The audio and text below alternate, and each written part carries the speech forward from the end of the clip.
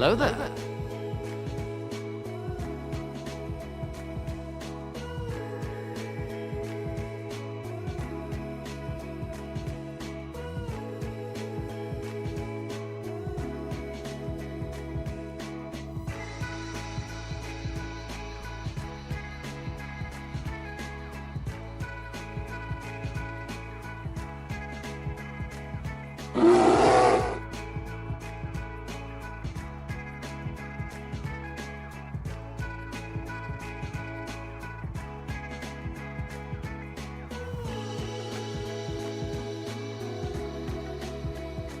You've really made the grade deep. 0x listen 2.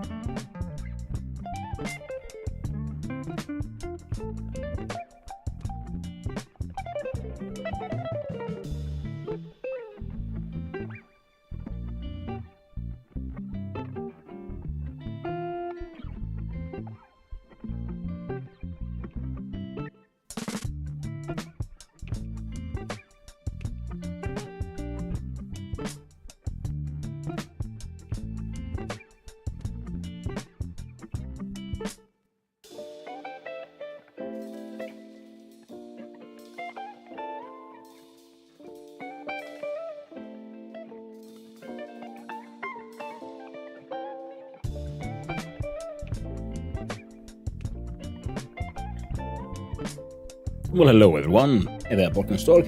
Är då Real Zamir. You really made the grade. Yeah, thank you. I'm assuming you're enjoying the music. Hope you are. I quite like it. Now let's see how we got some music. We got all my own lyrics. Lurking hard.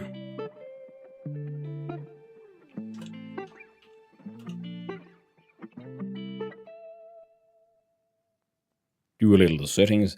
So yeah, today we'll be doing some more Stationeers, and then tomorrow back to the most vintage of stories.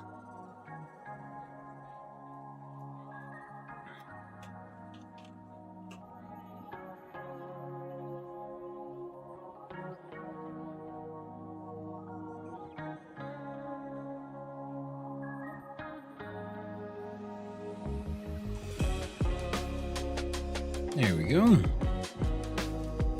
Everything should be in order. Wonderful. And so, my friends, why don't we just start up Steam, I guess, first.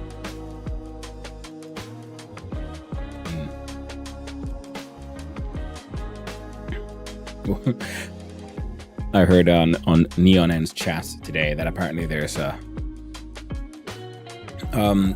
Topless Gun, maker of My Summer Car, has announced a spoiler warning on his stream, I think, and well, we can all just hope that has to do with My Winter Car. I need to win my summer car at some point. Oh, that does remind me. Next Saturday, I believe, yes, is the 6th, which around here is also known as the Finnish Independence Day. And to celebrate that most auspicious of days, I decided that we're gonna need to have a stream now, don't we? An Independence Day stream where we play Finnish games. I haven't really decided what game to play. Well, Tony Desfo, thank you very much for the follow. I really do appreciate it, and I hope you have a most wonderful day, friend. Right, we're going to be jumping into Stationeers, yes. And... Bog. Bog. So I'll change the scene. I really need to make like separate scenes because I usually play the same games in a rotation. I would just be handy if I just had those. This is, yeah, you guys don't care. Other streamers might. Yeah, instead of always having to like choose the game capture here to the correct game, I just have no line for this game, line for that game, make separate scenes. It'd be grand. Besides, I need to make more scenes anyway because I want those cool zooms and things. So all I got is this. Which, not the best. Especially if I do it like that. It's better if I do it like this. No. I'm gonna go back. Oof, that was too much. I guess it's one of those times someone's being like bad in chat. I'd be all like judgy.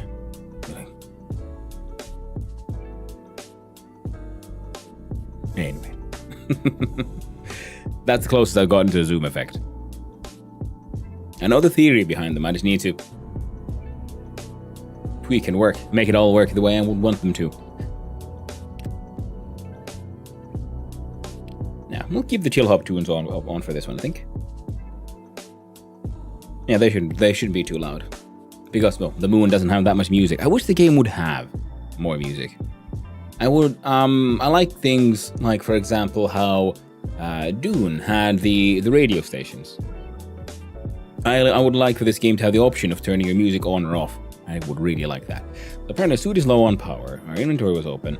We should probably do some more of those helper quest things.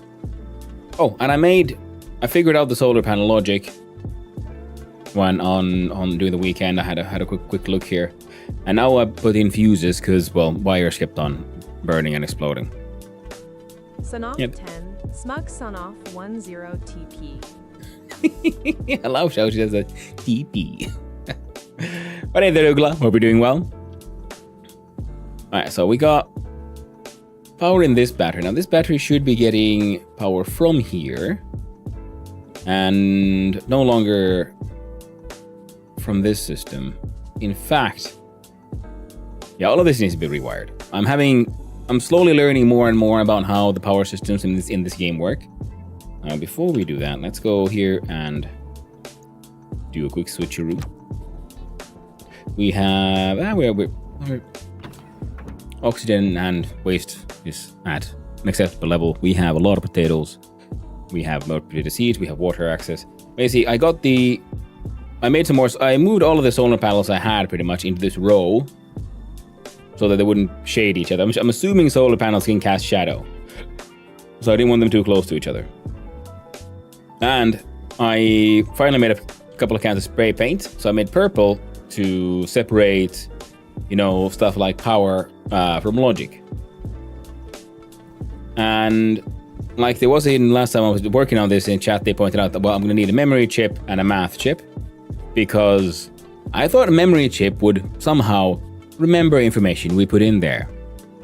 Silly me. What it does apparently is just it holds a single state. Again, one of those things where I love the Vintage Story Handbook. I like the fact the game has an in-game wiki. But am I like doing this somehow super wrong?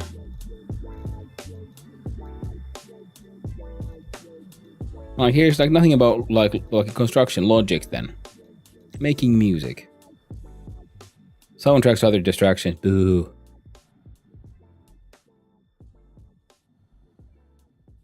Passive speakers. Stopwatch, logic, reader, dialogue. Okay. Okay. Low frequency oscillator. Okay.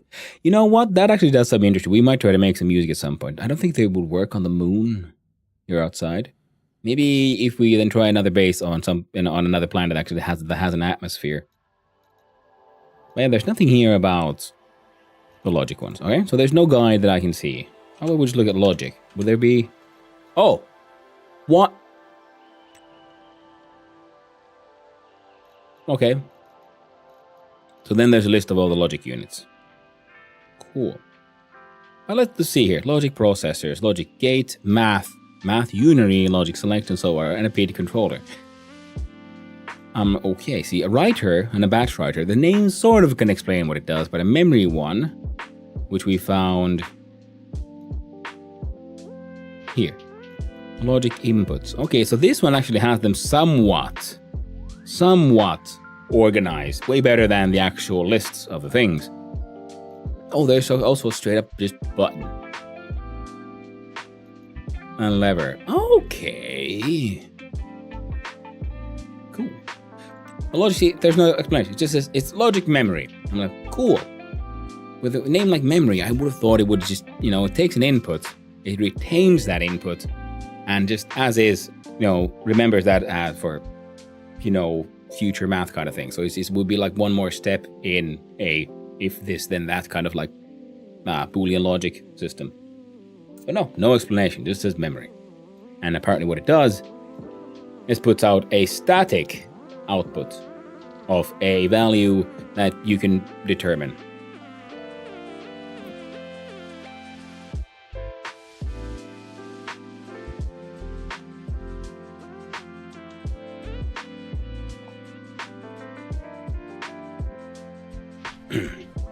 Now, I did get help in chat. Last time I was trying to build this thing, when I was trying to build it inside here and then on the other side. And then I also, I had to find the unofficial wiki because that's the only place with any explanations for what the fuck these things do.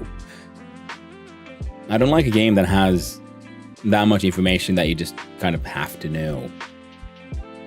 Anyway, so put the daylight sensor, and I was experimenting there for in which direction would be the best, and it turns out the wiki agreed with me that is the best way. I like for the simplest solution, because then you just need to add one number of 90 to deal with the math of the vertical positioning. The horizontal, when this is correct, is exactly as it is, and the vertical, which would then be how it's facing the sun. Right, okay, yeah, because this one, the horizontal, would be in which way the sun is, which direction the sun is shining, like spinning, well, on its axis, is correct. And the vertical is up and down, and from this point of view, it's going this way around, but those are going that way around, so that's why we want to move that over by 90 degrees, so it's again in a, east to west axis rather than a north to south axis. So that's what that thing does, if I've understood this correctly. But yeah, without wiki, I wouldn't be able to understand some code. Yeah, that's annoying, because even like Godot, the developer thing, there's lots of inbuilt information. This one has it's a good resource for information, the handbook, the Stationpedia, but only if you already know what these things do. This is good like reference sheet, essentially. But for an in-game handbook, absolutely, well, no.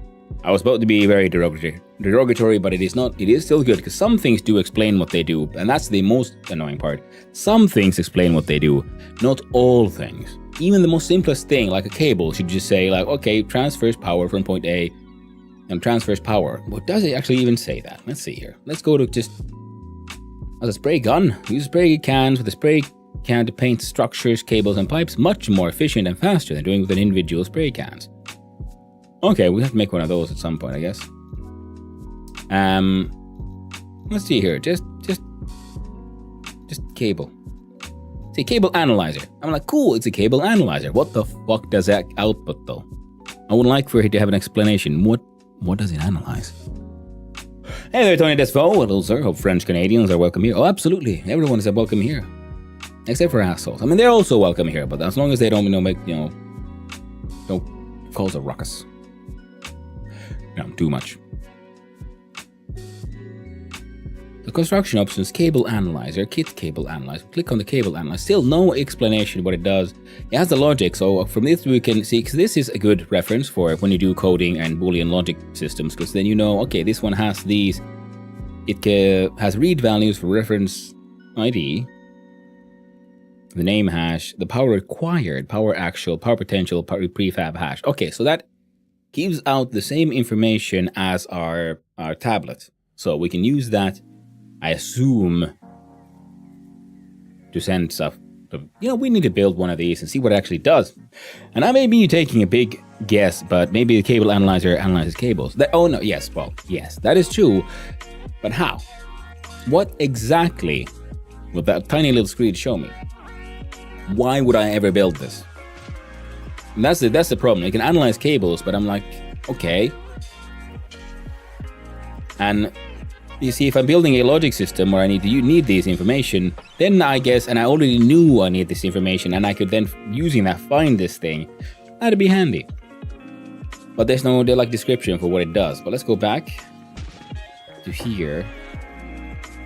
Cable coil. See, a cable coil, though, explains what you'd think a cable coil might be slightly more self-explanatory. What does a power cable do? I think it might, let power flow through them. Just guessing.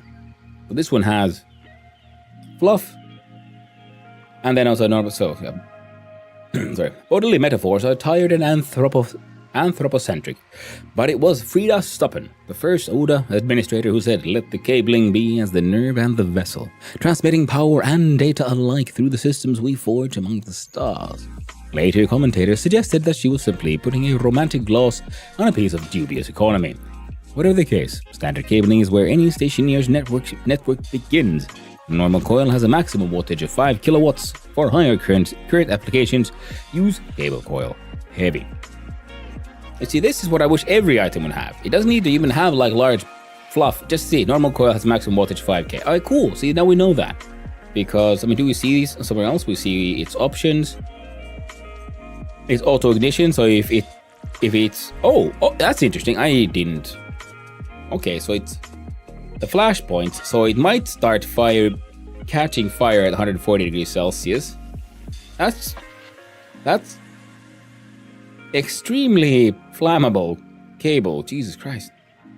140 ain't that high. Oh well. And it's auto ignition at 250 degrees Celsius. Now that would make sense. Oh wait, is it actually that high, considering it probably has some sort of plastics on the surface? No, that's high. I saw 100 degrees Celsius if I can. Easily. Usually between 80 and 90. Especially because my tiny little electric one can't reach 100. So 140 isn't that high. It's just like when I was a kid and I saw Jurassic Park. You remember that scene where the kids were climbing the fences and it had a big warning, 10,000 volts, and they exploded away. And I was like, well, that's not that high. Sure, it'll hurt like hell, because I've been struck by 10,000 volts from an electric fence. Because that's the kind of voltage you have for stallions and bulls and that. Cows have very thick skin, so they need more power. Stallions, when they get the hornies, then they might also ignore a bit of pain, so they need an extra hard kick, 10,000. Ahkeruus kovan onnen voittaa. Yes, that's very true. Hey there, taco nuts, Remy Butts. Hope both butts are full of taco nuts. And yes, so Ahkeruus would be diligence, working hard, that kind of stuff. There's a word for it. It's not industrious. Diligence? Let's call it diligence. Close enough. Diligence beats, strong luck, is what they're essentially saying. See, the sun is coming up, the logic is working, the thingamabobs are putting out the power.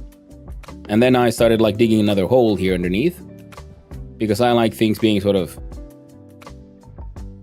I don't know, pretty. Just like I made my fab have, I actually put in corner pieces and stuff. I haven't found a bit that would fill in that tiny little corner there. I don't know if it exists. This game has so much to it. It's incredible. Yes, I will agree. And I like the fact that, the moon is very silent. So we need, need music and extra from the outside because there is no atmosphere. Even the machines, all of them make sounds, the pipes and so on. And you notice that when you're inside, when there's atmosphere. But yeah, so these are putting out power. I put an extra fuse there, which can handle 100 watts, I think, which is the same as the cable. So the fuse should blow rather than the cables burn, because I burned through these cables a couple of times. And all that power is going into the battery inside there, which is fueling most of the machines inside that room. The rest is flowing down here to these two batteries, which are now getting charged. They also have at their output a fuse, so in case they try to give out too much power, the fuse should blow before the cable, because that also burned. And I'm guessing we could probably have 2 of these per these, because I found these that they exist. What is this thing? It's called a transformer. Yeah, transformer large, who has a maximum output of 50,000 watts. So 2 of these could fuel 1 of these cables. I painted this one yellow because I wanted these. My plan is this: I will have multiple large transformers, which will individually power various areas, including production and so on. So currently, yeah, the solar panels that were up here that I moved over there, yeah, they came down from this cable. Yeah, so we can cut that one out. I've been making so much cable. And then I'll probably have to... Yeah, currently, so these 2 batteries are very low because they are actually then currently fueling these 2 batteries, which means we need to fix that. I need to cut that off, and then move this one to go there. This space will probably become, I don't know, gas production or something.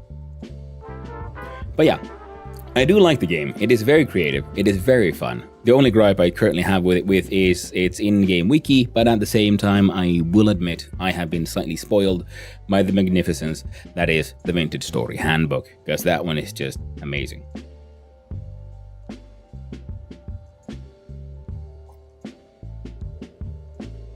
Delicious.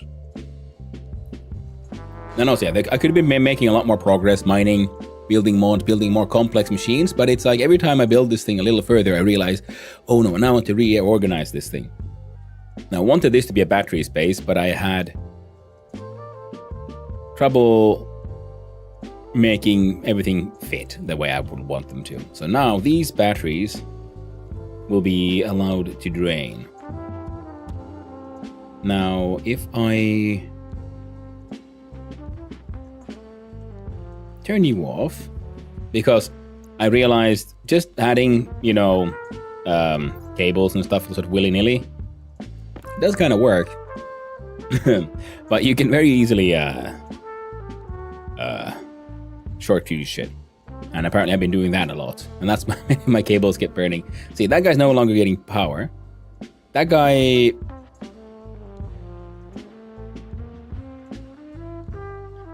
I guess it's not being drained. I'm guessing this is going to be sort of drained first. That's what they're saying. Alright, so this one we can cut out because it doesn't do anything. And that one is off. So, and also these only allow power to flow in one direction. So that also is, so if you add more power here, it will never flow into this one. So now I can cut that one out. I'll cut that one out too, just because.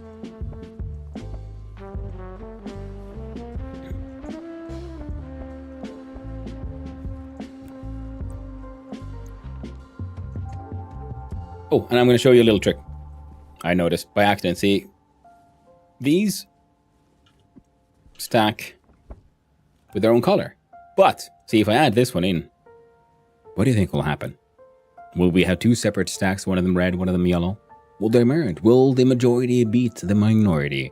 Or will whatever, comes first eat the second? Well, the last one is true. So now we got 49 yellow cable. That's what I had, a separate piece of yellow cable here, so I can save on paint. I don't have to paint everything individually. Here's a question. Can I Ooh, I can. Neat.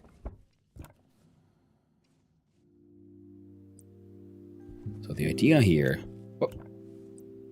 is, no, not do that, is to eventually then, have, like I said, separate cables. We'll have like yellow leading to, say, being the main power in for like the gas and liquid production. And then we'll make a separate one that is, say, purple for, that will be the main line heading into what will be the production floor for like the machines. So that's sort of what I'm aiming for and what I'm going for here, is to slowly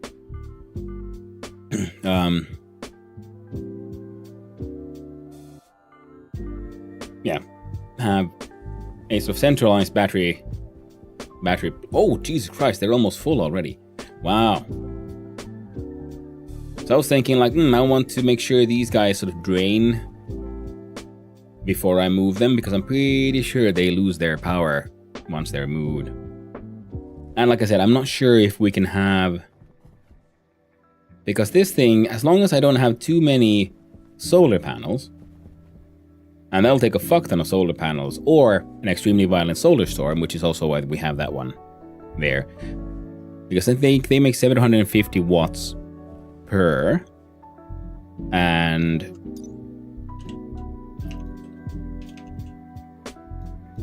heavy cable has a maximum wattage of 100,000 watts. So 750 from a solar panel, and yeah. And that solar flares are fun. I mean, kind of. So far, when solar flares happen, I might do just have to hide inside or like get in the shadow and be like, I'll have to wait for, it all to calm down so I can go out again. It would probably be better if I made some things. Oh, they're charged all the way. Maxed out. Integrated chip so I can start coding. But okay, so now once this is turned on, those two will join the network that is pretty much currently powering the entire base. Hydration critical. I have one fuse, and just because things kept on burning as well, so we're gonna put the fuse here at 100 kilowatts. That's fine, because the batteries can output an infinite amount of power, essentially, as much as is drained, needed by the system. So that way we could oh wait, and these take in logic. Oh, so I can have some of these have batteries behind them. The batteries can always be plugged into the powering system, so they'll just, keep on getting more power. And when, say, we can have an emergency power supply, so that we have a cable Power low. analyzer detects that the power going through is too low, we don't have enough anymore, then it'll switch on the emergency transformer, putting in 50 kilowatts again. Because again, two of these can max out one of these, which we might have to do, but eventually. So yeah, and we can fit these guys to around 1.5, then we'll do 1, 2, 3. At least 3 sets of 2 of these.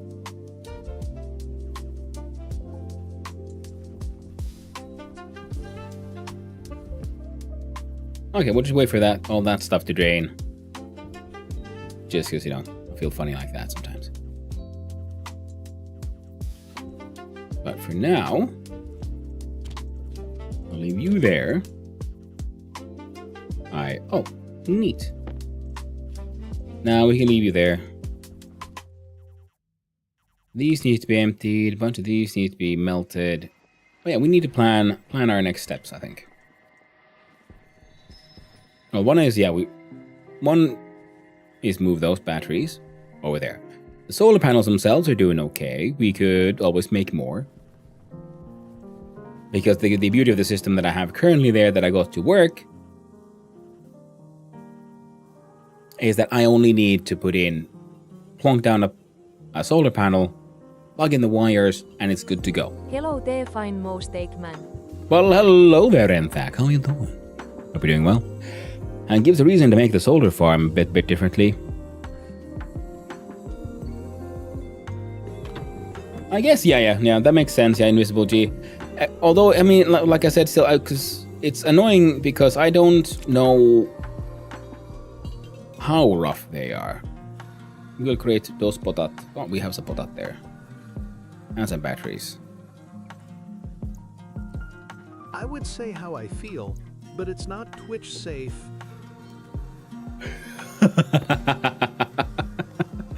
I hope. Well, we can always hope you're feeling so good that, you know, the profanity filters would catch you. But I'm afraid that usually life isn't that kind to us. But I have 24 potato seeds. You see, then we can grab the potato seed. We turn one into food. And we plant the last one.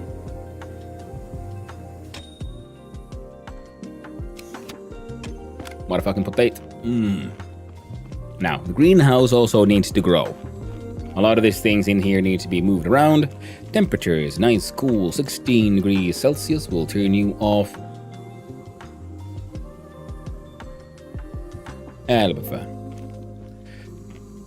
These filters are recently changed, so our N2... Yeah, see, these tanks need to be moved somewhere else. I think we can have the filters, but I think the nitrous oxide, I believe it is, should be filtered through the outside into the... or through here into the future gas systems. Last time you were down to about 2 or 3.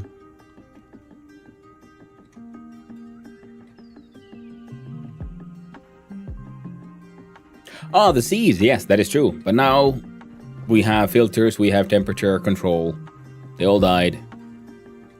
I mean, they didn't all die, but they weren't doing that well for a little bit, but they're doing okay now. So now we got potatoes, we have...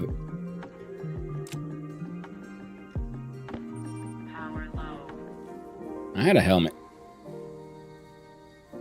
I think I might want some more lights around here. There we go.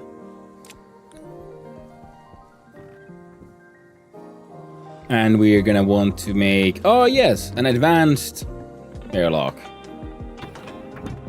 Because this thing pressurizing all the time is kind of annoying. I want there to be an airlock to keep the atmosphere separate because, you know, I have messed up in the past.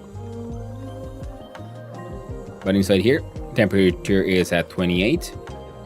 I made this one look even weirder because I wanted to add a valve so I can empty the water from in here back into here. But actually I want there to be a large amount of water in this tiny little system because these radiators are there making it change temperature with the atmosphere here. So this is essentially a heat sink. Or with the temperature, it's just the heater here, a way to warm up the room, which is what I needed at first because it was always like 3 degrees Celsius in here. Yeah, so the power is currently coming in here through here.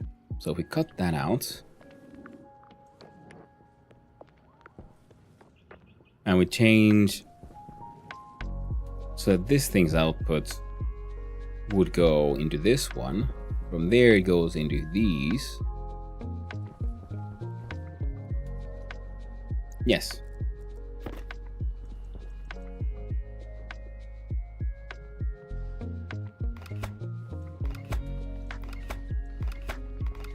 The good thing is, so far the game doesn't let you just kill yourself by cutting into a live wire, which is nice. Alright, they're all blinking because they're not getting power anymore.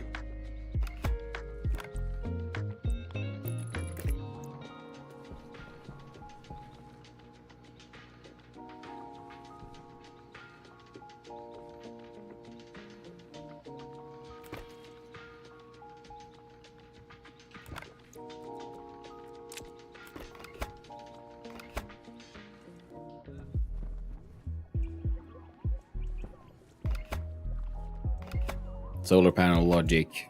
Well, it'll work. It has a battery. We do bum. This one. This one. Excellent. We can put the logic cable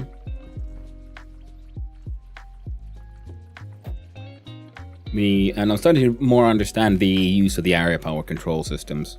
Because first I thought like they would limit the input and output speeds, but then I was looking at shit in the wiki, and then that said like, no, that's not how they work. I'm like, I have misunderstood.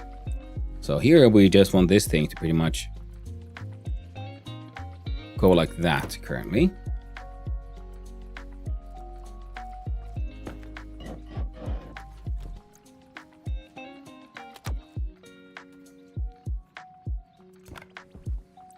But yeah, having a way to sort of turn off the power seems to be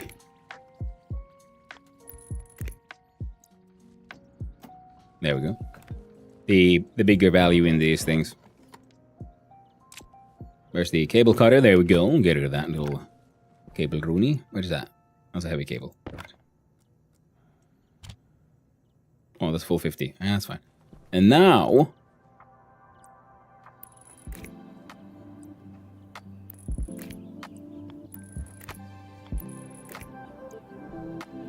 this guy makes more sense.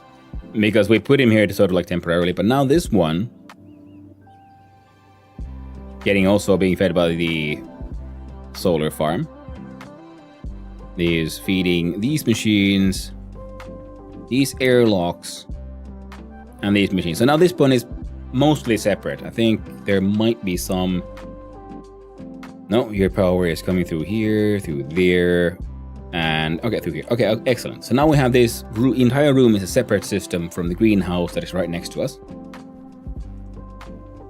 The greenhouse is currently in the same system as everything else.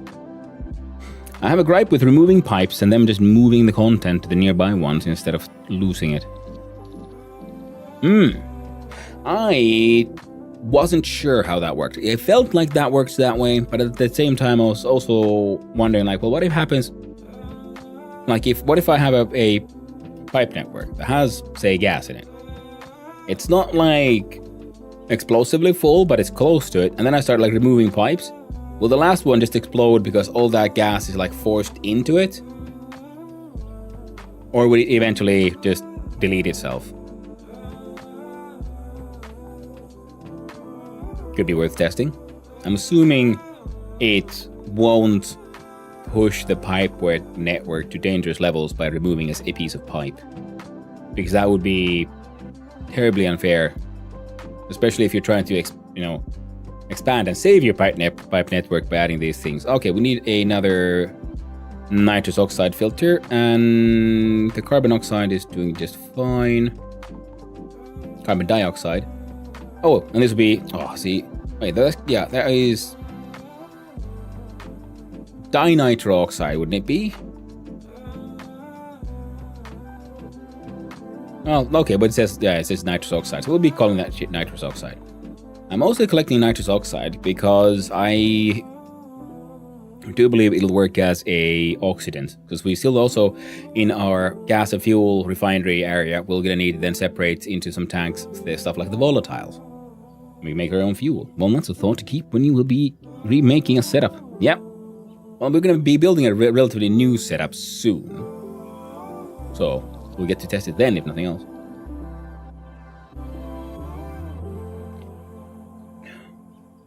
And we need to upgrade our production machines, because I've understood that there is a fancier suit, and that suit can even take an integrated chip, and then you can do stuff like detect the atmosphere around you, and if it's safe, you'll automatically turn off your AC and stuff, and save on your bottles. Because right now I'm hanging out in a completely safe atmosphere, chewing through my oxygen reserves. I don't know, something destructive exists. I'm making saves so often just in case. Oh yeah, I try to, but I keep on forgetting. I've been playing too many games with autosaves lately. Plus, we're streaming this shit, so if it blows up, that's my fault. And you know what we call that shit? We call that shit content. Don't we?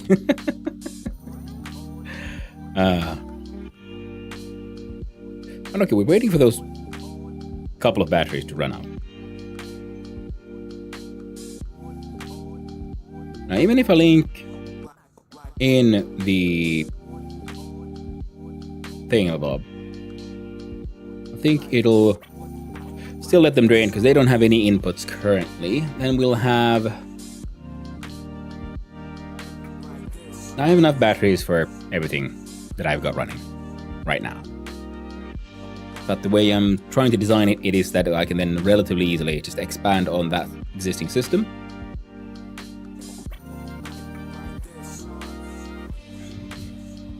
And we'll have gas production happen, yeah, down below.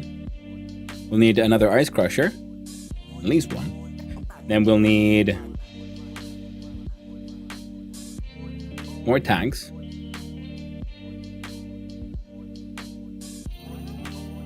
And we'll need multiple filtration systems.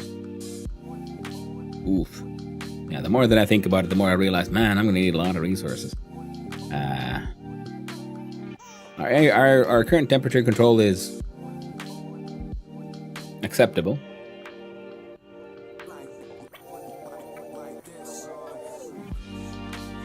A little janky. Fault because I did a mistake, yes. I'll take that, but not from lack of knowledge. Making game fun for me only, so I can do whatever. Hey, no, yeah, absolutely, I get that. No, and that's usually how I would normally play as well. Because if I make a mistake, I'd be like, oh man, I'll have to own that now, don't I? Whereas, if I'm, things just happen, I'm like, how was I even supposed to be able to know that? What is this like nonsense? Well, that's a different system. That's a different question now, isn't it? And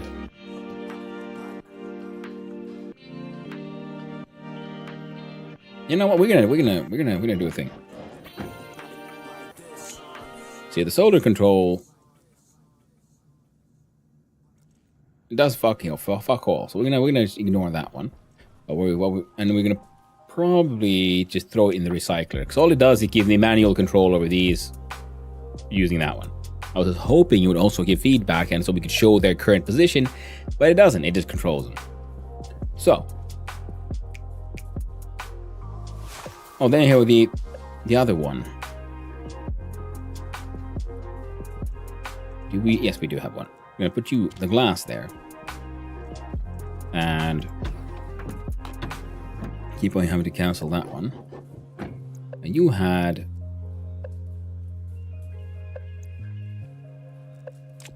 air control. Oh, okay, so these, okay, so it says control, that means literally that it's a chip for controlling systems.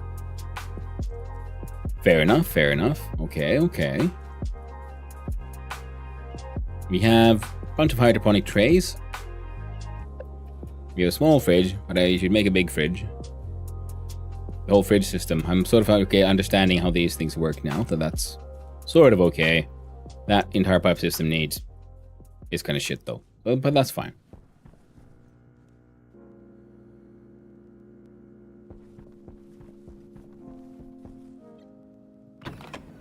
Well, let's put the air control into this one.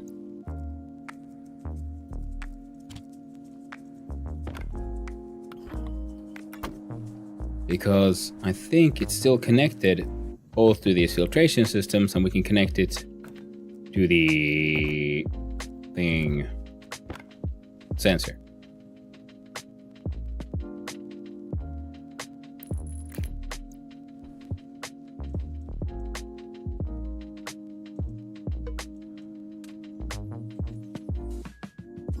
All right. And then we need the data disk. Device locking enabled, mode offline, air control setup. Sensor. Oh, that's the only thing we can give you. Cool.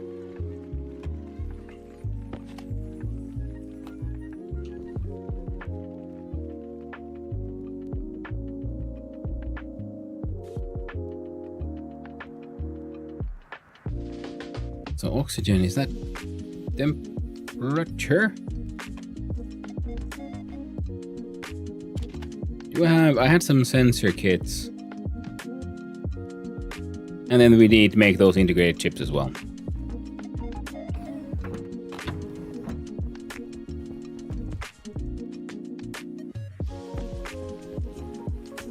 I'm just wondering, like, am I understanding how that thing works. Because again, as far as I know, game didn't really explain. Let's see here. We have control. Door control, cartridge access control, airlock, air control. Ah! When added to the console, air control circuit boards allow you to program an active event. As with small dogs and 83% of people, air control circuits have only 3 modes: pressure, draft, and offline. Pressure mode maintains 100 kPa atmosphere, switching the active vent between inward and outward flow until the target pressure is achieved. Draft mode allows you to pair active vents to circulate air. Offline mode deactivates the vent. And that's what we have here, right? Air control.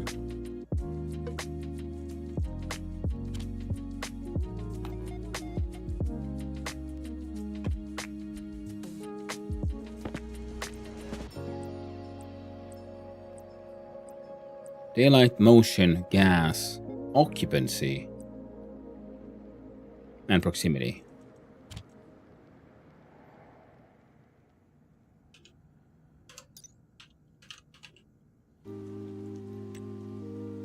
Will be triggered if there is a player in the same room as the sensor. The quantity variable will show the number of players. You can use configure it to only detect players who hold the correct access card using cartridge access controller in a handheld tab for multiplayer nonsense.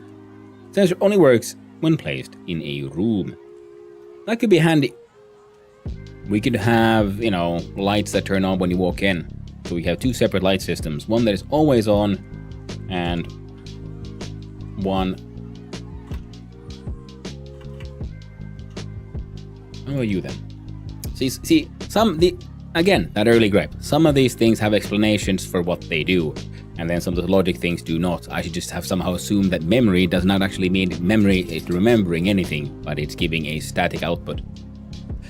It will be triggered if there is a player in the range of the sensor, as defined by the sense setting dial. The quantity variable will show the number of players. You can configure the access to only detect players who hold the correct access card. Okay, so these seem more multiplayer handy, or for having a lighting system that only turns on when you're actually there. So we could have separate low-level lighting that's just sort of on, your emergency lighting, and then separately have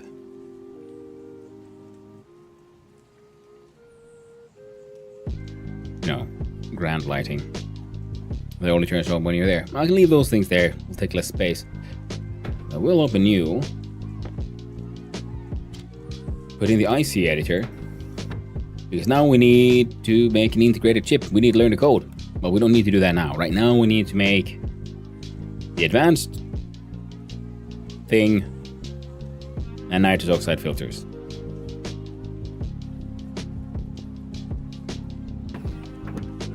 Because this one is the advanced airlock. The other, the dumb airlocks are a-okay for going between a vacuum and here.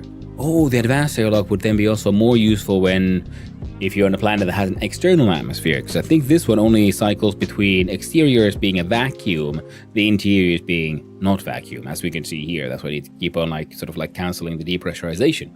Now, let's get out of our suit. Oh, I should also make a new suit.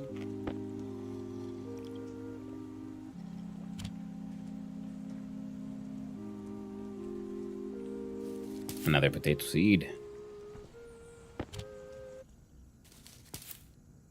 My future crops are growing. Need more.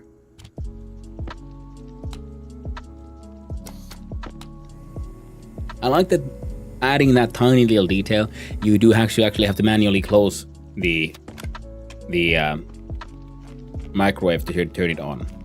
It doesn't do much in many ways, but it makes the game feel more, what's the word, involved? Immersive. Solar control. Well, we'll double check actually. Do you have an explanation here for solar control? Or will it be one of those? Surely, who would need an explanation for what a solar control chip does? Ooh, Adding a solar control board to console lets you manually control the horizontal and vertical angles of any connected solar panel. Neat. It's going in the recycler. It's getting like eaten up. Configuration will be helping us with the potential future coding, which we're hoping to get into today. And yeah, there we go. You are the recycler. Solar control.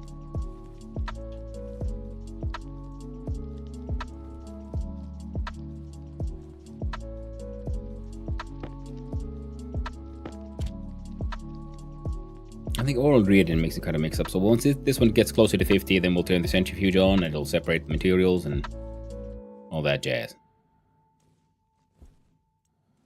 Now,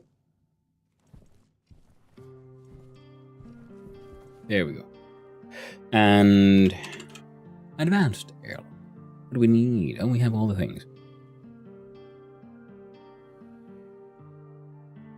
Except for...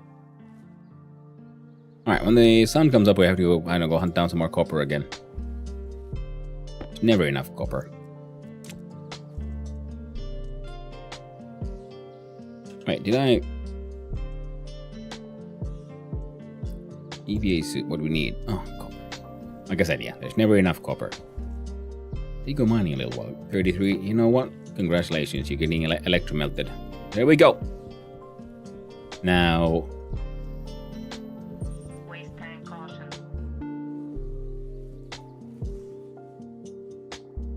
We'll have to build like, I don't know, stairs to connect these floors as well. But all in due time. So those are fully maxed out. That's what I know. If I add you into the mix, like bump. You did not explode, you have not exploded. You're now pulling electricity in, none of these have exploded. Everything looks to be, hey, okay. And the waste tank caution, well, we have to go and feed the plants now, don't we? Hey there, Gunner Tank. How goes the lunar potato farm? Slowly but surely. 7 stream streak, nice. Thank you very much. The space potatoes are doing actually quite well now. I still haven't made more of, you know, the whole frickin' the planters. We need more planters. We need to place down more planters, and actually I need to like then move around more just junk, I guess. But all in due time. All in due time. But now, these guys are giving out power. That guy is giving out power. And these are closer to the output, so I'm assuming these will get drained first, but that's okay. I just want those batteries drained. Oh, should probably be off. We could be off. Actually, one of the things the game keeps on telling me to make is this one. So to make that one, we need Constantinople. Constipation. Does look very like constipated log, that one. What do we need? Copper and nickel. We just went through all of our copper. So we have to go mining for copper. Then we'll need a pressure of 20 megapascals.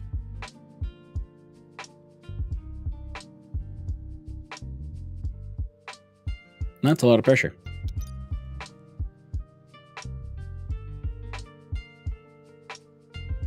So that's one of the reasons why we would want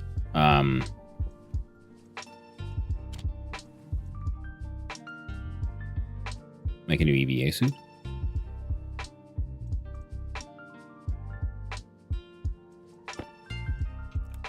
My one might want some more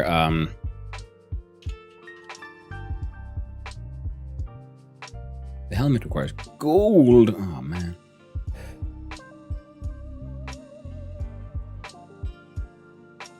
The gases, yeah. Because if we separate the gases, then we can use things like, I do believe, carbon dioxide to just increase pressure.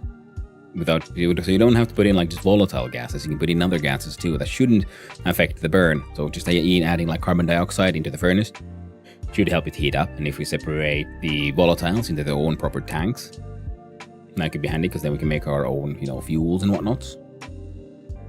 And yeah. Those are doing okay.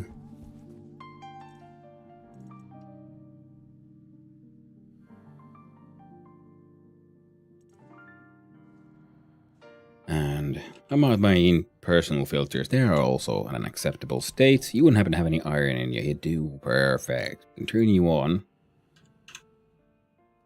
And make those fine nitrous filters before I forget about them again.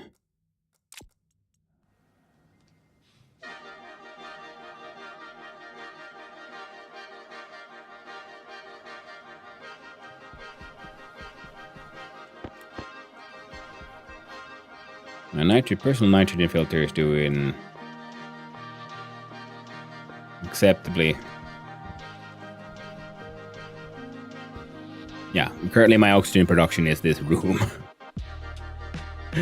Which is better than nothing, I suppose. It does kind of work. Not the healthiest, not the most efficient, but it kind of works. Sometimes that's all you can hope for.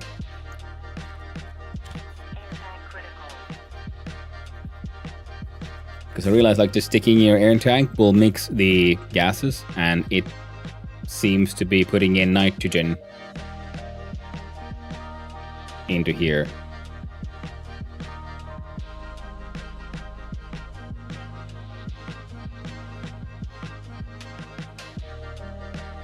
Okay, let's see here. If I do this one, we do unlock, open, flush. Close lock. Current external pressure is at 80. We can push that button for a while.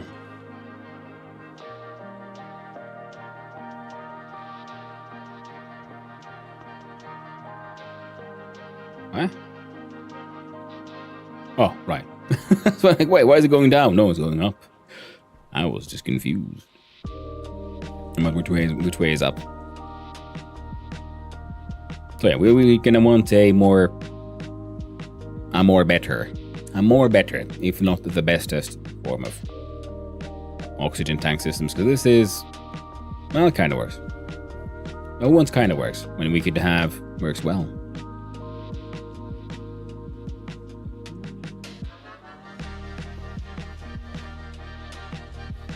It's fine.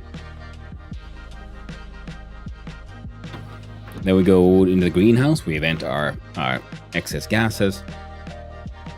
We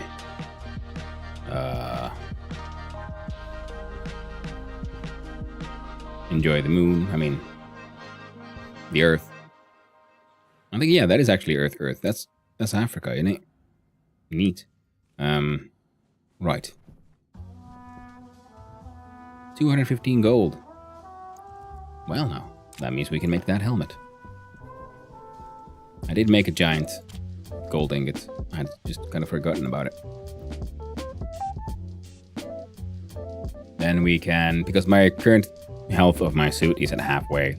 I was mining and then suddenly I just took massive damage. So I'm wondering if a physics glitch happened.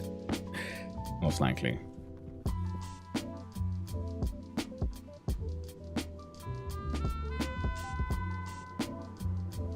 Yeah, that's fine. Potates be potating. See, they're thriving, they're doing heckin' well. This thing has like 40 liters of water. We'll put our new suit in the corner.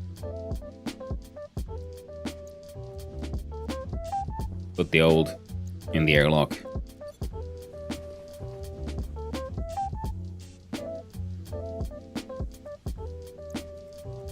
This in our hand, actually. This one.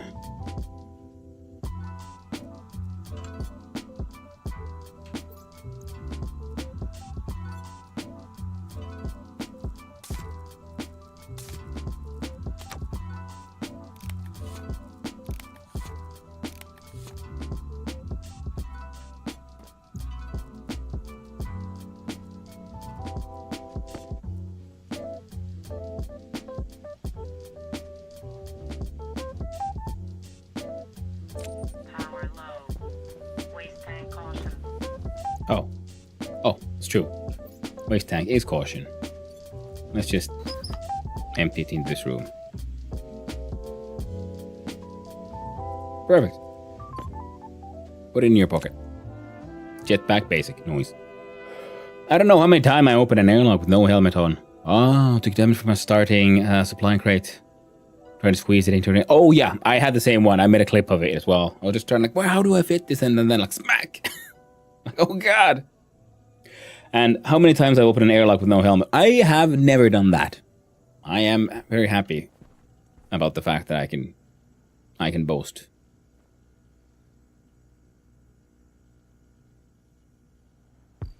How do I? Okay.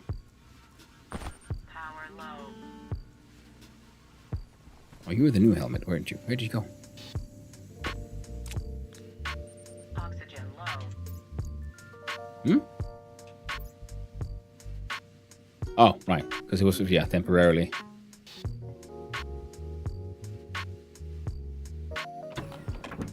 Alright. First, we deal with these. Where you get the full one. Old one goes there. Because they seem to operate from left to right. Well, as the arrows point. Carbon dioxide is still doing okay. And then the one full one can go hang out there. I gotta try to remember that I have some oxygen filters. You need a new home.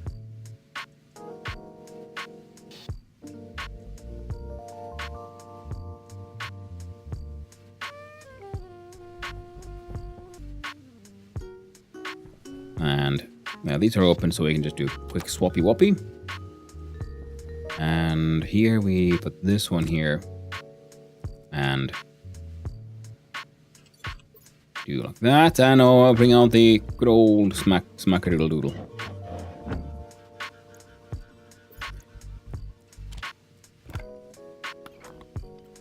So now it should be an advanced airlock.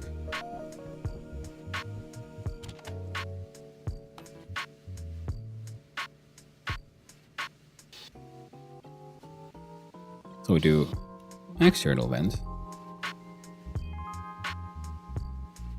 internal vent, external, interior, gas sensor.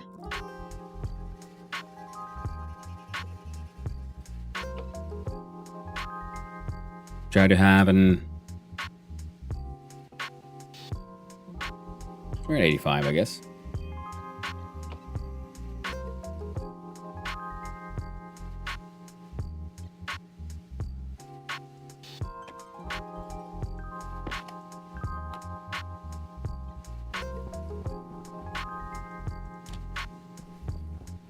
Alright. Let's see how it works.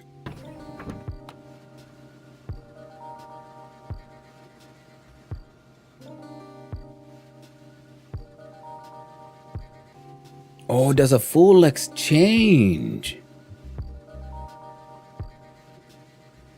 Fair enough. I wonder what would happen if you would place oxygen filters in your suit slots. Taking all the oxygen when you try to breathe. I think you'd end up passing out. Pretty much, and then possibly die. If you don't have any way to recover from that one. Hello there, Molly. I hope you're well. I'm doing quite a bit lurky. Well, thank you for the lurk, Molly. I'm doing quite well. Having a nice enough morning, and I hope you're having a lovely day as well, my friend.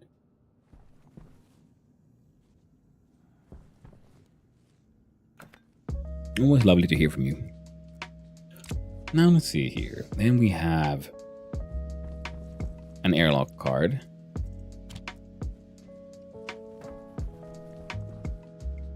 I'm assuming we'll be able to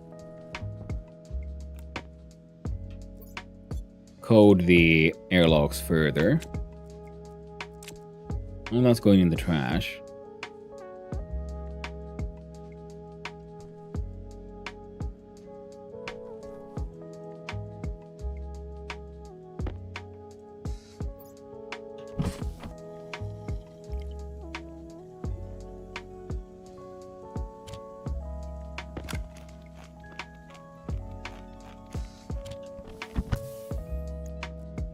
Oh, lock helmet.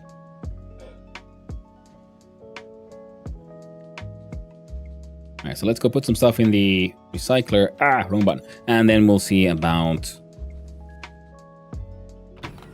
Well, the sun just came up. We should kind of maybe go look for the that copper.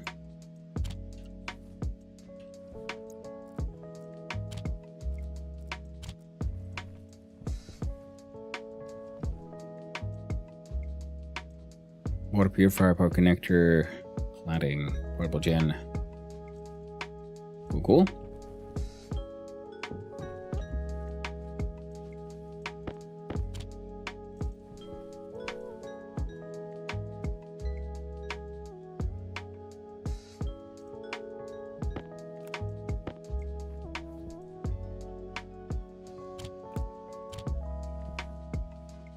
Grind up those two.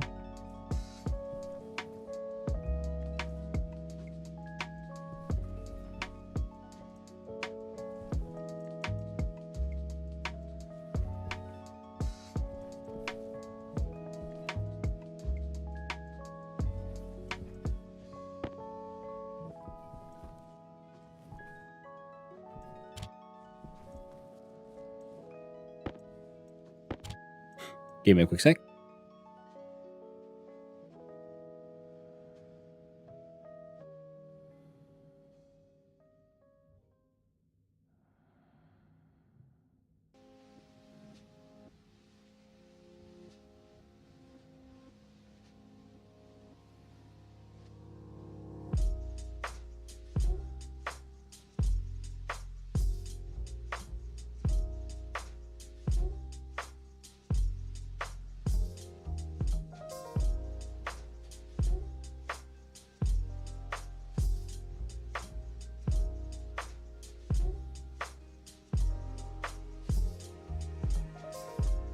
And I have returned.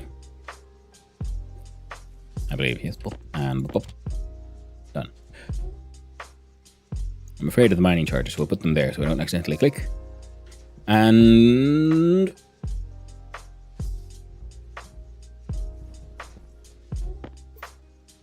okay, the guy's empty. Perfect. Let's go see if we can find some copper. That's iron.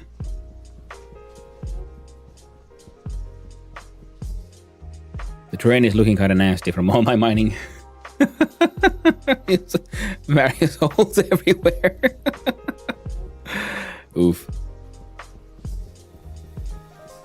So I guess if we do another run on another planet, I might be tempted to, well, make sure I do most of my mining like beyond a ridge or something. It's always a shame to, you know, ruin the view. But okay, let's see here.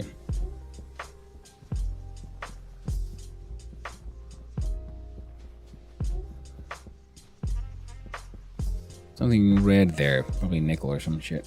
Ooh, coal. We're no longer quite as hungry for coal as we've been because now we've got to finally have a solar farm that, you know, works.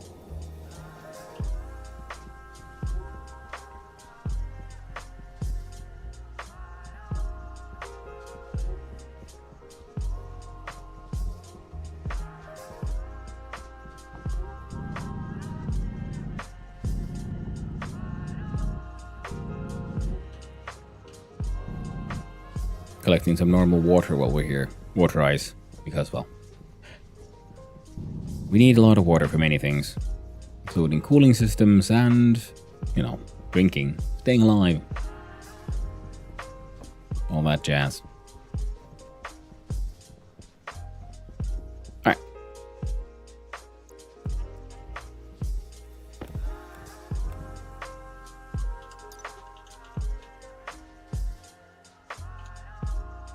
Mining charge. Low cost, high yield explosive with a 10-second timer.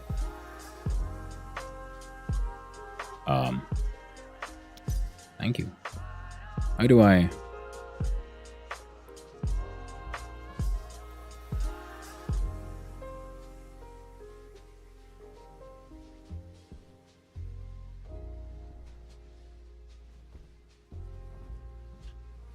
Where'd he go? Health critical. Cognition critical. What was that?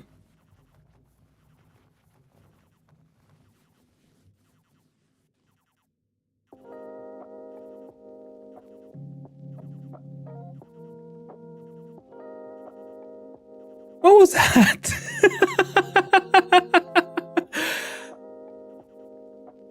Okay. Repepperonis disappearing dynamite. Yeah. Absolutely gonna tag. I'm like, what the fuck? What's that supposed to be on day 99? I survived for so long. See, there's no information.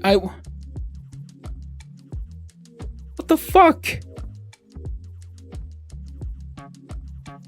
Because I had a stack of 3 and I armed it, then I thought like, okay, well then I had a stack of 2. So where did he put it? It wasn't on the ground.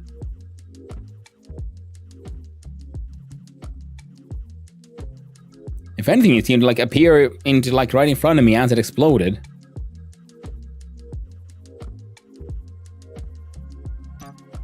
You're dead, Respawn. Cool. Intact critical. Oxygen critical. Power critical.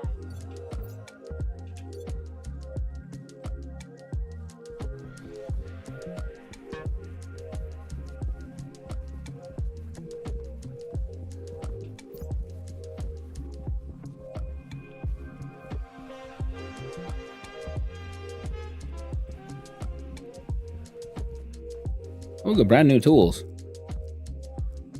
Emergency shit though.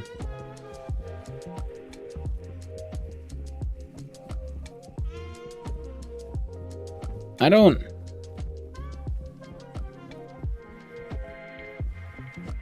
I'm not gonna see shit either. I mean, that was just straight up bullshit. Like, what the fuck?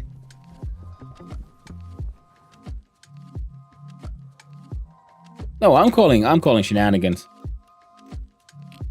I'm gonna say fuck you to this. That was not a true or proper way to die.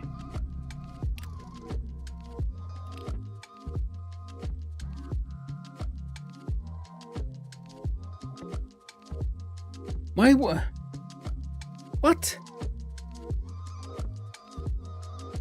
I was hoping for like an option to place it down, throw it, do something, do anything. But that one just... Oh, thank God, we just saved here as we were leaving here to do the mining.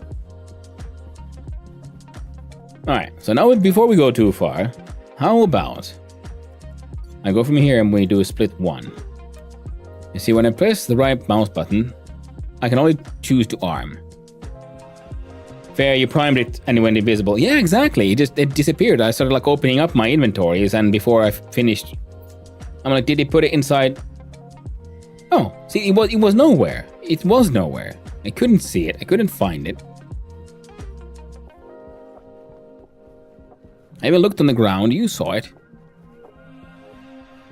That was a bullshit. Game fucking lied to me. Hey there, shooters who? Hope you're doing well. Welcome on in, and hope you're not too off-put by me getting all salty about the game just murdering me. There's fair deaths, then I will you know, admit, I will accept. Like, oh no, I fucked up, or something happened. But that one was just straight up just lies and bullshit.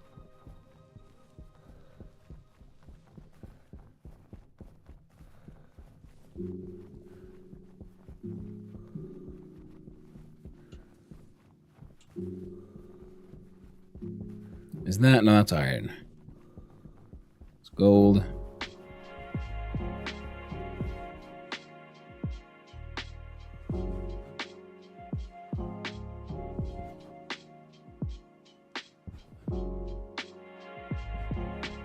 Is that copper? No, iron.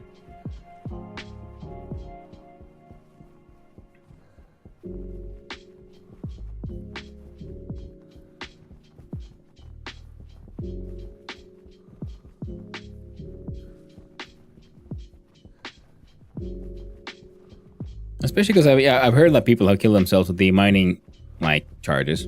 And then it's like, okay, well, then you have to like throw it. And so, oh, it's really difficult to throw the thing. I'm like, I was assuming then I would have some ability to do anything with a freaking charge. But it just disappeared.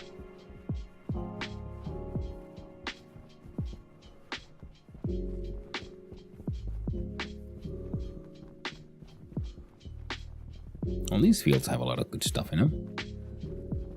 Are you copper? You look like you could be copper. Looks like copper. So, now if we change the mining belts. Now, let's just try one. So, maybe it's safer to do it this way.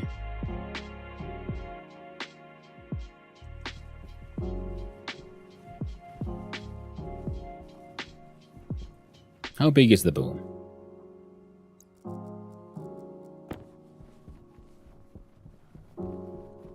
Big enough, nothing impossible. Alright, fair enough.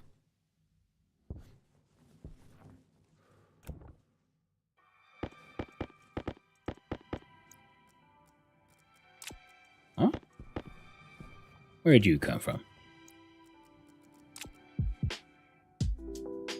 So if we now do...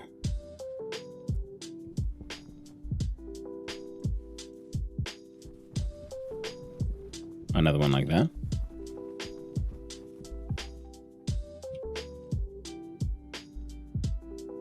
Yep, there's no beeping sound on the moon. Yeah, no, but the problem was previously when I like just died was because it's not like the beeping sound. But like I armed it and it disappeared. It wasn't in my hand. It wasn't in any pocket, and then I just exploded. It just, you know, stopped existing. That's the issue I had with what happened there just now. And then I loaded the save.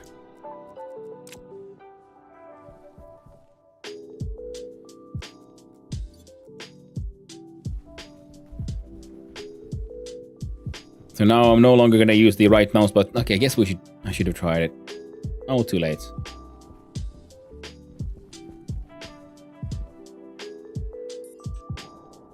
Except, you know, beeping sounds are fun and all.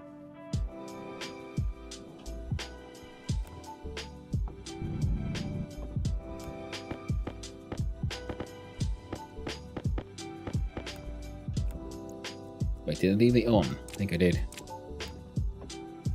There we go.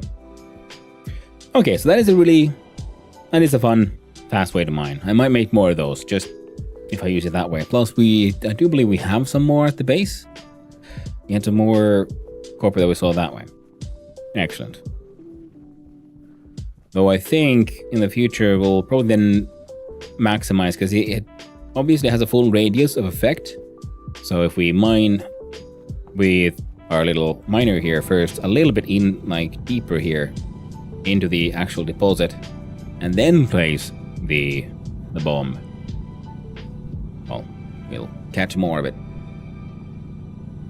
inside its effective radius. Oh, and sadly this happened off stream, but I had a couple of close calls with death off stream when I was trying to figure out how the solar panel and their the logic there worked, because I went mining and it got dark, and when I was out I realized I had left the tracker chip at home, so I got lost. But thankfully the sun came up before I died. It was a close one, and now I'm very paranoid, and now I have to make sure that I always have my tracking chip with me.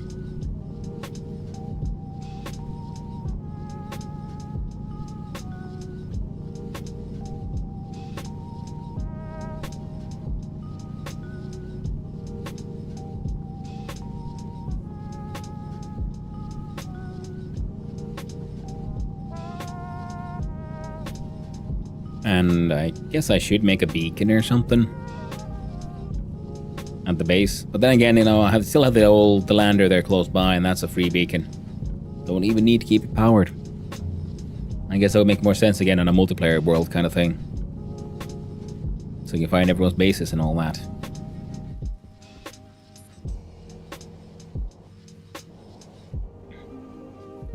There we go. Let's have a quick run around. I don't think I need more iron right now. So let's try to remain, relatively focused. Now we do this, and that, followed by this. Now, yes, I do realize I could probably just wear the mining backpack, but I just like having the jetpack. Sometimes I fall, and like, oh, it's a bit of a drop, and then I quickly slow myself down with my jetpack. Can't do that with a mining backpack as far as I know. Are you like, no, you're silicon. We don't need more silicon right now. We always need more gold. Gold. I think I just made a whole bunch of electrum as well. Not too long ago. That'll be fine. And I guess we can melt some.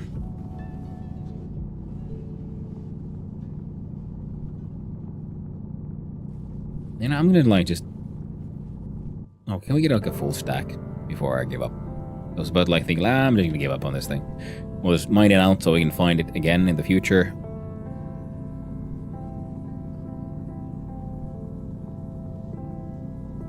There you go. 100 days without dying. Except that one time, but we don't talk about it. That was a game cheating. It hid the bomb from me. Put it in a pocket or something.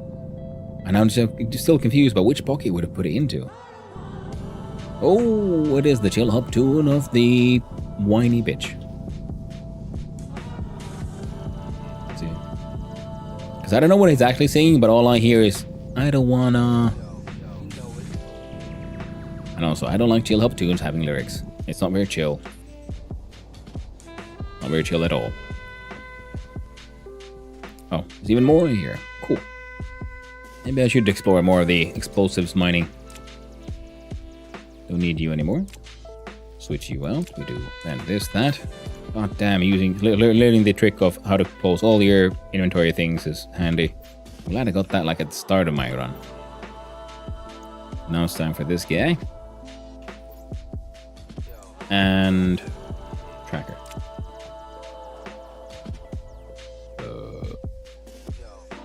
There we go. I do have the small tracking beacon, but it's not on. We don't need more nitro ice. Find any like normal water ice on the way. Might pick that up. But it's not the most important right now. More gold. Nice.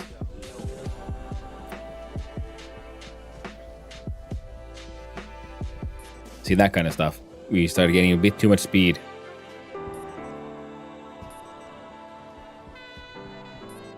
And I know and I've had my couple of encounters with the in-game physics giving me damage to my suit. And I'd rather not have that happen again.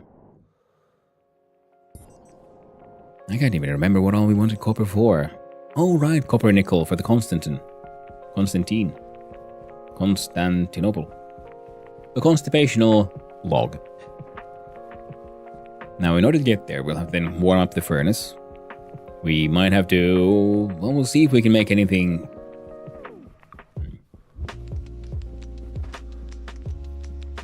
I just realized, I wonder if we can even get the pressure high enough. Surely we can. Some pipes might explode. Oh, there's my house. It's a shame the lights aren't rendered from further away, because that would be, finding your way home a lot easier. You have to be like annoyingly close for the lights to be visible. Because if they were visible from really far away, well, I would love to like just set up some beacons and things. Oh yeah, we found the 4 small flags and I just put one up. Right. Okay, so putting more of these out as well might be a handy way of like just marking your way home. In case it gets dark. Or stormy, but it won't happen here, the storm issue that much. Not on the moon. Change this to... What are we going to be working with? Atmo analyzer, I guess. It's off, good. And there. So, in order to smelt the constant, we need 20 megapascals of pressure.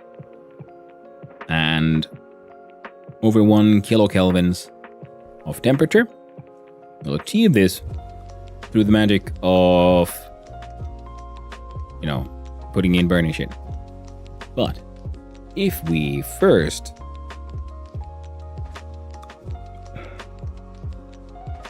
separated out something like carbon dioxide or pure volatiles, we can make actual fuel, which should burn cleaner.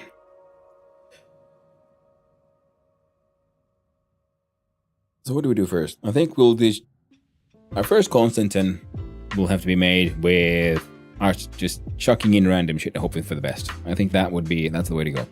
That's a winning strategy for me. Which one has? Yeah, you're my fuel eyes. Good thing is this guy does not need. Oh, let's actually vent you out a little bit because I don't know what the hell you got in you. I could check, but I won't. And part of this chaos will be making.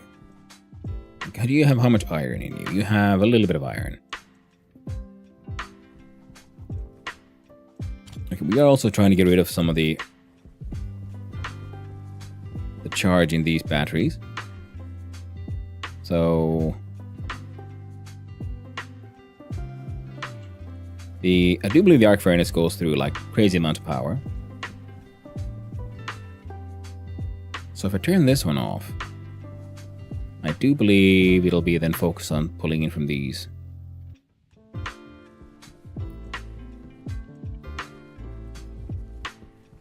And then we can just go turn that one on again, and then everything will be powered again. So lovely.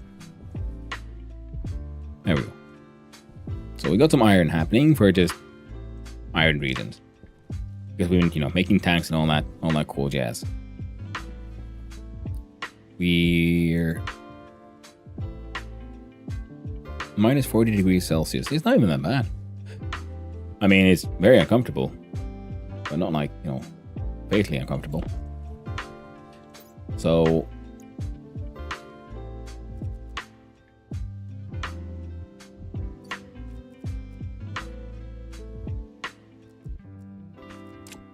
there we go. So knowing that we can split these, but it splits them into here rather than, into here. I'll close you as well.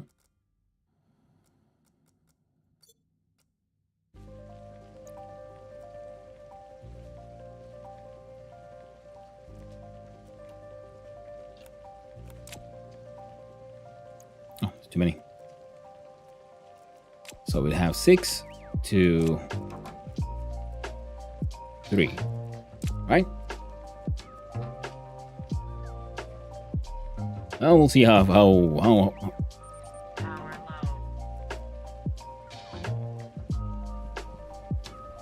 I can actually reach that one. We'll deal with that one quickly.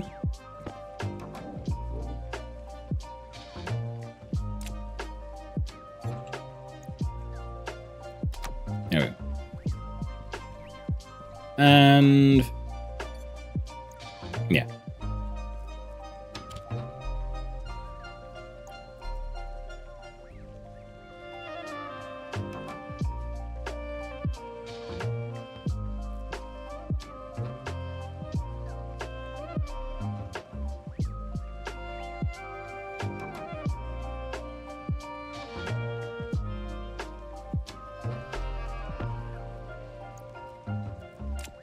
I see.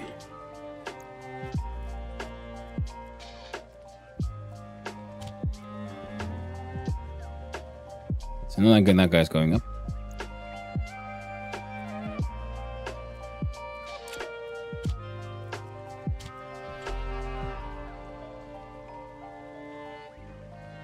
Well, temperature is where it needs to be.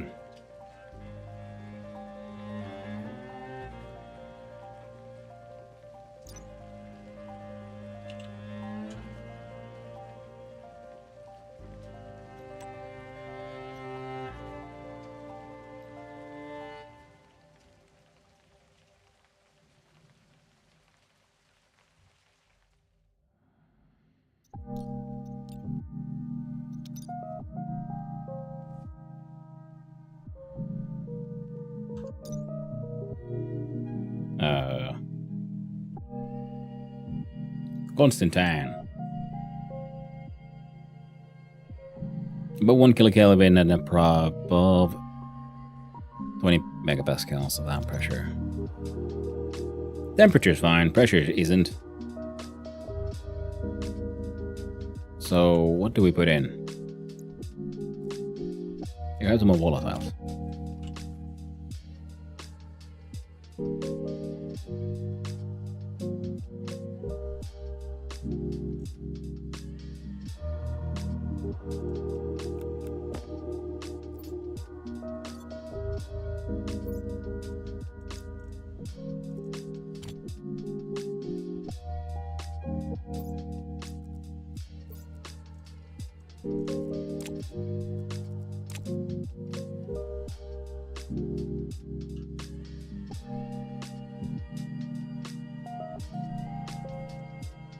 Damn it, I need nitrice, don't I? There we go.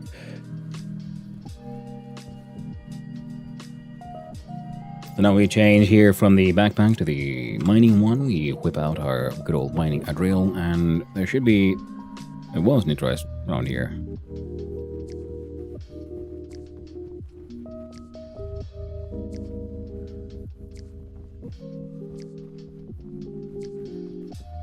I might have mined all of it. Used it for our atmospheres. Because I was thinking nitrice has a lot of nitrogen, and nitrogen shouldn't be too big of an issue with the fire.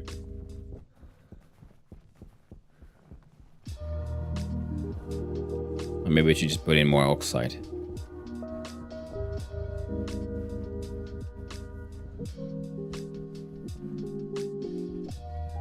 Shit.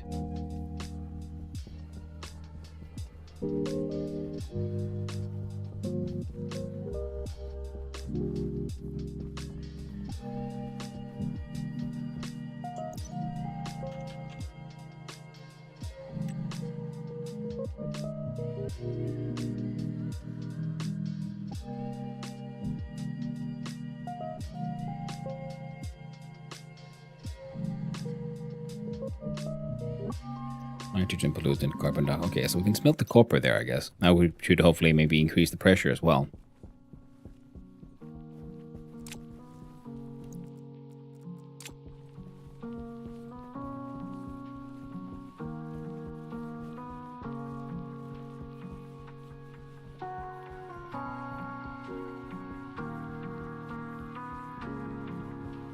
I don't see any explosions just yet.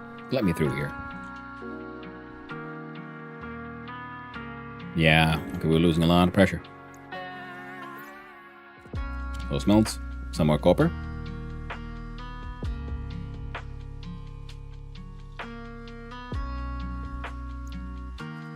There's for the Constantine.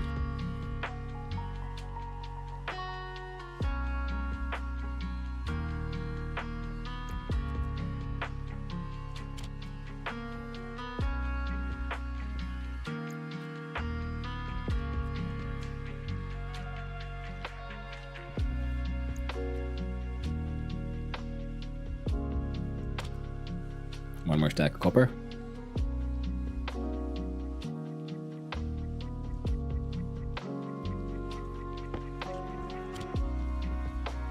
Then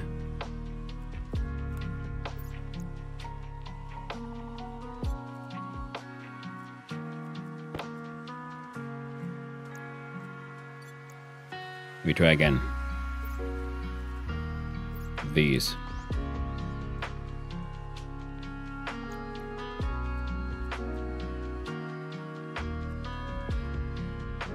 More 2-to-1 ratios.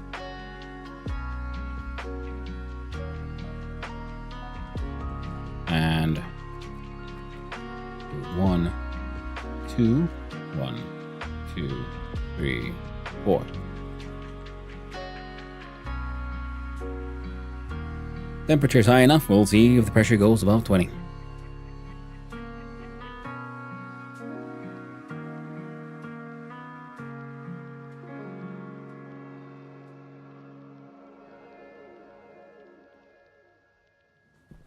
I'd say we're there.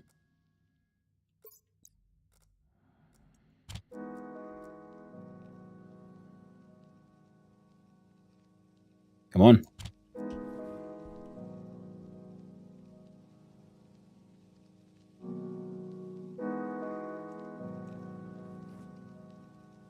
Looks like we've done it, boys.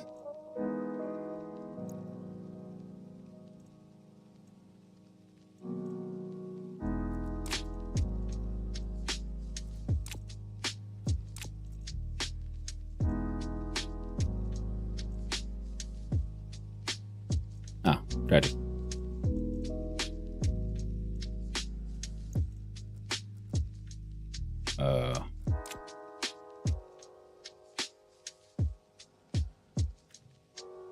We need one more stack of iron, which we do not have.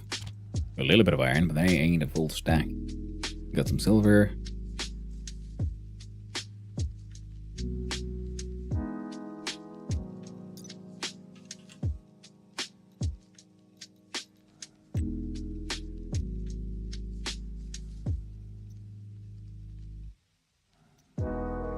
Ingot, solder, half iron, lead. Alright, 2 hots. Ingot, lead.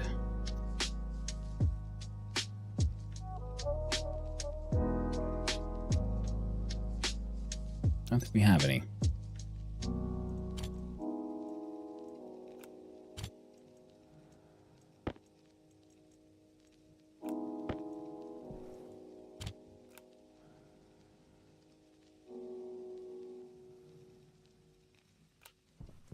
There we go. Make a nice big one.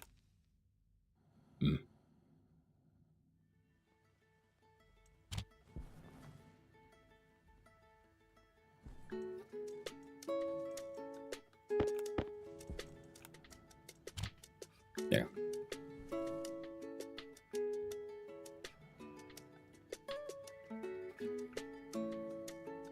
Very chill vibes the morning. Well, thank you, Lanceman. Hope you're doing well. So, yeah, well, I mean, there's no music in space, sadly, so we gotta bring our own. I'm gonna vent.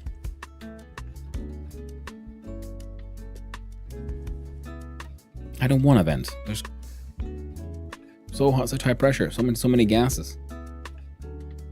Well, you collect all of those for things, but maybe I just should. All right, put the Constantine in here, and now we can make the electronic printer mod.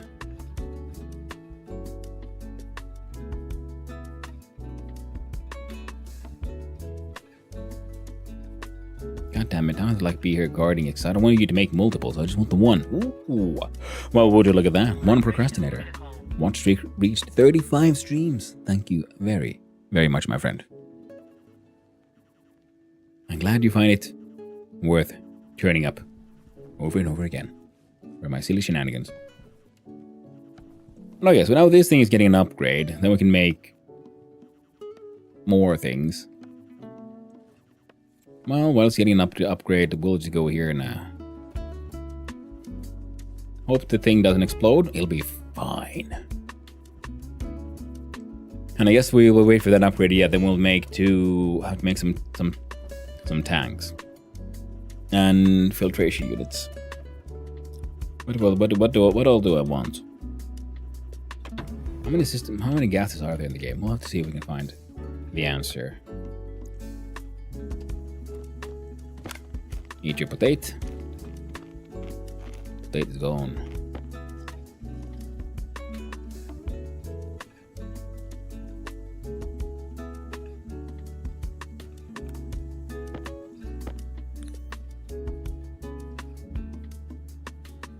Potato is in dark. It is thriving. Potatoes are doing well.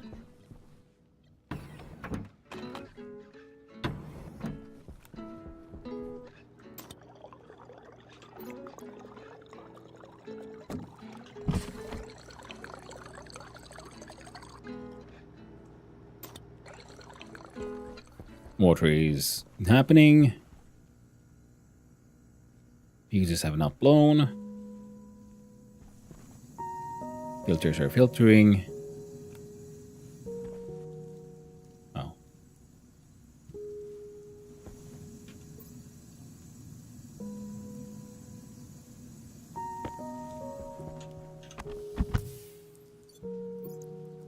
Lock the helmet.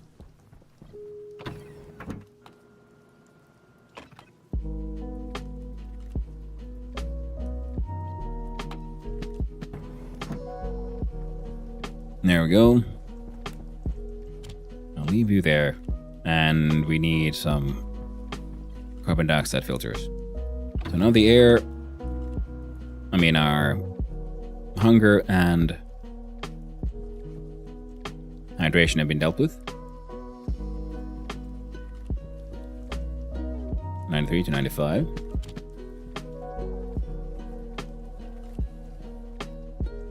Turn you on. We need... Oh, we need 2 of these. Oh, I can leave you alone. You can only make 2. That's fine. And please stop it.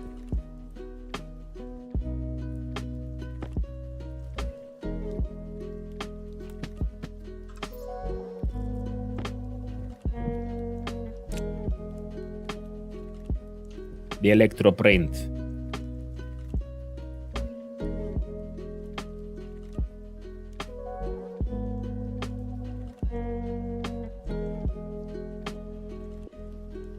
Gas display.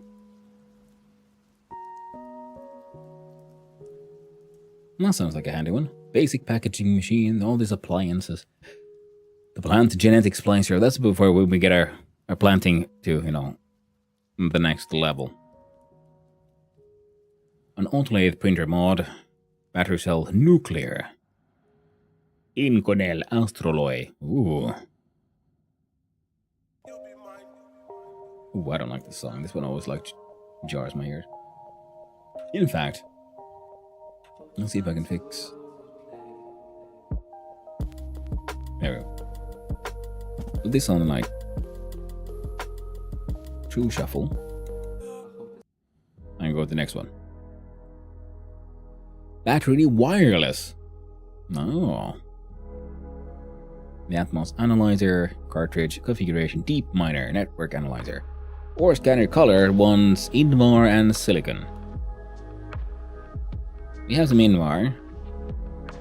Should have silicon as well. Communications motherboard. Door control circuit board. Huh. The gas display, graph display. How about these? Wait, can I make one? I can. I have gold, steel, electrum, and solder. Make a few of those then. The fanciest of machines. Apparently I like the fact the upgrade isn't like just purely better in every way. But it has more recipes, but it should be slower than the previous one. So it might make sense to have the simpler version for stuff like cable production.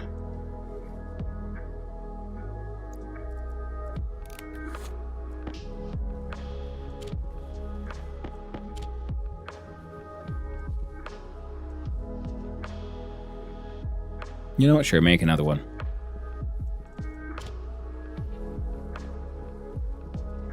Yeah.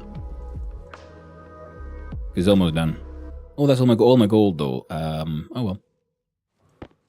Menu, as they say. Too late. So that one's fine.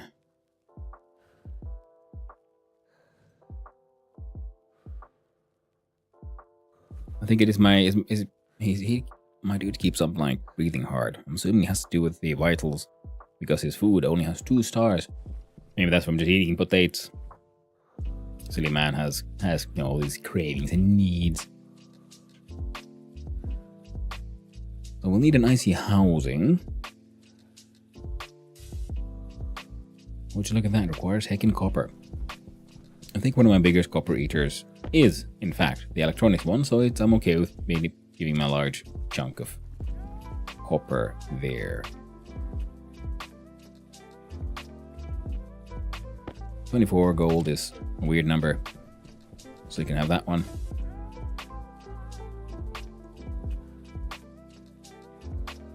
Oh, let's click there. Cool. Cool. Who has a long... Do you have my gold? You have my gold.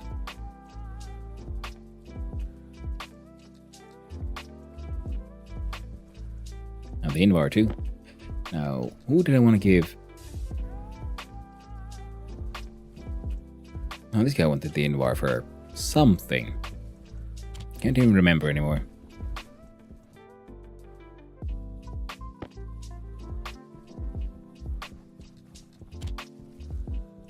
Plonk the gold there. Yeah, all of this needs a bit of a redesign.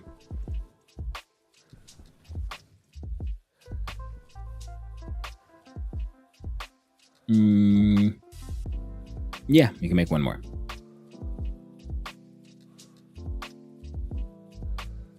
Now, what were we looking at? It was something neat. Was it the... Surely it wasn't just a freaking nuclear... The one want incontinental and astrology. Incontinence and astrology, right? The autolathe printer mod.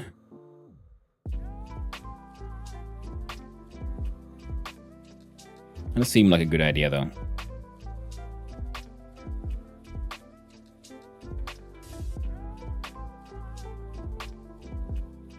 I mostly need steel, and we have a bunch of steel. Bump. There we go. So now we can do some...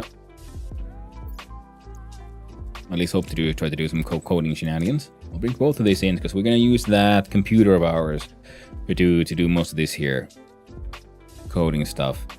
Wait, I heard it mentioned that there exists a laptop. Oh, there does exist a laptop. Laptop functions as portable IC editor. To operate the laptop, it must be powered with battery, have a IC editor motherboard in the motherboard slot, and an integrated circuit IC/I/O in the programmable chip slot. Place laptop down to interact with the on-screen UI. Wires, solder, electrum, steel, copper, and gold. Yeah.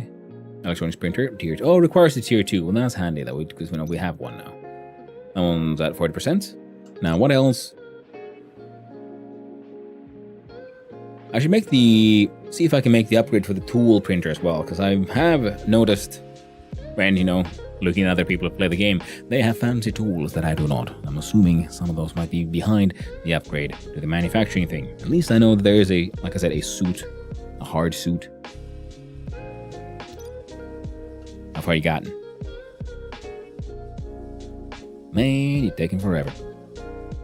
Yay, Mr. Mustachio Hanu is back engineering in space. It is true, Lord Noctem, I am. How are you doing? We have our electroprint. We've upgraded our electric manufacturing thingamabob. Is it doing okay? It's kind of weird the way that one fan is going back and forth. Well, one should not judge. Everyone has their own difficulties. You have some gold. And exchange those. Heckin' boys, done. Oh! Yes! I think I know the problem. I'm gonna put you there, okay? Oh, wrong machine. Autolathe has been. Aamukahvi sippy sippy sippy sippy sippy sippy sippy. Looking good, thank you, Anthoric. Aamukahvi sippy sippy sippy sippy. That is true. Oh no! Had a final drop left. It was all. How very tragic. What is that animal? It's like an old temp. Give me a mouse. Anthoric Huoposso. Panic basket. Well, thank you, Lord Noctem, for the hydrate. I really do appreciate it. Thank you. Score!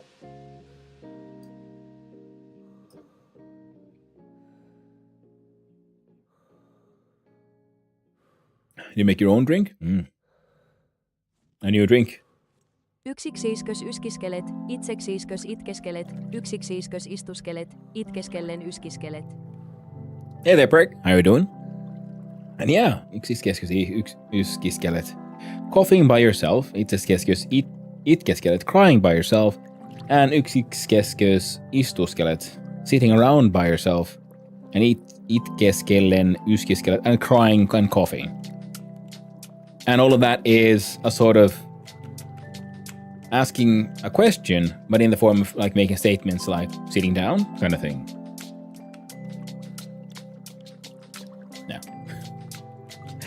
Yeah. It's fun. I gotta say, it's always fun when people get excited about, fucking around with the Finnish language. I do enjoy it.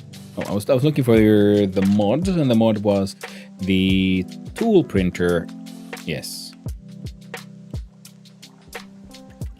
Pick up that one. That's gonna take a little while, so we have enough time to like just run. Anything we needed to leave in here? No.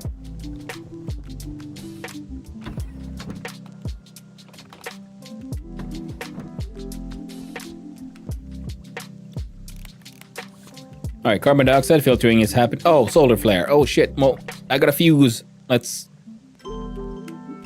see. Maybe it'll help us. Maybe it'll save us. Maybe it'll do fuck all.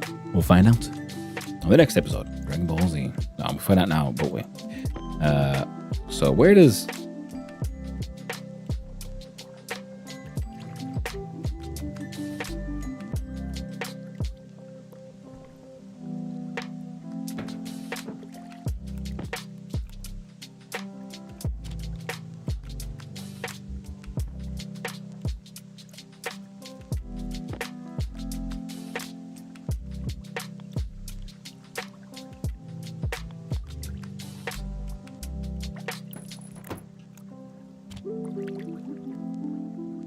I have no idea if this is how these are supposed to work,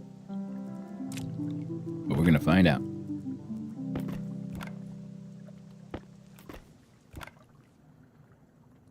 Ooh, 3 streams. Nice, thank you.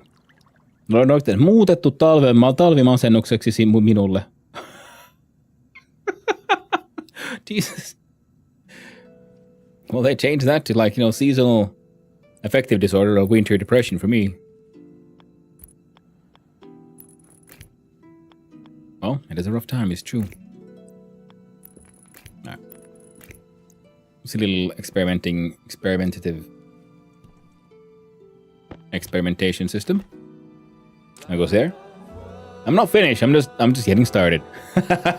Nice. I do appreciate it. Well, I hope you're doing well, Perkas, and I hope you got some good sleep. Well, okay, this battery has already been fully powered. Oh, the fuse hasn't blown. Okay. Now I wouldn't. Okay, I need to make the cable scanner thing. Wait, can I check it here? We do here and Atmo into network. So we should only have the batteries. So it's pushing out 35 kilowatts. Oh, even during the storm. Okay, we gotta write this one down. So we're getting up to 35.1.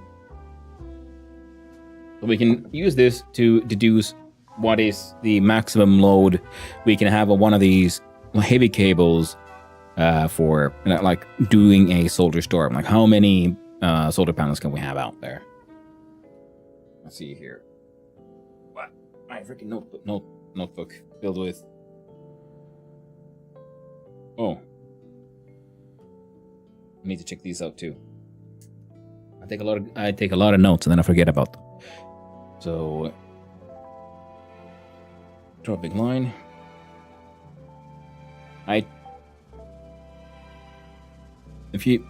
Those who have bolograph, the bolograph pens, they know you love it. As that. Freaking pen aims ASMR. So what was that one? 35.2 kilowatt during solar storm. Barely awake, but I slept well. Like, I'm glad to hear that. How long since last explosion? It has technically been, I guess, an hour or so. Because I tried to arm a mining charge. And then it disappeared. It wasn't on the ground. And I didn't have enough time to like go through all the possible inventories of items inside items, so I don't know where it went. All I know is that I ended up dying, and I called bullshit, so I reloaded a previous save. And now I've been very paranoid about those. But if other than that, the previous explosion was not during the stream actually. That was just a gas pipe blowing up. Oh shit!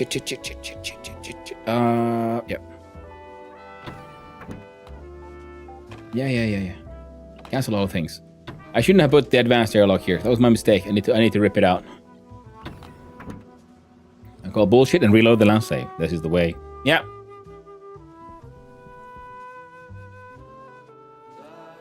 Went through all this. Oh god, we made 2 of these. No.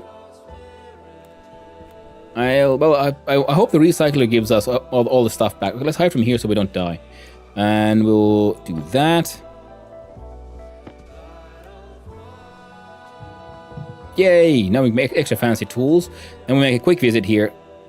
Yeah, oh, excellent. We're running out of power, which means these guys are dead. Hide in the shadow.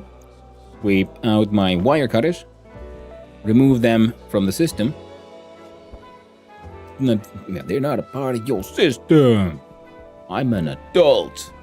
Oh, there we go. See, those solar panels are feeding the battery inside there in the sort of living quarters, which is then also, well, future living quarters. That was sort of the plan was for a residential area with, then cooking and so on, and have that separate from the growing. But we're getting there, slowly but surely. Currently, it's just filtering out nitrous oxide mostly. But anyway, so now those are feeding that battery and these batteries. We have fuse there, which I can see from the window. So that in case they overproduce power somehow, because I wasn't sure how efficient the panels would be during a solar storm. Then that also feeds these batteries, which also have a fuse right at their output. So in case they put out too much power, the fuse blows, not the rest of the cable work. And these are then feeding into a transformer, which is maxed out at 50,000 watts, which is half of the maximum tolerance of these heavy cables. And yeah, and I need to remember to turn off the batteries when I add a new battery into the system and so on, because I short fused it already sort of once, even with a single battery. Because batteries will output everything. They have infinite output technically. Whereas this one then has a direction for the power. It has a direct in and a direct out, and we choose the maximum voltage. So now this thing is getting only 50k from here. And this is currently powering the rest of the base. The idea is to have multiple transformers, each giving out a cable of a different color, and then so that one of them will be powering, say, the manufacturing, one will be powering the greenhouse, and one will be powering the... Well, I guess this floor will become gas production or something. We're getting there. But yeah. And sometimes, yeah, you do have to call bullshit and reload the last save. Because, some things are just straight up bullshit. Because I'm okay with, making a mistake. Stuff happens.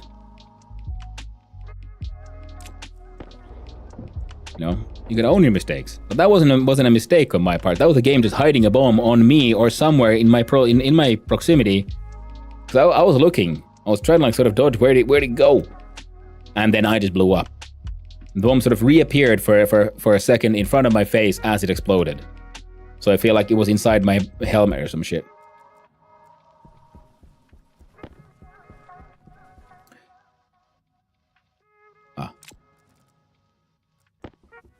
So, kind of not what I was supposed to be... Oh, they don't stack. But the idea was to then eventually, bring the batteries here.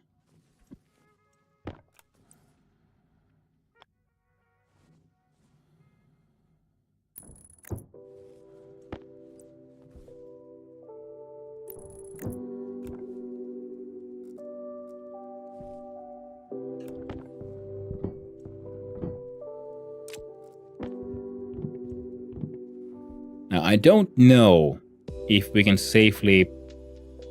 I mean, if this thing is only outputting 50, surely it's only taking in 50, so even if you have multiple batteries, they shouldn't be able to output enough for a true short fuse. But that's what we got the fuses for. We'll find out when we get there. Now, I was supposed to go explore the magical world of the...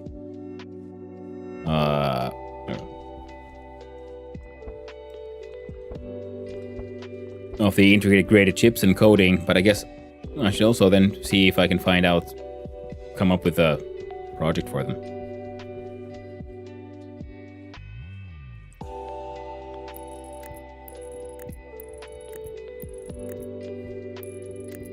Alright, now I do believe, yeah, we can turn these off if they don't lose power, good.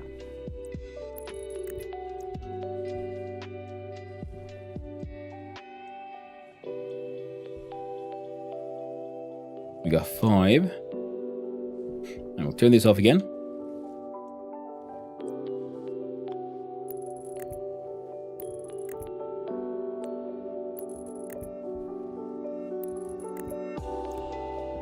Now I know you two are safe.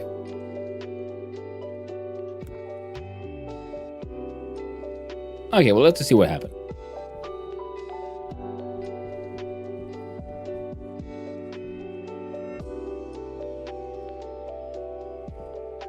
Well, that's interesting. Did you instantly short fuse some shit?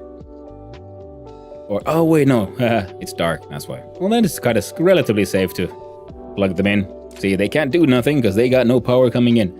And then I will, at some point, have a separate system for the logic cables coming out from here, and, I don't know, put up a console here where I can see...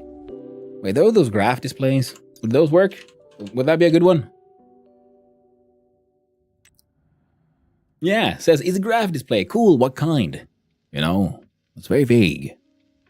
So I guess it's one of those things. Well, you have to make one to find out now, don't you? Ooh-wee. Alright. Let's make 2 more fuses. Because I want to make sure, nothing blows. Now, because currently, you see, these are taking 50 for this one. If I put in a second one of these, then they'd be pulling in a total of 100 kilowatts.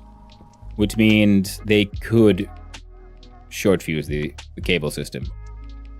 So while currently we'll have just a chain of batteries all fueling a single transformer, we'll then have multiple transformers, and then we'll have to separate the battery systems into separate ones. Their input can be one and the same, because, well, that's the solar panels. But then I think we'll have 2 batteries per transformer. Or something like that. That seems like a relatively safe choice. Yeah, no fuses here. Oh shit, you're on as well. It's fine. Now, what? Cable fuse. Excellent. Make 2 of these. That won't take too long.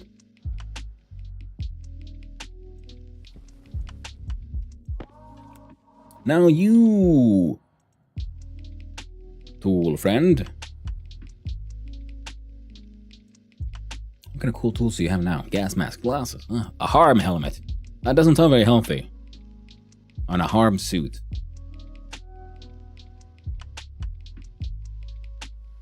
I know. I would have imagined it would. The idea is to not get too harmed.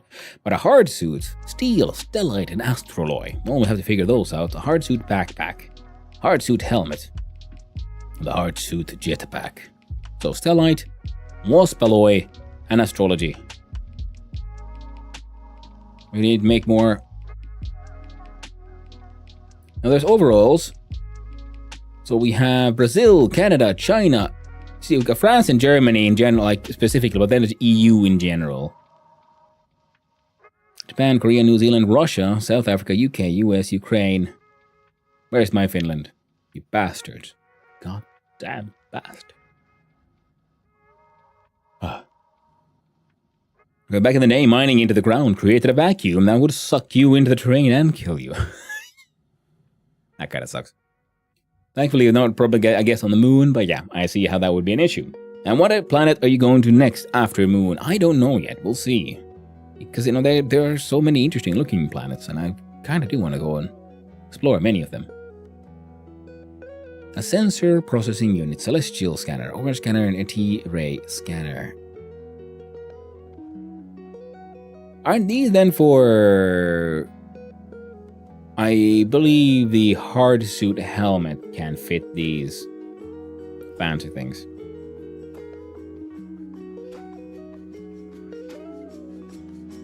Toy Luna, so we can make a cat.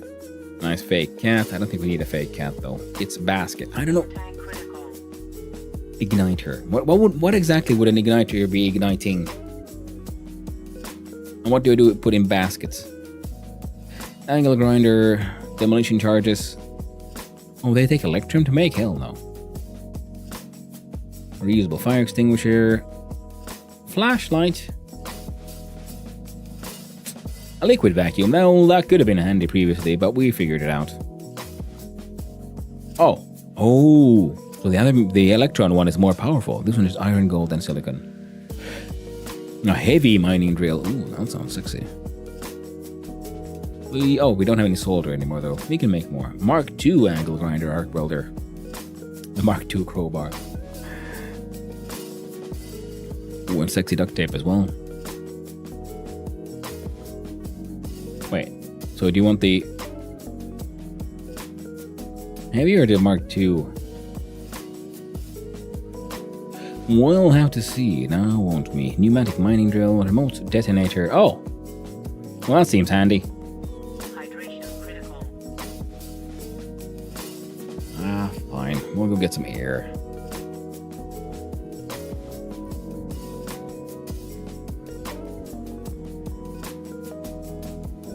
But Lord Noctum, do you have any suggestions? What could be an interesting planet-like challenge? Like Mars is always cool because, Mars. 6 kilopascals. There we go. Very good.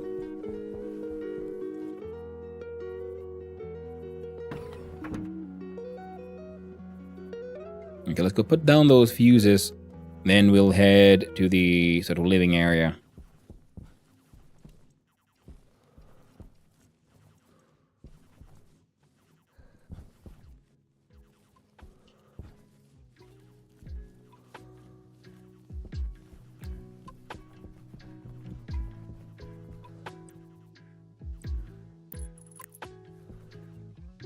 The 100 kilowatt ones, there we go.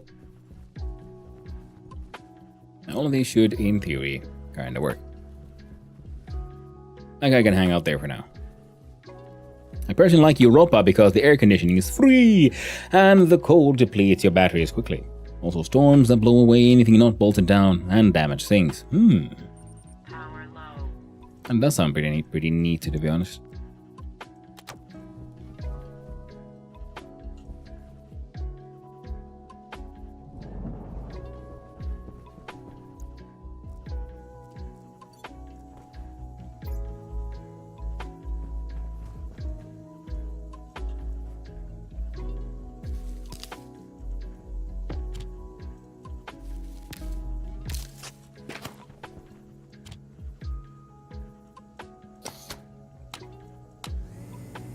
Oh yeah.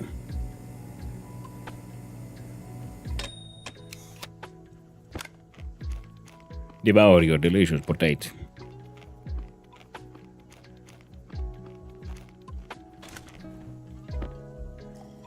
And then drink the delicious, tasty water. There we go.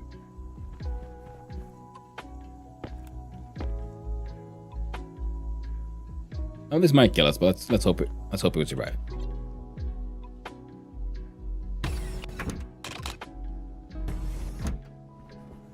Very quickly cancelled it all, so it was fine. Excellent. Now, oxygen here should be... Alright, yeah, the Atmo... visualizer, whatever the thing it was called. We can put one in there, I guess. Because we have the Atmo control, and the control, well, won't work here. So it meant for, as was said, for active vents.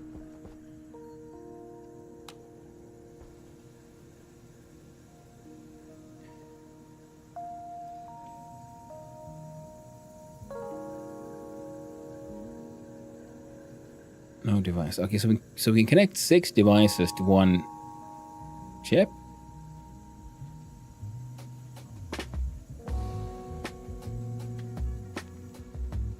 I think.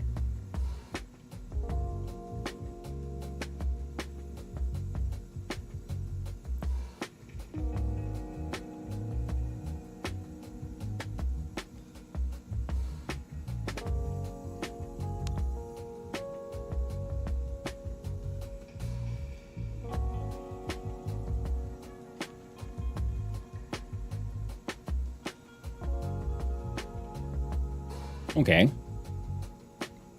I'm assuming that if I now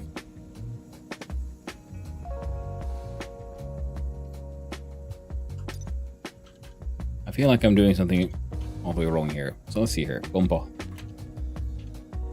Computer. Big screen, big screen wall mounted. C modern. Range motherboard. Slots, data disk, motherboard.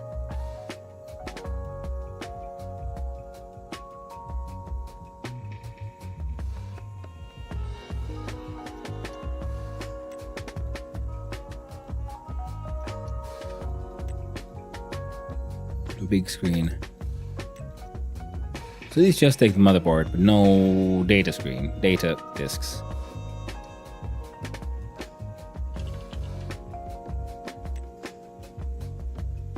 It just says data disk. So I'm like, okay, cool, but why does...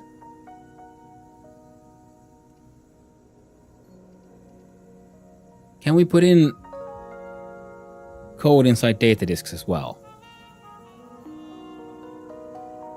Because I know putting a data disk in here makes this a... The data disk is for editing consoles, like for your advanced airlock. Yeah, I understand that, but then why can't I put them inside the computer? Or were they meant as a kind of early chip kind of thing? So you could then control code things. Because what I mean, I don't get it. ¿Por qué? See, I can like... It's just a place to store your data disk, I guess. And this thing has... I'm assuming if I then edit...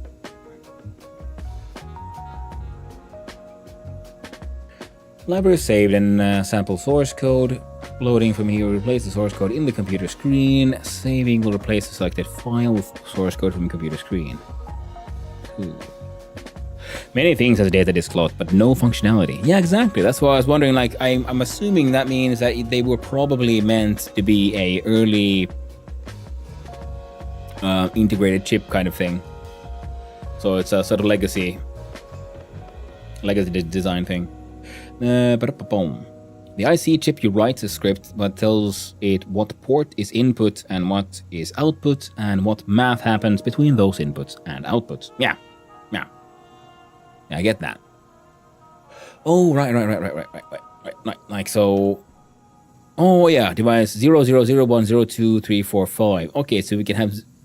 Connect to 5 different devices.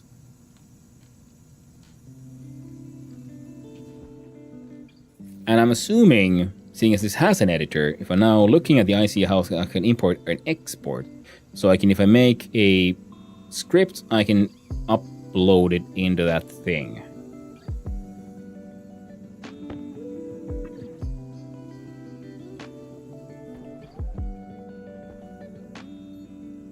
Hot dog, all the batteries are doing good as well.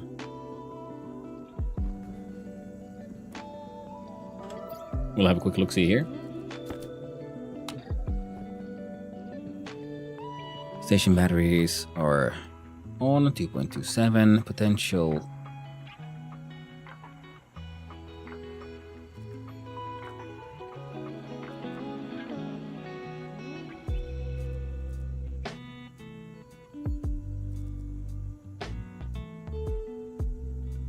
There's one that is being drained.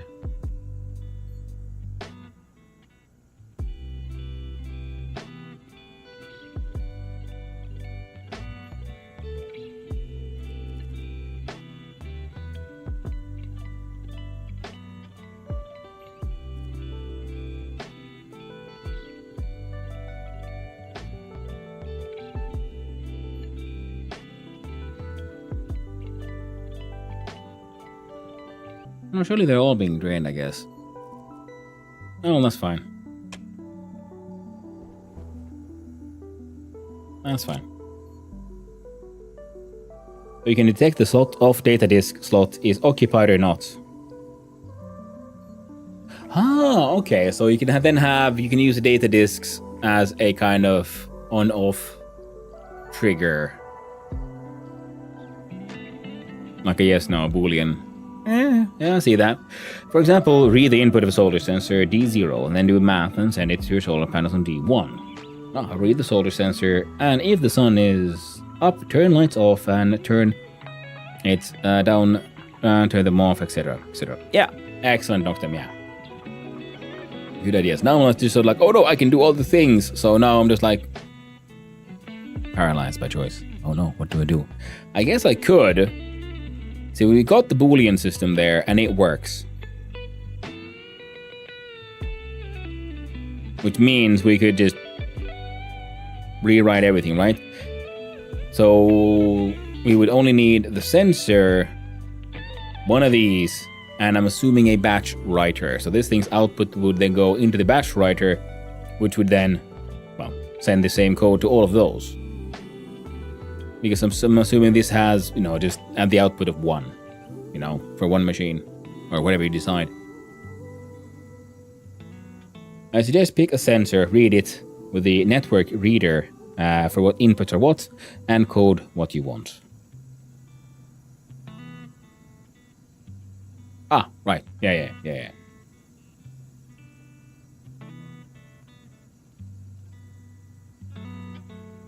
Well, any guys on atmospherics here?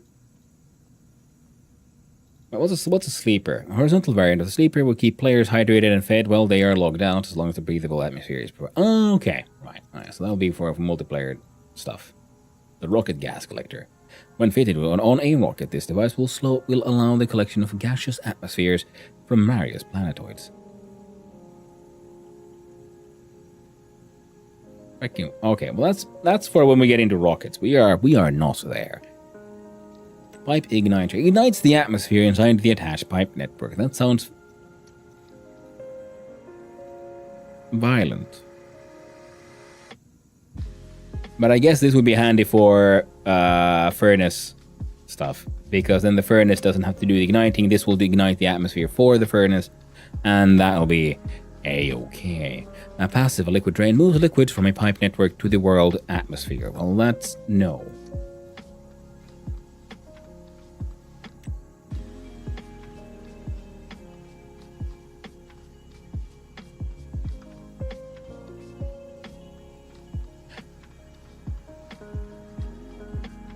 No, okay. Yeah, no, wait, I see that, okay. So if you wanted to build up your own, I don't know, fish tank, you could. Medium convection radiator. Standalone radiator unit optimized for exchanging heat with its surrounding atmosphere.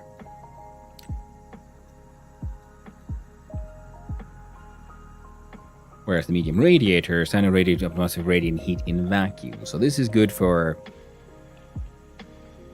The color is yellow, so I'm assuming this is designed to work with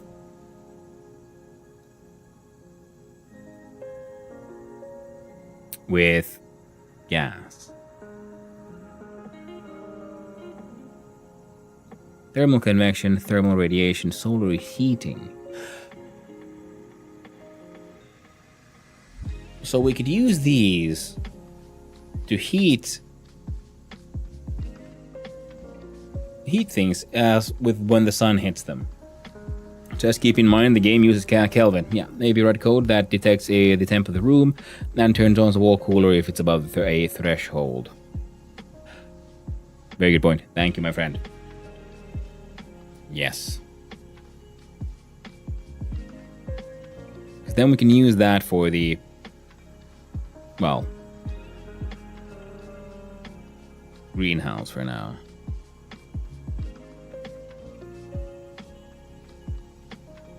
I'm gonna make one of these. Copper, steel, and Invar. We should have some Invar. Oh, we need to upgrade our pipe bender. Bender needs to become a tier 2 bender. The bend, yes, the bend. Now, we wouldn't happen to have a reference guide here. Of course not. Well, that's fine.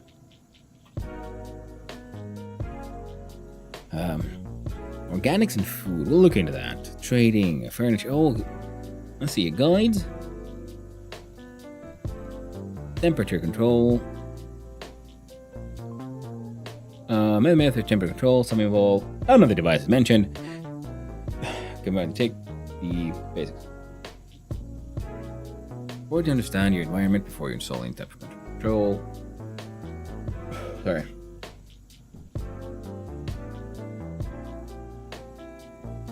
The Atmo analyzer and configuration. Cartridges.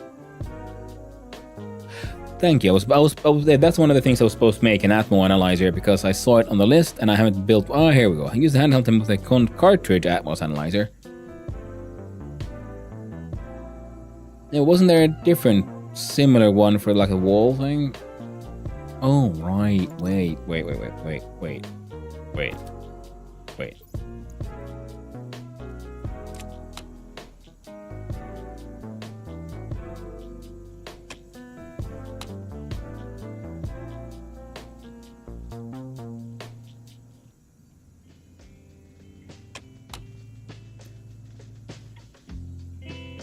Oh, well, just look at that. You've successfully you've done your work. There's none of that left. Well done.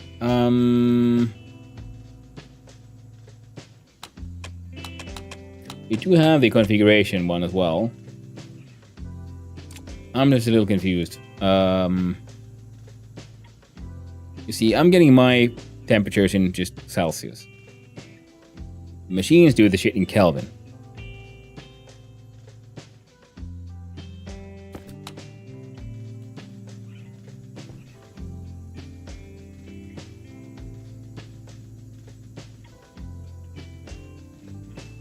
Now temp here is 28.7 Celsius.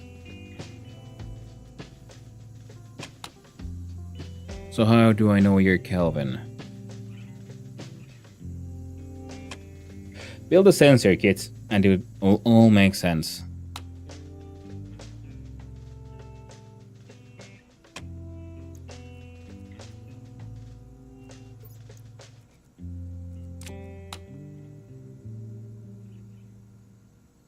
No, there we go. 302.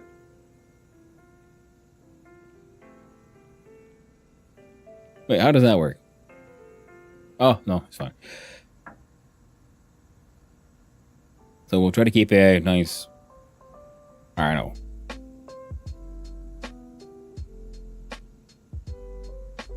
298 Kelvin, right? For 24 degrees Celsius.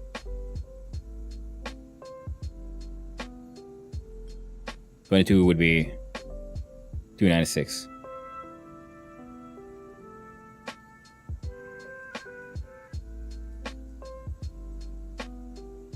So if we get ratio oxygen from, say, device 0 being a GaN sensor,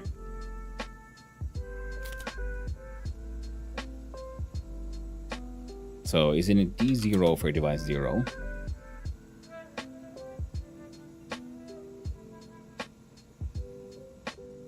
Ah, cool. Neat. What do you give me?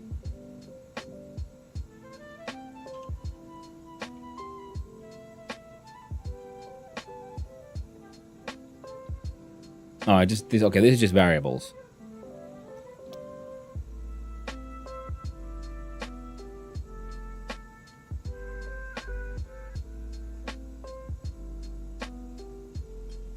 The fuck?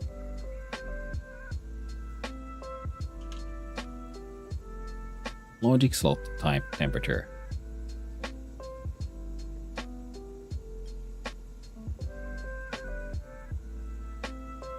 Cool. Okay. What variables? Oh, general variables and slot variables. Okay. 10-0 when slot is occupied, 1 when it's not.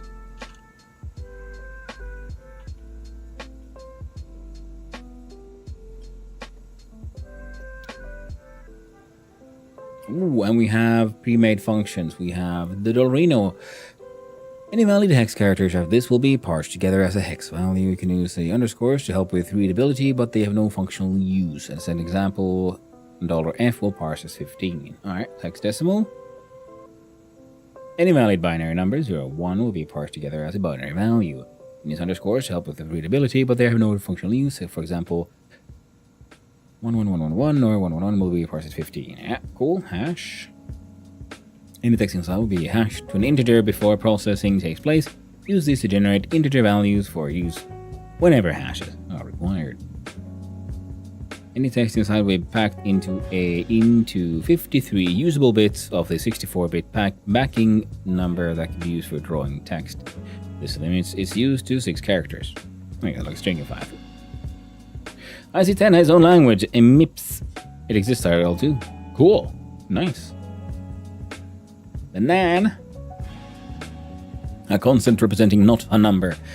This constant technically provides a quiet, not a number, a signal nan from some instructions will result in exception and hold execution. Constant representing a positive infinite, negative infinite, pi, tau, degrees to radius, radians conversion constant, radians to degrees, constant representing the smallest positive subnormal greater than 0. Universal gas constant. Cool. Any characters online after this are ignored. So for comments, absolute RAR num register equal the absolute value of A. So register absolutes with a pipe num. Returns the cosine of the specified angle in radians. Register equals A plus B. Now I'm seeing pipes there, I'm assuming there's pipe there, really. Alias labels a register or device reference with name. Device references also affect what shows on the screws on the IC base.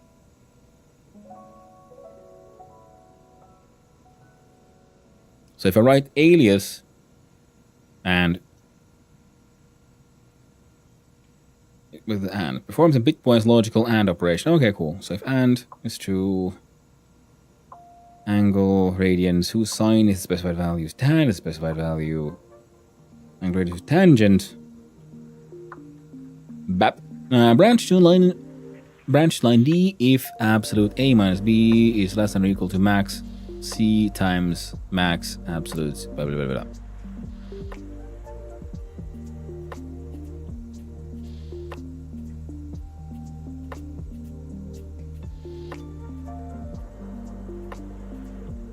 Cool. Branch line C if A does not equal B and store next line number in RA.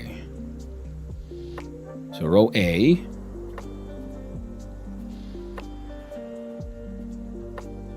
so if we go here, then we branch over to here. Why is there D? C if A does not equal B and store len in RA. So why is there a D? Because it does nothing with D. Cool. Branch line C if absolute A less than or equal to float epsilon times B.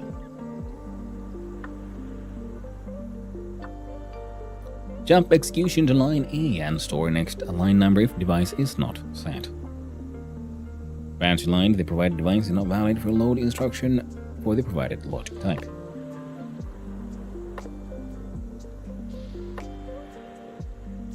Branch to line A if device D is set. Okay.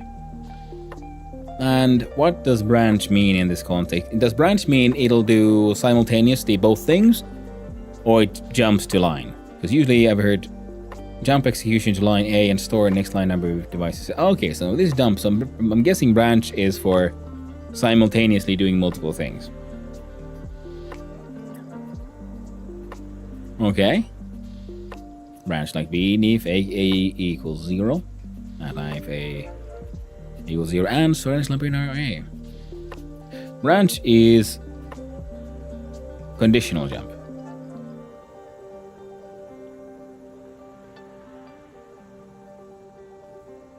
So are they using these interchangeably? See, branch to line A if D is set, then jump execution to line A and store line number if device is set. So this one is just has an extra that it stores the next line number,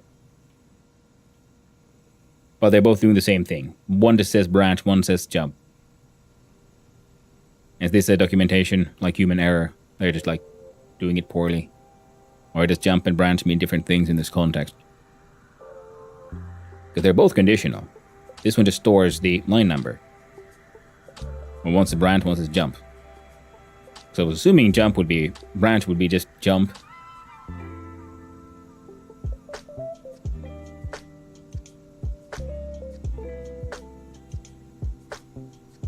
All type jumps are for subroutine calling.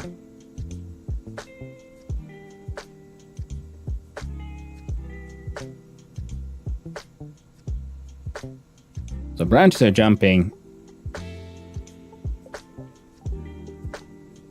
but wait. So does but the thing is, yeah, does branch then return to where it came from and does branch continue later, or is it just like a jump? You know, so if I have a code here, like okay, so branch to number 5 is device D set. So we go here, device D is set, cool, we jump into line 5 now. Do we then continue from here, or do we eventually jump back to number 1 and then continue doing that again? Or then jump, which does the same thing, store a next line number, so this one goes here, then it remembers, okay, our intended next was number 2, so we'll jump to 5, we'll do the thing, and then we'll return to that previous line number.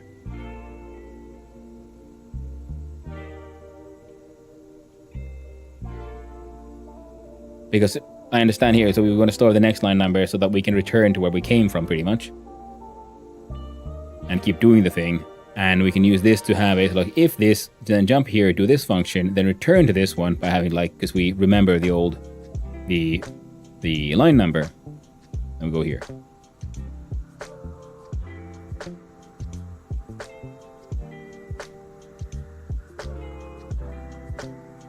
Oh, okay, so instead of D0, it would be then do alias and we'll do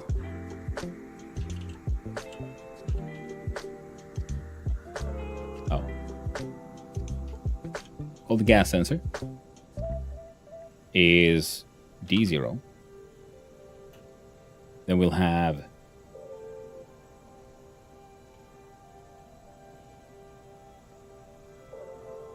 can I do just if? No.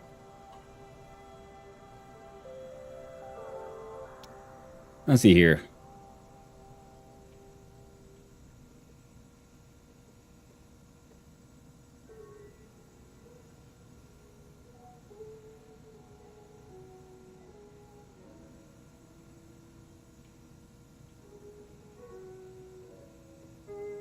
The branch to line B.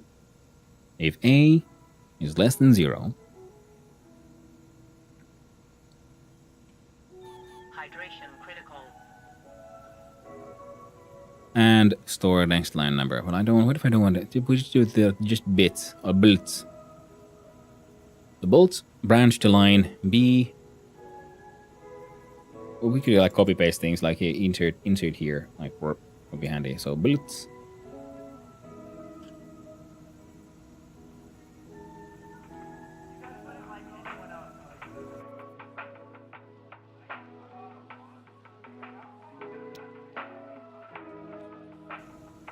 Oh, we can pause the game while we edit the script. Well, that would have been handy to know. Right now, we're going to cancel out of this.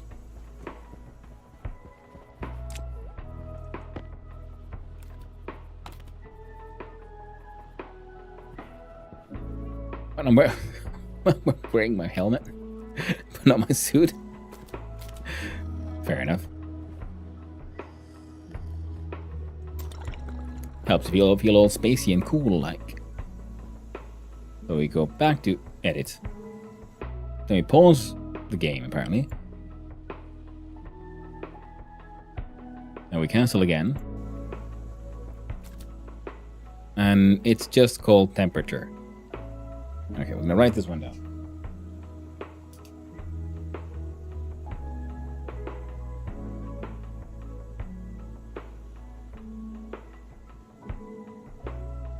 So it's temperature, right? And the value we wanted was 2.9. So if we want, say, a value of average temp of, say, 22 Celsius. So that'll be 7 degrees lower than we're currently. So that'll be 295. So 295 Kelvin.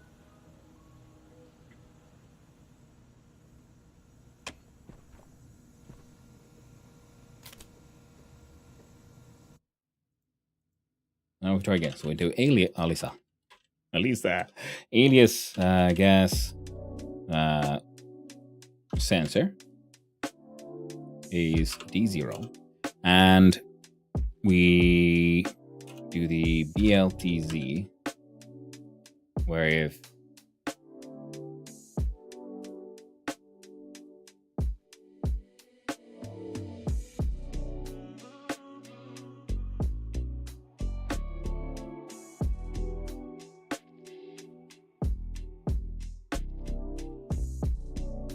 now it says row R question. I'm guessing R means row, and now we can just put in a solid number.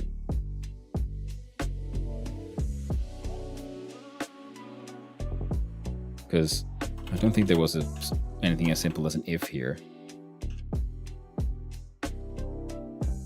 No. Oh, neat. Okay, that's handy. So we can just move this around. So branch line C, if A is less than that. Okay, so can we then do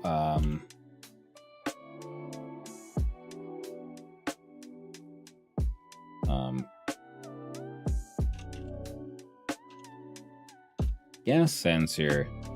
I'm assuming dot temperature. How do we reference the values inside?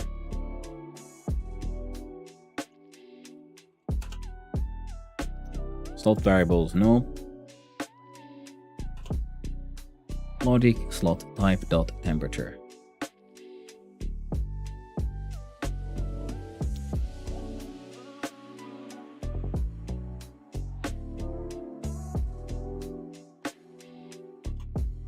Occupied, occupant hash quantity, damage, efficiency, health, of pressure, temp.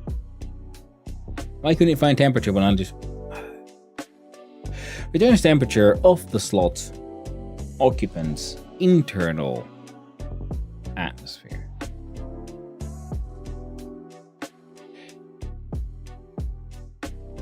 L for load.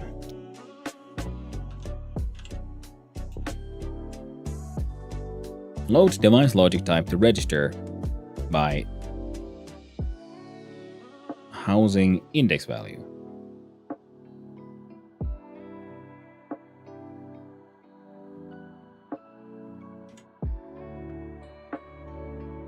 So here we do L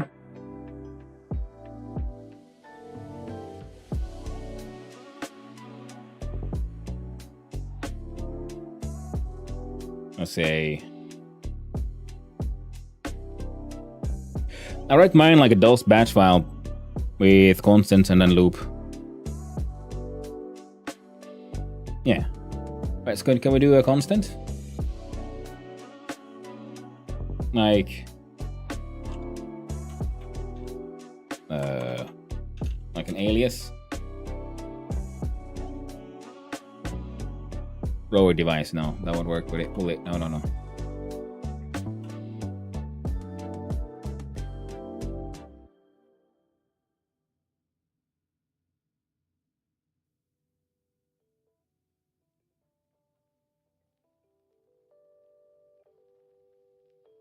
Good morning, sir. Good morning there, puppy. Hope you're doing well. We're trying to figure out how to code this thing. So, these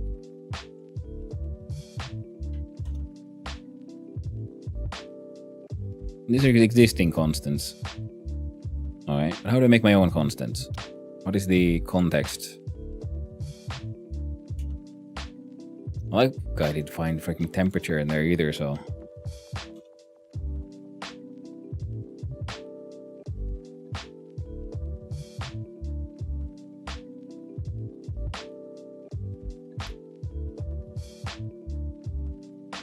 Channel on a cable network which should be considered volatile. Fair enough. So, no?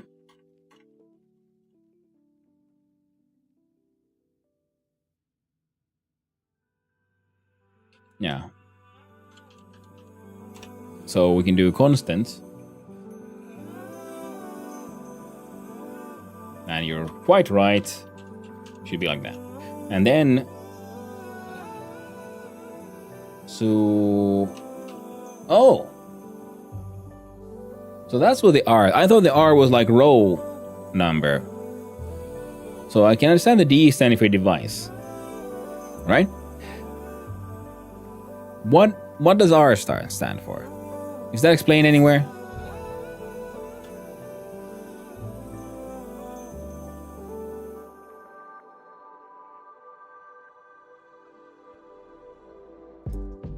Is that register?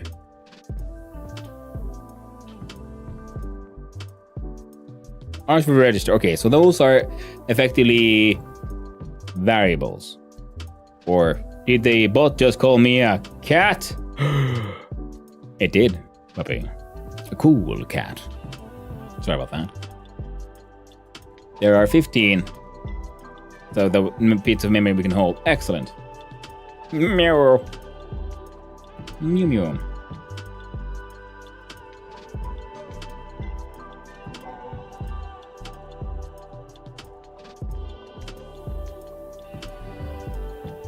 Now, so if we set, and then we give it a name, so like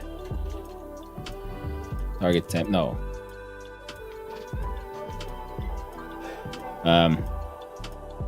Maybe we can alias those eventually, but okay, so this one would then instead be 295. So now R0 has the value of 295. Fair enough. And then we could load into, say,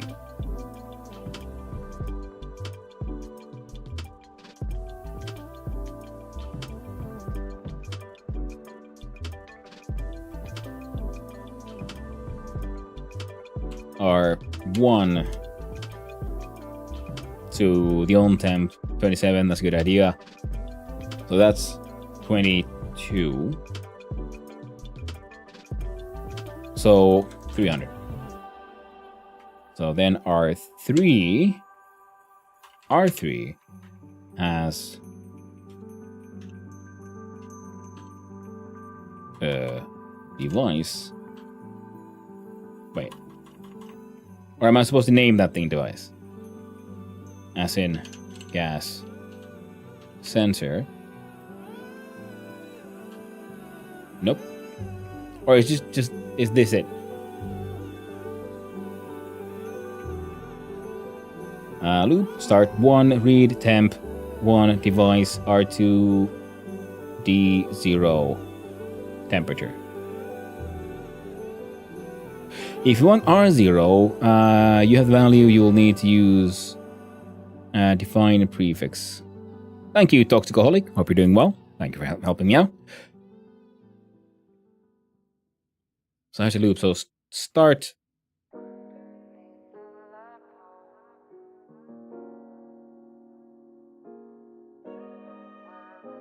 And what does this logic type here mean?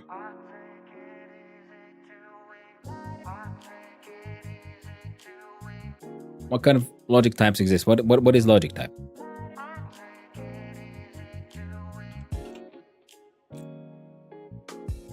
loads device logic type to register by housing index.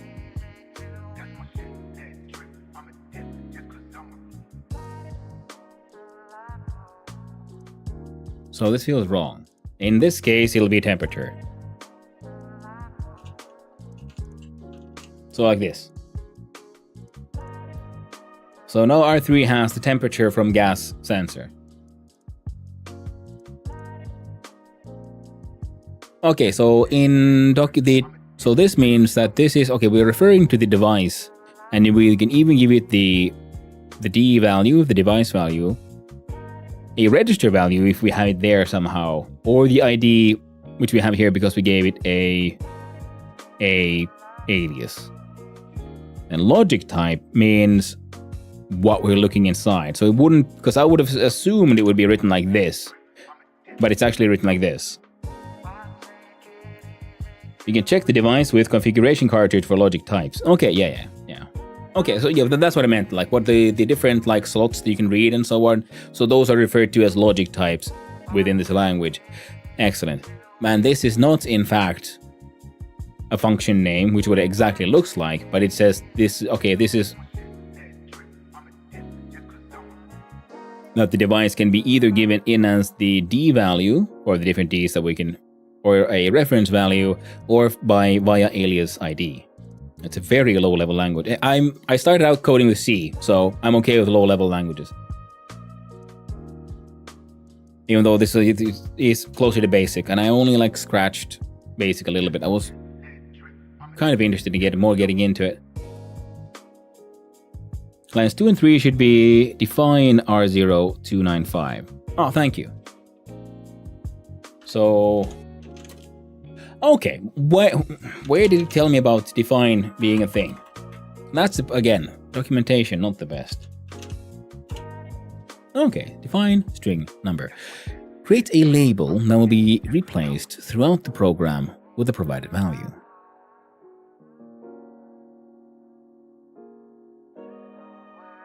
Ah, that can't be right. The existence of registers implies this language is close to assembler. Yeah, lower than C. Nah, yeah, no, I'm getting it. I am noticing that. But the good thing is, at least I have that experience. I imagine this would be even more difficult for people who are like web devs, who are used to like JavaScript and Python and all these like libraries you can just download. At least I get it. You know, I'm used to like, I had to make my own basic library for like, you know, print functions. I made my own print string, format string function and so on. So, and you know, I'm used to like trying to, you know, mess around with bit magic and so on. Okay, but double question here.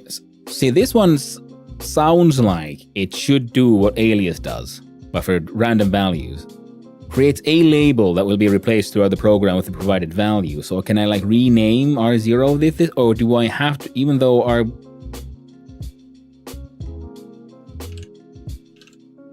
or do the R1, the registers have to be defined anyway? Just forget open things. Yeah, exactly. You can rename it. Okay, then why do the R1 and R0 exist? If they're pointless. Because if I can rename them. Or do I rename them later with aliases? So do we use alias to just rename things, and we use define to assign values to variables, pretty much? Because we can have 15 variables, apparently. That will be remembered in register. Okay, I get that. So I'm assuming alias is for renaming, define is for defining. It's just the documentation is shit. But then again, for most languages, that's true. Everyone who writes documentation knows what they're doing, and they have a blind spot for someone who is very new to the language. Common problem, in my opinion.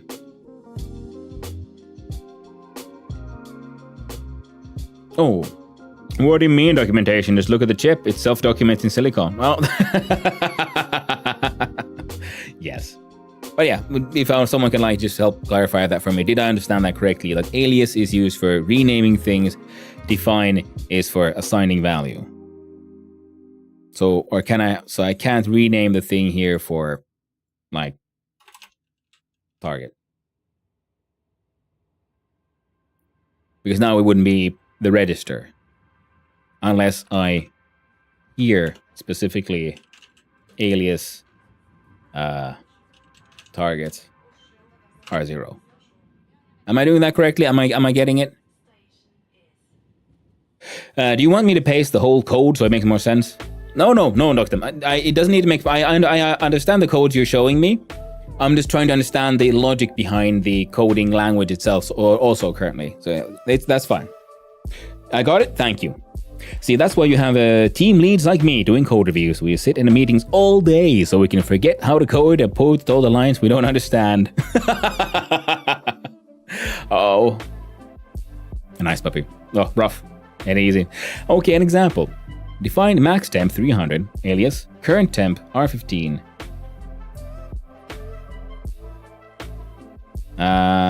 Load current temp gas sensor temperature.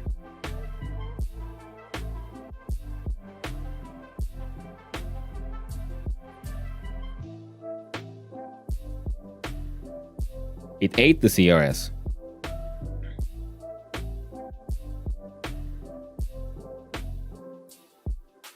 So, in your example, you start with defining max temp, but where is that saved if it doesn't go into a registry? And then you alias in current temp into R15, and then you load into current temp from the gas temperature. Oh, okay, yeah, see, I get that part. Alias current temp.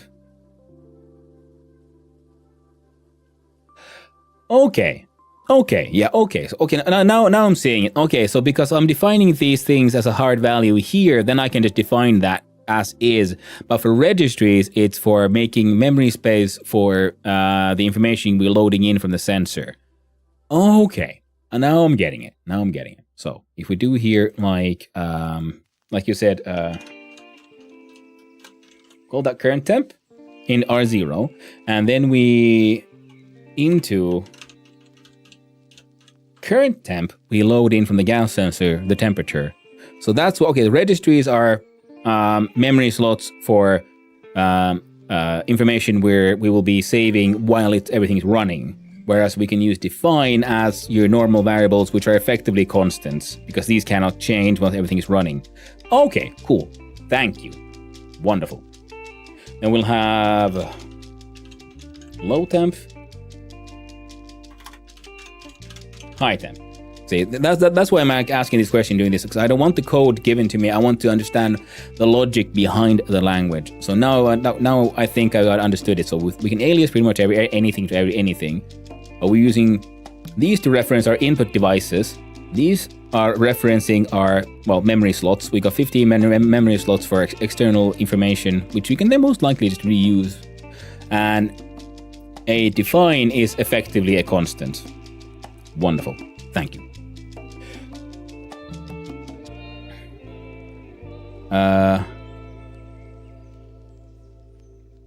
And the CR change row? I'm assuming so much. Define max temp 300, alias current temp row 15, and L current temp gas sensor temperature. C.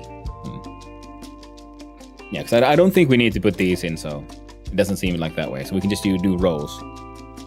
Or do we need to put in CRs in this code?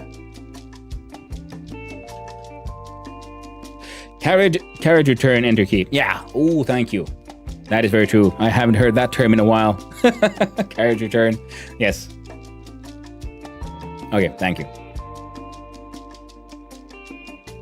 Now I'm understanding the logic behind the language better. Okay, cool. So now we are essentially, and at this point, we now have defined our low temperature. Or we can actually even call this, make it slightly more sensible for myself, the target temp. And then we have the high temp. And because I don't know the Kelvin constant, and was that saved here actually somewhere? Because we have those functions, we have variables. There wouldn't happen to be display mode Kelvin constant. Oh, that doesn't help me. Now, what is it? I was wondering, like, would it happen to have as a pre-made constant the Kelvin to 0 Celsius? Because then we could just add that as a math wherever. But we can just use this, I guess. And I'm back, and those are prompts are describing in-game. That's what I meant when I mentioned going to Wiki to learn some of them. Yeah. Yeah, I get that. But okay, so now we have our target. We have above which it'll turn on. So this is where it turns on, turns off. And where we are currently. And then we look at these. So how do we exactly do a comparison? So I will PLTZ. Okay, branch to line B if A is less than 0 and store next line number in RA. Branch to line B if A is less than 0. Yeah, I wrote code outside the game, so I didn't make the computer yet. Nice, practice. Probably ain't blink, but we'll try. Oh, I don't think I have any links blocked. I don't have Nightbot or anything. I'm running StreamerBot. I'm trying to also learn how to code on that one more.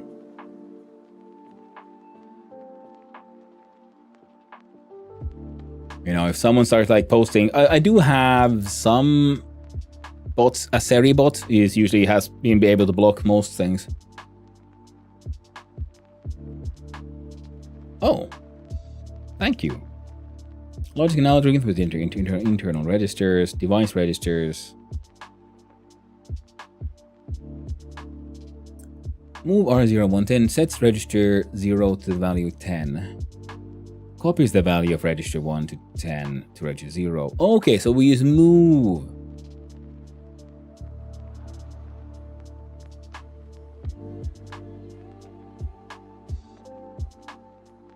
We go push, pop, peek, get. Fuck me. That's gonna take a while reading. We can't do that. All of that on stream, so we're gonna just see what we can do here. So, okay. We have device. Batch writing needs to be done to a specific device hash instead of D. Use unique verb device type, which you can find the station PD end. Okay, so device. Okay, so we can do batch writing straight from the chip if we use device hash instead of D. Cool. That's handy to know.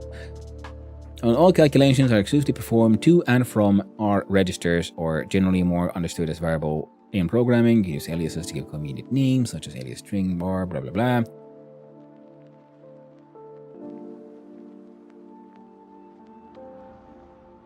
Following batch command, a name hash can be provided to only modified devices up with a certain name. Okay, yes, with the labeler, we can name things. Okay, that already opens up possibilities. We average, sum, minimum, maximum, respectively. But batch mode is a parameter of 0, 1, 2, 3, blah, blah, blah, blah, blah. What average temperature of all gas sensed on the network makes sensor 1 onto register R0 if the batch combining one of these functions with a hash function can be advantageous. So LBN R0 hash structure gas sensor hash sensor 1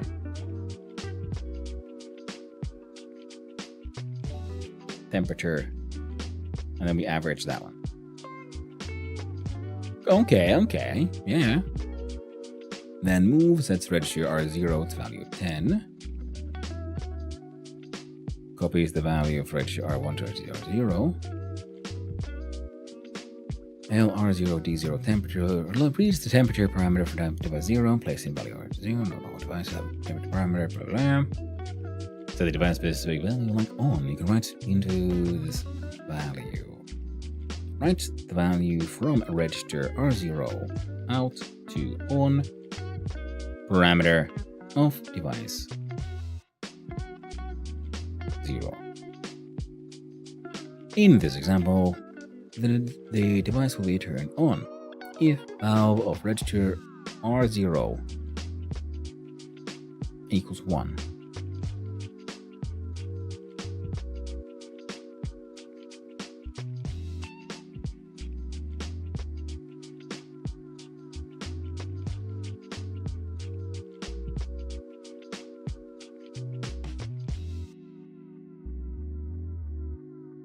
Okay, This is kind of tricky. How about we put these on this side? We'll hide the OBS.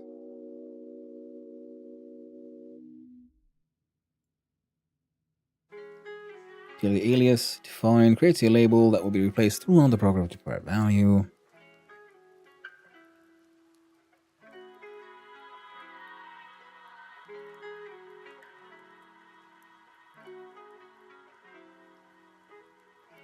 Fucking what? Halt and catch fire. So I can like, what? What? I don't know if that's a good idea. Current temp, are you working on some atmospherics? Yeah, I'm just trying to make a simple like when to turn my wall cooler on or off.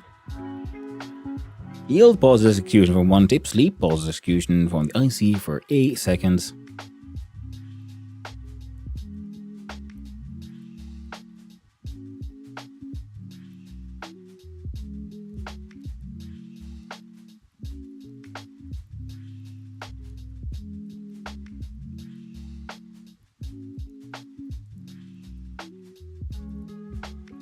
Is it then mathematical? No, let's go back up. Need a logical comparison. There we go, comparison. Ooh, we could do bitwise silly things. It's been a while since I did that. Been a few years. Okay. Select R, A, B, C.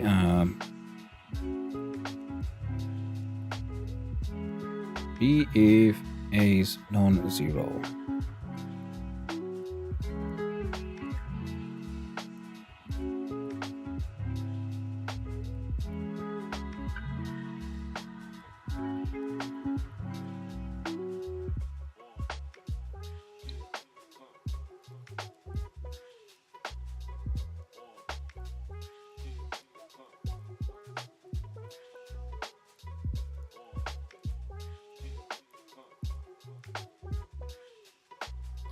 It probably will help you understand that you also changed D0 with a screwdriver on the slot, and you also get to choose the device for D1, hence my simplified code. No, yeah, I understood that, Lord Nocton. That's the idea. I'm going to link my gas sensor to D0, and then we'll do the D1 will probably be then the wall cooler.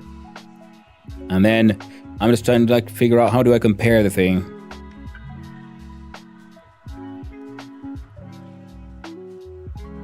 So register 1 if ABS A minus B. I love these fucking giant.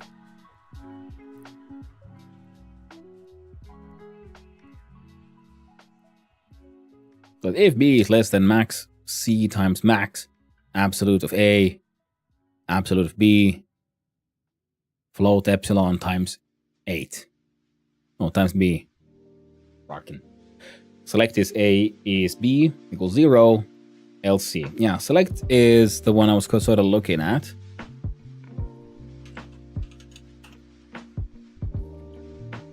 I would not start with the branch command. It's easier to start with sit or command string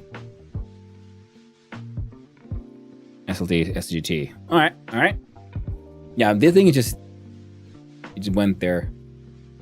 Now, if I've understood it correctly, then we can have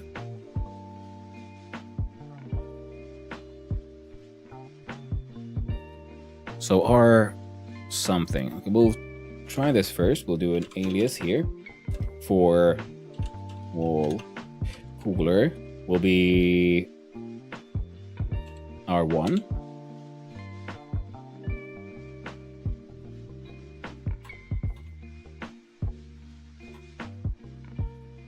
So here we have our values now.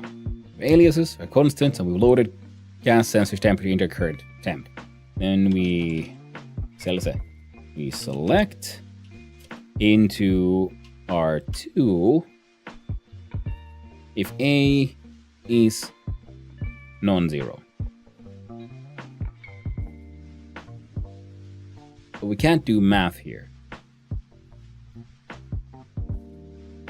Can we? No, we can't do math here. So first,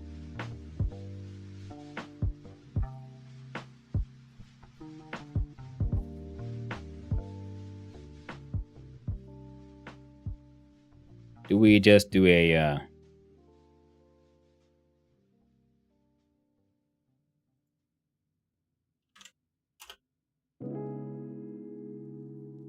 so if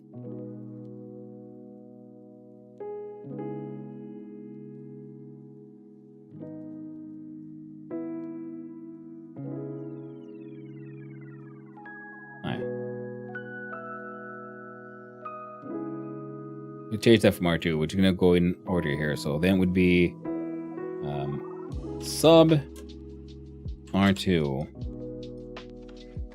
where A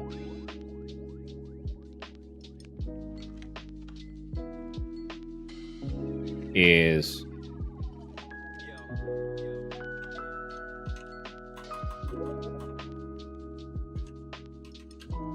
current temp, and we're subtracting from that one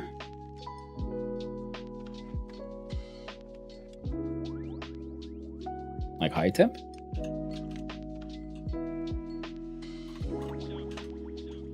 Right? Because select is if it equals 0. So here if high temp equals 0, put that into R3.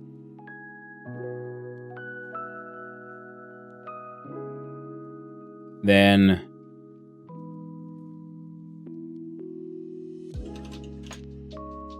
let's see here. If A is non-zero.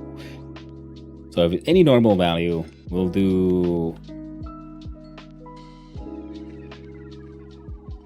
I don't know, freaking R4.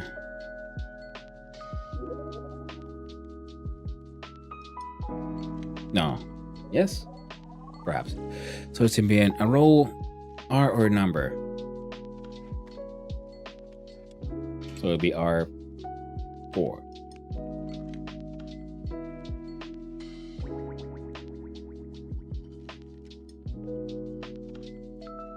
Wait, no. If A is non-zero, so then it's R2. We're checking A. If A is anything but 0, then we jump into R4. Otherwise, we go into R5. If I'm understanding this correctly. What? Thank you for Skewers Who for the follow. Thank you very much. I really do appreciate it. And I hope you're having a wonderful day.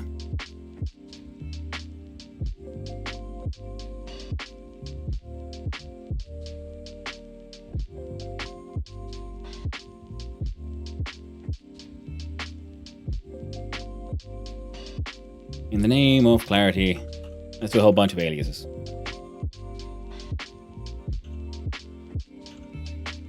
Alias of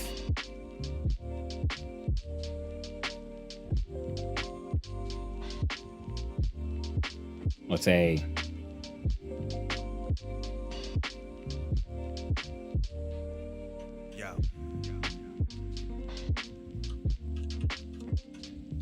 calculated temp for R2.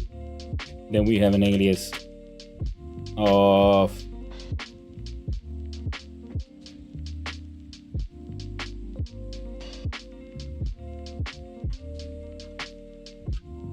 no change, or no.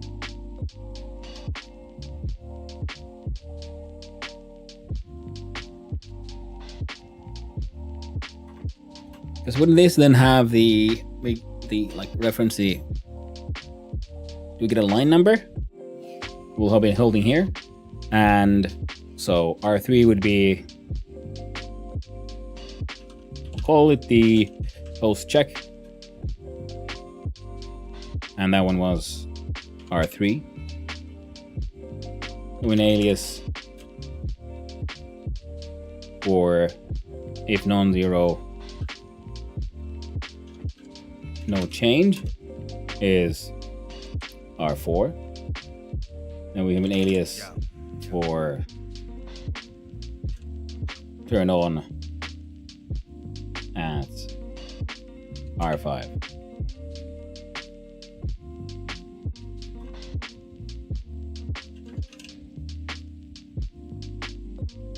which means we'll need one more alias turn off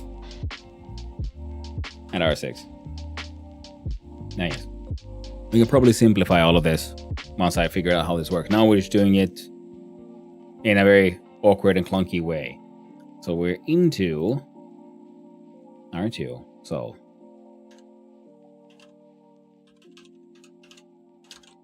calculated temp takes the value of current temp where we meet and minus the high temp. If this equals 0, a test that I don't like. What if it's above? But meh. So then we have our post check value will be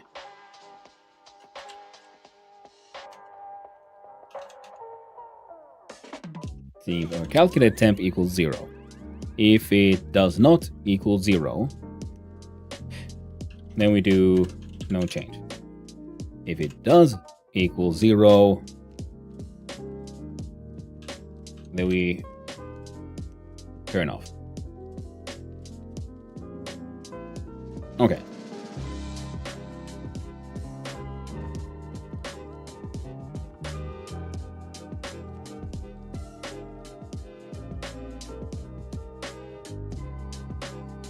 Now,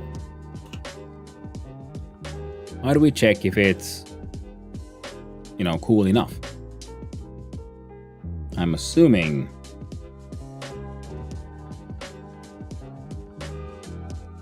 we can just immediately do another sub. If calculate temp, but we do current temp and target temp.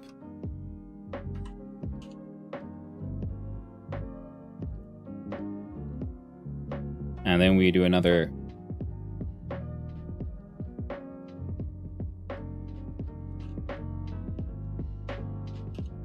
select for, no, we can't do that, can we? So I was thinking, yeah. Now you mentioned there, so the branch command is easier to start with the SLT. Register equals 1 if A is less than B. Oh, well, that made it a little easier. Register equals 1 if A is less than 0. Okay, let's use SLT then, because then we can have a 1. Nice binary one. I'm severely overcomplicating this one. Then we don't need most of that stuff at all. We don't do any subtractions nor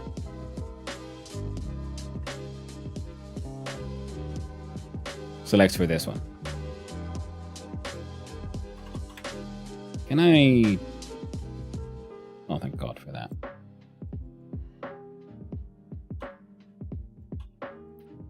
So we'll try again. So we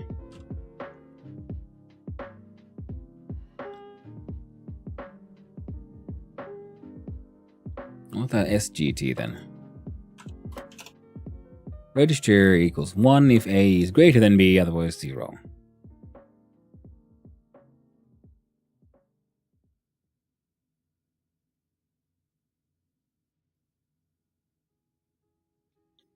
What did the Z one do? Oh, it just looks at 0. That's the one. Alright. Then there you had, what was that other one?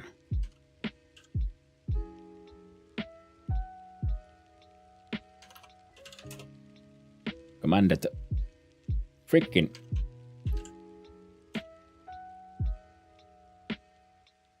Command, string, SLT. Oh, silly goose. There we go.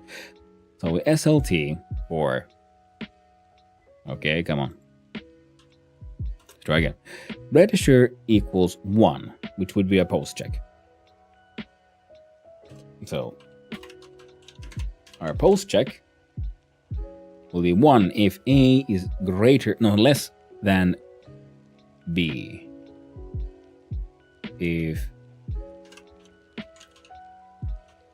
current temp is less than target. Wait.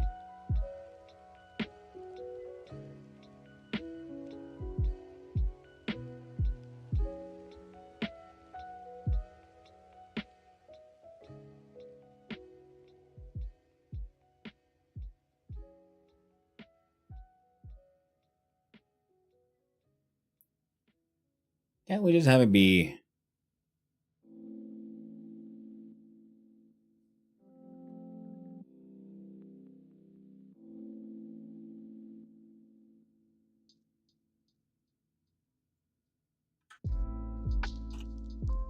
if it's greater than B, right?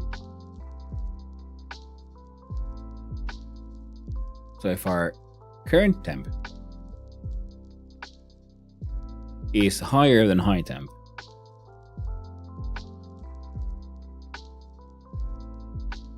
the machine goes on.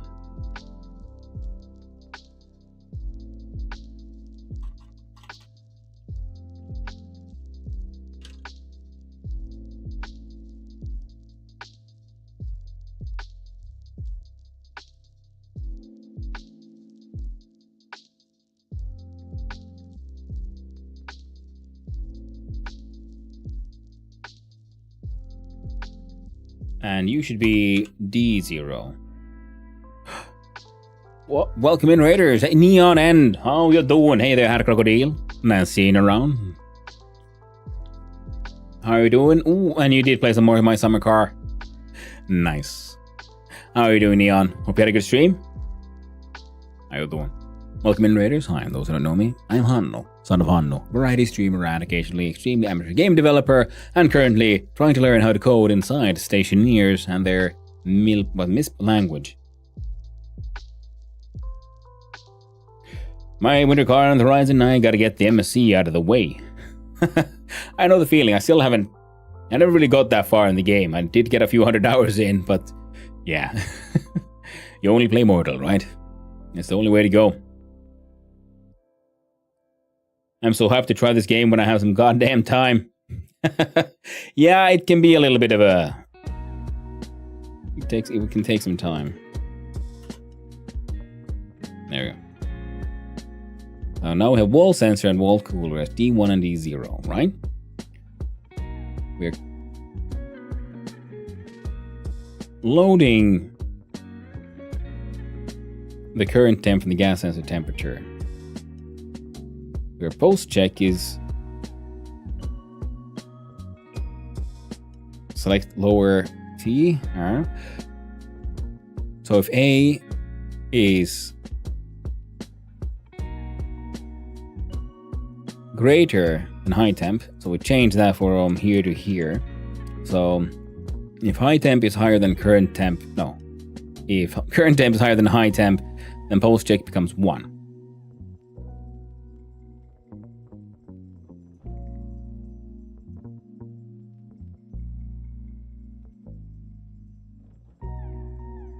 And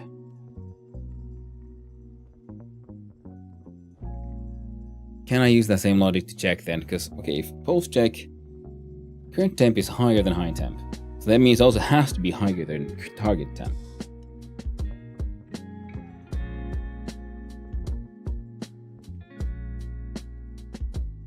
And when it hits target temp, I want it to turn off.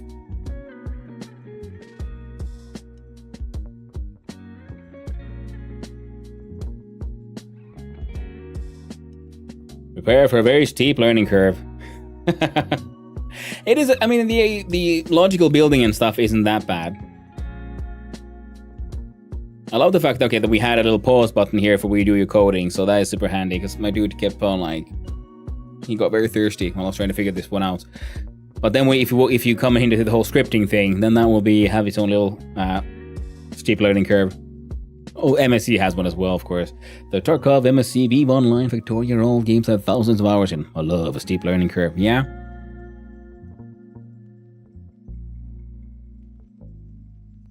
So wait, do I just...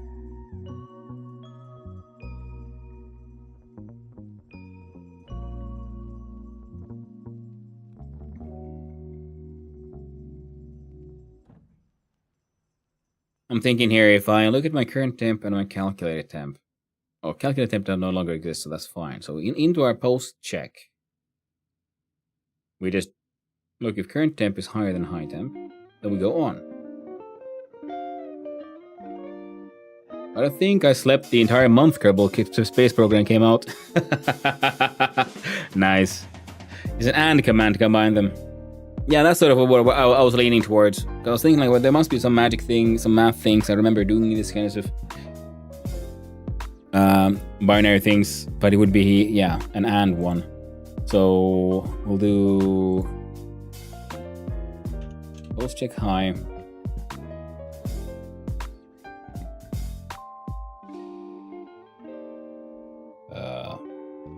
Copy. Paste.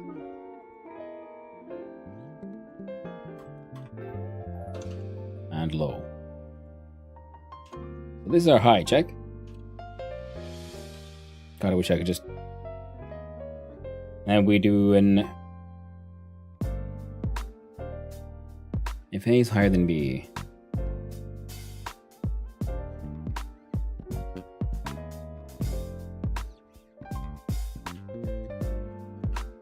This and Dwarf Fortress are on my soon list. Yeah, Dwarf Fortress I played a little bit of and I had a blast, and I'm looking forward to getting back into it, especially with the Siege update and everything. But it was a bitwise logical AND operation on the binary representation of two values. Each bit of the result is determined by evaluating the corresponding bits of the input values. If both bits are 1, the resulting bit is set to 1. Otherwise, the resulting bit is set to 0. So if we're above high temp, we go on.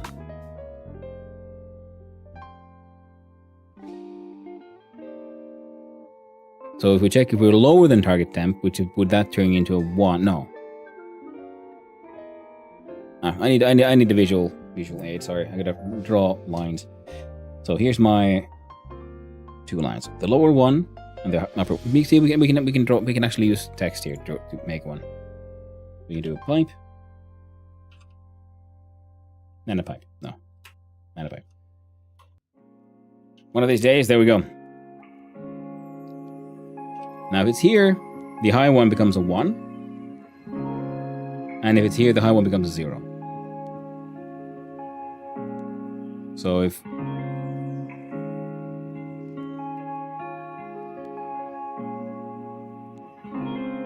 So if we look at the... If they're both lower... Okay, yeah, there we go. See, that's why I sometimes have difficulty just making things fit inside my head. So there's the answer. When both are 1, it's 1, then it's, other way around. No. Then it'll be off. No, because that'll make it only be on if it's inside that space. Oh, god damn it, I'm stupid. See, we just do it like this, right? No, I'm not stupid. See, so when both are on 1, it goes on.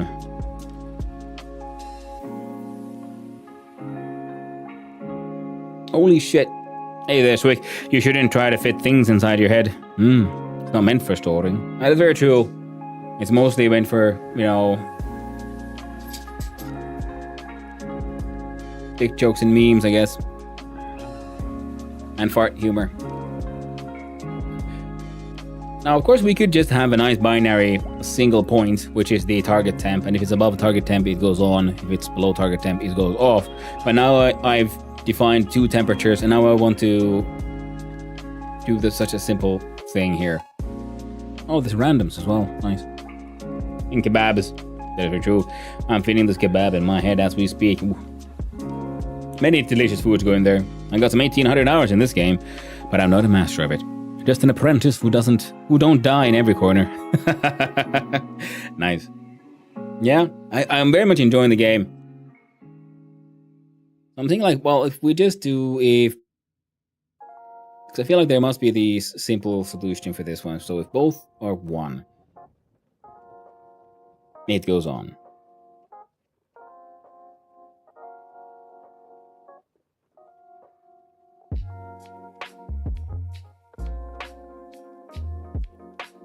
Hell yeah, I just love games with a crazy steep learning curve and deep systems.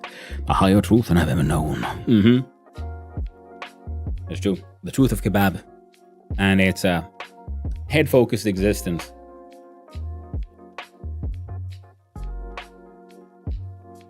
Okay, SG. Select greater than and lower than. Okay, so if it's lower than that one. And that's a 1.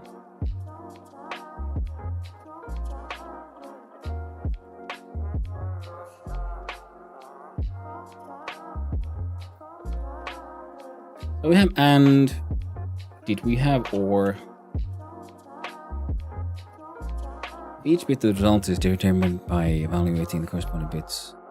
Either bit is 1, the resulting bit is set to 1 if both bits are 0. Alright. And did you have XOR? 2 values. If each bit of the result is determined by evaluating the corresponding bits of the input value. If the bits are different, one bit is 0, the other is 1, the resulting set is 1. If with the both bits are the same, the resulting bit is set to 0. 3M kebabs are some of the best. That is very true. Finding good kebab here in Japan is a little tricky, but we have a decent kebab truck near our station. Nice. It's always fun when you can find a sort of delicious dish you're used to in a place that is very strange to you. Japan kebab. Nice. Nah, fuck all other foods. I understood first now though, so that one. Actually, shit, you just made me miss alcohol. Oh, not because of the effects, but because it will lead to 3 a.m. kebabs at random ass shops in the city. I totally feel that, Swig. Yeah, I remember those midnight kebabs and pizzas and things. Good stuff. Alas, not anymore. So I think if I use XOR for this one, you see, if we have that be 1,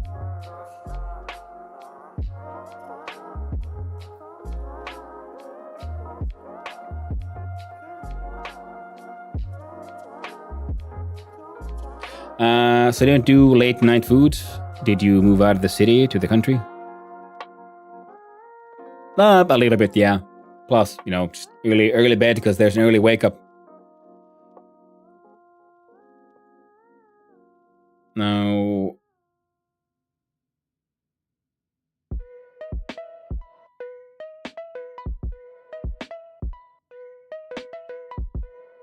it goes here. It goes on.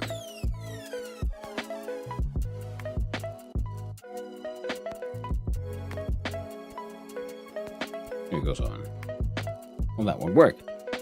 So if we have this one be a logic this way, so then it will be 1, so it'll be here, it does nothing, it goes here, they're both 1, then the AND turns it on.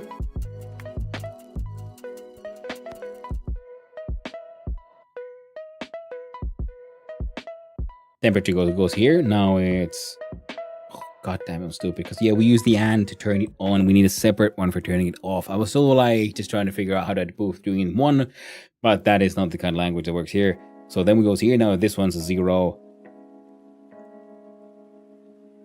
And once you go past here, now we got 2 zeros and we can AND into that one as well.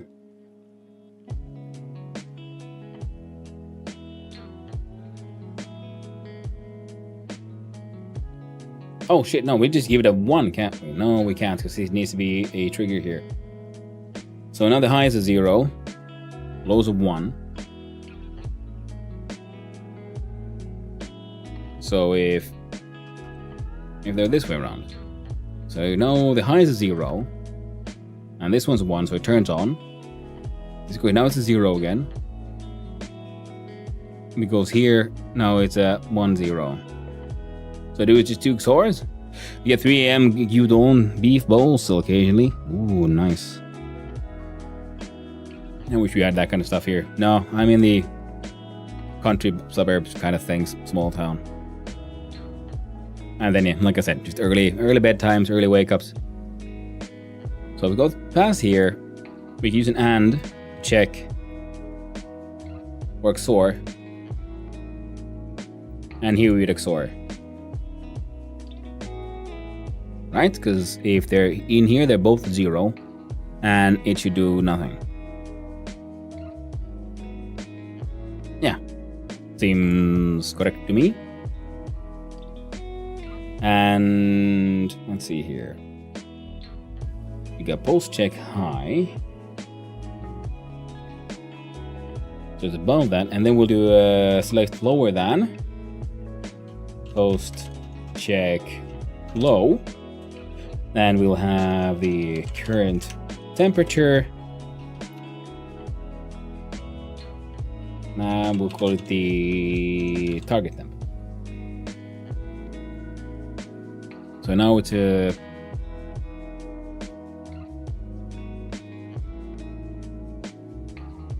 wait, no, that won't work because once we go here, both signals will turn both on and off again.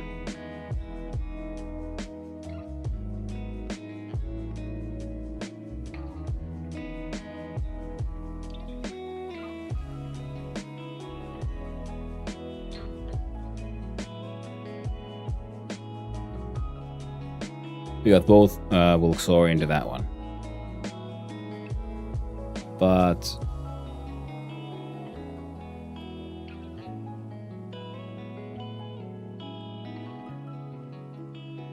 and we can't use an OR because then if it'll trigger here and it'll trigger there. Did we have NOR either? Not OR. Operation the binary representation of two values. Each bit of the result is determined by evaluating the corresponding bits of the input values. Both bits are 0.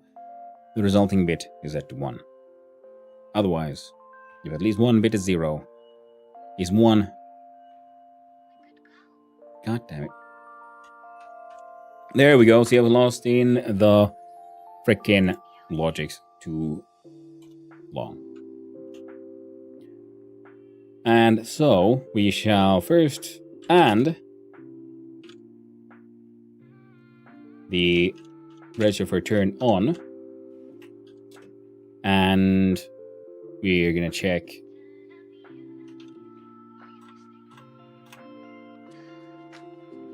both pulse check high, pulse check low. You see, if they're both 1, that means the heat is too high. So we'll turn on our wall cooler. And then we do a NOR on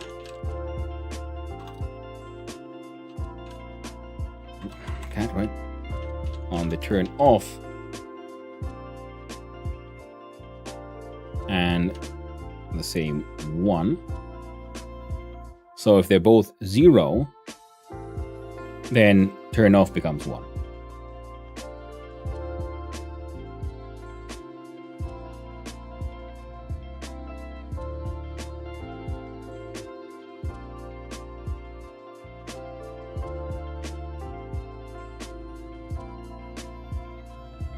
Now if we're here, turn on is 1. Turn off is 0.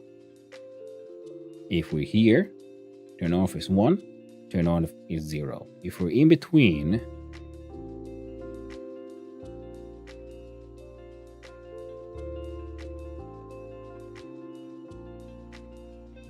the universe is hell-bent on making me familiar with every single food available in Japan, as well as learning the language. It's leaking into Twitch now. I am bemused. Nice, Endeavor. Japan does seem very cool, and I would like to visit someday. One of these days I might.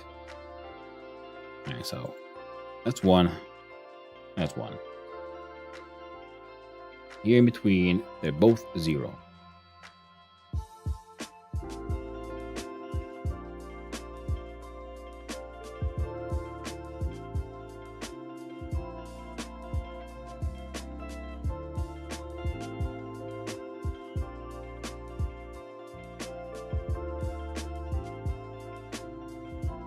As such,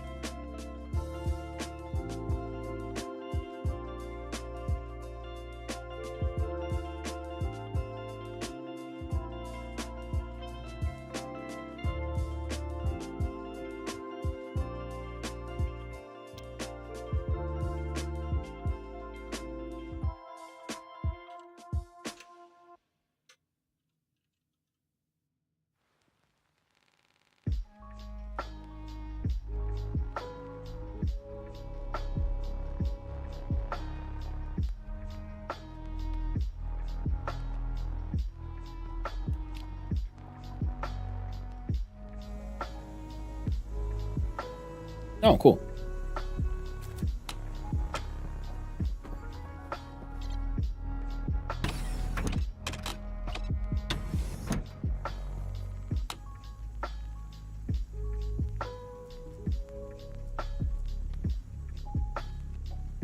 It's just on, okay.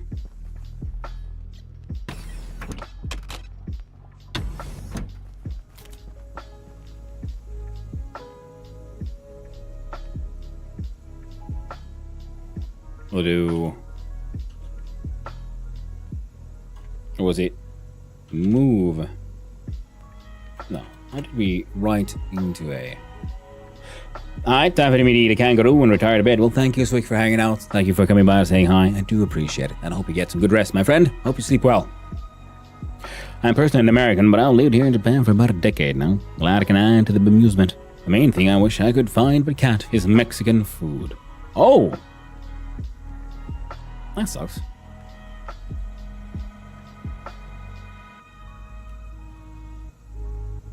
Sleep well, Swick. Trying to come up with something to say. Got nothing. So, okay.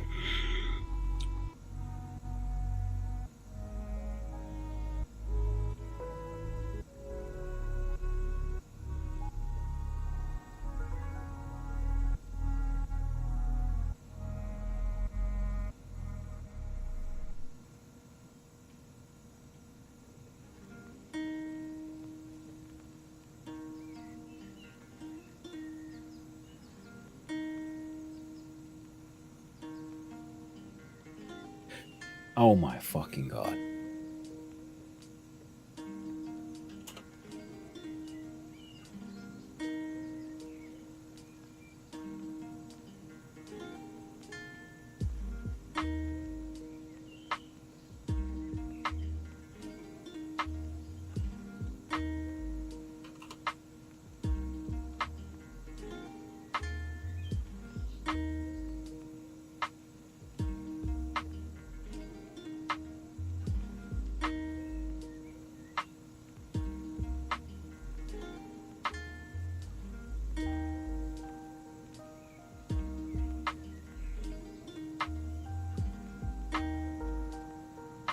No. I would do unspeakable atrocities for a burrito most days. Oh. A tragic situation to find yourself in. I hope you can find some eventually. As far as I know, Japan should have a relatively wide food culture. It's always, you know, always tricky. Because it depends on where you live, what's around there, and so on. But the problem is I want to then write both values.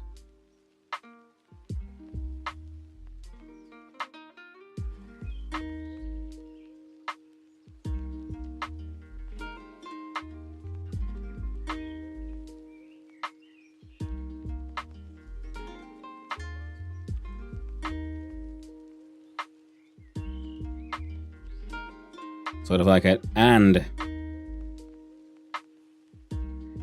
If turn on and turn off are both 1, then they want to be on, so it actually turns on. The problem there is in between they would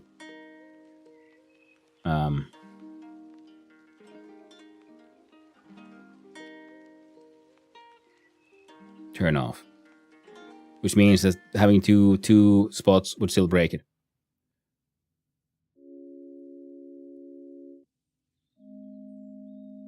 That's because in the early Edo period of Japan, they set out to explore the world before realizing they hated everyone, but especially the Aztecs, because the Aztecs had more land. So after a short war, they vowed to never recognize a single thing from or in that land again, as per findings in the Big Book of Things that is made up for improved jokes, page 5272. Nice. The food culture is very limited. Lots of Japanese food, obviously. Italian, Chinese, Indian, French cuisine are very popular. Mexican, Thai, weirdly, and American are very limited. Fair enough. Fair enough.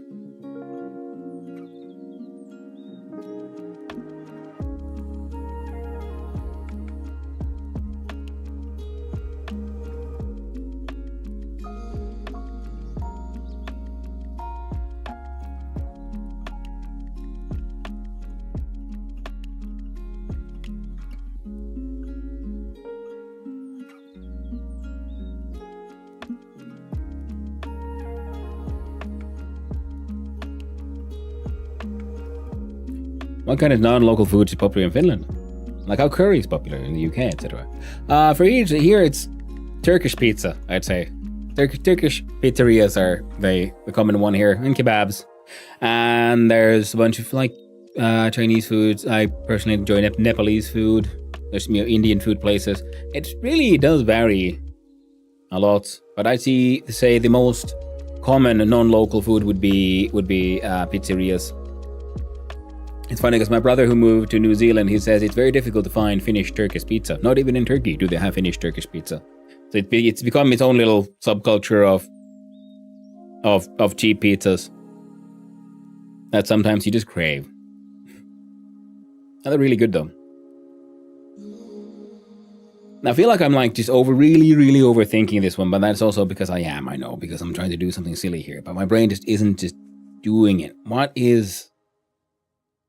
Because I realize, because if I'm here, if I use a XOR, for example.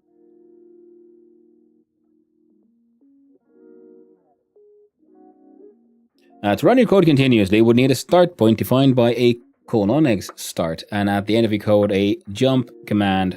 There's a start.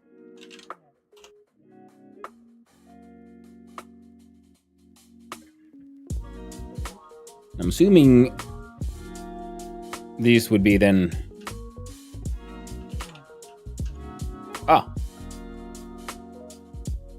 Why isn't it?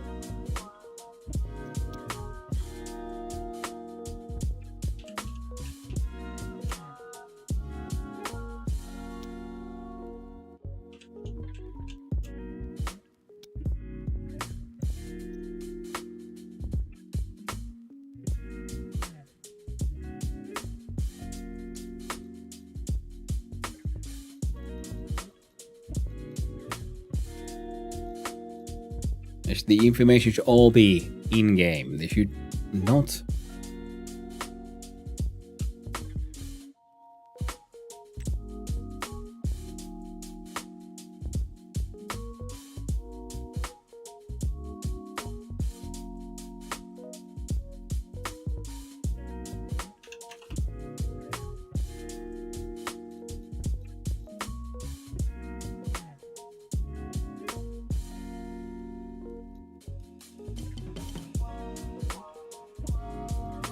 I strongly dislike a game that is like actually reliant on an external wiki.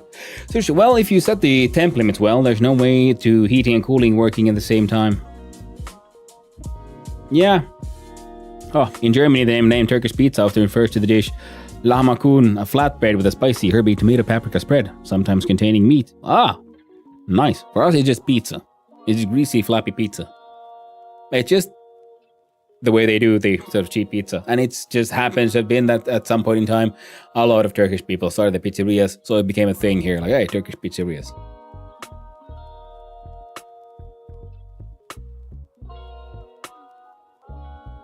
Start in label.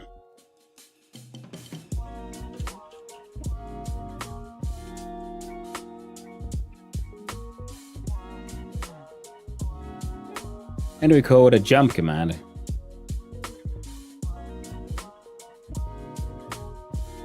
JStart. Oh. Neat. Good to know. You can use any word the colon defines it. Oh! The colon defined. Okay, thank you, Toxicaholic. You can name it your way. Something else and start. That would make sense. Well, if you set the template as well, blah, blah, blah. And that when I was in Germany was pretty dang good. Not how I think of pizza, but still delish. Yeah, and pizza is in the end just a flat bread with toppings and cheese. Pizza is technically a sandwich, except it is, by definition, a pie. It's a very flat pie. Not very deep, but it's a pie. Except if you do a deep dish pizza, then it's more of a classic pie kind of shape. I had pizza all over the world, and it's so good everywhere. Yeah, it's a very good form of like food, generic food, if you will. Okay, so now we have start and jump to start. Okay, cool.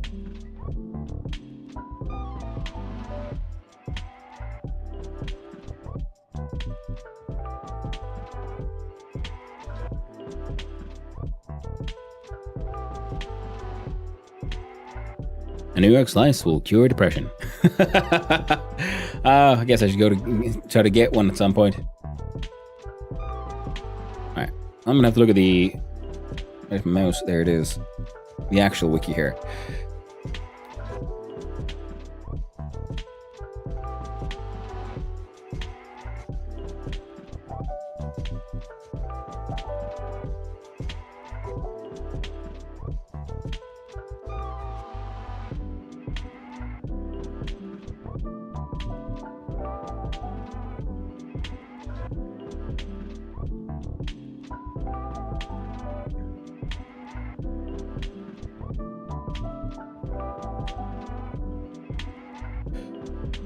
Yeah, it's kind of an antiquated name for it. Turkish families make copious amounts of them in the weddings. Like, every wife who is invited will bring a dozen of them. Ooh, that sounds delicious. I want to go to those weddings. Must eat more. Oh, there you go, branching. J, int, jump execution to line. A, jump 0, jump line 0, jump label, jump to the label. Label your code here. Okay, right.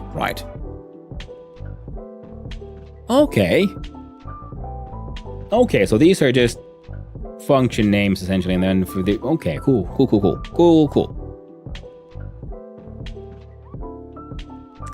And with gel, jump execution to line A and store next line number in RA.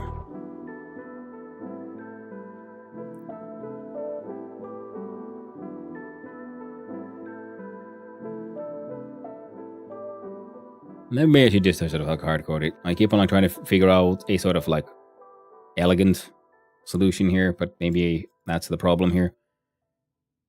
So how about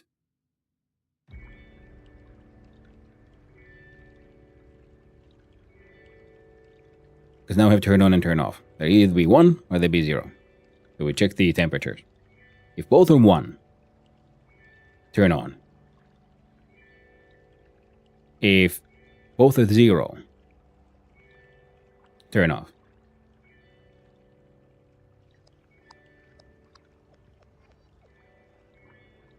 But can we make an if here?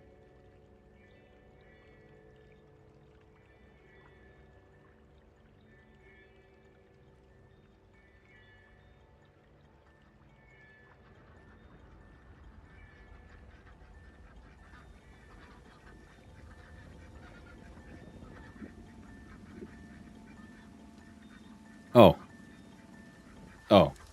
Yes. Yes, we can. You know what we can do? We can just plus them together. Because 0 plus 0 is 0. 1 plus 1 is 2. And 0 plus 1 is 1. So if the answer is 0, turn off. If the answer is more than 1, turn on. Perfect. You got it. Now, let's change these.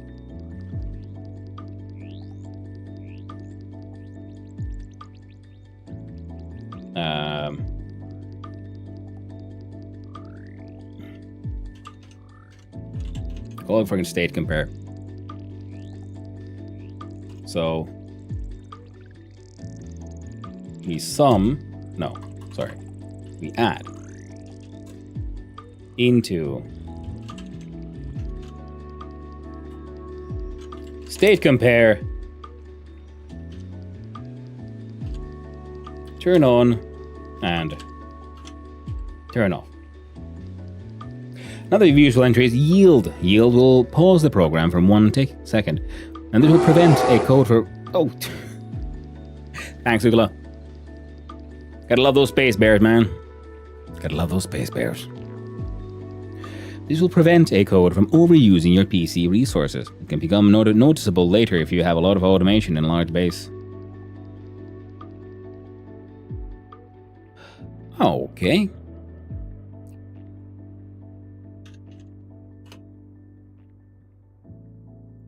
In other words, it could be a good idea to just have for something like this, just have a yield, because 1 second should be okay. It shouldn't go, oh, wait, no, god damn it, no, it's fine. This has become an Archean light. Maybe. So now we add in the stand keeper the turn on and turn off, and there were these comparison things where we're looking at where they linearly interpolate between A and B by the ratio of C place result. Oh, damn. We can do some proper complex shit here as well. Sub.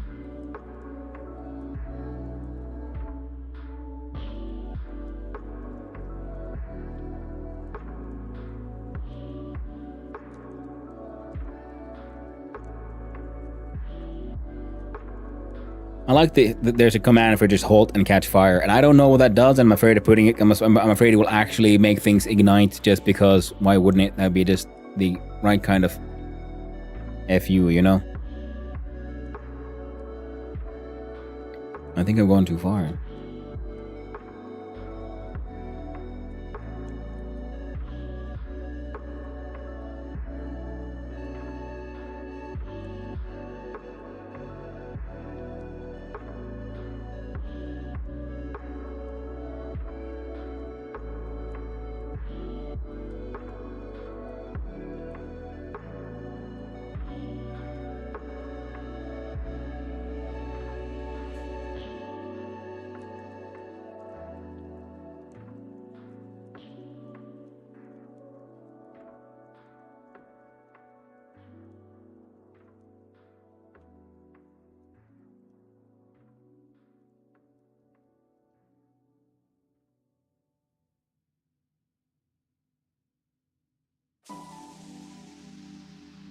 Now these values integers, so they can't go. No, wait, can they? Yeah, of course, there's got to be negatives.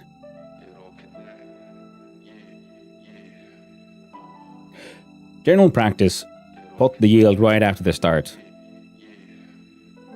Fair enough.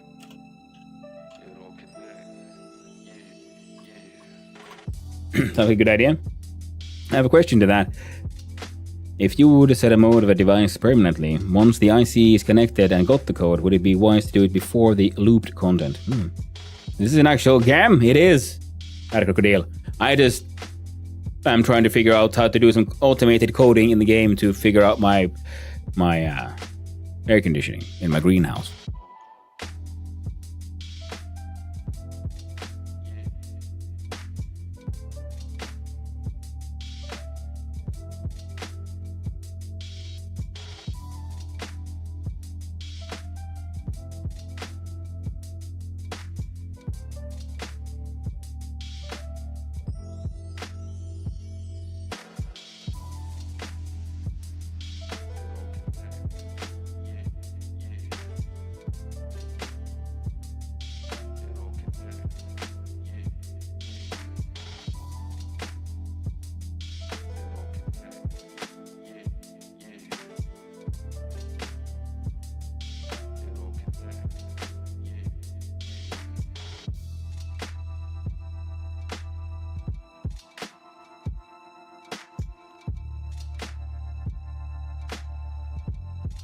Fuck.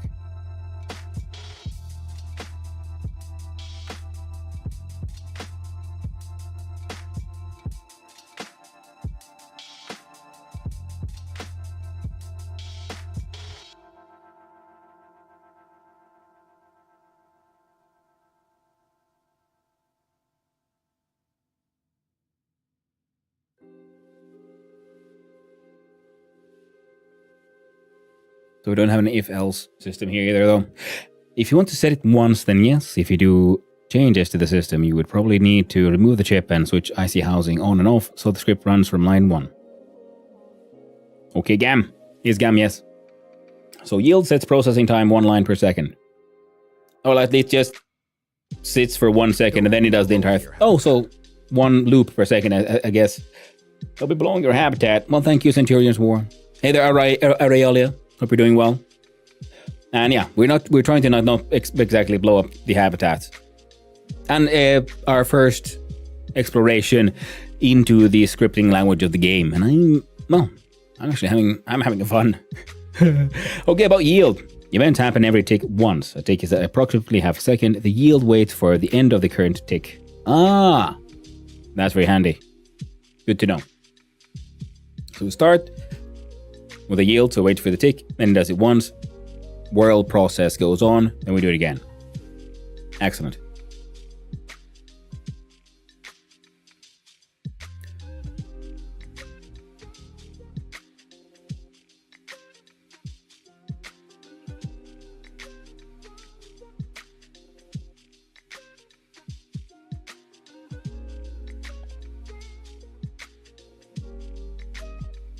Well, god damn it.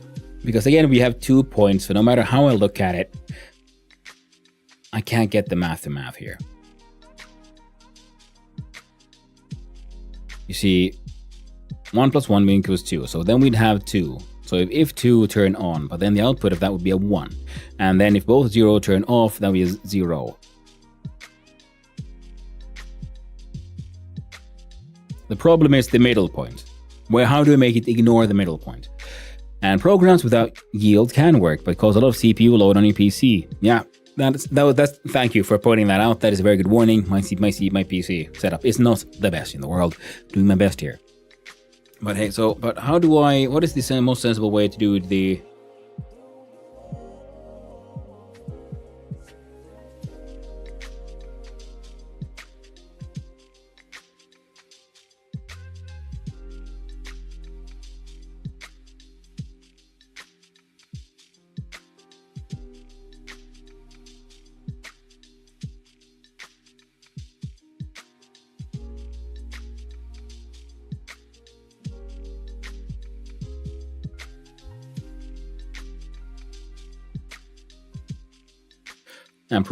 yeah. Doing well. Glad to hear that, Aurelia. Sorry, I'm just really freaking focused here. God damn you, stupid logic puzzles. I mean, I'm getting frustrated, but I'm sorry, this is not the best, most exciting, streaming content, but I am so freaking, invested now. Because of the nature of the language, we have to make it somewhat elegant, or we just have an endless series of comparisons. And we already have if turn on says yes, turn on. If turn off says yes, turn off. But what happens when they disagree?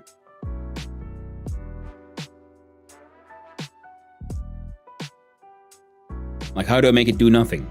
That's the thing I'm sort of logically struggling with here, because I can invert this value with good old bitwise nonsense. Is that the answer? Is the answer always as usual bitwise nonsense?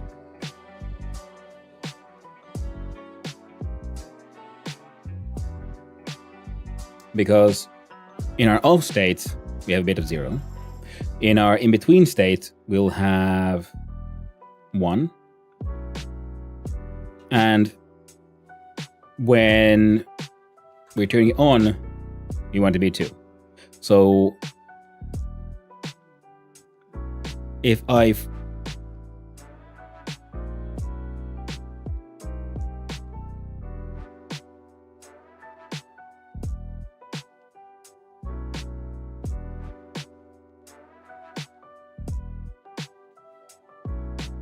see, that's the problem here. How do I make it not do anything in this state?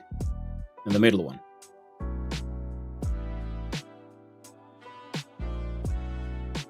Seeing as we don't have ifs or ands, and this is one of those things I really enjoy, you see, because if you follow this bit, well, it'll turn it off here in the middle bit. If you follow this one, it'll turn off here, but it'll also try to turn off here.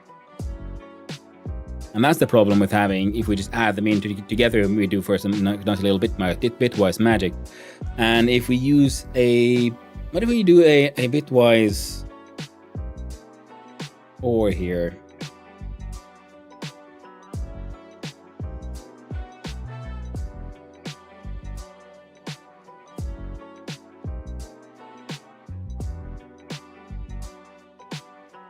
So now we plus them together, right? So now this is essentially what we have. We have 0, we have 1, we have 2. Can define a range of result as one result. There is no if, so you can say, but there must be a similar approach. I'm afraid you're overthinking. Oh, absolutely, as usual. I am absolutely overthinking it, but that is how I do things. First, I must find my complicated solution, and then someone points out, like, have you looked left? I'm like, oh, and I'm absolutely overcomplicating it. But I guess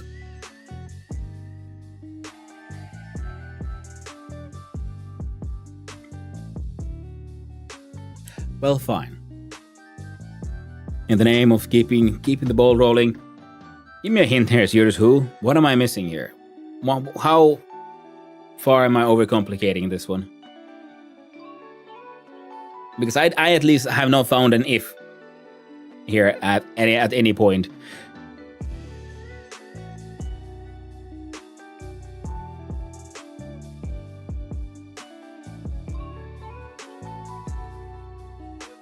Wait. Was the answer an or? If you save the registry result to a device, example a pump, to set it on the registry will either send it a 1 or 0, so the pump on 0 stays off. Pump on 1 turns it on. Yeah, exactly. It's more like bads. It's very true. If cold, then heat. If hot, then cool. Well, yeah, no, I understand that part. We're saying like yes or no, but the point is because I want to have my 2 checks, and that's what the one I'm trying to like figure out. If I had a single check, then yes, of course. You know, if it's higher than high temp, turn on. If it's lower than high temp, turn off. Very simple. It's because I'm trying to learn how the code works and the logic here. That's why we're doing all of this one. Now, if you use an or,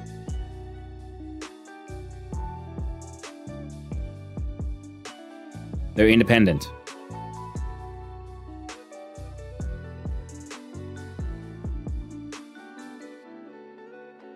But doesn't the wall cooler only has an on and off state? And I'm thinking, so we'll need a 1 and a 0. You can see if turn on says yes.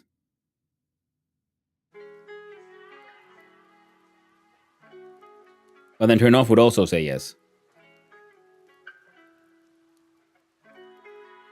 So if I give these values into this one.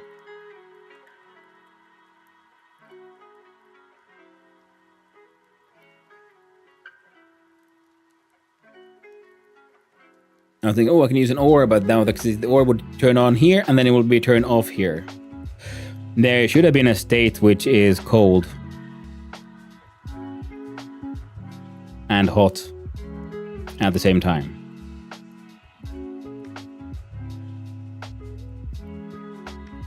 Have not. Yeah. But that's what I'm trying to create here. That's the point here, because I want this in-between state when it's above target temperature, but below the high temperature to do not react.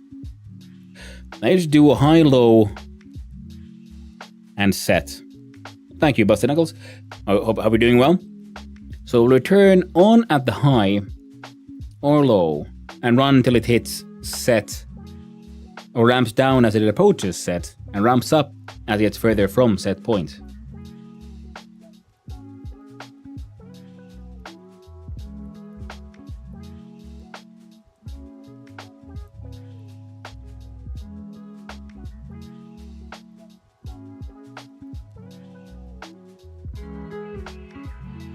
Yeah, that's sort of what I'm trying to do here.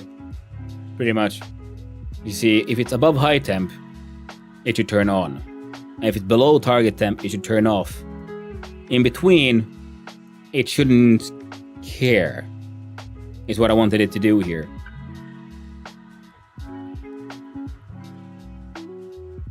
And that's why I'm sort of imagining, like, how do we even, like, load this information, send it off to the device? I don't know.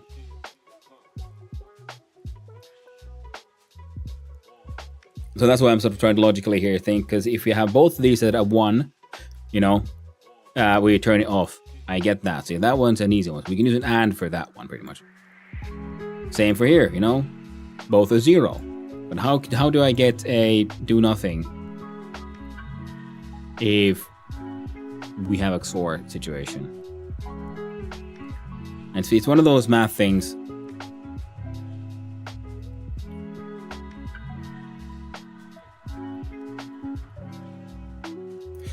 There's the S command, the opposite of L. Ah, thank you. Save. Wonderful. Because we could then do essentially just S and the device in question being our wall cooler.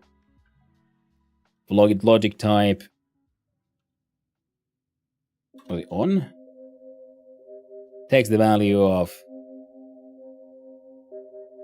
and this is the one, because I just wanted to give it the value of some, so we can't just give it state compare, can we? Because it'll be turning on whenever it's above the current temp.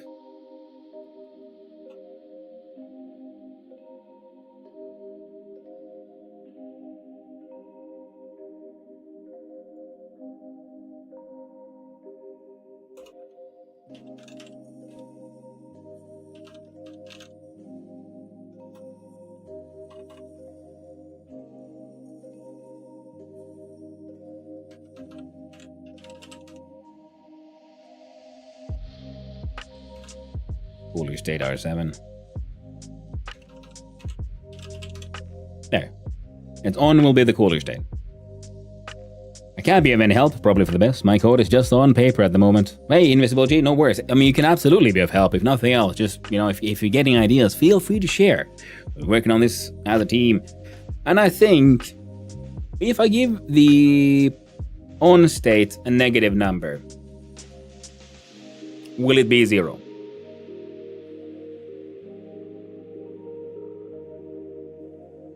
Like, if I give it any value,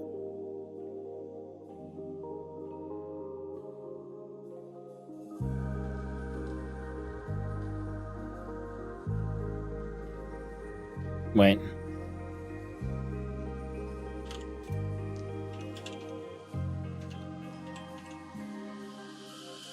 So then from compare, we just delete 1. So now it's -1, 0, or 1.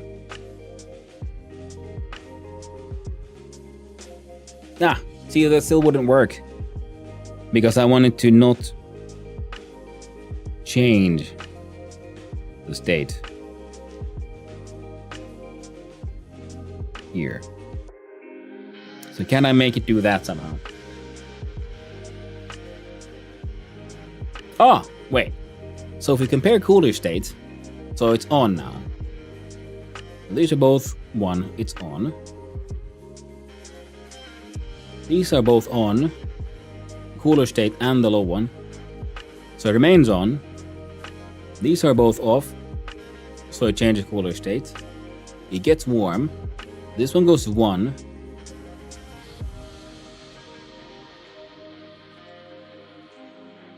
This one remains at 0. Cooler state remains at 0.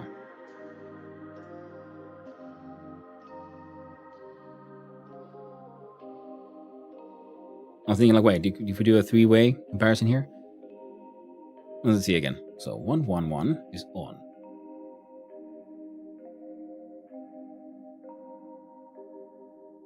One remains on.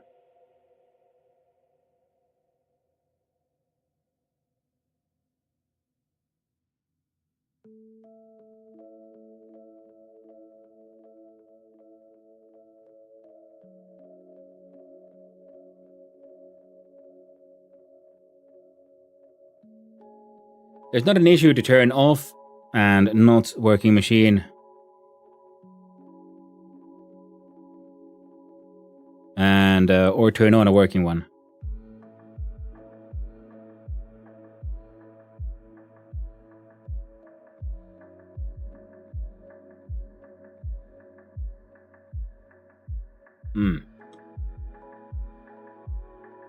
I'm controlling everything or just temp with this IC chip. I'm trying to simply look at temperature and a wall cooler. This is my very first time looking at the scripts, and I'm like just trying to get to grips with the language and the logic behind it. And it annoys me because I've solved this problem in the past. But then again, that was with C, and I could just use an if command. You know, if 0 and 0, then 0. If 1 and 1, then 1. Else nothing. But there's no else, as far as I know. We can only put the value in the registry. So that's what I'm thinking. If we look at the cooler states and we add it to the AND value here, the 1 and 1 becomes. So if we AND this, becomes 1.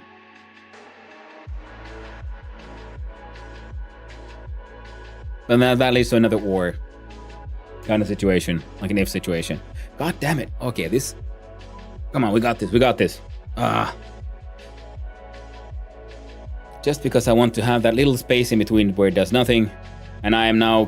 I'm invested. I'm invested now. Shit. Okay, so if it's cooling down, we got 1, 0, 1. One way would be to do a branch and keep it in that loop until it gets to set point. So a BGT 300, for example, and then loop the branch until it hits set. I did use branch. Yeah. Okay. Sorry.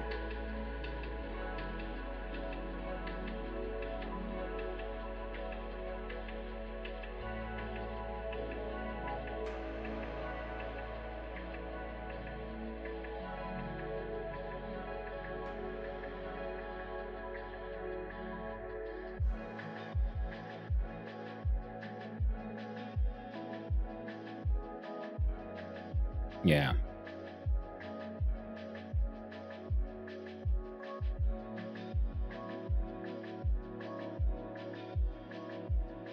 Okay, yeah, that would work. So we could have a loop, and then we use the branch greater than. Yeah, okay, so branch to line C if A is greater than B. Okay, see, I get that. And then we do there. And then at the end of that loop, there's another J, goes back to the same check. And then we'll keep doing that until we hit target temperature. No. I guess. And then we can branch from here back to in that loop. Once it hits target temperature, gets below that, then it'll loop into the older check. Okay, right, yes.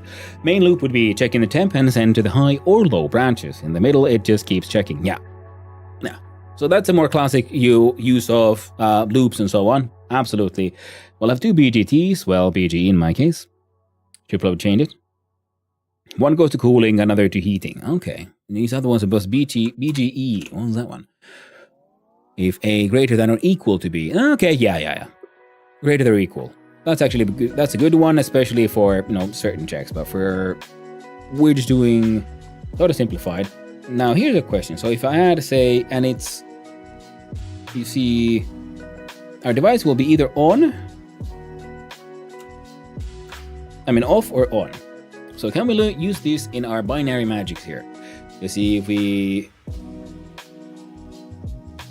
because we want to ignore this state.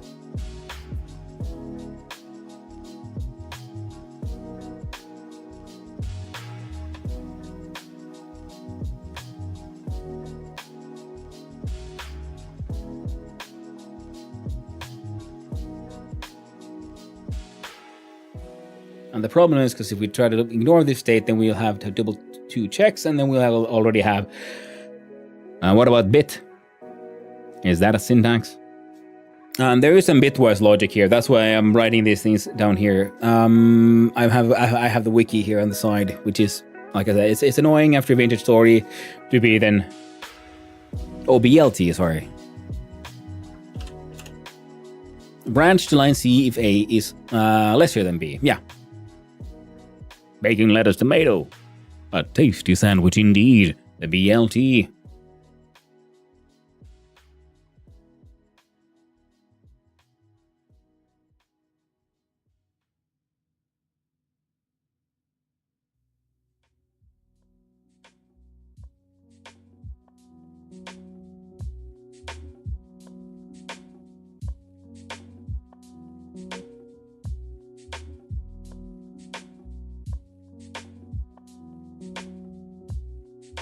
Wait.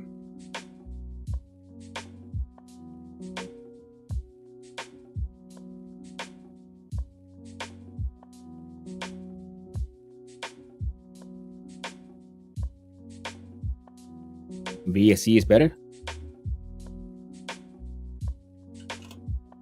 Ah. See, this is always the tricky part with the new language. Oh no, making less of the so. Oh no, is that a sandwich one then? What's this? Tell me, Centurions. You have my.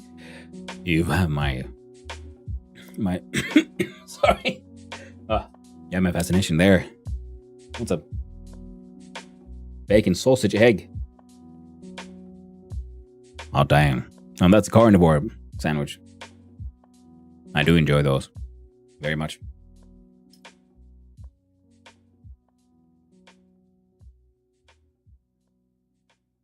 Now, if our current state is 0, and this value here is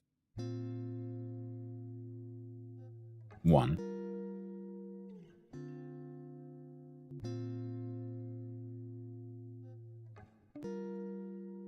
now if these two are the same,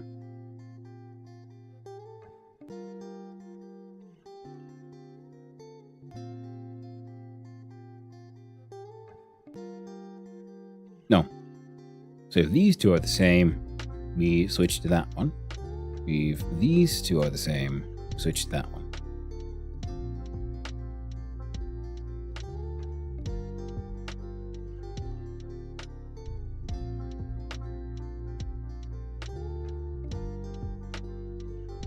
So yeah, the loop system works. I can see that working, but I'm like so like invested in this because I'm dumb. I'm really, really dumb at this point in time, I see.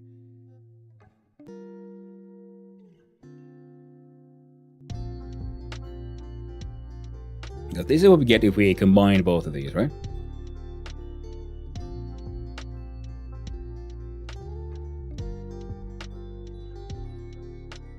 If we add +1 to this one, we're left with 1 or 2.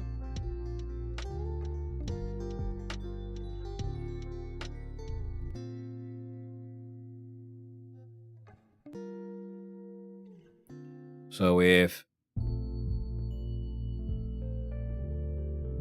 No, we can't just add 1 apparently, or subtract 1.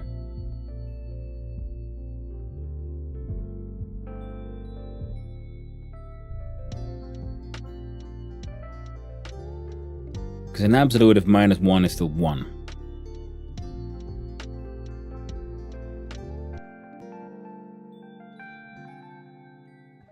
This feels like a stupid freaking math puzzle.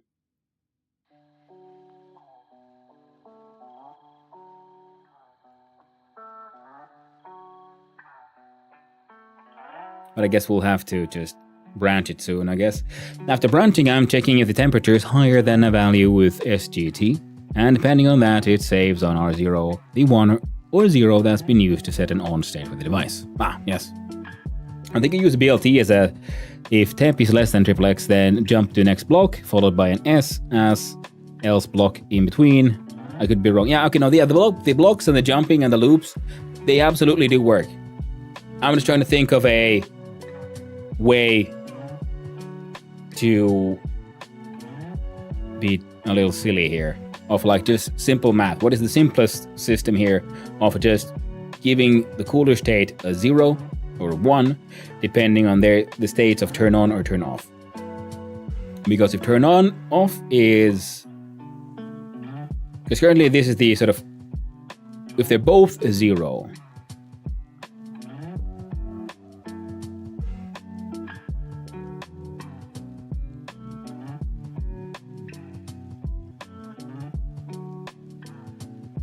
then it should turn off, right? If both 1, it'll turn on. Simple logic.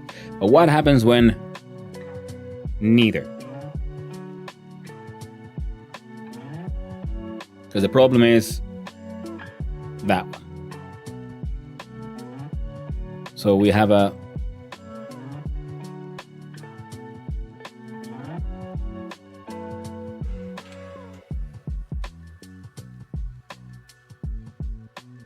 so if we have a NOR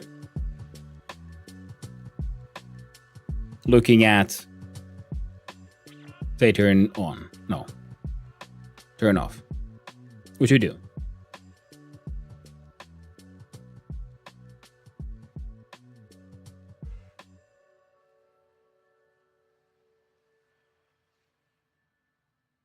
Oh my god, what the fuck have I been doing here? Okay, so we have a NOR here for turn off. So turn off becomes 1.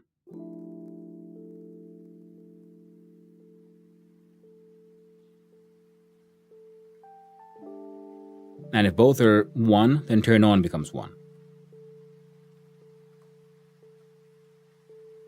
Otherwise, they're 0.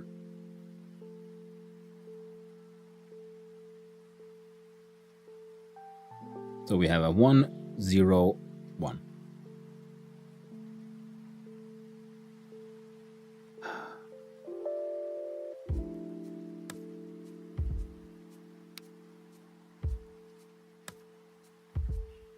Which means I've been like so focused on this for a bitwise, I sort of forgot what I've done here previously in the code.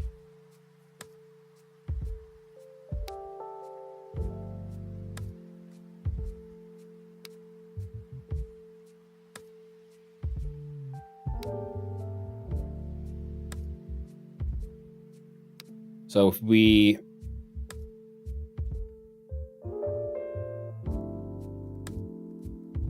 change the logic of turn off from a NOR,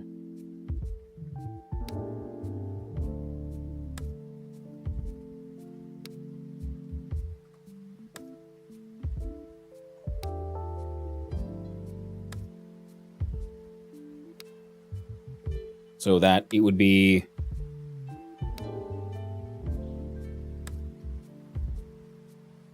okay. Now though, see, still not really fixing it. It's just a different way of doing the same thing here. And how about then we look at the machine's state as well here as a separate question, okay? Set a threshold using move.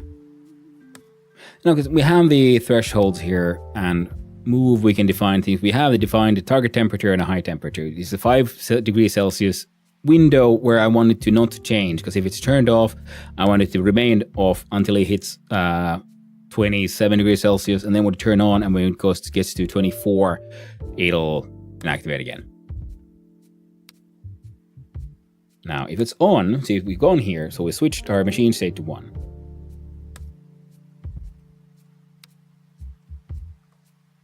Which means we'll have a XOR situation here. Wait, no, that's wrong. There we go. So if we compare machine state to the number instead, so are these values. Now if our cooling system is, it's 0, machine state is 1, machine state becomes 0. It'll start to become warmer. If that happens, then that check will fail. And I guess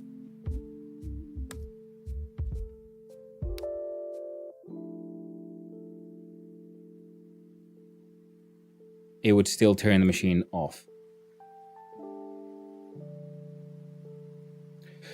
If you don't want to use loops, you can load the current state of the device to compare to. So with wall heater, check temp and check the wall heater state. If temp is 299 and heater is off, stay off until 300, for example. Then if it's on, stay on until it hits 298 or whatever, and just main loop. Yeah. And that's the thing, yeah, because I do understand the loops and I will want to use them in future codes and so on, but I'm like I got sort of focused on this math thing, and that is exactly what I'm now trying to figure out here. So that if turn on says, no, okay, if turn off says yes, and machine is on, then turn machine off. So now turn off and machine.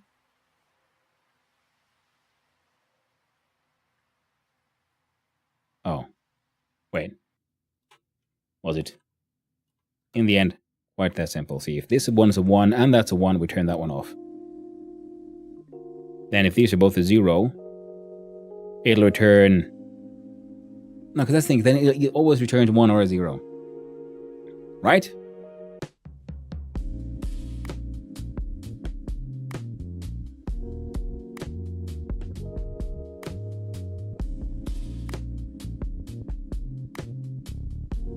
So if this one says yes, we are now in the turn off state. And here we use an AND.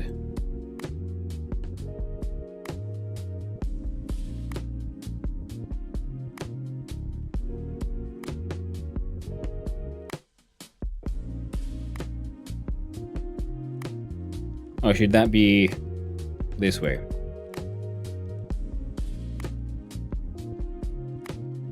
Because if at least one of the bits is 1, resulting bit is 0.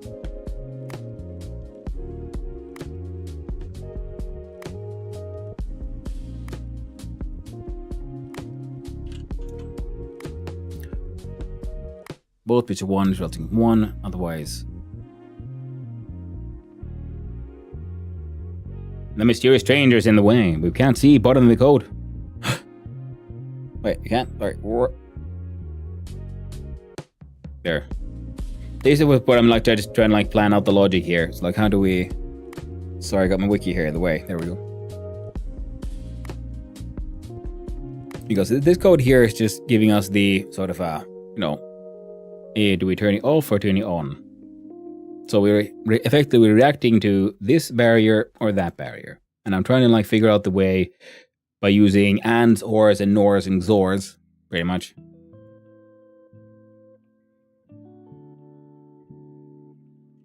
To get these into a state where it'll turn on here. And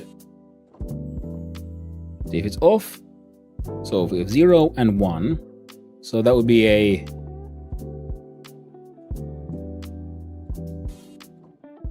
XOR. But the problem is, because if it reacts to this being a 0 and that being a 1, and then it turns this into 1, then now they're both 1s, and well, wouldn't then turn it back into a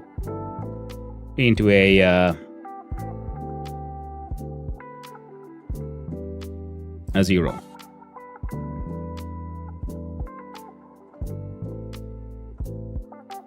So if we have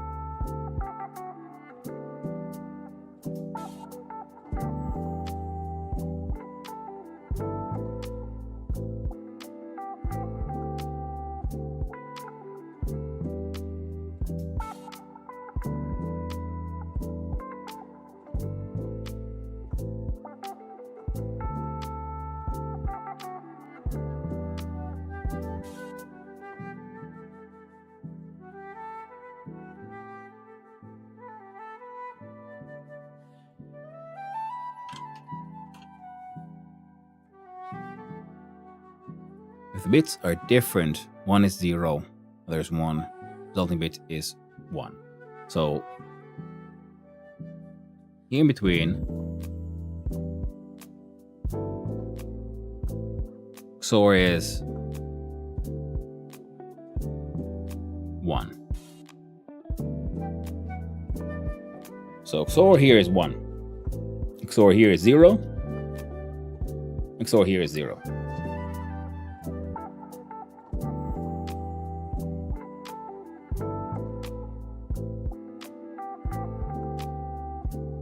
I now just wrote one that works. You sure you wouldn't look just to see how we get this gibberish to work? No. I mean, if you're using loops, I can like see how that would work, and I understand, because then we can use an if-else statement essentially by using loops. I'm just trying to get this math puzzle, which is annoying me, to work, especially because I very much feel that it should be solvable. See, because we can use XOR for if XOR equals. Because if you do an if statement, then we're using loops, and I'm trying to do a pure math. Mine turns an active vent on to draw cold air from Europa. Ooh, nice. Yeah, I'm most likely will do figuring out those kinds of things later on, but this one, because I feel like this is a math puzzle, this feels annoyingly familiar. I feel like I've solved this before. That's one of the things that really is getting to me. So essentially, if XOR says yes, we don't want to do anything. If XOR says no, then we check. But for that to be an if statement, then we're using the branching of things, because we're branching into, jumping or not, which is fine. And it is completely the best and sensible way to do this. But I'm not feeling sensible right now. Now, if we add to this value, say our machine state, where it's 1,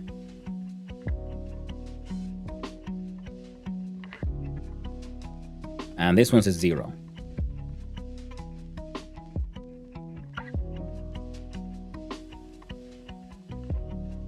So turn off says yes, because we've done the comparison. We're using a NOR here, aren't we? Post check high, post check low. Post check low was current temp, target temp. Select lower than. Current temp is lower than target temp. Post check low is yes. Right? Let's go a little couple of steps back. If A is less than B, say yes. So we've gone below here, so the answer is to turn off post check high. So post check low here pretty much is doing it already. If post check high, now post check low and high pretty much, and greater than. So we have an yeah, these are the ands and nors we were using there. Okay, that was the logic here. If A is greater than B, current temp is higher than high temp, is post check high. So this means we have to turn the machine on. This one turns 1, we have to turn the machine off. So I've been drawing this one wrong. There we go. Which means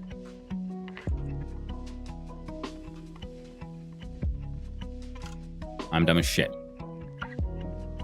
Because now we have it. Now don't we? It's an and that we need. That's it. You see, if we XOR these two, no, yes.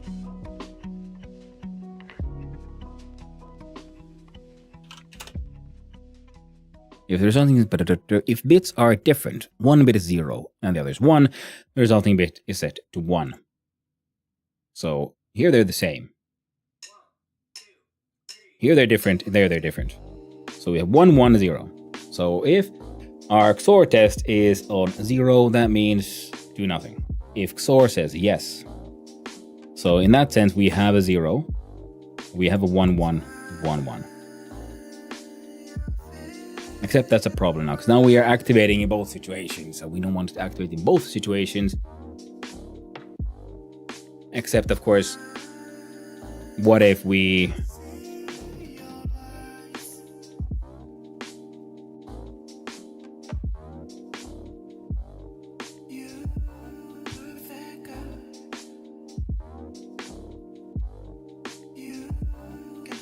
So what if we then did the... Well, they're both ands.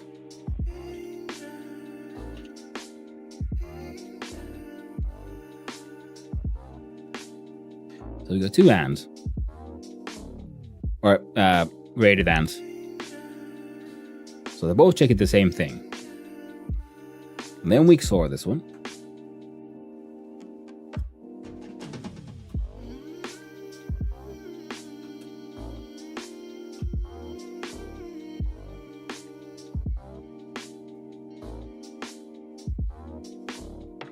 And then if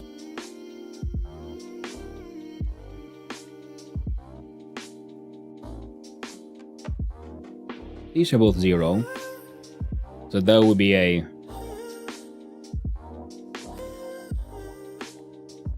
so in this state that would both be 0. If we're here in between, we got a 1.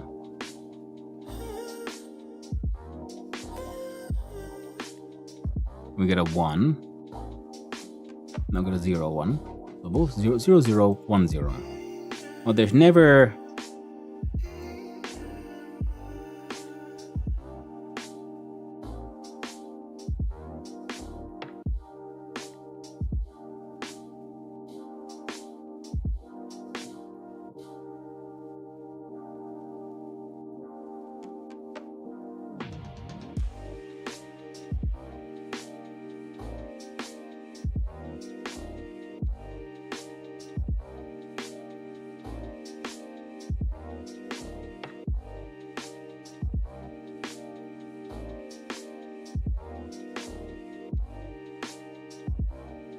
Hello, Carpathes. Hope you're doing well. I'm lost in the math. I'm lost in the puzzles. So if we got... Good? Glad to hear it, my friend. Glad to hear it.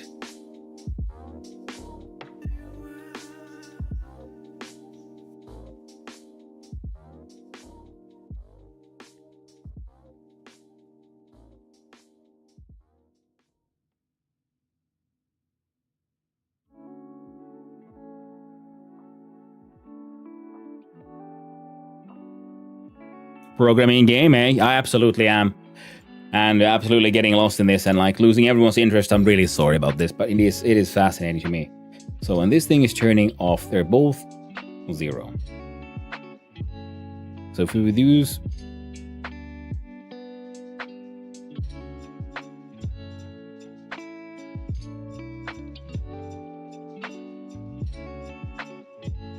like XOR, here all 3 values is 0.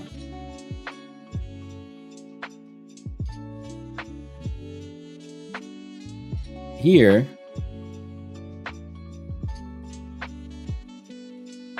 we'll have a value of 2.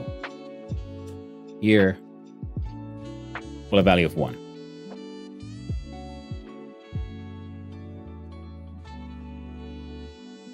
It's snowing pretty good here, getting some accumulation. The ground is white for the first time this year. Oh, season, should I say. Oh, nice.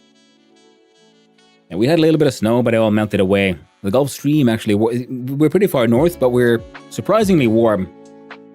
We can still get really cold winters, but they come in pretty late, thanks to the Gulf Stream heating up the air here. No worries, programming is rewarding and I don't mind watching. Well, I'm glad you feel that way. Yeah. Because, you know, I've been using too many advanced languages. This is like really low level. And I'm thinking, okay, there must be a mathematical solution to my problem. And I think I found it. So if we add together the values of, see if we have an and an and then a XOR between the 2 values. We got 3 values. And then we add all those 3 together.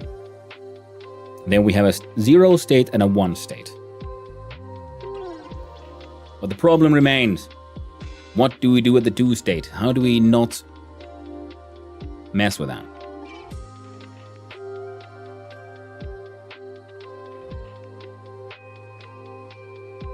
Well, I guess we just do a comparison with the machine state. If machine state...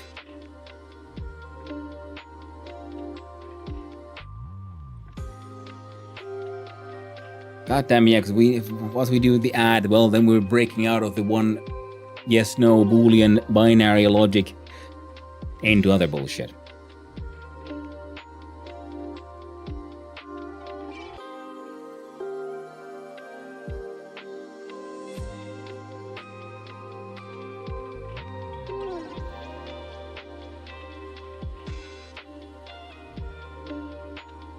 Because I'm trying to avoid loops, which is something we can do here and would easily solve this issue. This is not a hard problem I'm solving. It's the math thing, because I'm like just so focused in doing this silly thing. And I feel like there must... It's one of those things where, oh, well, if you take this value and you minus the other value, you're still left with another 0 to 1. And the problem here is as well, I'm like, yeah, but then... And... I think the values here aren't proper integers, so we get negative values as well. So they're secretly floats, and that's kind of slightly annoying because that was always fun. You could mess up, you could fake, you could do cheaty math using proper integers because they don't go below 0. Or unsigned integers. Do we have? Well, I don't. Oh yeah, these are all signed integers, and we don't have any unsigned ones.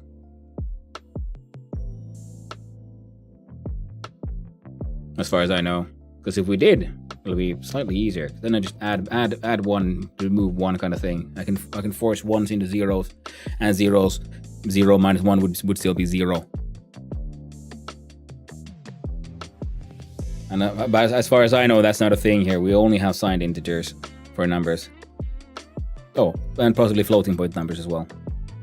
Now, of course, there was the bitwise one, so I guess I could try there.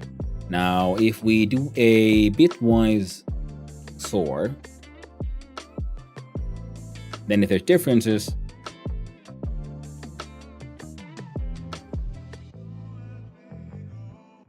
that's a yes.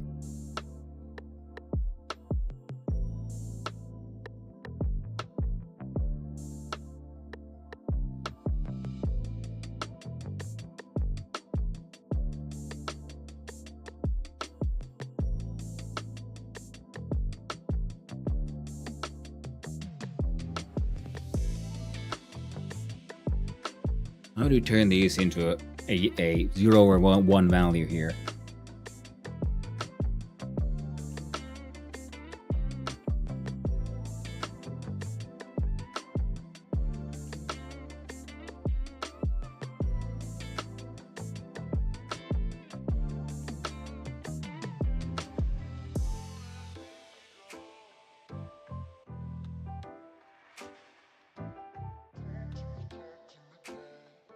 Okay. How about this one? We have 0 minus 0 is 0.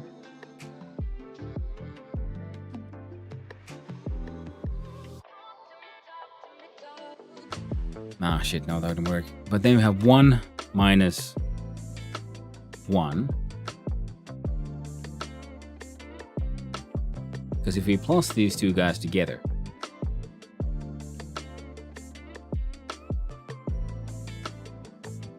but then there's the 1 from the XOR.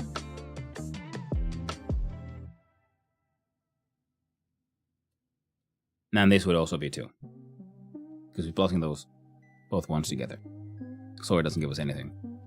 And then if we add our machines, we minus the machine state. I gotta see here. So then if machine is on,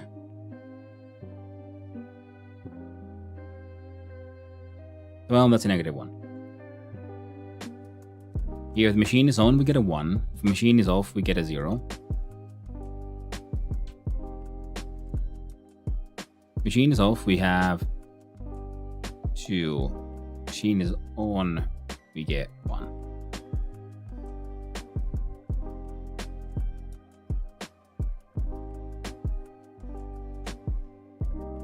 So that didn't work.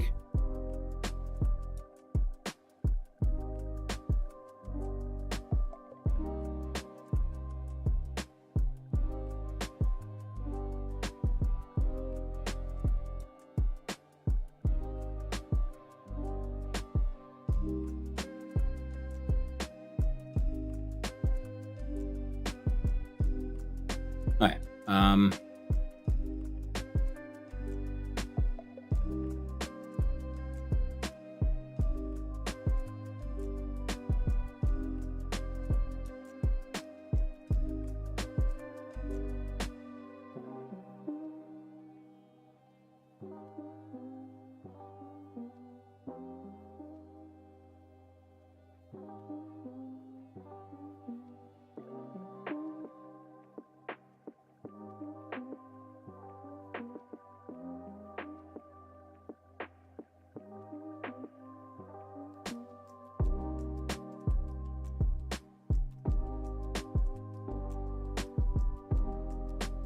Okay, well, I solved using 2 branch commands. BRGT. Ooh, nice. Yeah, the branch commands are the ones that, I mean, like, I see that. I understand that would be the easy solution. Because we can do like, well, if this, then that, essentially, using the branch ones. We can just jump around. But I'm thinking there must be a mathematical, simple, I'm hoping that there is one. of where we do the comparison, or a bitwise one, which would be here. Because the values are either 0, 1, 0, 1. If we add them together, we got 0, 1, and 2. And we want only 0. Because I want this to be somehow ignored. And that's the biggest problem I have here.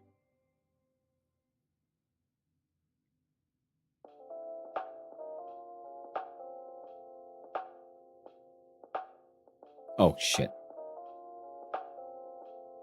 And then if we add on top of that one, how about we add the machine state? See, it's on or off, right?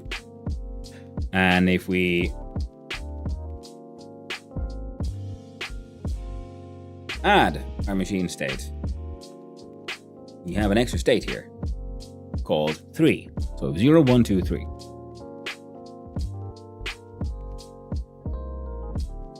Now, let's see, both are off and machine is off. We are in the middle, one is on, but the machine is off. We remain here. We get to the high command. It says yes, we're adding them together. Now we got a level 2. Now we hit that value of 2. This is where the machine should turn on. So we're following this line pretty much. Then we add our current machine state, because it is now also 1, so it's on 3. We go back to the middle one. And you know what that'll be? We add the machine state. It'll be 2. And then we're back to 0. We add the machine state and it's a 1. So if we tie it to the second bit, we got it. Nice. And now remove the branches for me. Got confused in specific situations. Ooh, nice. Here's Bujing. I think we have a solution. If we assign its value to be the second bit of the math of between 0, 1, 2, and 3. And how do we get that? Okay, so we have to make sure that the our off state is 0. On state is 1. So for both. So our true off state should be the post check low. And we're using there the SLT. If A is less than B, otherwise 0. If A is less than B, so we can change that one to SGT. So they're both looking at the greater than. So if the current temperature is higher than the target temperature, then this turns into 1. Yes, otherwise 0. So this way, see, both off. We're all the way down here. We demonstrate here, so we do this one. And then we add our current machine state, which is this in, the machine is off. When the machine is on, are those. But by bitwise, it'll be the second bit we should be able to follow. So now I'm going to open on the side here, the wiki, because I do know they at least claim to have bitwise magic. Bitwise logical AND operation on the binary representation of two values. Each bit of the resulting result is determined by evaluating the corresponding bits of the input values. If both bits are 1, the resulting bit is set to 1, otherwise the resulting bit is set to 0. Now,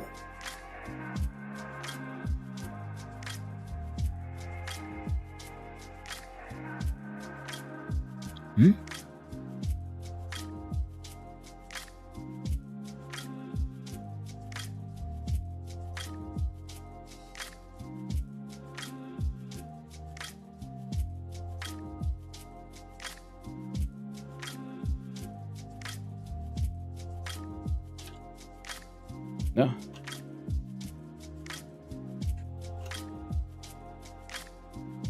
Bitwise logical AND operation. Binary representation of two values.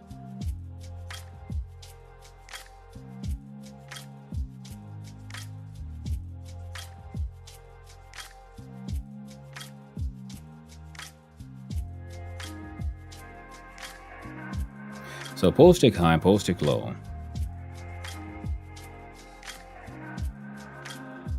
How do we get the value we wanted? There we go. So then we'll have a bitwise AND function pretty much to check, because this is 1. We're checking with 1 pretty much, and this, because this... No, we're checking with 2.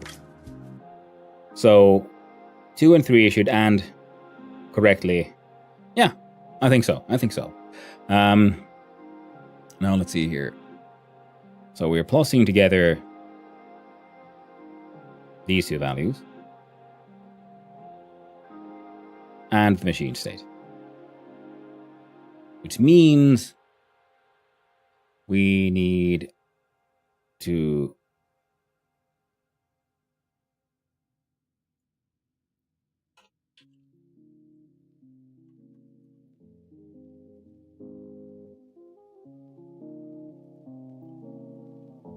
cooler state works for me, I guess. So we do L cooler state is wall cooler on. Because that should be a 1-0 binary, 1 and 0. Good old Boolean.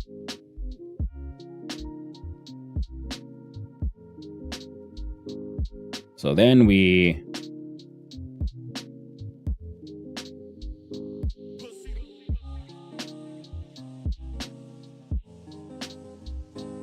interesting choice for a chill hop tune.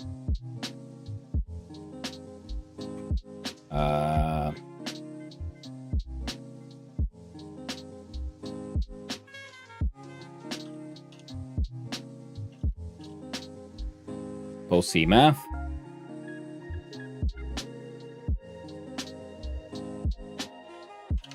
Do post check math.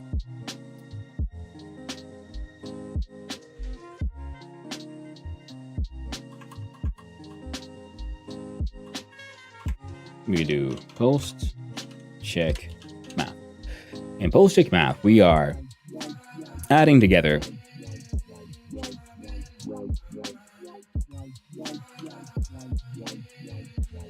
post check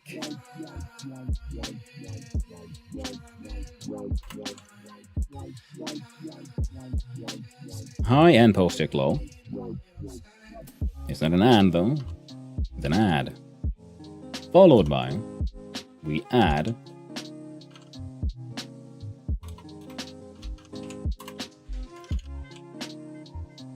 post check math with, into post check math we write post check math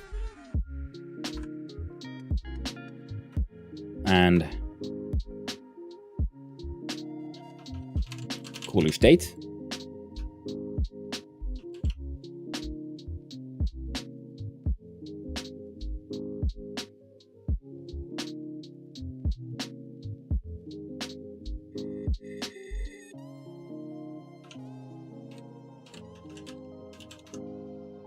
We'll do the cooler final state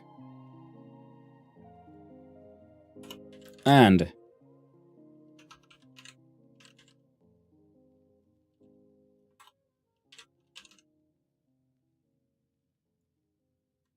cooler color. There we go. Cooler final state. Anding into that one, we and our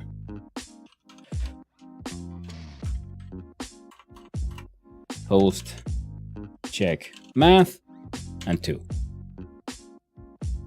And that should do it.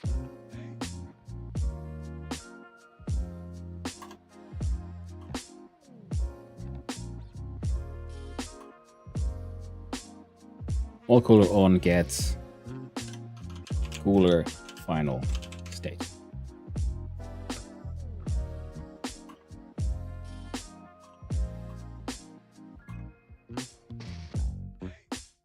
Took us a bit, but we got there in the end.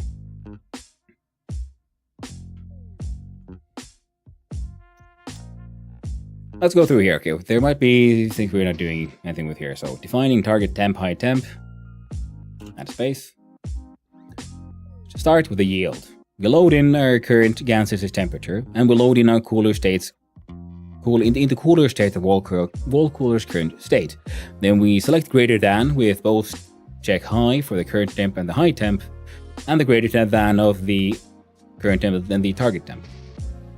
Then we add together mathematically into post check math the values of post check high and post check low, them being zeros and ones. Then we add together post check math with post check math, and into post check math we add together itself and the current cooler state also being a 0, 1. And then we use an AND, which is bitwise AND, to check cooler final state and post check math 2. In the cooler final state we put the value of ANDing post check math, which will be a value between 0, 1 and 1, 2, and 3, and the value 2, which is 0, 1, like by bitwise. So that's a bitwise comparison. And then we write into wall cooler the cooler final state. We'll do this, actually, let's be sensible.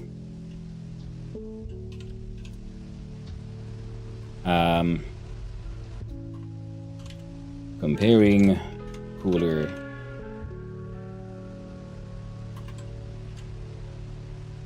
state values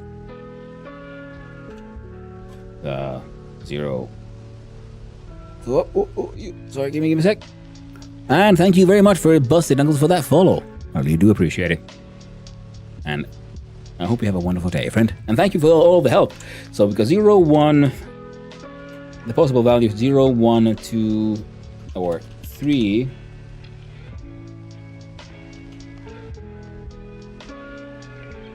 in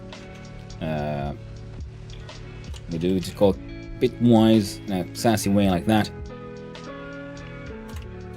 0, 0, 0, 1. Can I like just look like that? 0, 1, 1, 0, and 1, 1 with.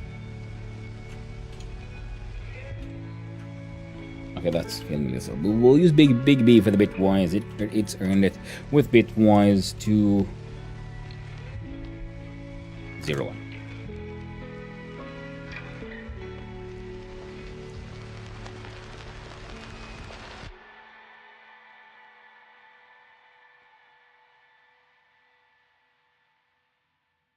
And we'll hopefully that'll work.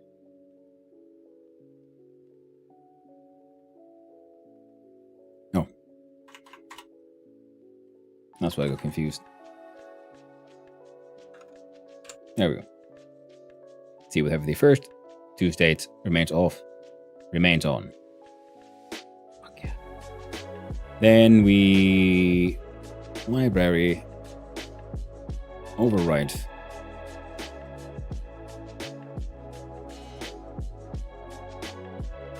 I don't even know if you're using all of these, but you know what? It's going to have to be good enough. Let me click on confirm. Now the question is, how do okay, so I can't actually write, and the only way to write into the goddamn chip is using the laptop, isn't it? Hit export. Ooh, thank you. Oh my god, it's got bytes and shit. Nice. Device not found at line 16. So it was device 0 is sensor, device 1 will be cooler. Yoink. I'm gonna turn you off now. Took me a while. Gosh damn it, I'm proud. Bye.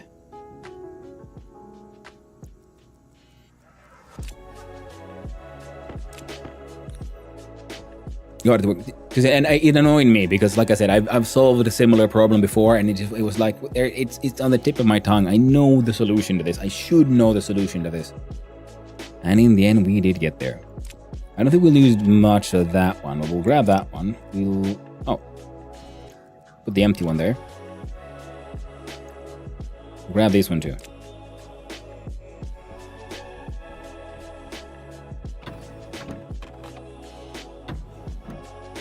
And we'll deal with that at some point. Now...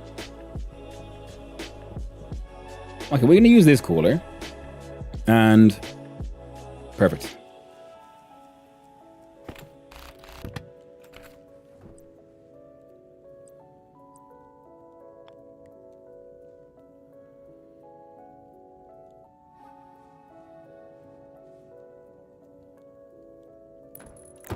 Alright. The advanced solution wasn't the better one here. Alright, well that should be easier enough. That's a weird music.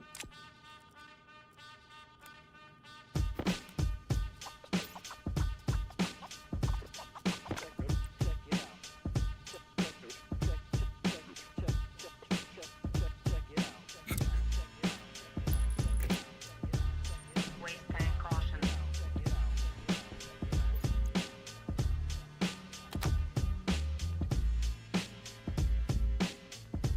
Okay, so they're both there. An integrated chip thing can go... Yeah, straight there, it'll be fine.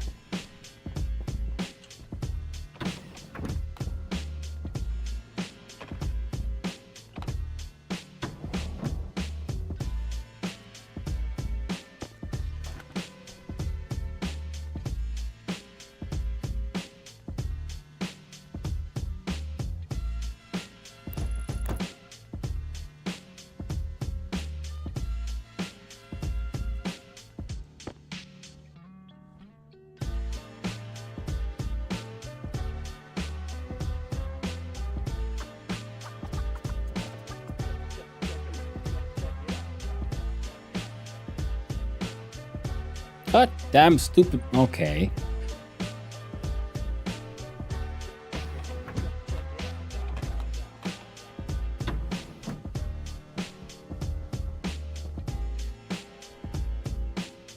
Well, I guess we can just apply from this side. Feels a bit silly, but you know, should work still.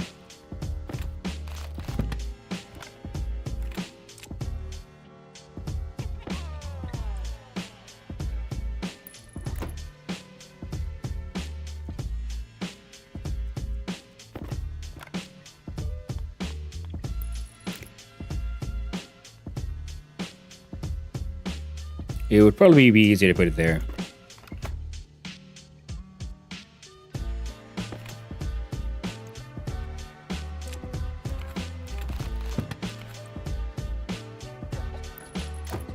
Like for cabling, if nothing else.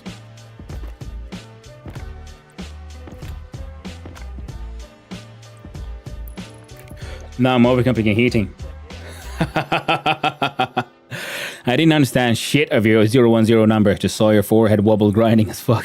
Took me straight back to Arcane Trauma. Oh, so yeah, the 010s. I mean, if you haven't used bitwise logic before, it can be very confusing. But it's essentially, I was just... Well, oh, I think I fucked up there. I was using sort of like computer low-level logic for that one. Now...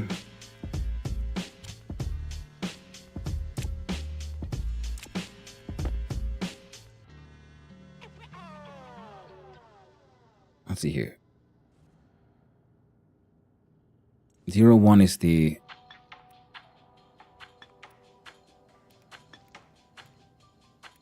gas sensor.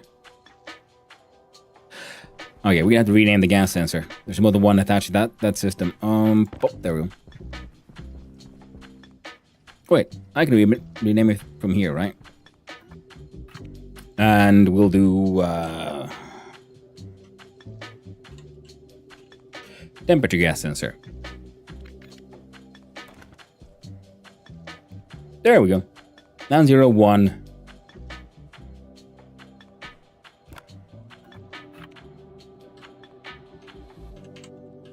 So we know it's doing the correct ones. Temperature gas sensor. Incorrect logic type at line 17.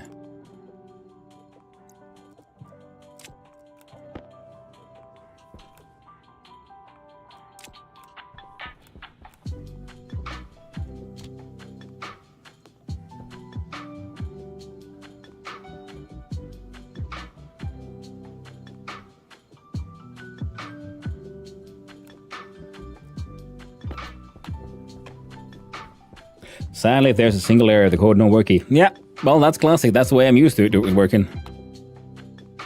But it says on right there. Logic type on.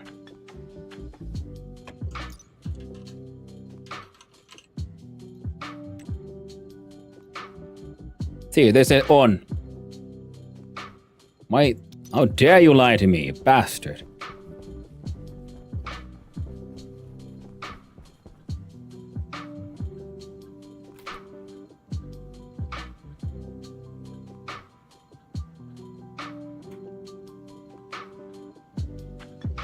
Wall cooler D1. Gas sensor D0. Temperature, yeah. 17.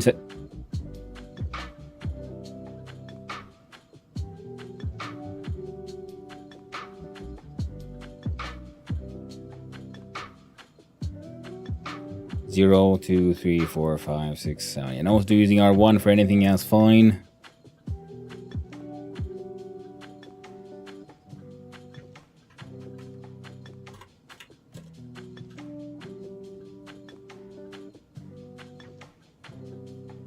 Confirm.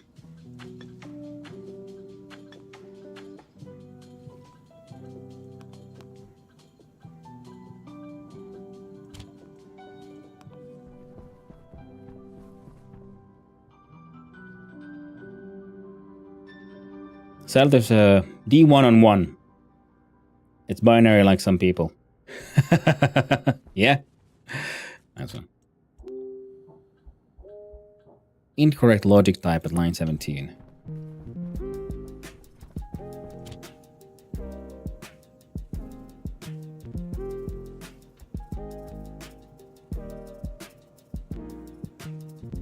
Wall cooler at D1.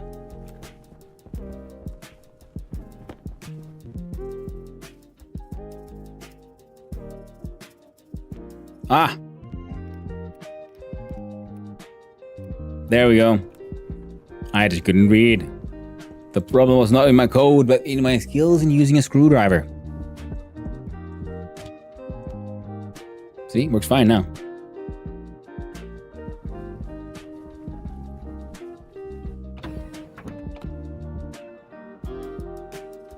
Just stop it.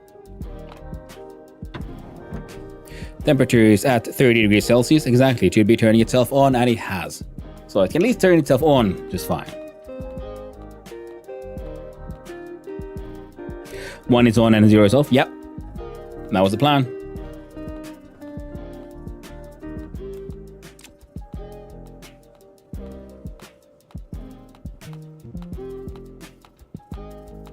Oh.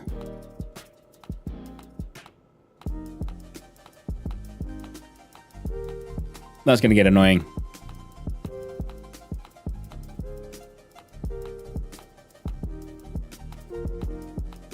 So there is a very real chance I'll just have to put in loops anyway. I'm so happy. I built this thing without any loops, so the problem is because it does this every time. That's why it kept on saying like click, click, click, click. Because I'm pretty sure this kept on changing this state. SONOFH10LNEEDSOMEDPSONOFH10HUE10HUE. Nice one, Nicola.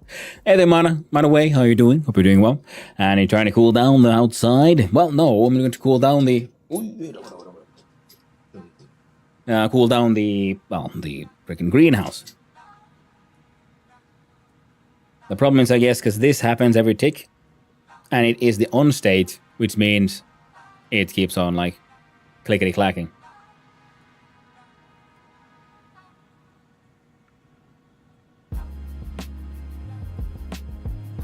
Oh well. Well, just try not to listen to it. It's fine. Users are working, everything's working. Yeah.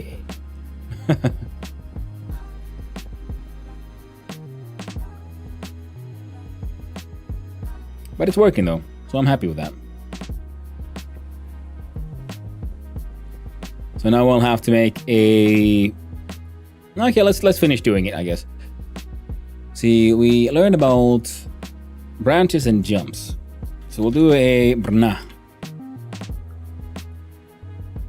No, not here. Looks like we're getting a BLT after all. Yeah, it could be. Wait, you can write control logic for your systems in here? Yes, you can, butt stuff. Hope you're doing well. Yeah, because I made the... Using the blocks you can make. I'm wearing my spacesuit, right? I am good. I have a sort of control logic made from the blocks there, using the solar sensor to get my solar panels to follow the sun. And now I'm exploring the magical world of the IC10, the integrated circuit chips, which includes then writing code. And all I wanted to do was use a annoyingly simple way. Oh.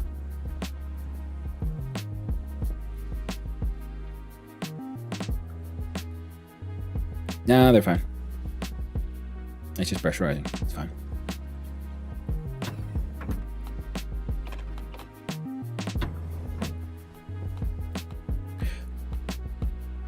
Oh, imagine if I wouldn't have put the yield in. This would just mega machine gunning. So it's because every click is this machine turning itself on, which is what it's supposed to do when it's too warm in here, and it is no longer above the too hot border. But when depending on its current machine state, it should also then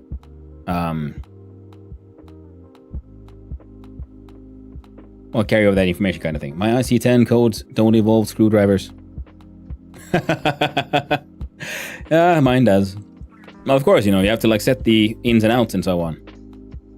But because I wanted to do this code completely sort of without loops and branches, and that is why I ended up doing it the way I did. Empty out our mouth farts into here. Keeps our potatoes going. So this is like super simple. Now I am very much looking forward to exploring more what I can do with that, and then I just wanted to solve that one, like essentially a bitwise math problem, because like I said, I knew I had solved a similar thing in the past.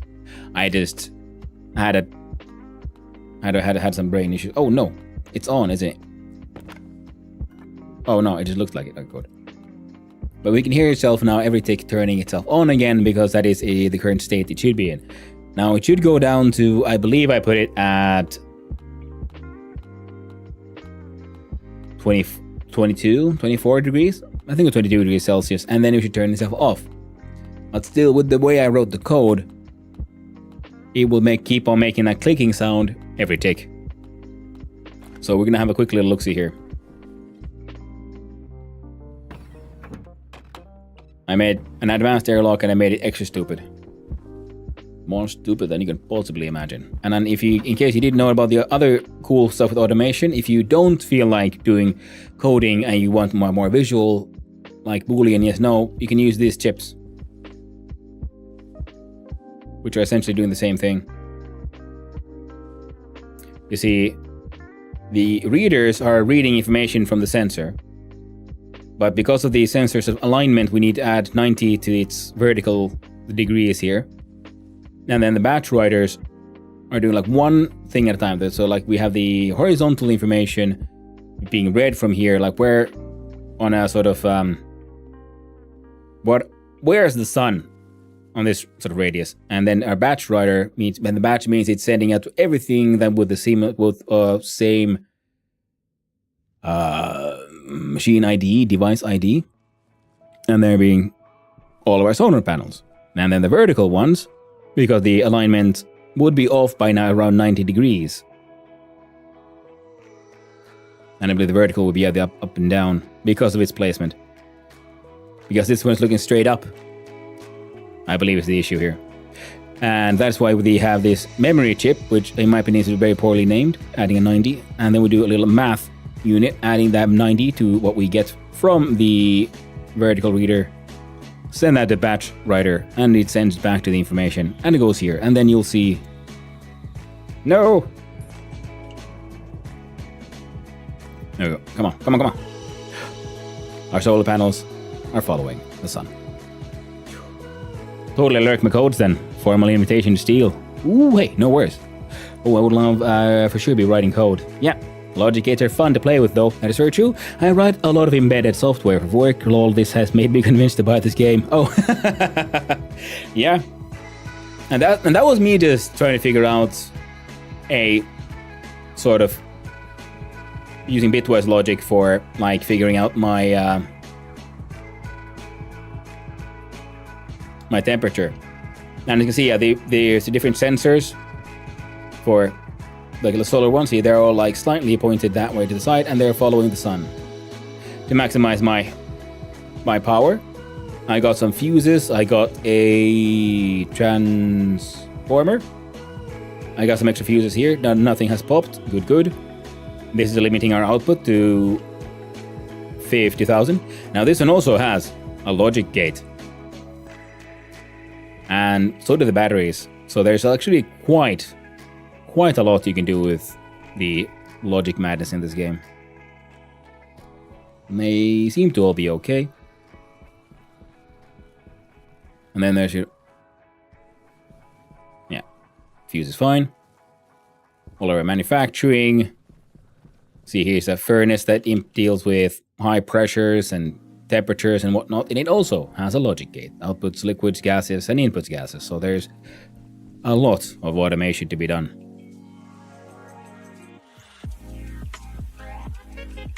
Whoa!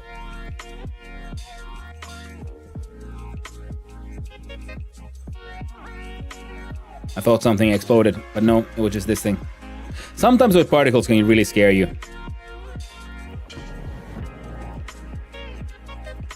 Because the particles are representing movement of air, and sometimes they can keep going for a little too far, and it looks like, oh no, we've sprung a leak, but no, we haven't.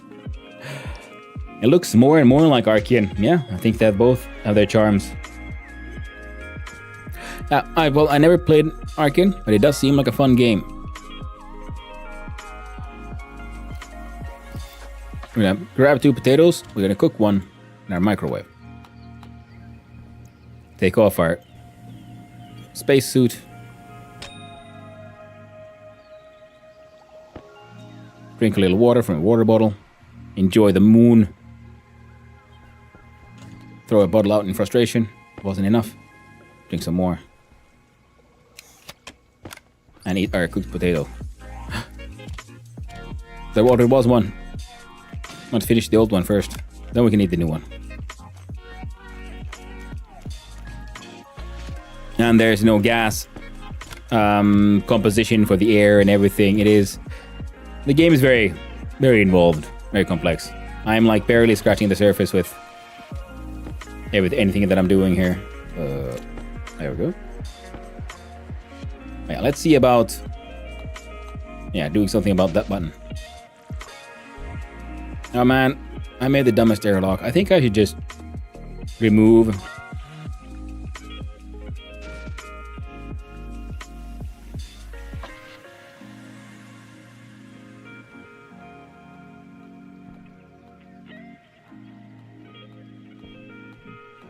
Airlock is currently disabled.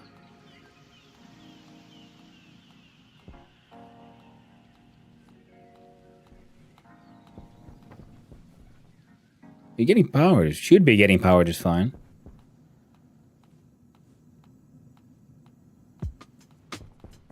Well now. Good thing I have more than one airlock. Which makes Stationeers superior in my eyes. Ooh. Yeah, Archean don't care for survival.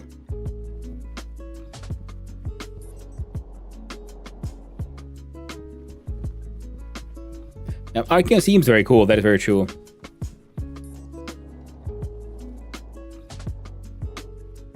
But I guess my survival fix I can currently get from here just fine. I can't see the pressurization. So now why?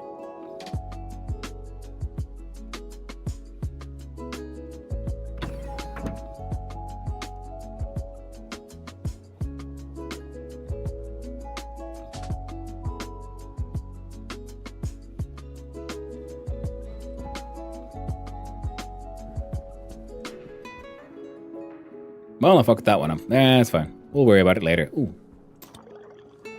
Deal with that.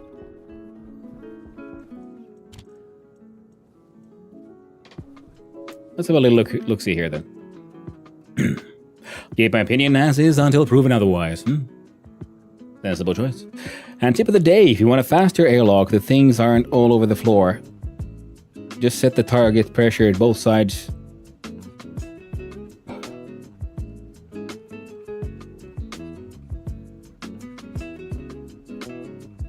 Pressure 0. Well, thank you. I'm gonna...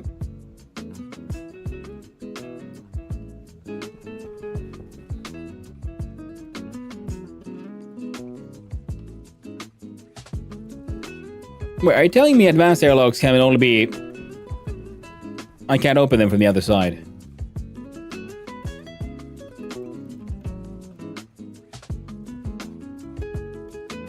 That's terrifying. Oh, please let me in. Let me in.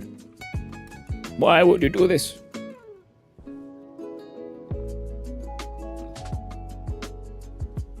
Terrifying. Truly terrifying.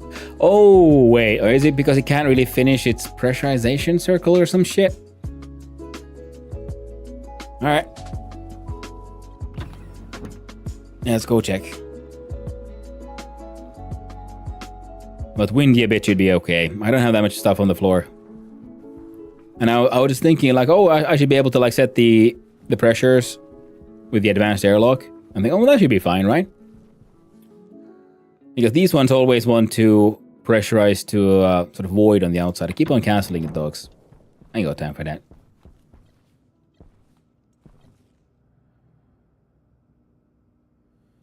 Power low.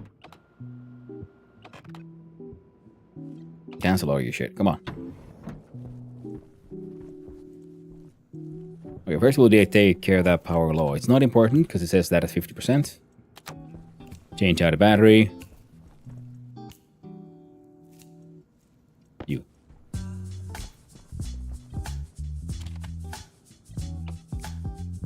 Now from...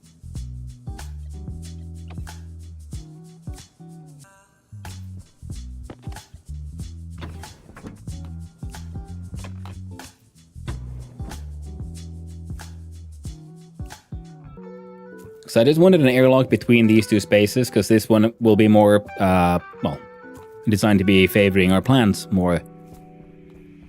And I guess if I just... Ah! Okay, I fucked up there.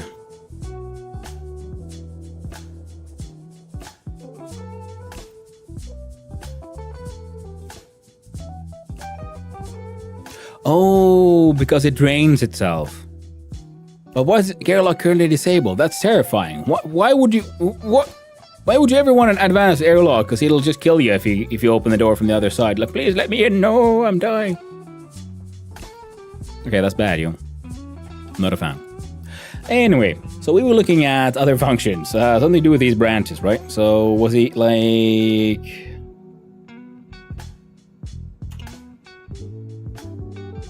BAL... How did we make a nice little branch check now, did we?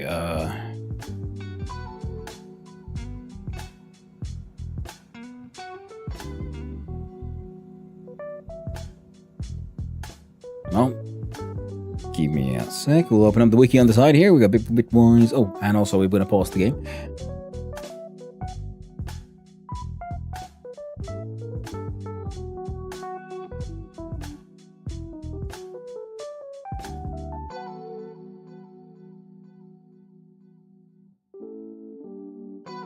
Now I'm going to scroll on up. Come on.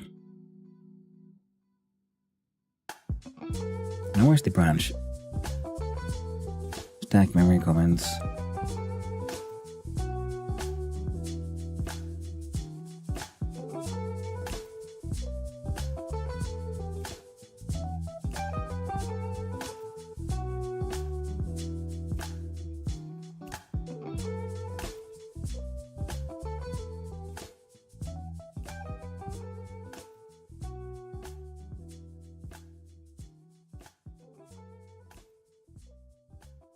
There we go, branching and bar. Branch to line D if A absolute A minus B less than.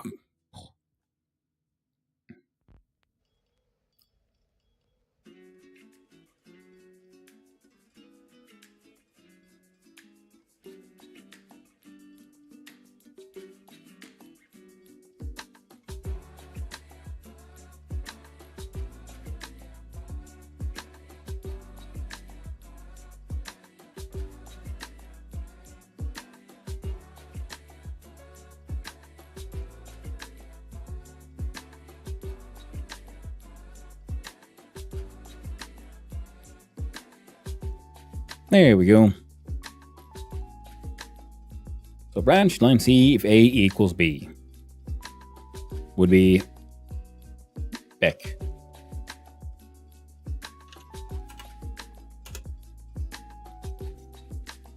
Maybe if we learn to write one of these days.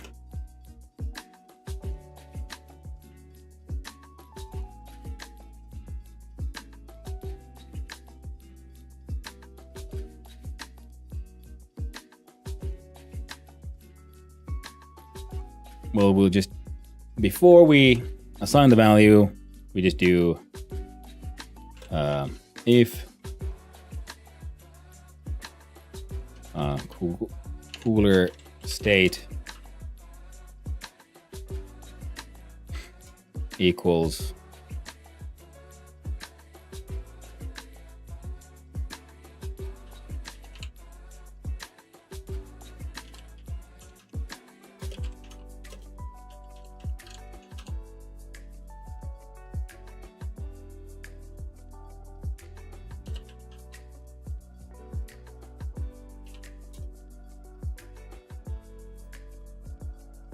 so if wall cooler on state is the same as cooler final state,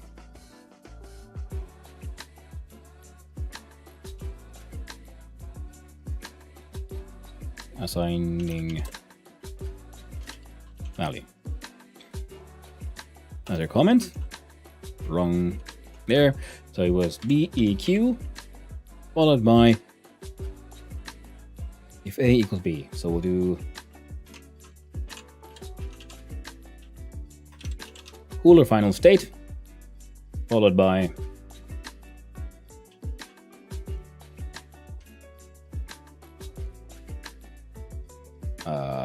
cooler state.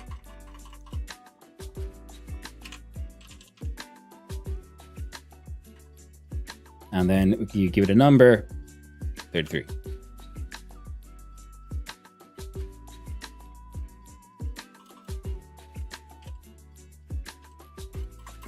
So if cooler state is the same as cooler final state, skip assigning the value.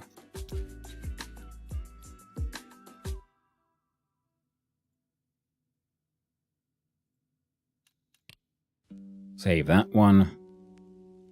Confirm.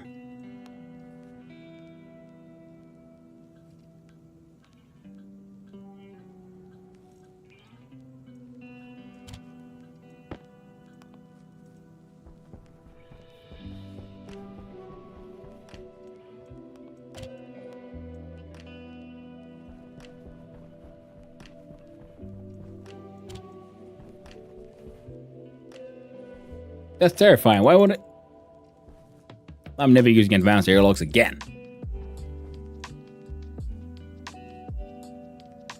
Now, I do believe there was a door control thing, so I can like make my own airlock kind of thing. Because I just wanted to maybe have a proximity sensor inside. Just when I get inside here, it closes the doors, and then gives me, I don't know, 10 seconds to fuck off.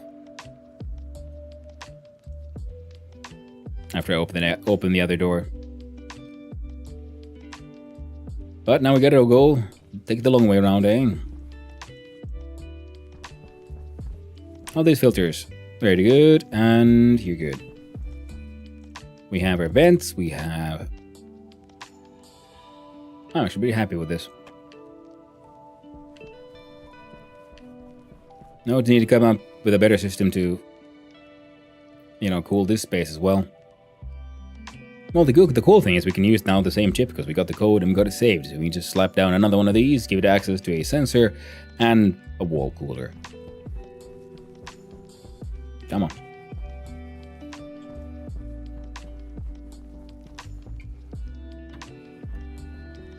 Heckin'.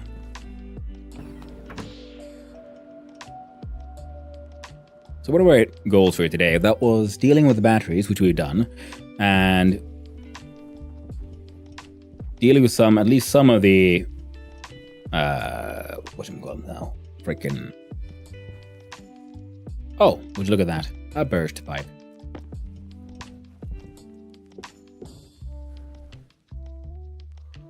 That's fine.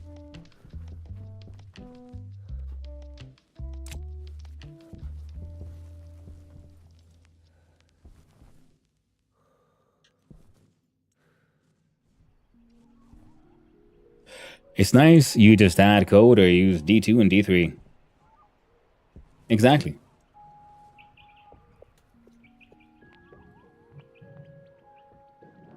Good enough.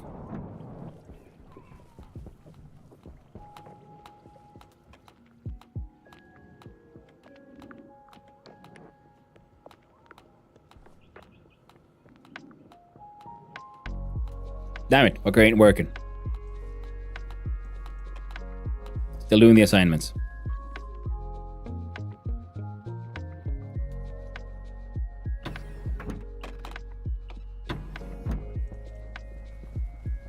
Now tell me, friend.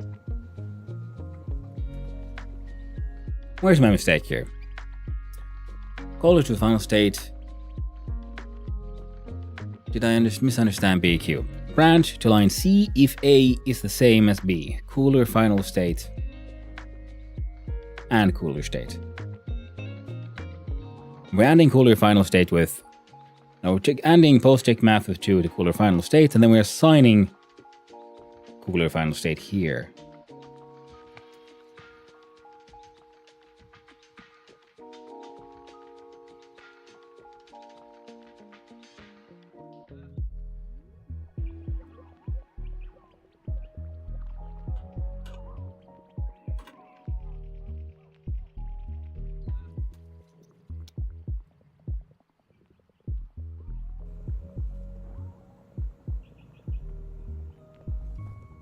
Oh. 806.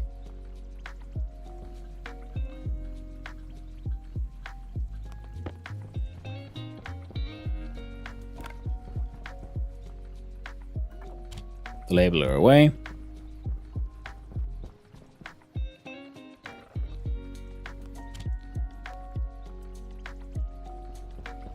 You're off again and on again.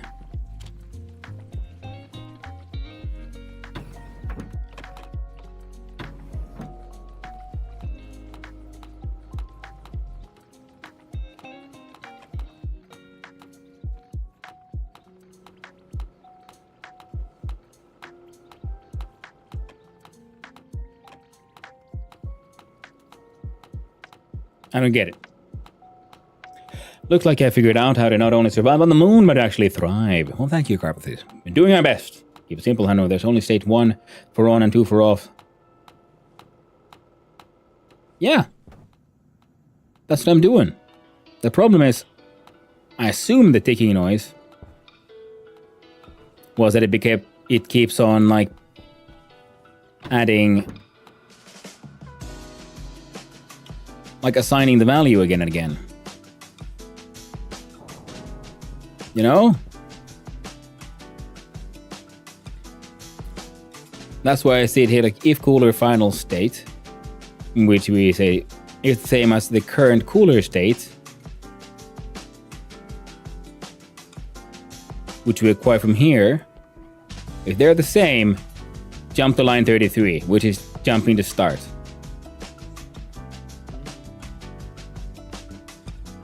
Or should this be just that? Buying this game, thanks, I know. Well, Ugla, I'm pretty sure you're gonna enjoy it because the coding is super fun. But if you don't like the coding, you can use the logic blocks, and also if you want to like just visually construct the system, you can use the logic blocks to sort of like Lego physically block it out how it all works. You don't have to use the script actually. And so far, I haven't been automating any of this.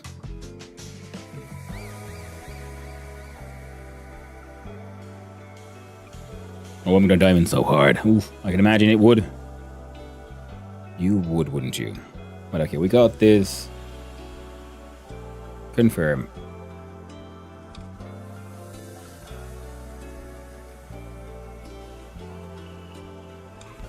I wish I could say something like export successful, but I'm... Oh. Click, clack, clack, clack, clack, clack, clack, clack. I'm assuming it would be fine.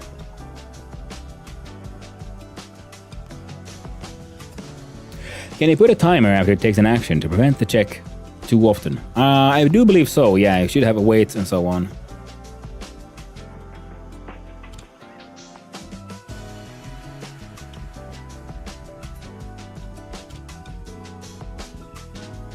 I did turn that thing on again, didn't I? I did. I mean, that's also why I think my things aren't quite as loud as they could be. Still doing it.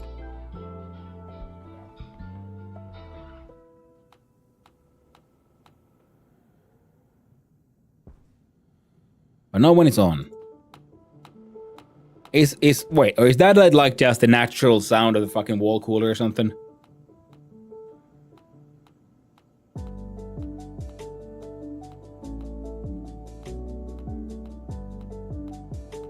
If nothing else, we can test the system. I think I got 4 more degrees Celsius to drop, but it should now be in the sweet spot. So as we can see, because I can turn it off and it'll stay off. And I think when it's above 27, it'll turn on again. And he hasn't even touched the stack and the other functionalities. Oh yeah, no. I bet it's a simple wave the game made rather than recording. Yeah. Buzzing noises are nice but simple. That is true.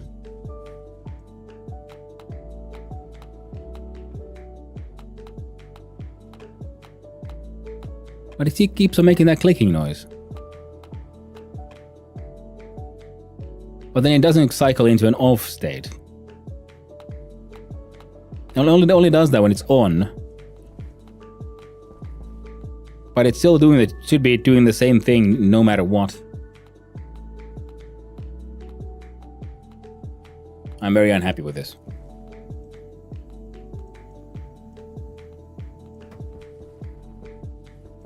This machine is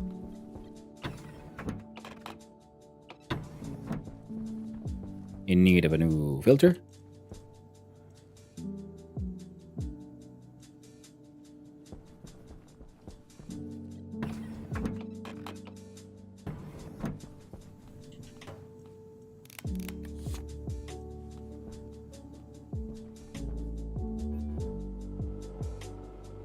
Yeah, no. See, this one doesn't say anything. So it's definitely the machine cycling that command somehow.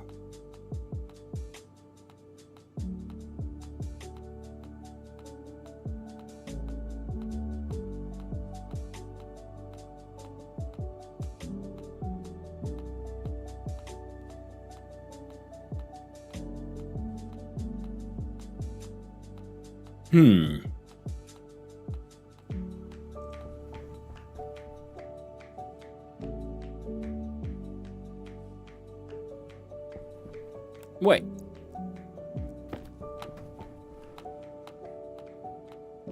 On is 1.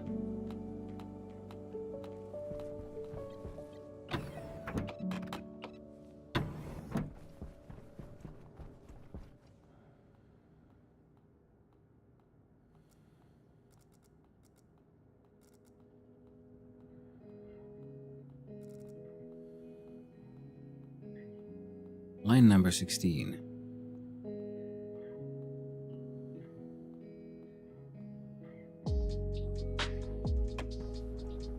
Like, I mean, like in general, how many lines I put in the code?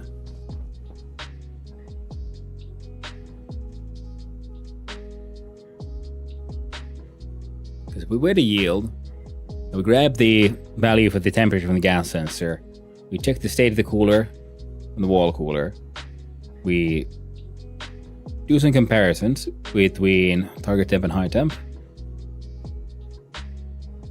We do math, which add all the values together. And then when we use a bitwise and on post-check math, which you give a value between either a 0 or a 1. And then we compare the final state with the cooler state, which is whether the machine is on or not. If they're both the same, it should jump to start.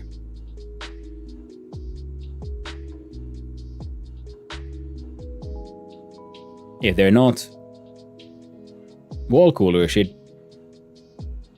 on value should become cooler final state.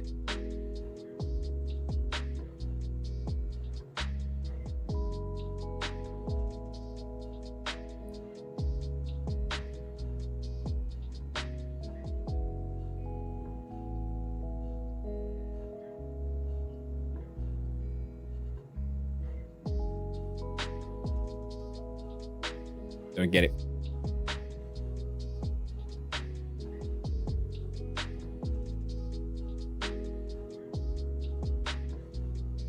Oh well, tragic. We'll just have to live with it. We need to do something else now. What is that something else? Blow our surfs up mining. Build cool new things. All new things could be nice. I do like things. And I prefer it when they're cool. So this guy needs to get recycled. We're not gonna put down logic cables, I think. We might put down power cables. We might want to put up a fridge. I'm not sure. The wall cooler clicking.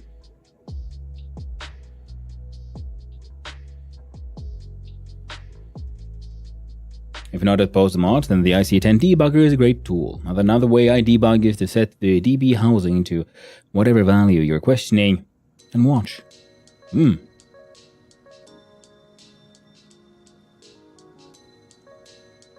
But you think it might be something else. Well, worth checking out. So that's way in, that's way in. We could bring a couple of these into the food room. Yeah.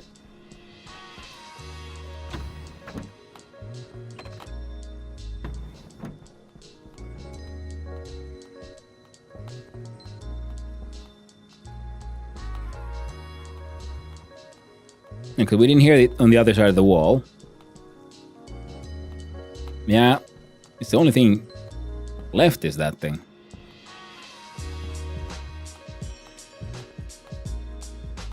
I mean, maybe the pressure is, the pipe is bad. And that's causing it?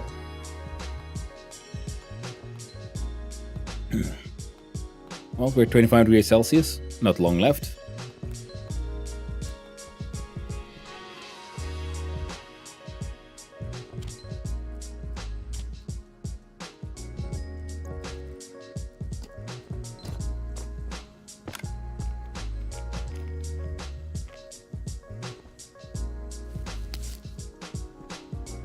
More potato seeds.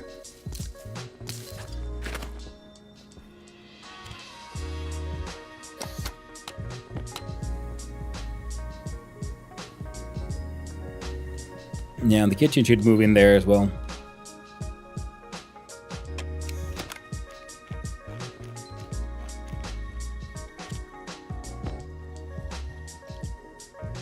But there's non-zero chance that eventually this place will have too much oxygen inside.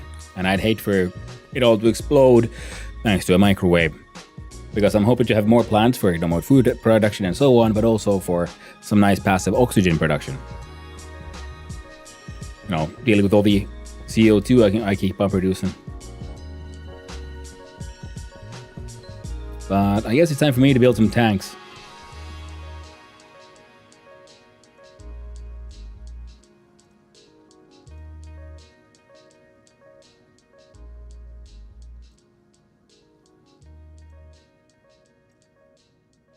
Oh, and also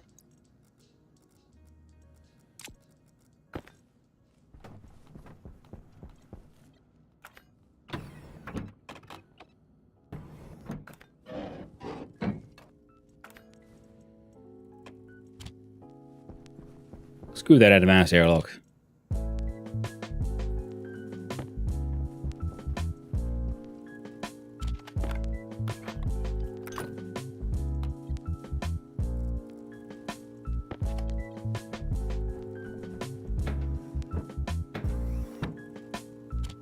There we go.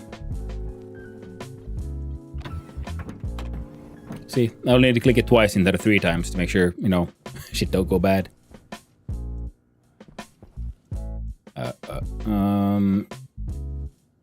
What's in here? Oh, fertilized eggs. Good. I think they'll stay okay forever in that extra container because apparently, yeah, I'm guessing, seeing as they're fertilized eggs, there's a chance of chickens. We'll get into... Yeah, this music has that ratchety sounds that are kind of messing me up. Oh god, I can't do that. There we go.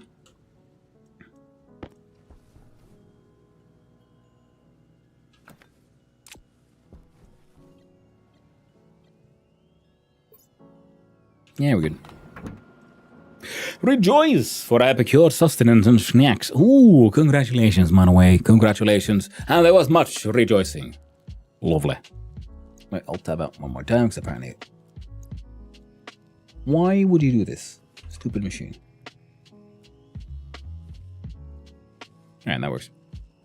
Where am I? Out. Now, we have upgraded this machine too. Now, if I want, because I understood it that we can also make coding for our spacesuits, so I'm going to make a spacesuit that might kill me, because that sounds fun. We need stellite and astraloy. Alright, let's see what the hell that is. We need the advanced furnace. Silver, silicon, and cobalt.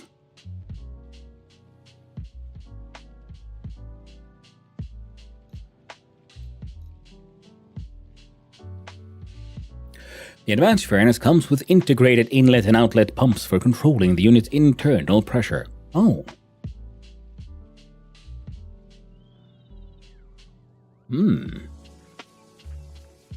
That does sound all kinds of sexy.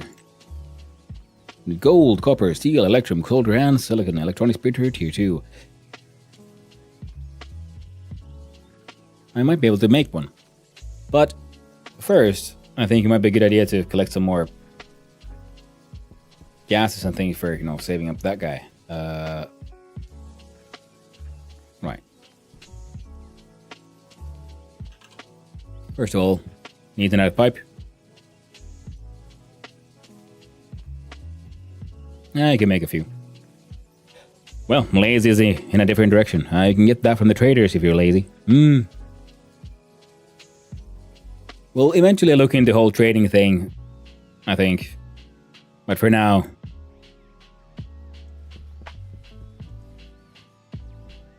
I'll continue being ridiculously sort of like quote-unquote self-sufficient. I guess it's one of those things growing up on a farm. I'm so used to like, oh, well, you have to be able to make everything by yourself. Kinda. And I guess it's not just growing up on a farm, but growing up with my mom. She has always been and will always be very,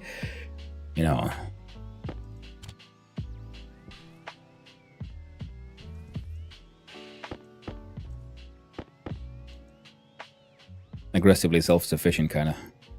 Okay, turn that one on. As she got recycled, we've forgotten things on again.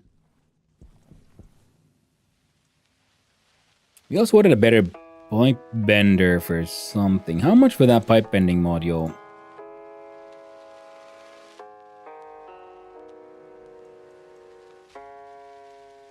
There we go.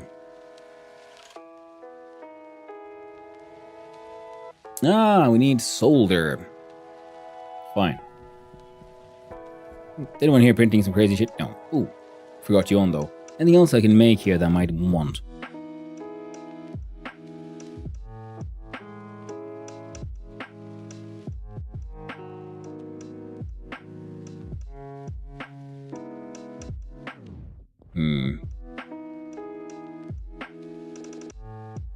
How about like these Mark II arc welders? Oh, jeez, what do you need? See it, electrum, inmar, and solder. Oh, I think I could make that one. Meh. Be awesome. To survive and make a rocket. Expand. Be awesome. Mining backpacks. Luna the Cat is a must-have for me. Ooh. I've only seen Luna the Cat there on the, like, Toy Luna. I will have to look into making that one eventually. But here we need tanks. Now, do I need an insulated tank? Hopefully not. Well, no. What could go wrong? No, apart from everything. Surely nothing. Now, do you have like ridiculous amounts of steel? No. Someone has insane amounts of steel.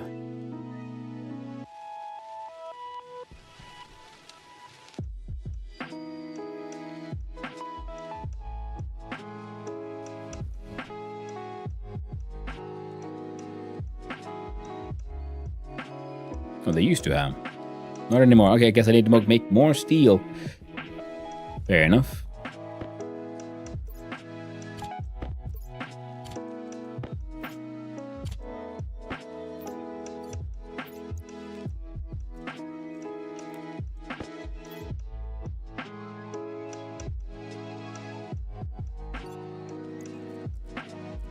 You can go there.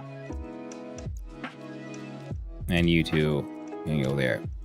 Cool. Let's go grab some more iron, I guess.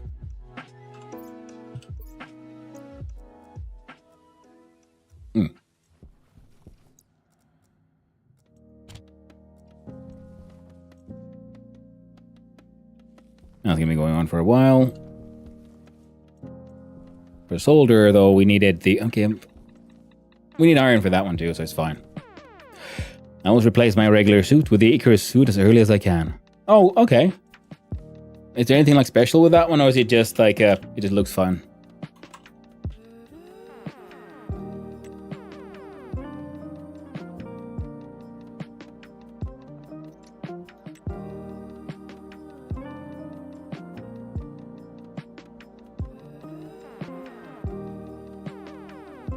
I'm assuming the Icarus suit just is a more cosmetic one.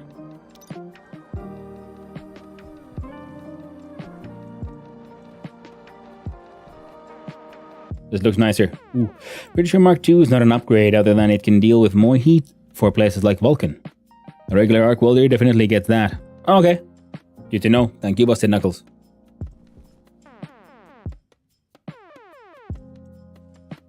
Ah.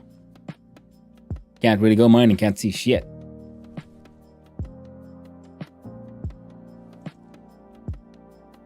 So... you go there for now.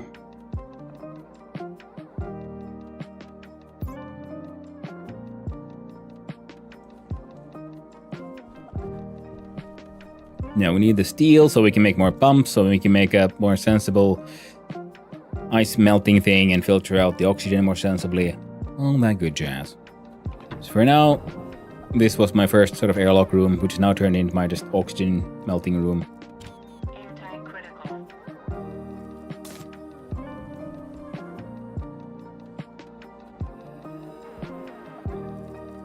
Oh, what is the situation like here, by the way?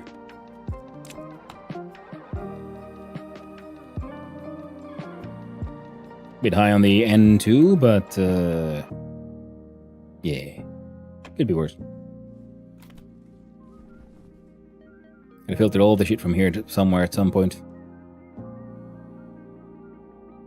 Well, seeing as it's already not that safe in here, just suck out.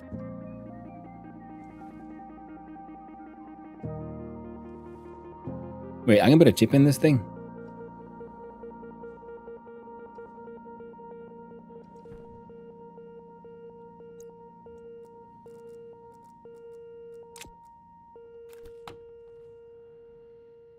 Or open water airlock maximum.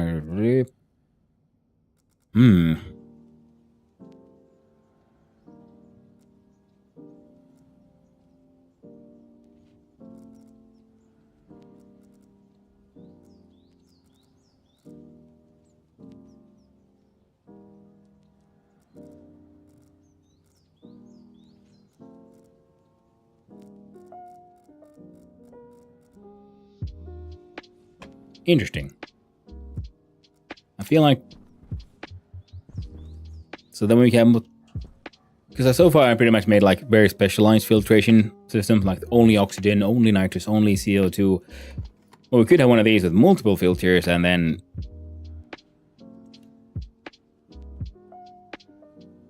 I don't know, have it react to the consistency in the room, like remove excess but leave some. Of like CO2, for example. Or, you know, nitrogen. Yeah, the idea was to have, you know, plants in multiple levels here, because hopefully it would look nice. We'll get there. We'll get there. Okay, well now we have some oxygen. Waste tank.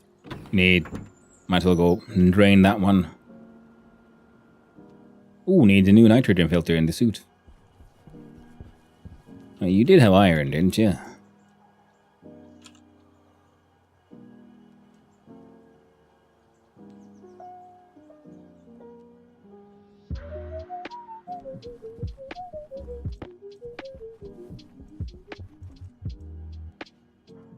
Oh. That's okay then.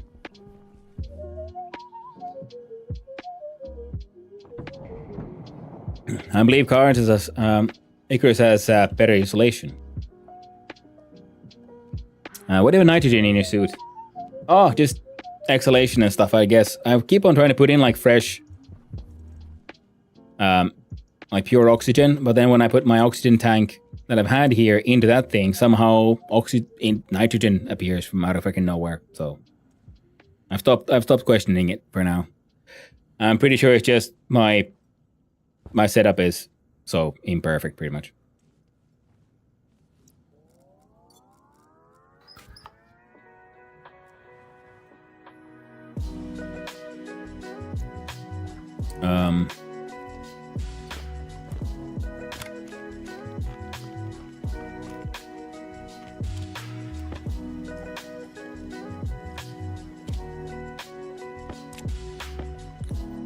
There we go.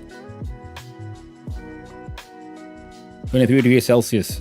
We're approaching the off state. I will know. Did it work?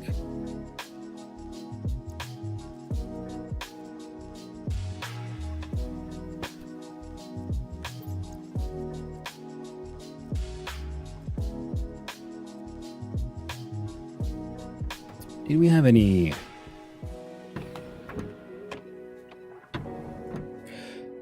To be fair, if one closes the helmet in an atmosphere with nitrogen, isn't it trapped in it, so the filter works and gets out of the waste tank?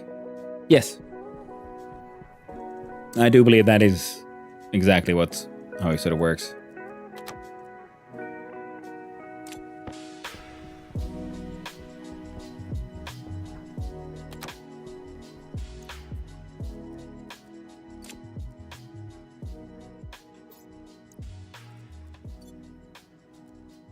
Oh, 93%. Well.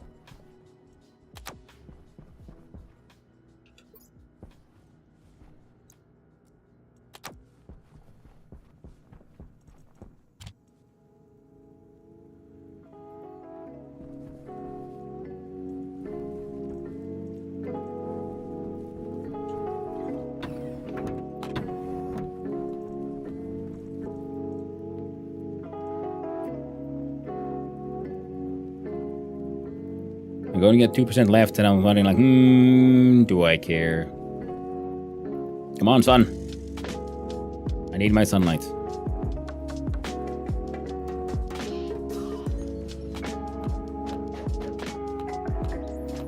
Now, it says 22, but nothing's happening, so there's a real chance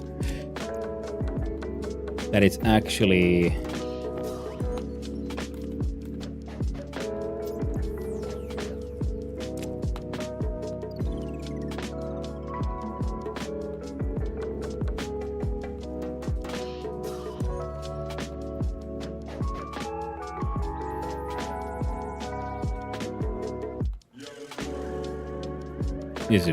The music is getting slightly wild. Well, we're approaching I'm assuming it'll be then at 22.0 because I didn't add any decimals, so it'll be exactly. So once it goes below 22 is when it should turn off. No good, I can't maneuver. Oh shit, you're absolutely right, Lord Umpton. Stay on target. Thank you for the reminder. Gotta stay on target, get away for that goddamn sun to move. We had some coal, there's iron not too far away, so we'll just fuck off, I guess. So we need to make steel so we can make those tanks, so we can make ice crushers and filtration units and, get all the good stuff. Ah.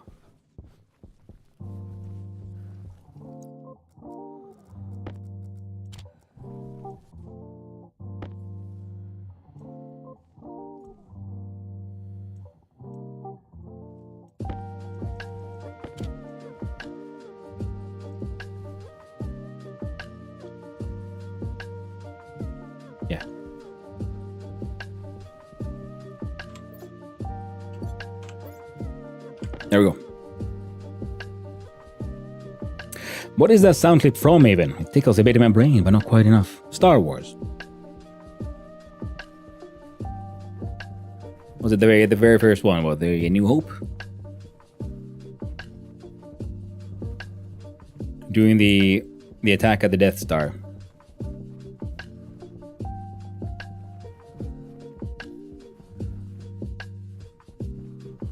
A New Hope, yeah.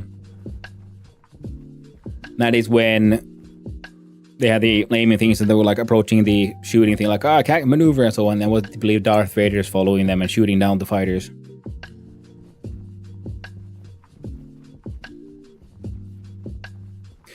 It's been a long time since I saw that one. Yeah. Same here.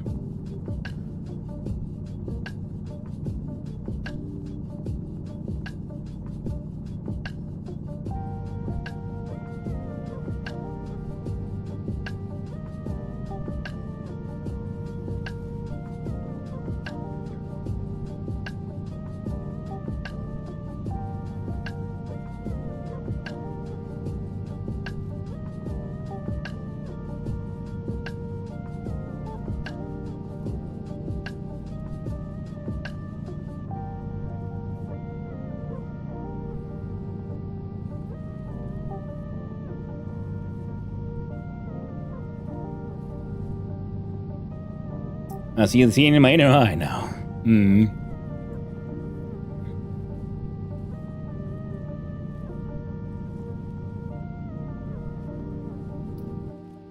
after a while, Luke is in the fray as well. He's like, oh no, I can't aim. And then he's like, use the Force, Luke. And he takes off his aiming thing. And then he just vibe shoots. And gets lucky.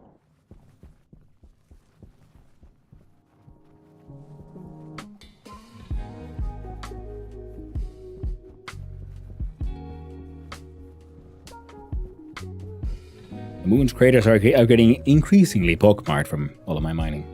I'm feeling a little dry in the throat. I'm gonna refill my drink.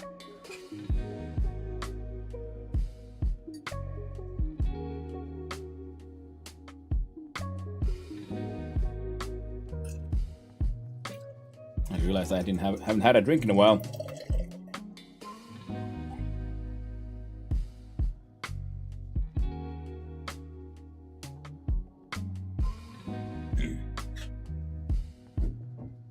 Yeah, the Force acts like bad karma all around. And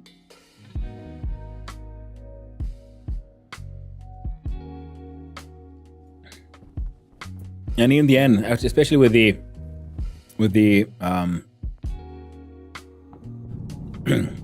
sorry, with the updated editions, apparently, you're that bad karma, that evil you've done to the Force it's all okay. As long as you have you're capable of severe enough nepotism. You see, Anakin Skywalker murdered a lot of people and caused a lot of bad shit to happen. Committed a lot of sin. But in the end, he saved his own son from himself. And now he is the best of heroes. And gets to be a Force ghost with all his teachers.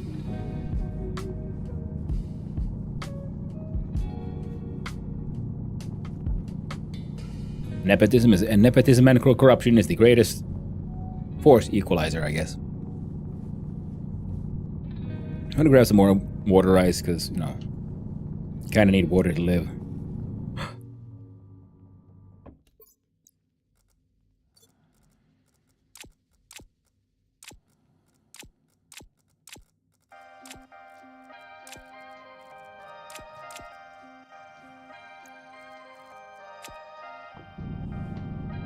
Absolute power corrupts absolutely.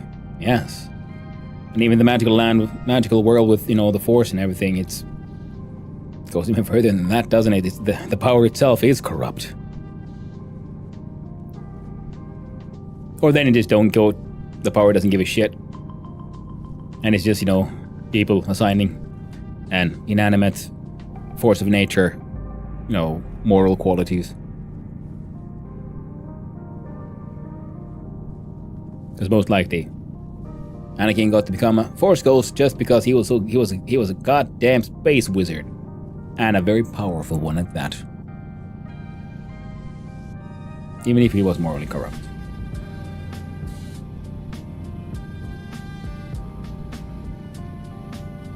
God damn, why am I suddenly find myself mining oxide just because he was there? I'm like, goodies. Oh, them chocolate chip chunks. And we might need some more volatiles though. Wait, no we don't. Jesus Christ, I remember like I have like multiple stacks of this thing. Thinking, oh, we're gonna be using the oven for a while. Furnace, need the fuel, yo. I can't have that. Can't have just two. I need the largest possible stack. The only acceptable number. See, 48. I can live with this.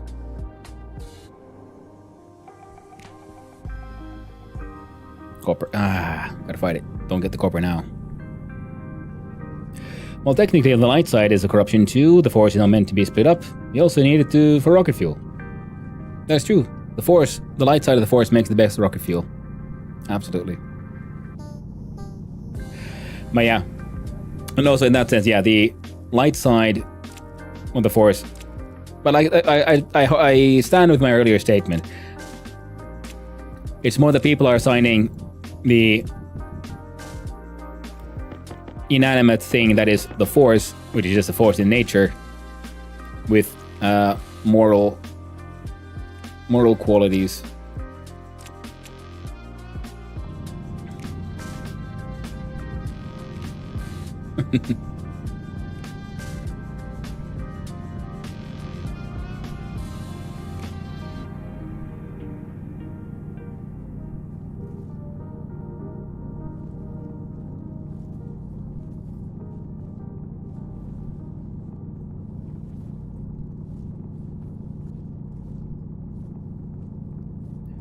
And yeah, volatiles are very handy for very many things, including, apparently, as rocket fuel.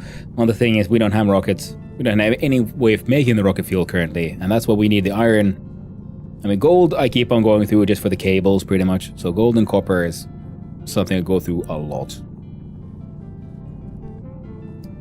We mostly came for iron, so we can make more steel, so we can make more tanks, so we can then make also the pipes and the ice crusher, and we make a proper gas separation system. Where you can throw in all of our stuff and then start making proper, fuel. So I believe we can combine volatiles and oxygen to make fuel, but I do believe the nitrous oxide itself, combined with volatiles, makes for a slightly bigger boom. Just gotta figure out those ratios, I guess. Some of those magic numbers the games don't want to tell you. Can you make vehicles for this? I know there's rockets, but which used to be something that you could fly, but now they're more like automated drones. And there's like traders. But I don't know. You need to make a scanner rocket so you can scan the moon to figure out where to put the deep miners. There's buggy. Oh, there's a buggy. I need the buggy. I need my space car. It needs to be done. Buggy. Space boogie.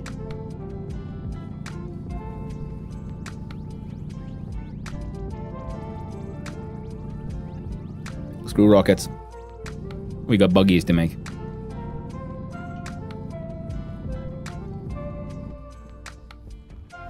Well, I didn't mention copper, so.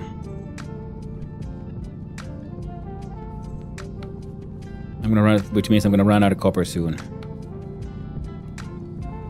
Just because that's how it goes, yo. I did make a whole bunch of electrum not too long ago.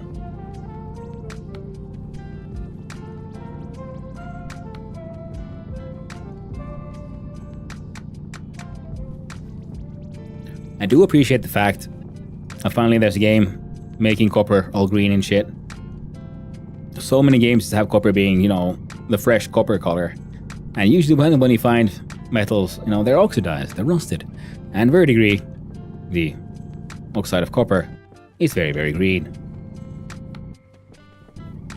The iron is red, copper is green. Gold is gold. 'Cause gold don't give a shit what the universe thinks. Gold's gotta do what gold's gotta do. Yeah, I need to make those some more of those mining booms.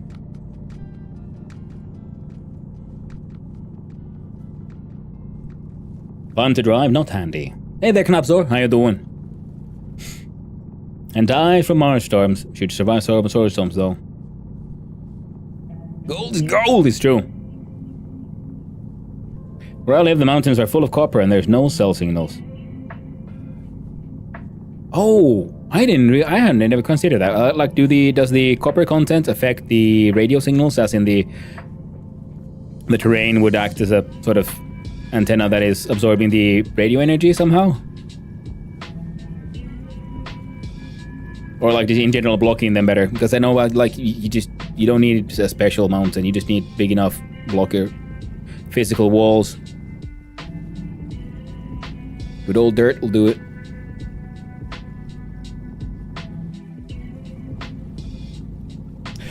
Big Faraday's bowl, yeah. It's very conductive. That is very true. What's in here? Ah, it's cobalt. I don't think I mined any cobalt yet. So yet to really find a use for it.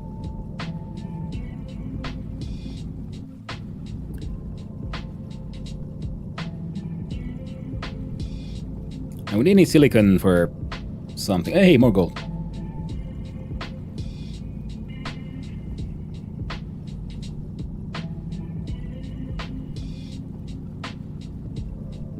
And I think I've smelted all the silicon I had. So we'll bring a little bit extra with. But man, am I glad about the current solar panel array, because what I've got currently for the base, it seems to be keeping us all powered.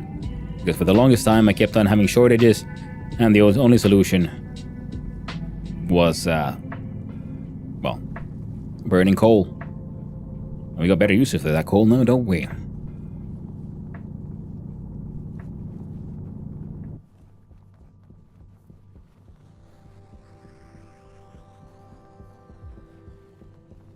It's my house.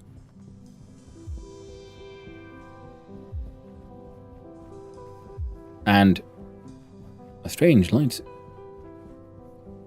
Most peculiar indeed. Yes, the terrain shields the signals, but also the land is all private, so they have no place to put towers. Ah! Well, that sucks.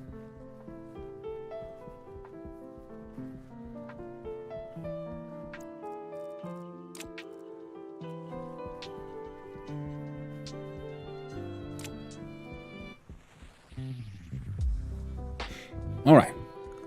So now we make steel.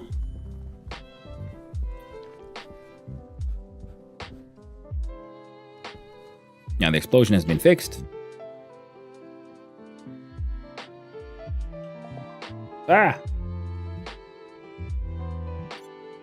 Upgrade manufacturing all of the following: pipe bender mod, auto lathe, printer mod, and tool print. Oh, we're getting some quest wins.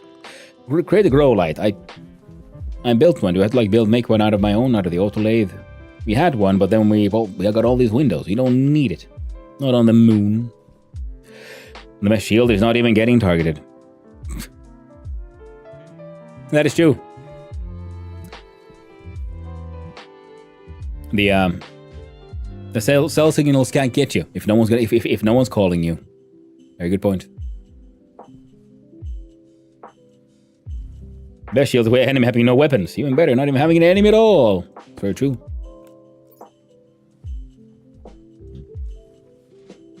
Make them all know it was someone else. Someone else did it. It wasn't me. It was the other man, the one-eyed. It was the one-eyed man.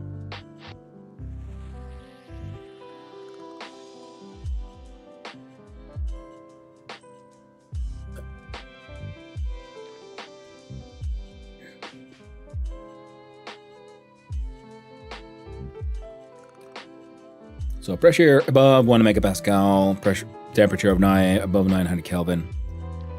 That's all we need. All right, cool.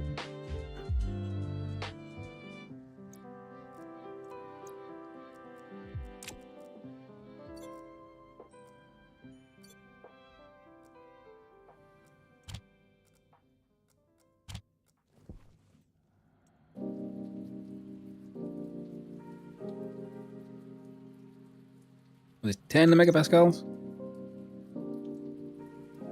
No, just 1. Jesus Christ. Good to go.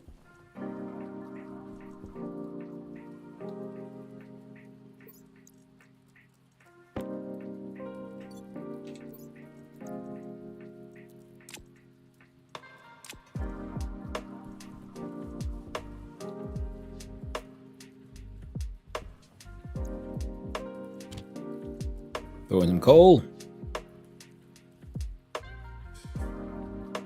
Throw in some coal.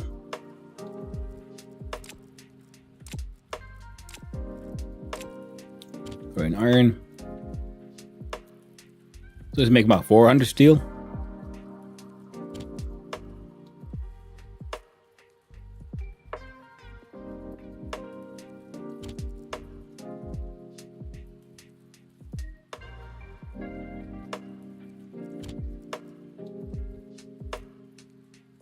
Yeah, about that. The best defense is not even existing. It's true.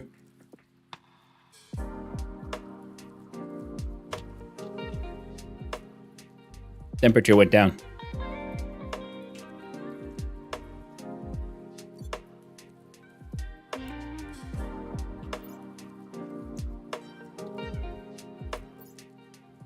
Easy solution. Throw in an oxide. And 2 volatiles.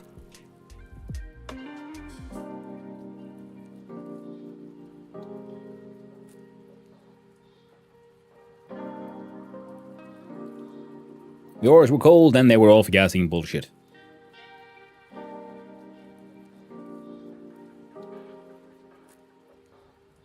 That's taking too long. Throw in more.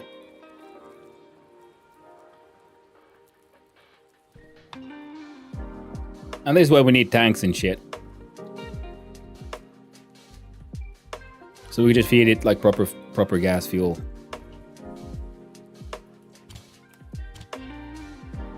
$400 steel.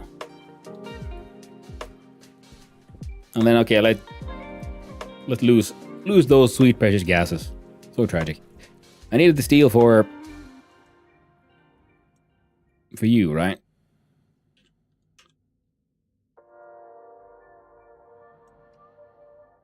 Oh, and you know what else the bugger will need? Copper. I'll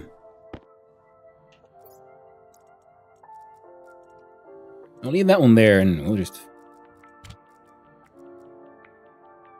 throw these in here. It'll be fine.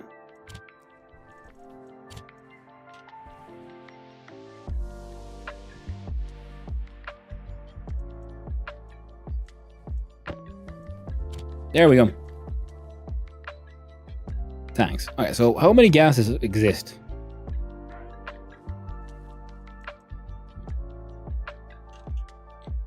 So we'll want for a tank for 1, 2, 3, 4, 5, 6.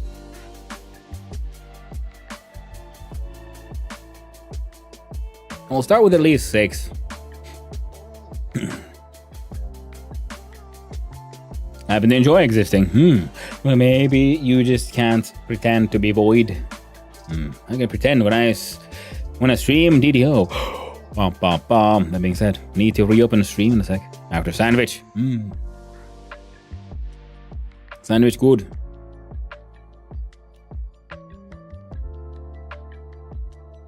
So I guess we'll need at least 5. Let's aim for 6.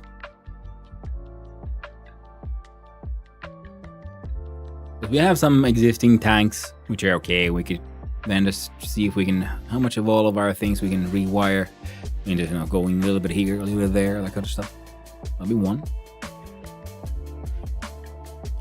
I do believe they stack. I think 5 is pretty much the maximum. And here as well, see if we actually plop these all into a proper logic thing, I guess we could ask them to please just make 5. I don't want to be here guarding you. You can turn them on. But then they'll just go. They won't ask questions. What do you have, by the way?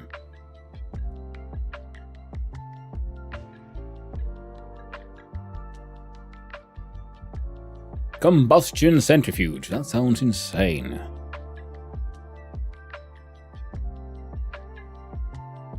But it's something we could make, kinda. Cladding, I haven't really understood it yet, other than it like just... Oh wait, would it have more heat protection for things like hot spaces? Composite window shutter. Container mounts. Now we got those. Crate Mark II. I don't think I want more crates. Deep miner.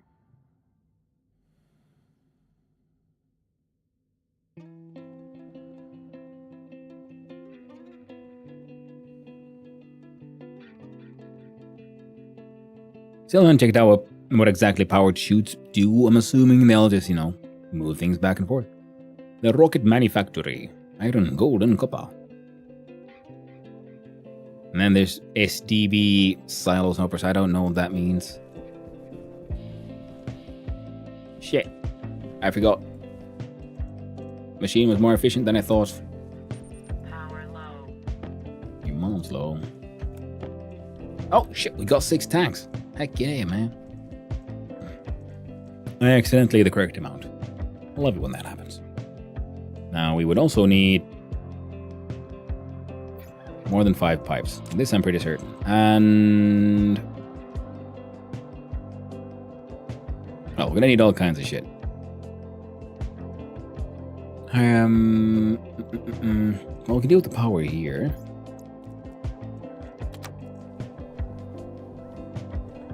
Hydration will be fine for a little bit longer. While we descend to the depths.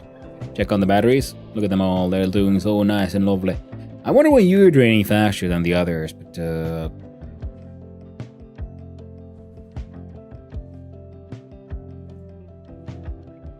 yeah.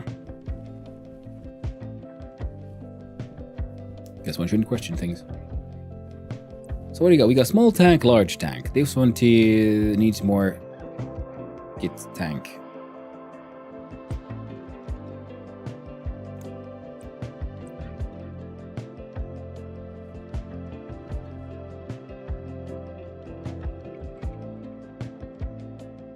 Well, we'll start with this.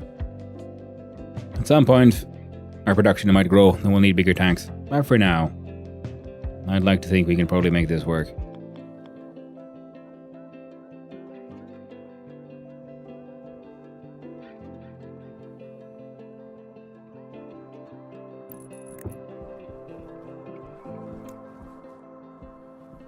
Oh, lovely. It's not clipping into anything.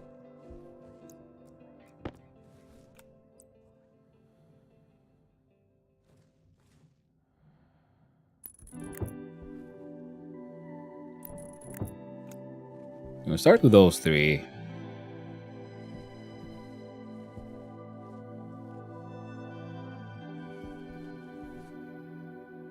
Now, what are we filtering into these things? One of them would probably have to be... where's Dogo? Oxygen? Dogos are going well. Yeah, this is the missus. And... we've got a lot of logic cables we can attach them to. Then we'll spray paint them as well. So one of them would be for the volatile, yes? One of them would be for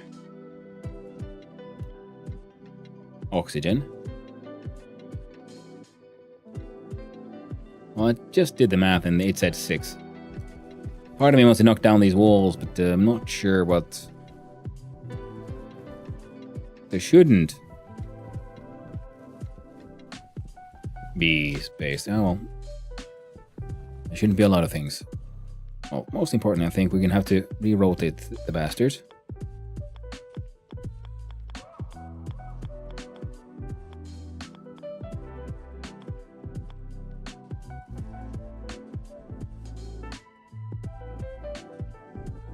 Like we start from here.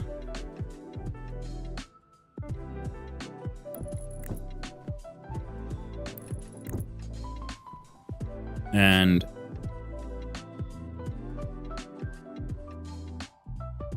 I don't think that'll fit. So those 2 get moved here. means you gotta go. Friend O. Wrong belt. There we go. Hey there, Pythos. How you doing? Hope you're doing well, friend. I see an issue. Ooh. I hope it's not too bad, too much of an issue.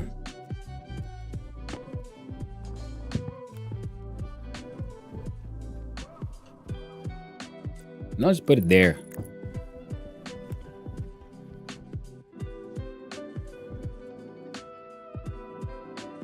And we could rewire this to go across there.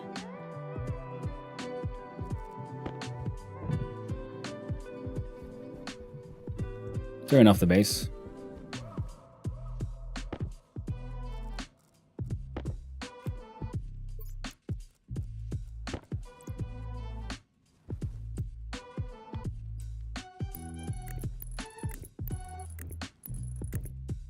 I can point out to you, do you want to find out yourself?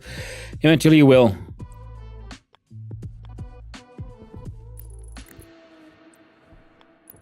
Oh, I don't know, man. Well, I mean, if you feel that it is important one enough to point out, then feel free.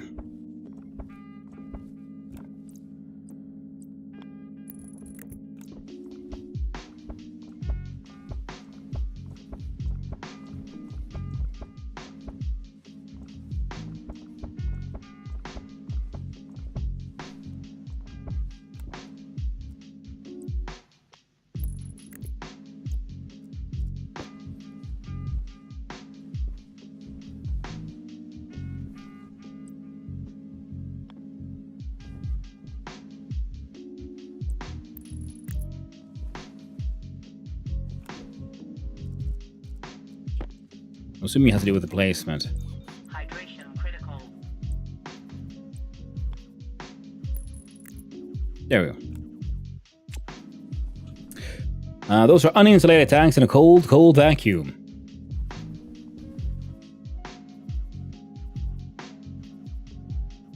Well, shit. Oh, right. You gotta turn the power back on. Yeah, we're hooked in.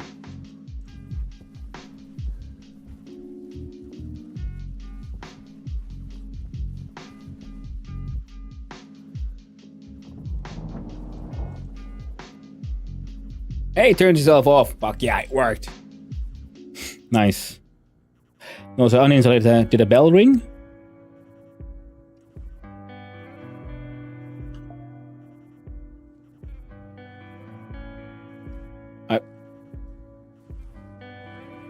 I don't know. I don't think so.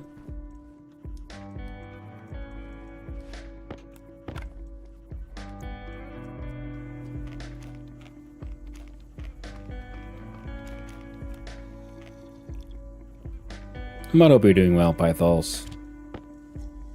I'm slowly learning. Today was my first encounter with the coding language. It's no longer clicking, but now we have an automatic temperature sensor and a shitty cooler. But if it gets too hot, it'll turn on, and then when it gets cold enough, it'll turn itself off. And I had some trouble with getting the binary logic to work, where in between those phases, it would do nothing.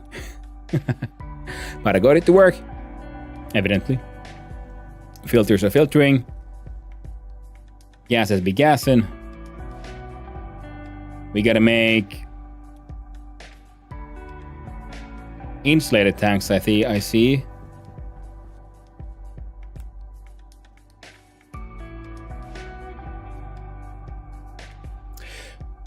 Not gonna say anymore. Oh, bell ringing that way. Like, okay, did I figure it out the issue? Well, yeah, because when gases get cold, they turn liquid. I've had that similar things happen a little bit. I like their approach to the coding. I actually learned space engineering basically is the Dark Souls of coding. You know how to code, right? Yeah. I like the simplified one because I learned to code first using C, and it was lower than this one. But I did still work by I did stuff in like bitwise logic and so on. So that's why when I had that little math issue that got stuck in for hours, because I knew there was a solution. I've solved a similar thing for a function back in the day. So I'm glad I got a bitwise to function. And it helped by just visualizing, because the solution was use an AND towards 2. So we can use the second bit to determine whether it should be on or off. Or do anything at all. Now yeah, we don't want these to be liquid. The IC10 scripting is based on MISP coding, which, fun fact, the N64 was MIPS coded and links to the console itself. Hey, that is very cool. Yeah. It's fun. We have one... Well, I made enough chips, so there's one extra. One controlling that one, and we'll figure shit out eventually. Now... I got the suit on, everything's okay. I had a little coaching while learning coding in this game. Made a few things you can find on the workshop. Ooh, nice. Ooh, this thing's on. So if we do want... So insulated tanks would be better.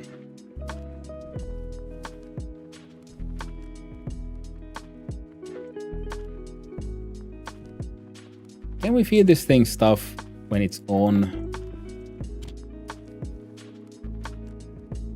Oh. Cool. Yeah, that's silicon.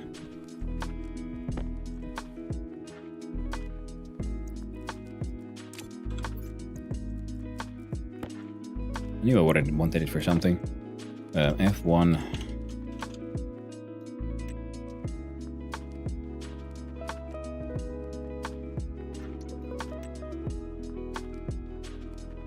$900K, 100 kPa.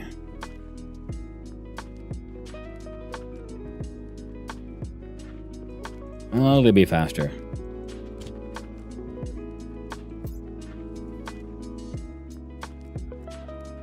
Inefficient it might be, but it works.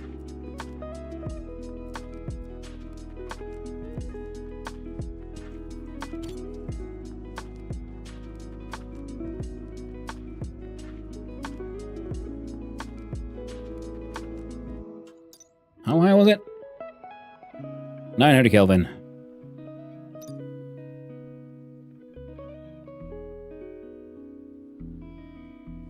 There's too much bullshit in there, apparently.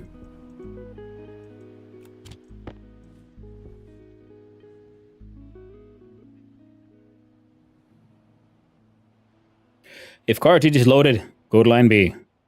Yeah?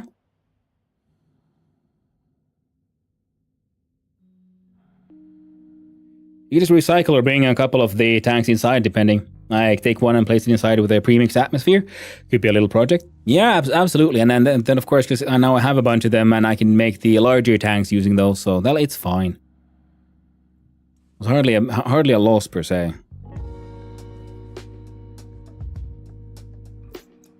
Let's try it again.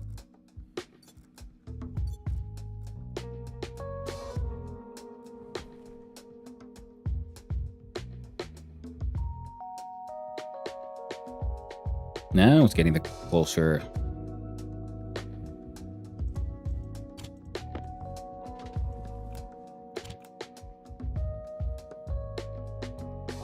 And now we just hope for the best, I guess. Oh, would you look at that? It fucking cooled down, didn't it? Hey. Alright, let's check some more ice in the furnace.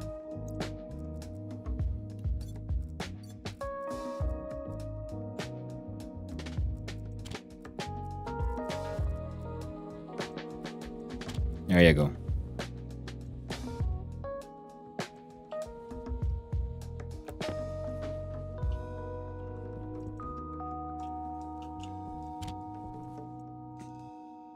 Heckin'.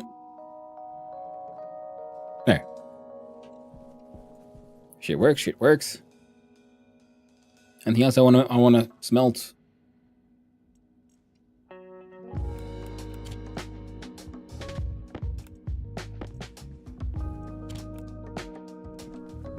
Oh, good. Smelt some random ass bits of iron.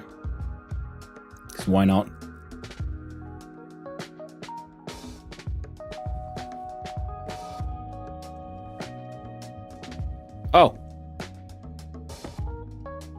Oh well.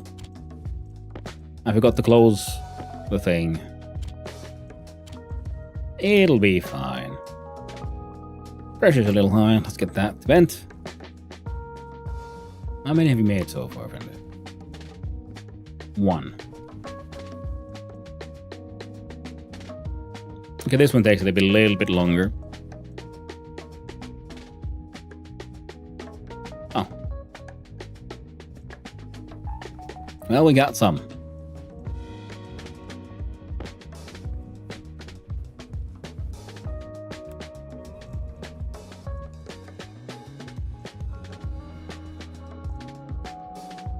Guess I need to go mining for some more silicon. We'd have the temperature and everything. If only we had some. But, alas, it is not to be.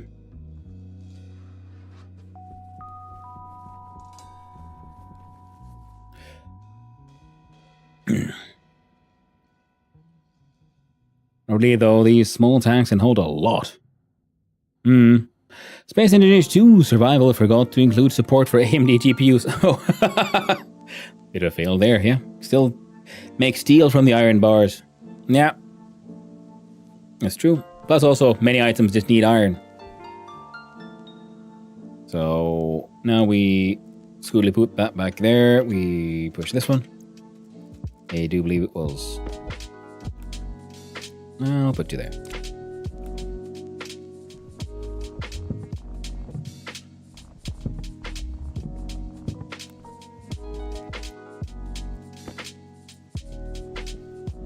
Now if we go, let's see.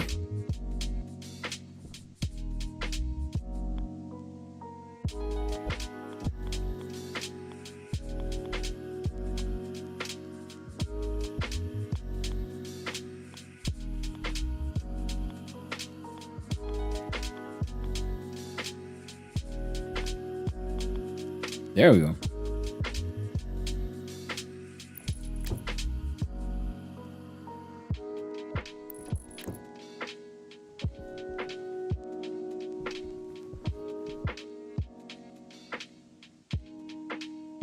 Gonna do my thing again in DDO. It's almost time. Well, thank you for coming by my way. Thank you for all the help. I really do appreciate it. And I hope you have a lovely time with your DDO. I think the next tool here would be this one. We do G, we grab that one and... What is this even? A flat wall.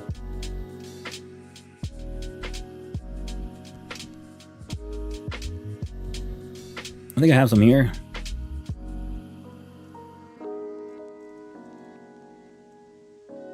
Guess not. Or do you need those?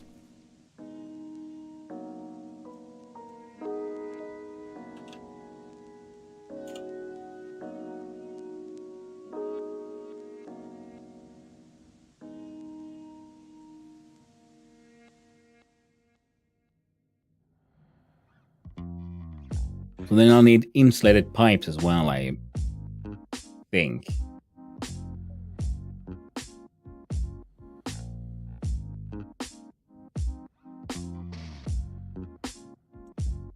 Shit, there's a whole fuck ton more. Okay. Were you the one?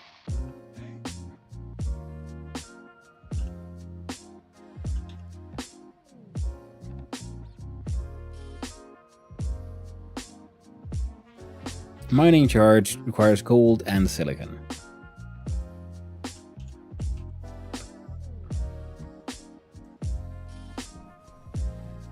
Wasn't there more of these somewhere?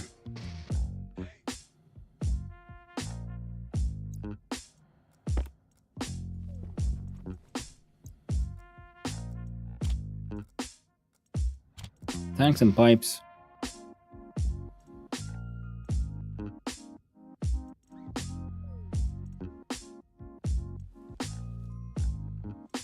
It'll be fine.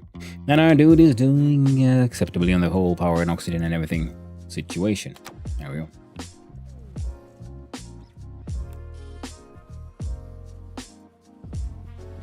Oh.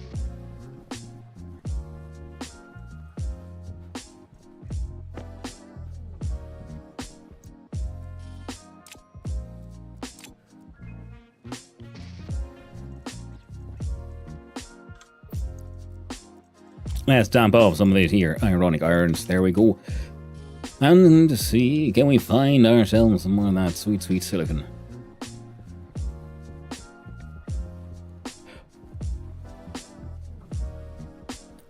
Ah, pay attention to the game. Important that. Well, if we run around enough, we'll find something. Hopefully it'll be something useful.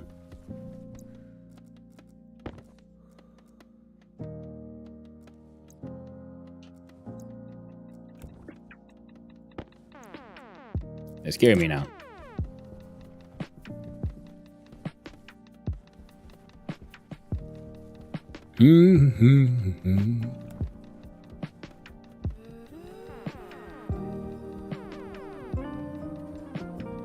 Hello?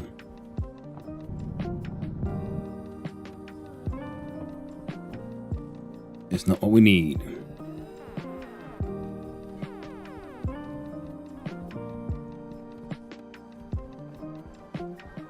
I have a feeling that the place I sort of marked out there for dealing with gases might be a little small. So I might have to make some more frames and shit too.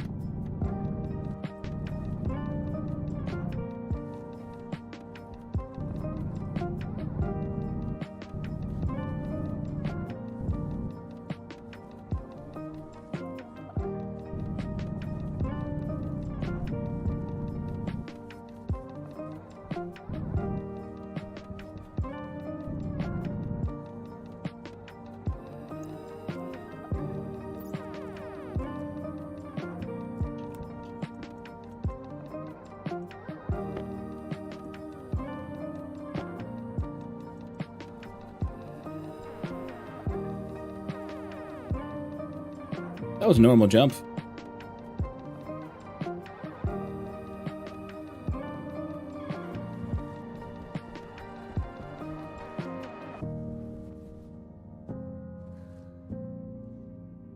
I thought it would blow a little higher.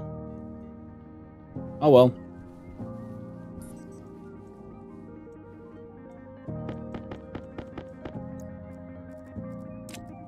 Better than nothing, I suppose.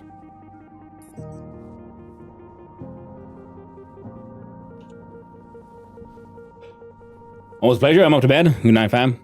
Good luck, fam. Thank you, Lord Noctum, and I hope you have a good night's sleep and get some good rest.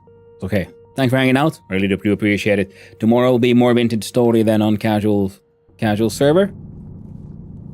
I got that both done, so I'll be adventuring then for the materials for making steel and things. Oh, and also I did go some mining for some nickel, and I found some copper on the way, so there'll be some smelting as well. Gotta make some copper nickel things.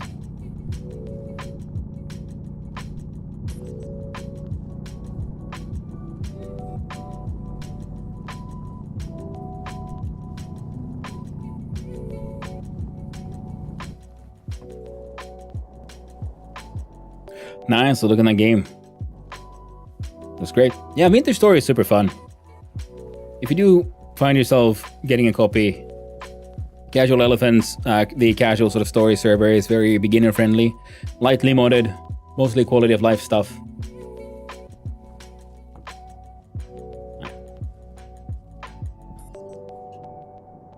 Let's try again.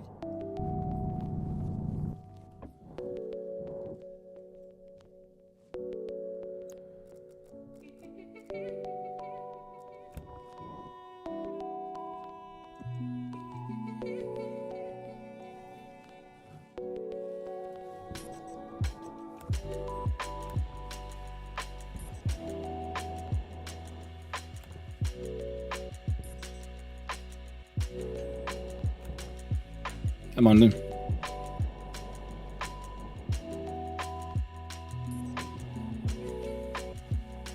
There we go. Big chunks.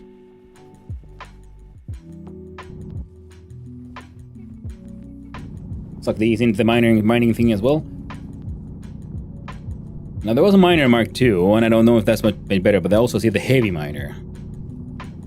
And I'm tempted to make one of those.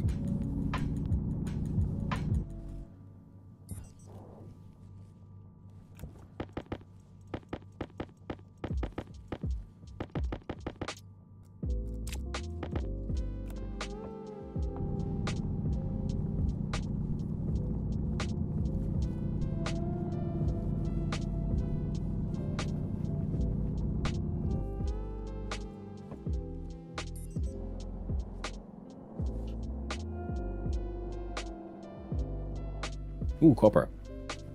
Should I copper? Copper is always good.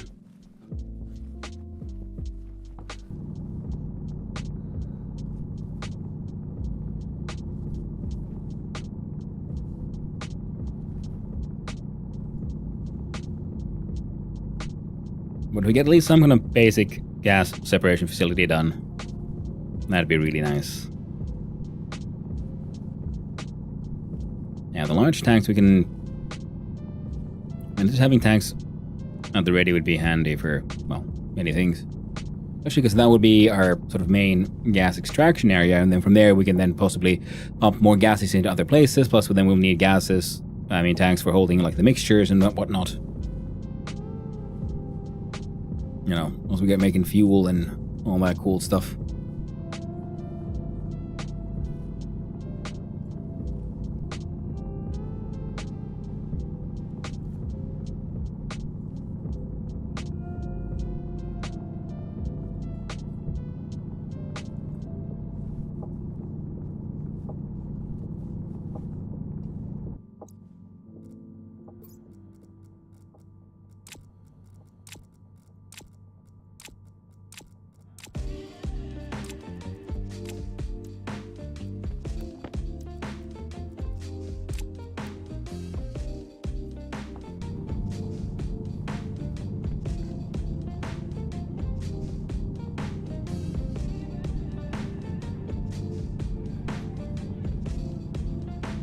I think there's much more here.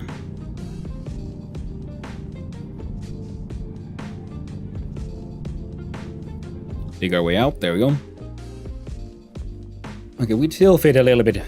Some goodies. Okay, we got a bunch. We might have enough gold, but then I think, well, what kind of nonsense is that? Enough gold. But fine. Let's focus on the silicon. That is the gold. That is what we came here for. We got the steel. We just need the silicon. We got some nickel.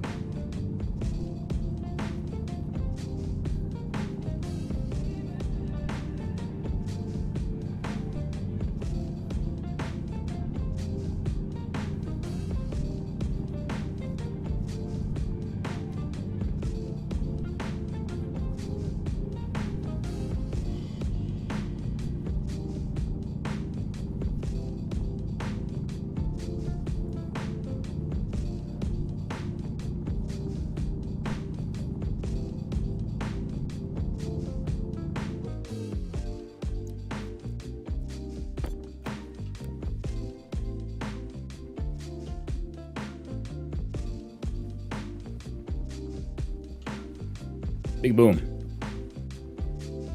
Boom.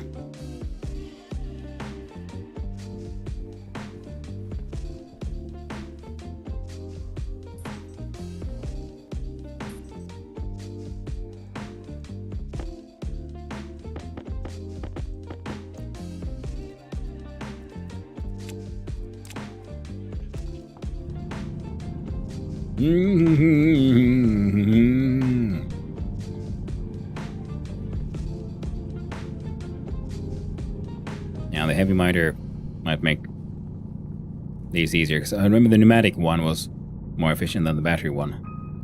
I'm assuming the heavy would be then even better than that. You know, for some of the things I want, we're gonna have to make the advanced furnace, and for the advanced furnace, I would want to have, you know, better fuel supply than just chucking random ice in there. Especially if we can then also figure out a way to have things like a can full of stuff like carbon dioxide and so on.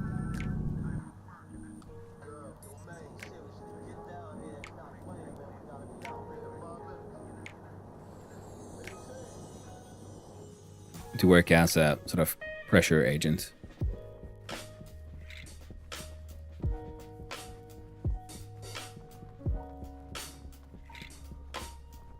You know, I don't actually have much nitrites at all right now. So while we have some, let's grab a... see if we can get a stack worth.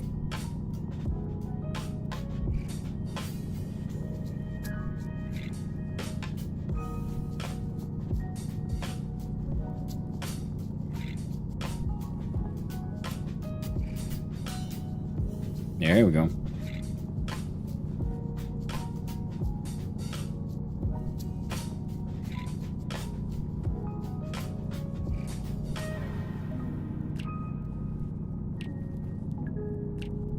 Oh yeah.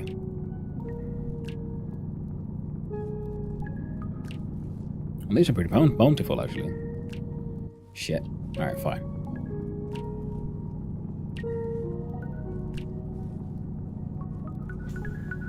There.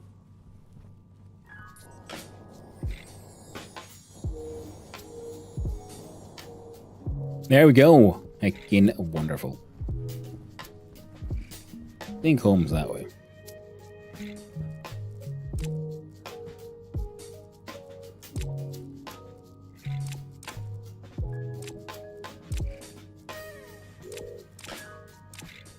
There we go.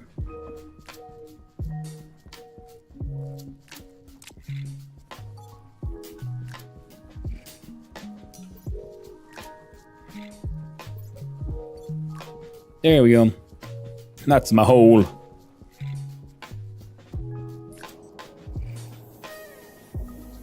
Jetpack saves when you're walking downhill and suddenly start accelerating like fucking crazy.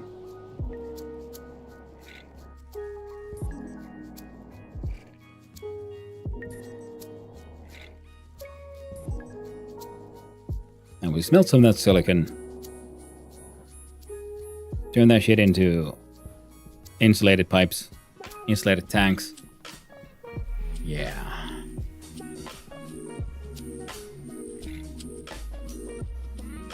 And expand that room to the side. We've knocked down that wall on the end, turning it into an even longer room. I think that could work. So we're gonna need more of those steel frames. Take less CX. Apparently that they, well, cost less materials. Oh, there's silicon right there. Oh, good to know.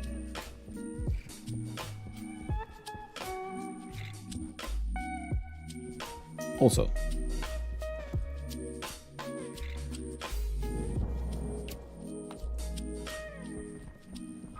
Air tank low. hey, Air tank critical. preempted you there now, didn't I, friendo? And I do believe if we look inside this one, we did whip out some oxides. So here, have a freaking bunch.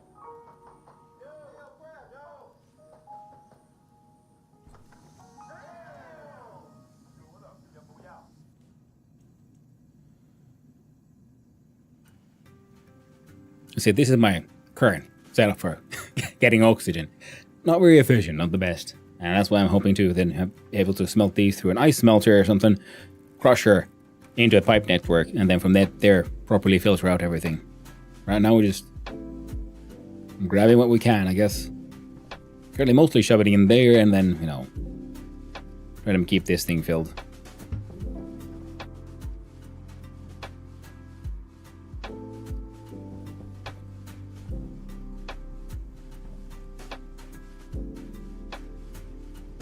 External pressure is at 120 kPa.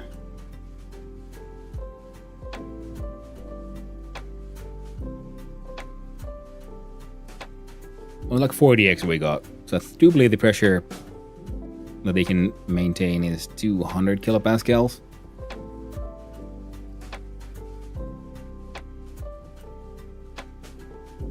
So yeah, I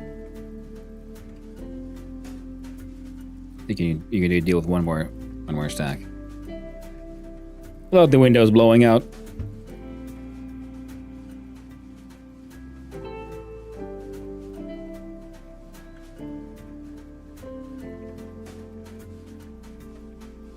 I'm just staring at that number, 150, 160.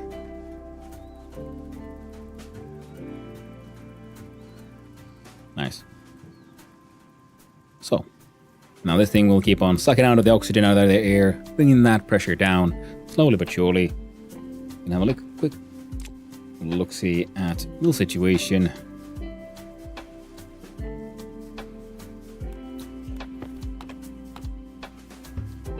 So we got 300 moles of oxygen. It's half oxygen, rest poison. Here we got 1.5 kilomoles oxygen.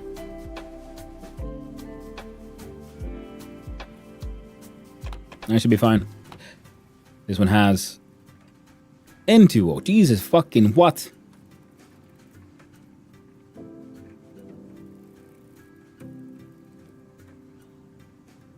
Liquid.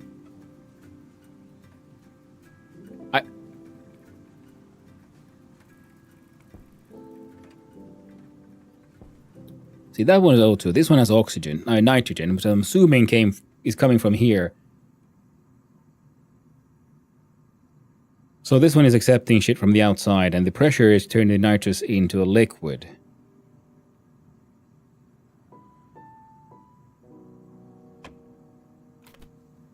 I see. This means we need to go and fetch a thing.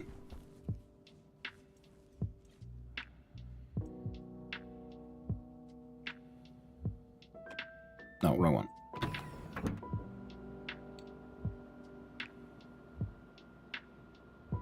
So I'm pretty sure the gas tank filling tool would then be a better choice now. Because that machine will just kill us, Hydration critical. I feel.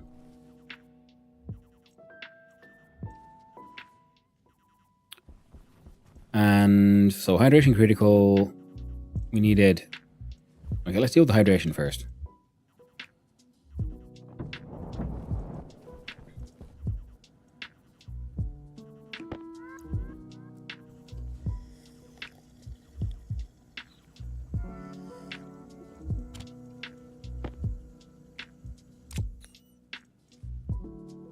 Yeah, we don't need to eat immediately.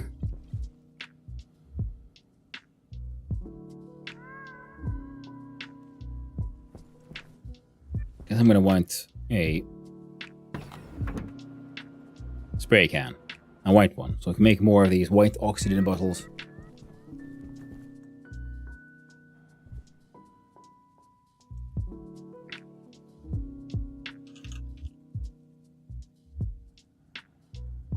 Making one of these, please.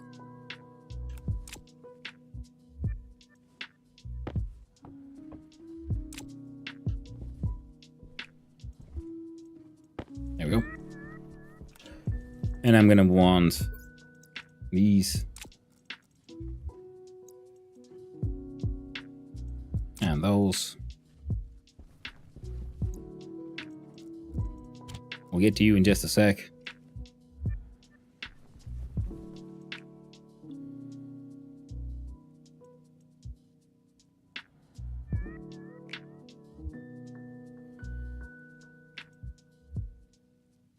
One of these should hopefully be enough.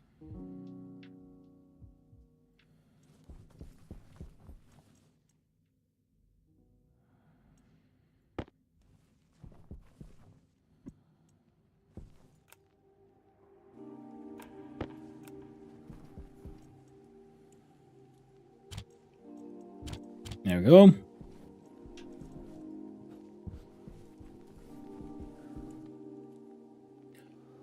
Now I'm getting a little nervous. Okay, come on. Yeah, cancel the pressurization. We'll be fine.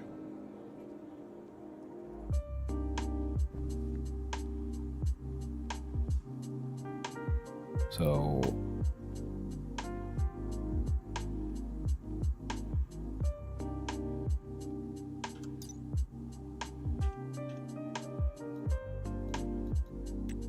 this one can make gas tank storage. When combined connect the pipe network, the tank storage unit allows you to refill a canister as well as read various atmospheric data from the gas canister. So, does it have maximum output, or will it always just push as much gas as is in the system?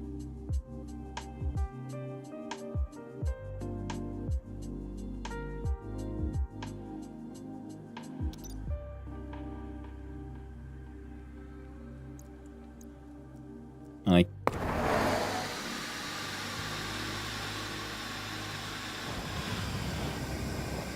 whoa, okay. Big boom. Hey. Finally. Whoops. Very cool, though. Well, that's a lot of water gone.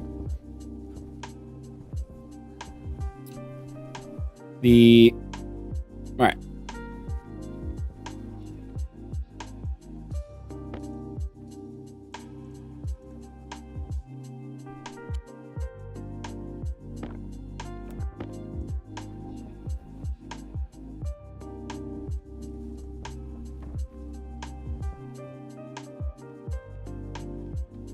Where are they fucking... There we go. Good, just fucking chuck that shit then.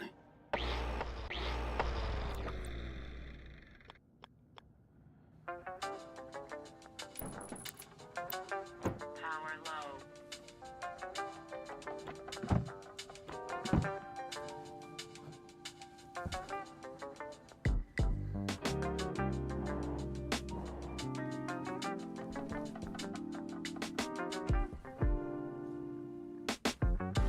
Oh, then the residential area is also leaking.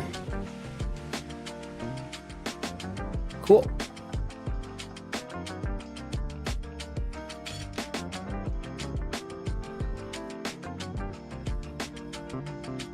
Well, whatever was there is now gone.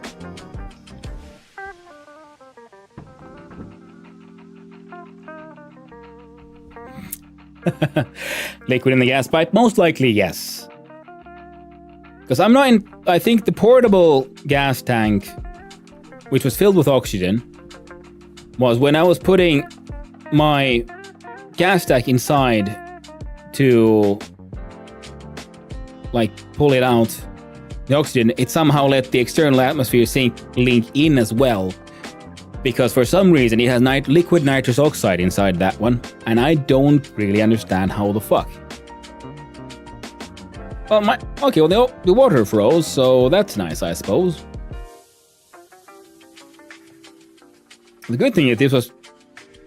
I mean, yeah, we lost all this oxygen, this atmosphere, but could have been worse. Could have been a lot worse. There's no point in worrying about this space, you know, it's gone. But we gotta save those.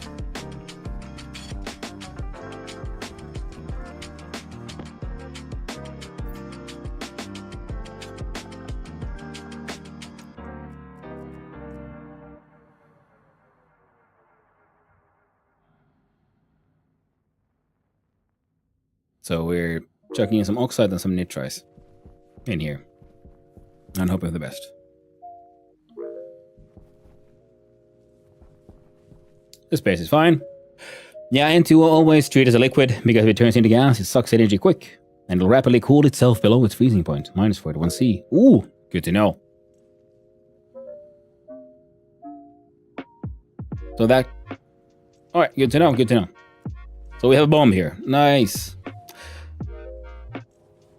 Well, let's hope it doesn't breaks it too hard.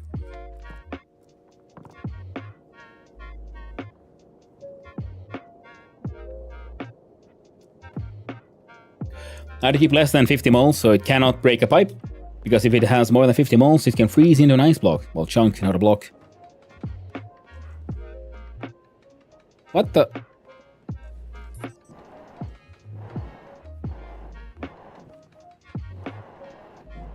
Where are you leaking from?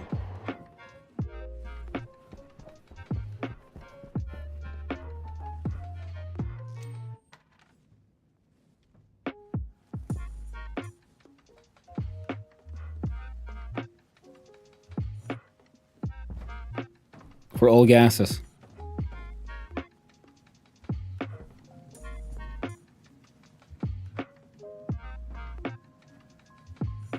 Where exactly is the fucking leak?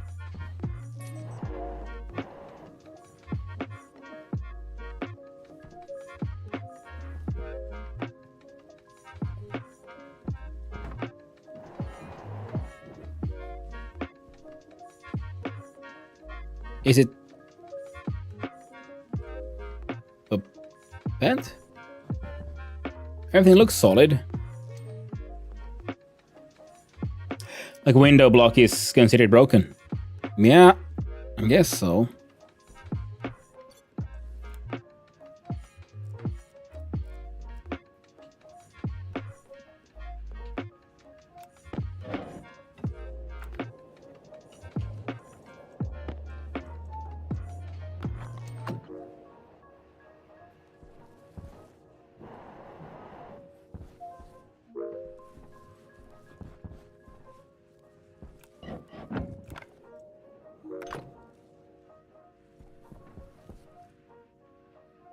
So they won't be replaced. Waste tank caution. Hunger caution. Try to focus anything when he speaks. I can see it. Well, I kept on trying to like jump into it.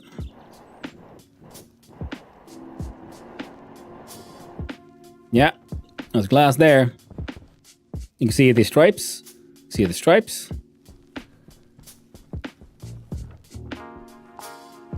There you can see the stripes.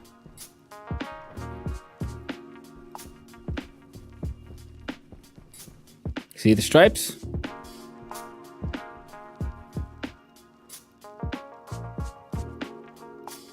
I'm assuming it might be the wall cooler then.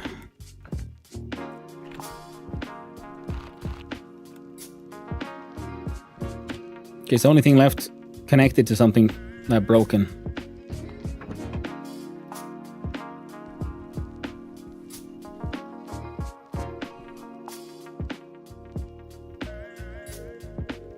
I'll see here.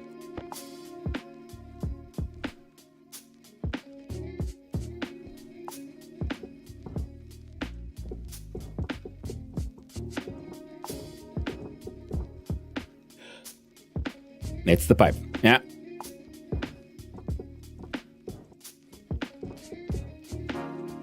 Good to know.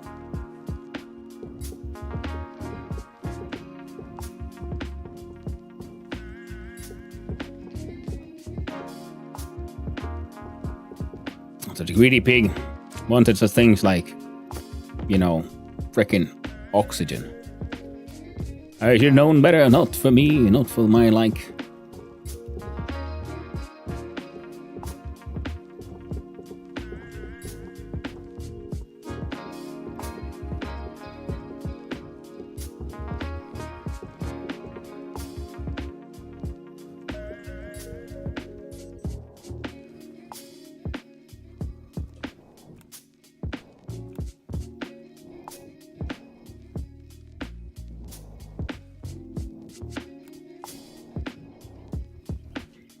I'm guessing that portable oxygen tank is to blame.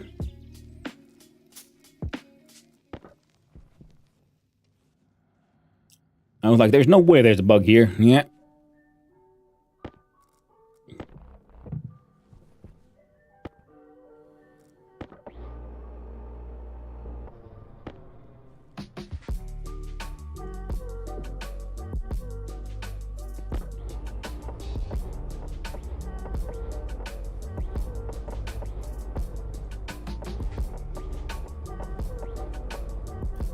So I'm guessing, yeah, if you're gonna have pug, things go like along walls, make them go along frames in case they explode. Also becoming increasingly convinced that I really need to then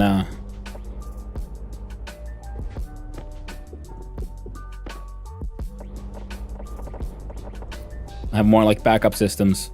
You can't have just one source of oxygen.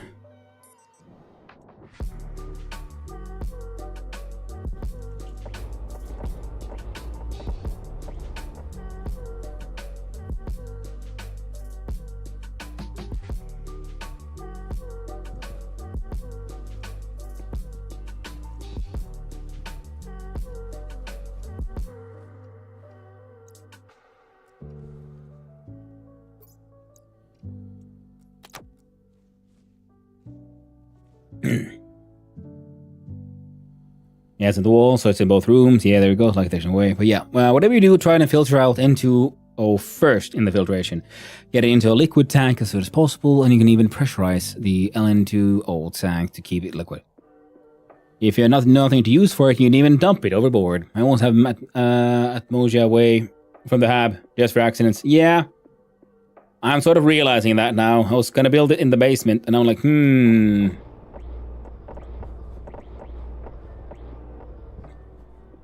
I might want to build it slightly further away.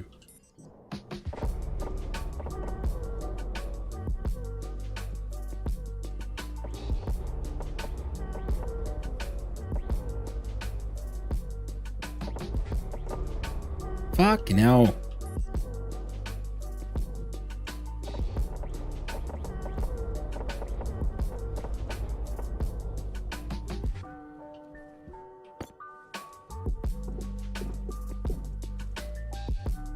Well, something survived, so that's nice.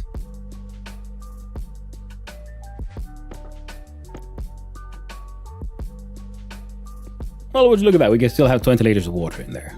Isn't that lovely? I give it enough space for in the event of a small nuke. Yeah, I probably don't put enough space between oxygen, volatiles, and nitrous. Yeah, I'm like... Yeah, realizing my mistakes. Slowly but surely. Well, we learn. And we go again. I'm glad I have at least some double walls built. Put a bit of city block between the volatiles and oxidizers.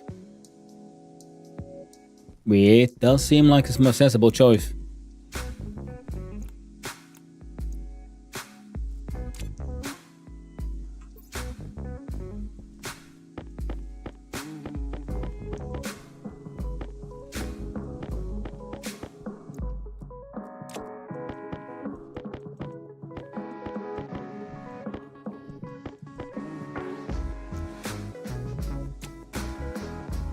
Alright, so we saved some of the water, so, you know, that's nice and all. The power still works. That shit still works. You guys are kind of pointless now. It's getting cold in here, so that thing's gonna fucking explode or something. Which means... we need to... change tool belt, open up this one.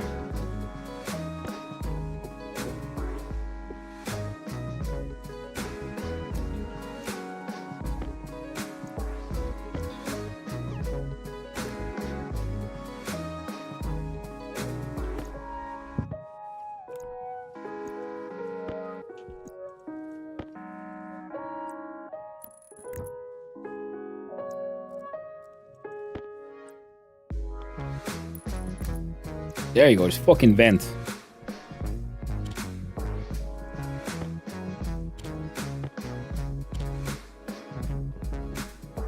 And hopefully nothing will explode.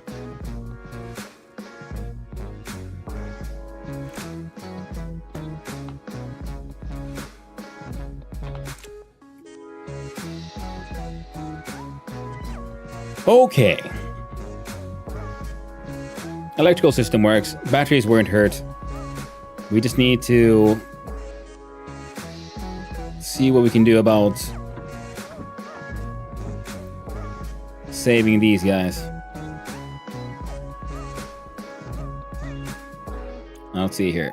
You guys are pointless for what we need.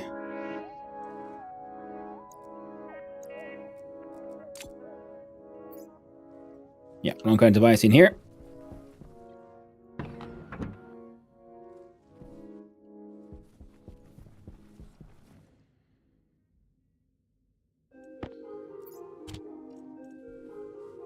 Damn it, where did I put it?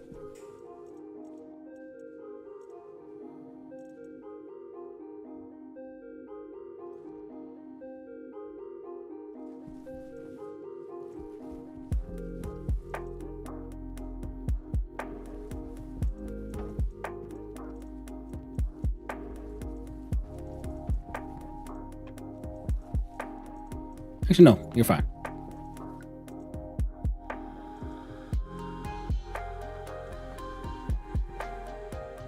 Can't see it there either. Where the hell did I put it, actually?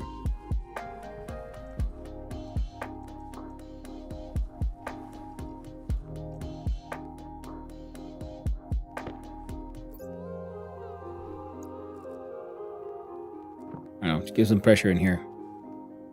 Oh, there it is.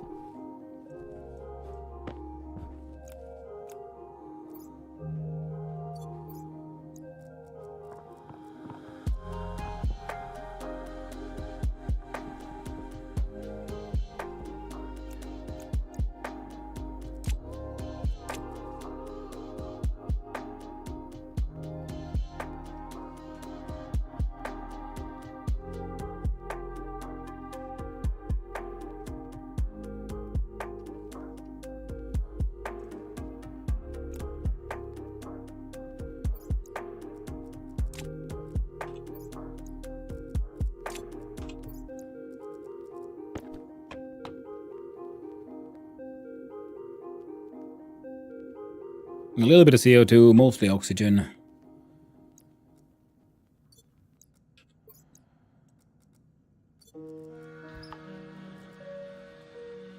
Okay.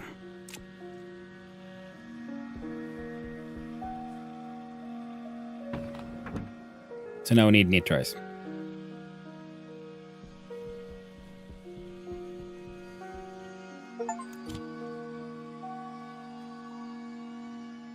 Oh, potato plant has died. Oh no! Tragic. So now I have 3 Mark Watneys.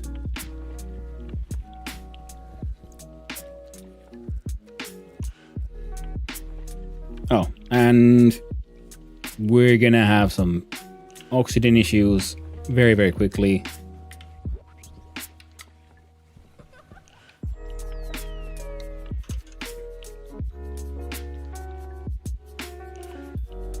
Power critical. Oh. Oh, the electric still work. That's good. Oh, that's good. So, ice crusher.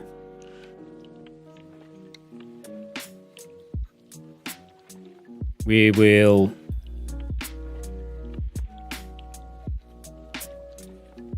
Yeah.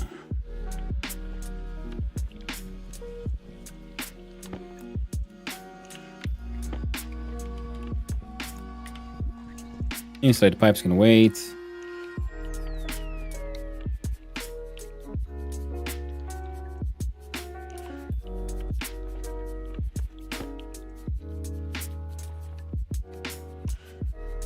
Hunger critical.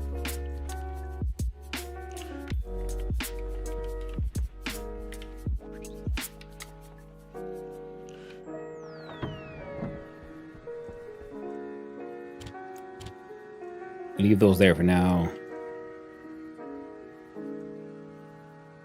We have some filters.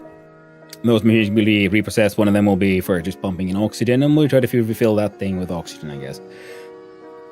And we're gonna have to build walls. Block that off from the other space.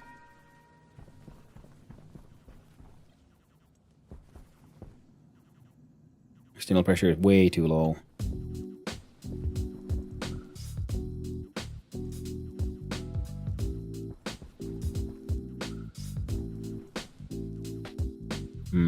Shit.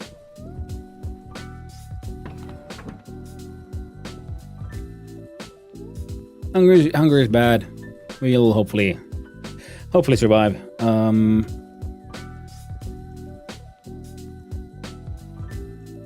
suit filters are also fine. Mostly almost at 0. Check it. Where is there? It is.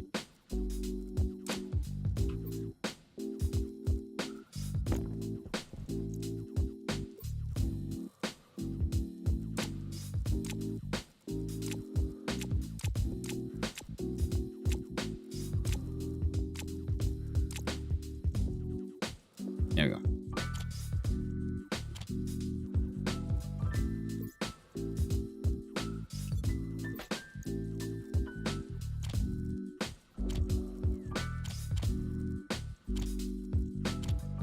Now, yes, I do realize this is a bit pointless. Alright, we just went out hunting for silicone. And now we're desperately looking for nitrites. Trying to stay alive. Oh, it's just a piece of a hab.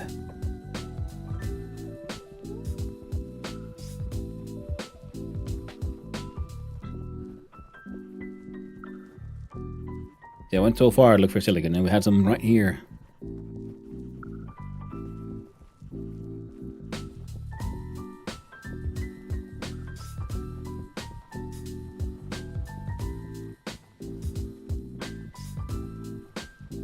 Freaking cobalt everywhere.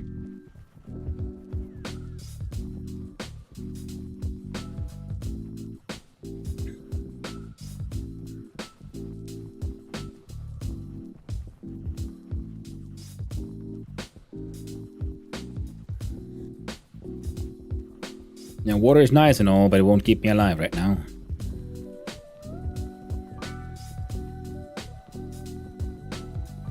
I'm sure we'd get some nitrogen from the ice crusher, but I don't think we get enough and fast enough because we need to get something we can just chuck down so it'll melt.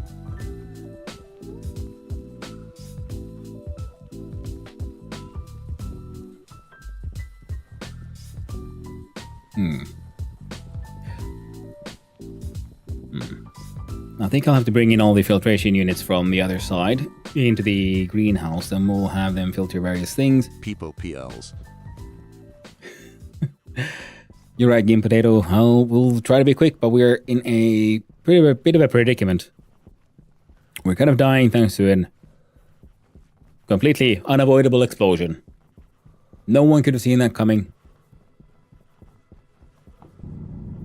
Fuck. No, come on. Fuck yeah.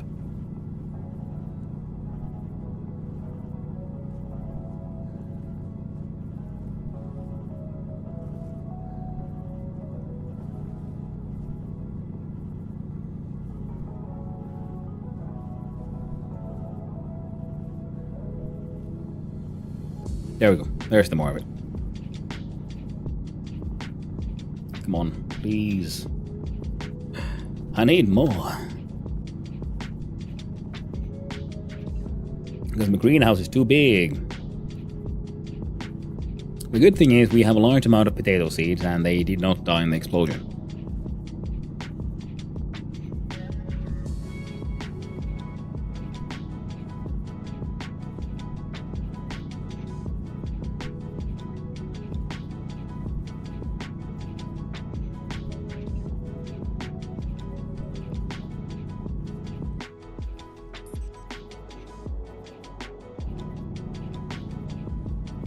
The bad part is the room's oxygen content was now like 30%. Which means that I'm afraid of turning on the microwave.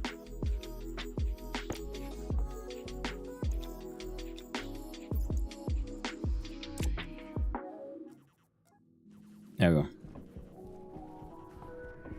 Tracker. Best goddamn cartridge I made in this game so far. So easy to get lost in the dark. So fucking easy. Tragic. Horrible.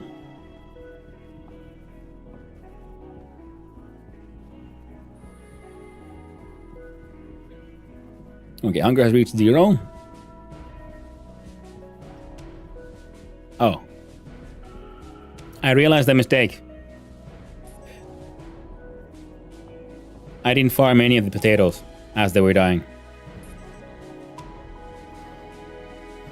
You see, I could have just put them in the freaking Hydration critical. cupboard. Closet thing. And then I guess they would have been fine for a while. And then I could have cooked them up. Not so anymore. Let's see, have I... Oh, I still have my goddamn cereal bar. Excellent. So it's all not all fucked. Just mostly fucked. Lightly fucked, if you will.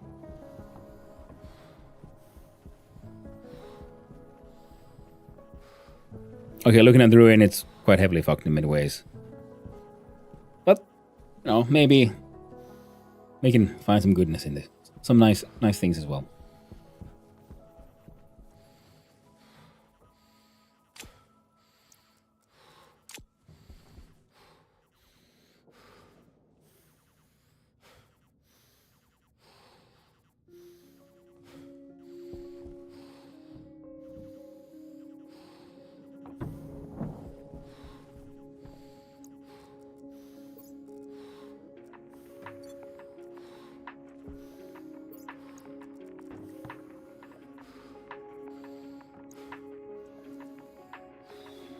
And this does mean sadly that the cereal bar means that we're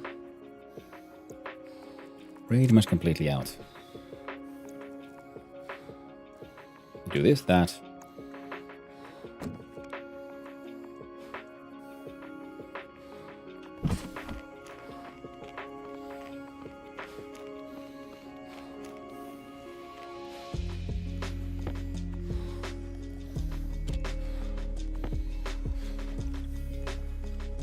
Come on.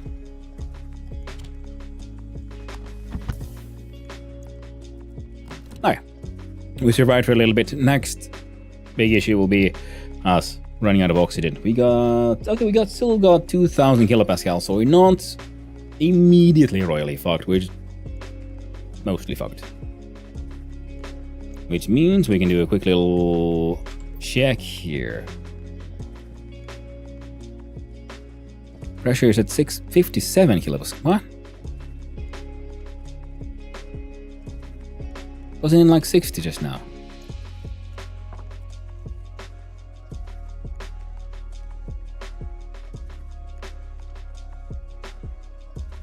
Oh, and a solar storm to go with it. Lovely. Well, at least we won't be running out of power. Oh, speaking of.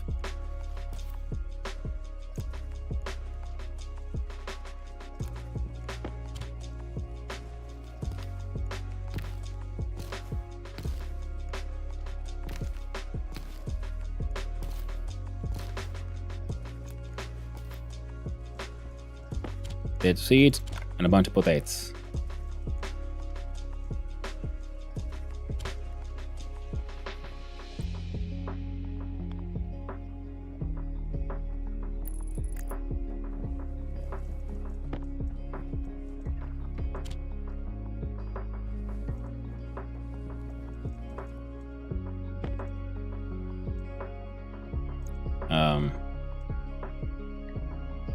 Right.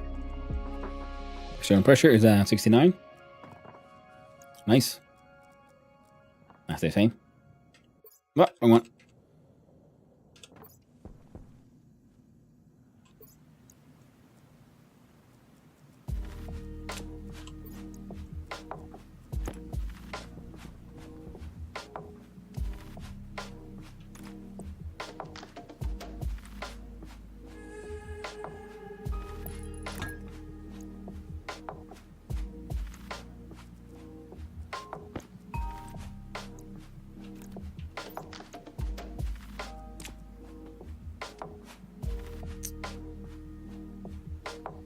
It has mostly oxygen and some liquid nonsense as well. Let's try to not worry about it.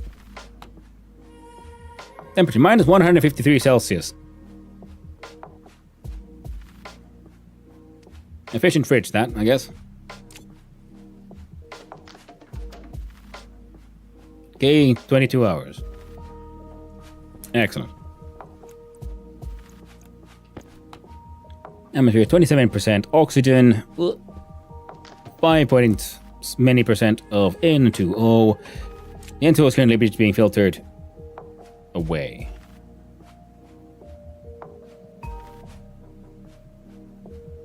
So we then start filtering oxygen into that tank.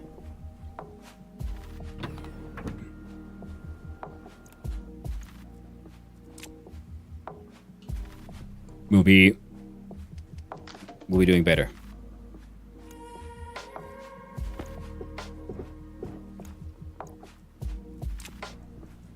Excellent. Had a fast event.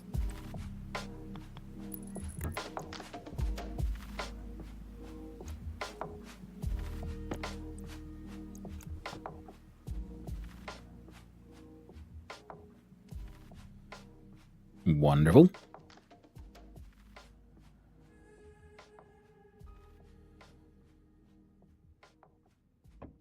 Hopefully it'll empty out fast enough. And we will have to save ourselves somehow.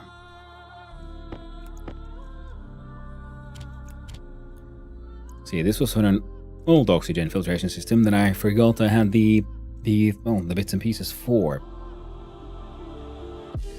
And this time we're goddamn using this thing to put gas in our canisters, because goddamn.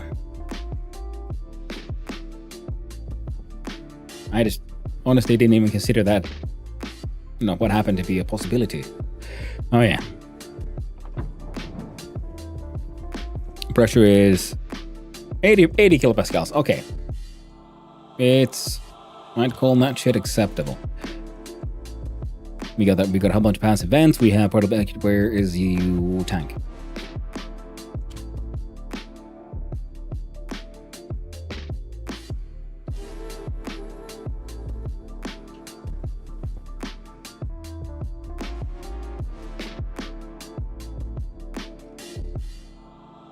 The potato is dead. So we killed the potato.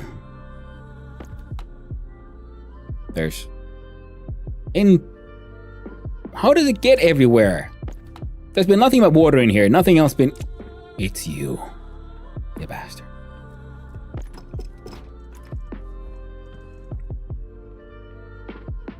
Well, the potatoes have been doing okay. So, hopefully, that state will remain. Then I go in here and I go down and I collect one of those insulated ones. If you don't have much, we have a few insulated pipes. This is supposed to be like, ooh, my fancy new gas extraction area. Well, now I know for a fact, fuck no. It's going down there or something, far away from us. Well, actually, yeah, so same idea, but just further down. What am I doing?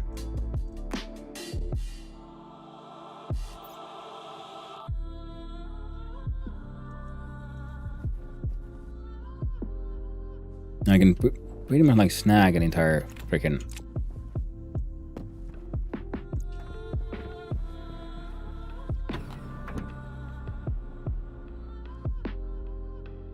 See, I'm really glad I put that extra freaking airlock there already. And where's that gas coming from? Oh yeah, these things.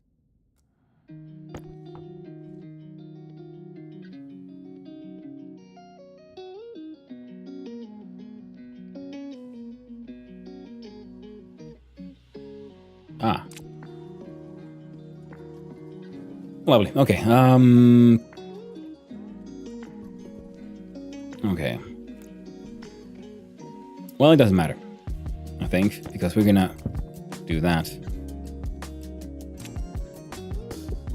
And that.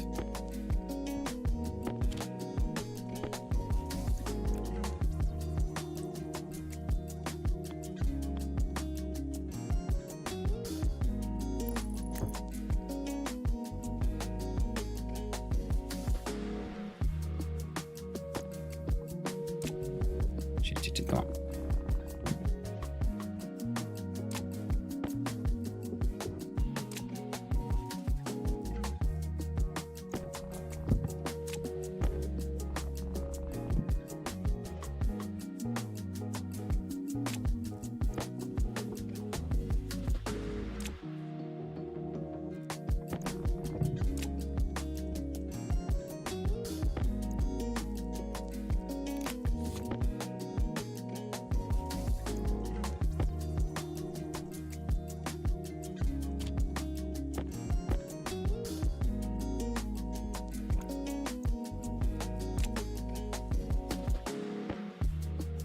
Oh, they don't stack? Alright.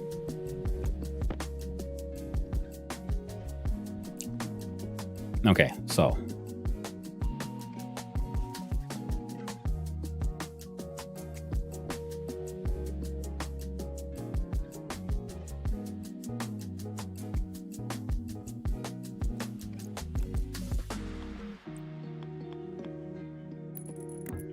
Oh, right. That was not the plan.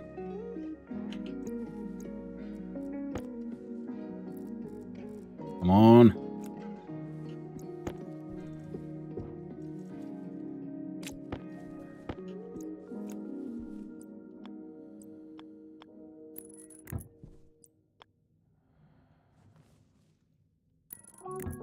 Good. Not linked to anything yet.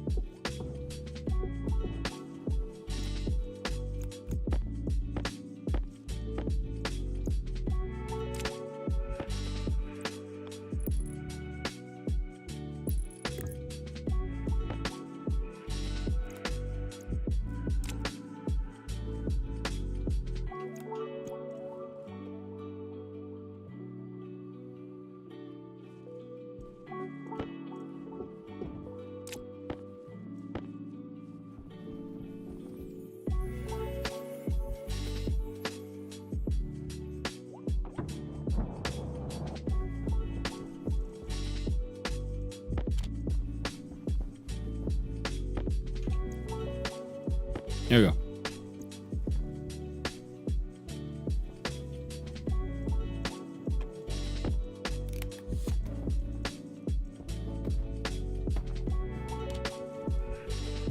Come on.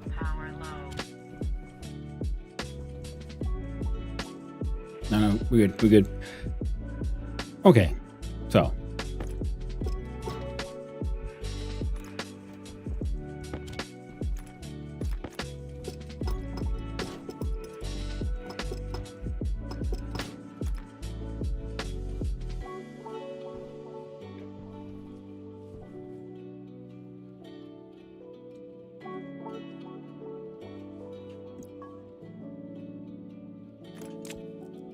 Now, if we look at this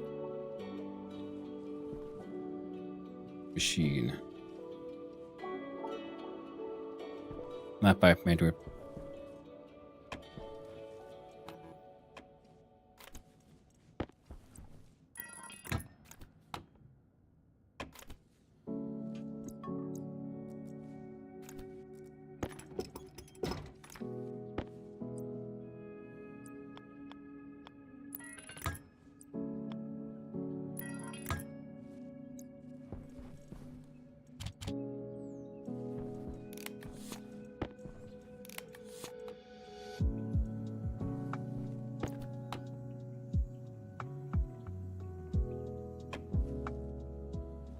So getting pure O2. Excellent. That is important for me, not the plants. Then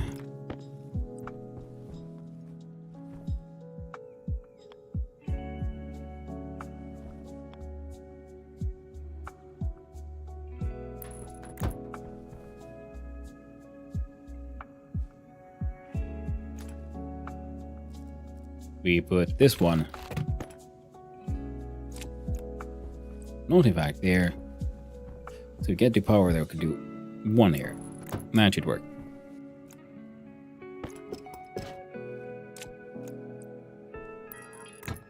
Perfect.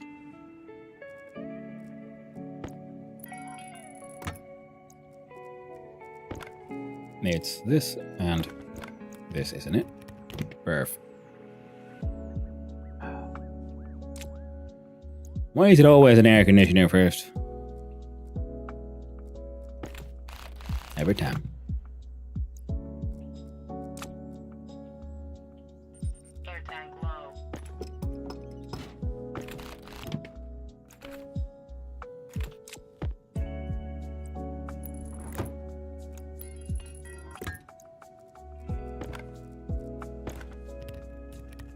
There we go.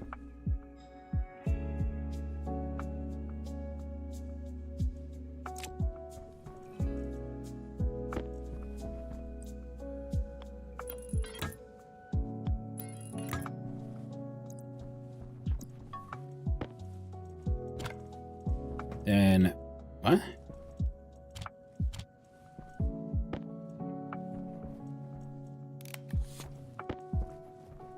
So that's things. Turns out we're just gonna be fucking venting that shit. Hey, okay.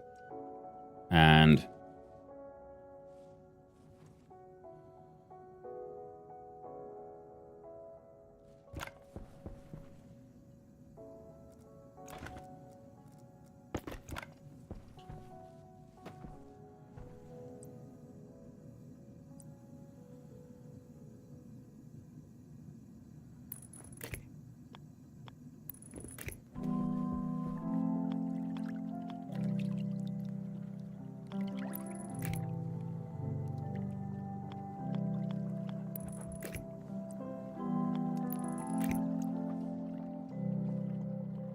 a short click, but it should be fine. Nothing should have been.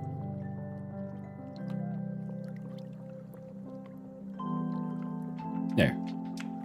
So we're just gonna. Oh, don't do that just yet. So that's just gonna lead to a burst pipe.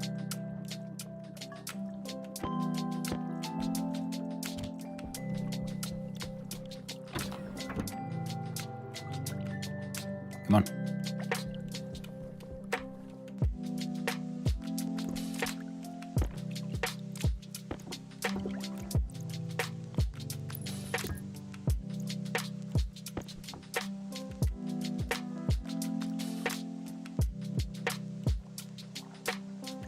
.130 kilopascals. Pressure.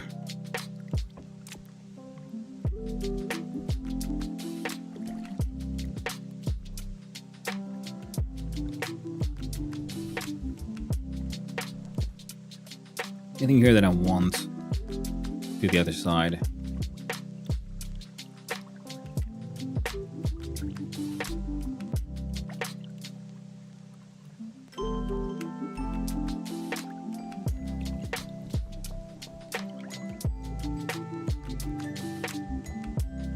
Ah! Oh well, it's fine. I was thinking like, oh, I should have changed my batteries. Ah, fuck your depressurization. So what could we filter out? Well, we got more nitrogen, could be handy. Let's give it the water. So how do we save the water situation? We would need another liquid tank. We don't have a liquid tank. We have a little bit of liquid pipes, not enough. And I'm thinking, well, I'm getting unhappy with these bastards. Also, oxygen. Well, now, hopefully,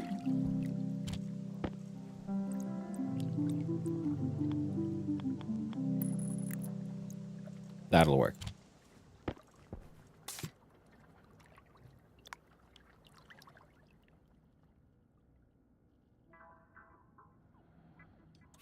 I'm assuming it's getting these ambient pressure of the pipe system, which then isn't very much currently.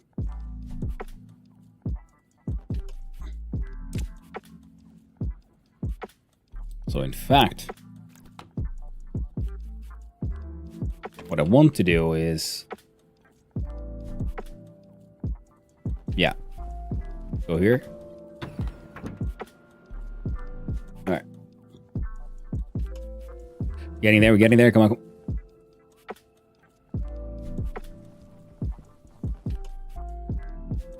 Oh, you don't have a fuse. That's why that kind of crazy shit got to happen.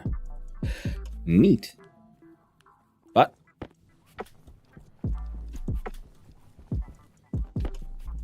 I don't think we're going to be using you here. Volume pump, yes.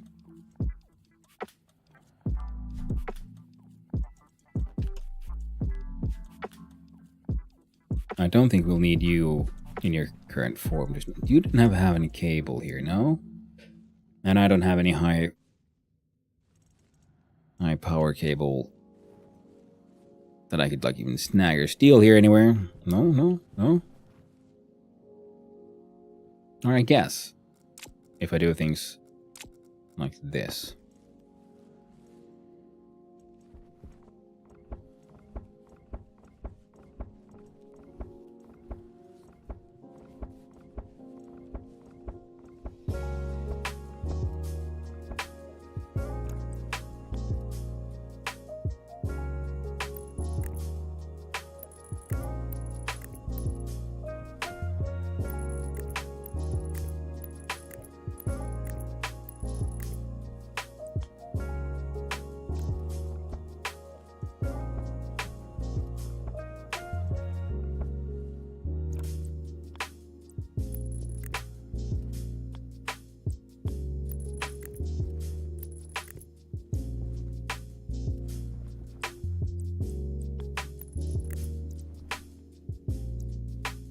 There you go.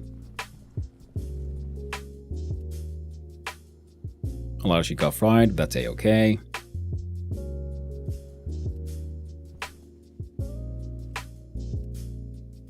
Things are working again. That is the important part. And however inefficiently, we are technically collecting some oxygen. And what I need now is that damn new.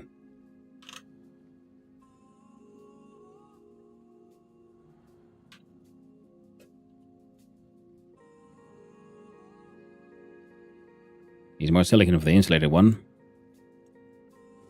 But we'll have to make do with the uninsulated one. And how the fuck are you? Well, thankfully it hasn't exploded.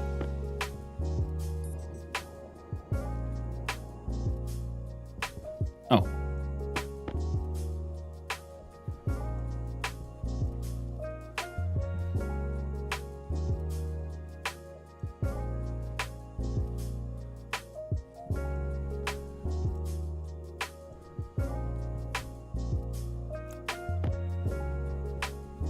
And we have the ice crusher. Because when we crush ice, it also produces nitrogen.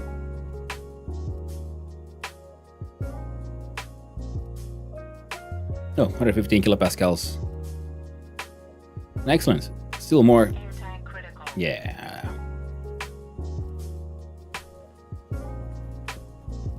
Yeah, our power situation is a-okay. Nice and protected from all that violence. Oh, sweet baby Jesus, we can still make it. I think.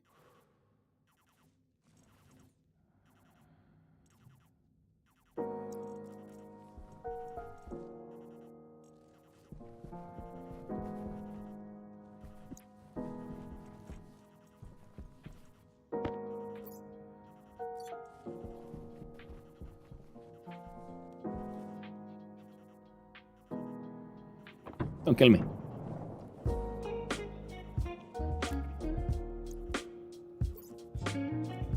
I see.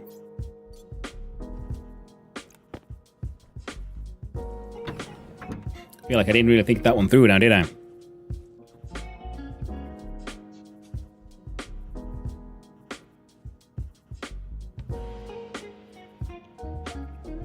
I don't think anything else is leaking. Excellent, excellent. Now, where the hell would I put water tank? Frankly, there, to be honest.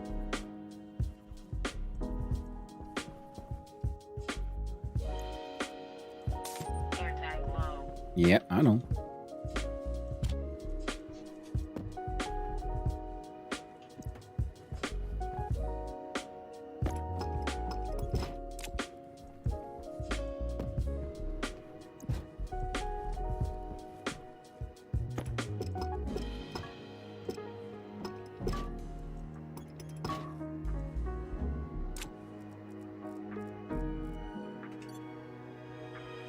Damn it.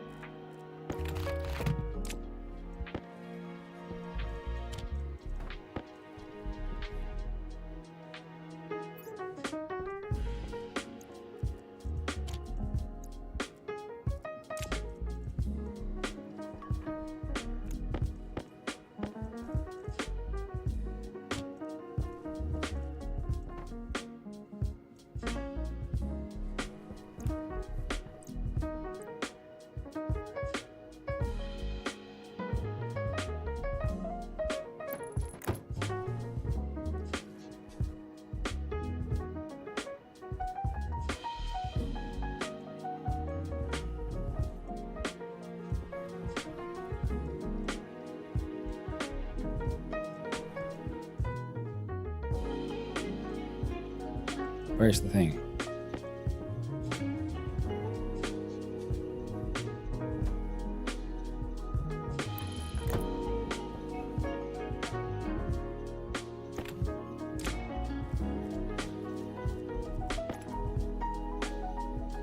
Iron sheets.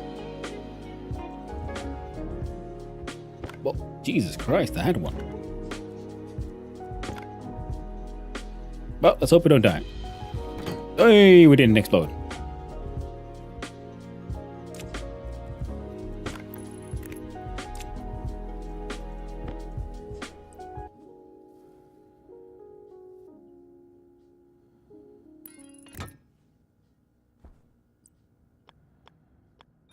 Air tank critical.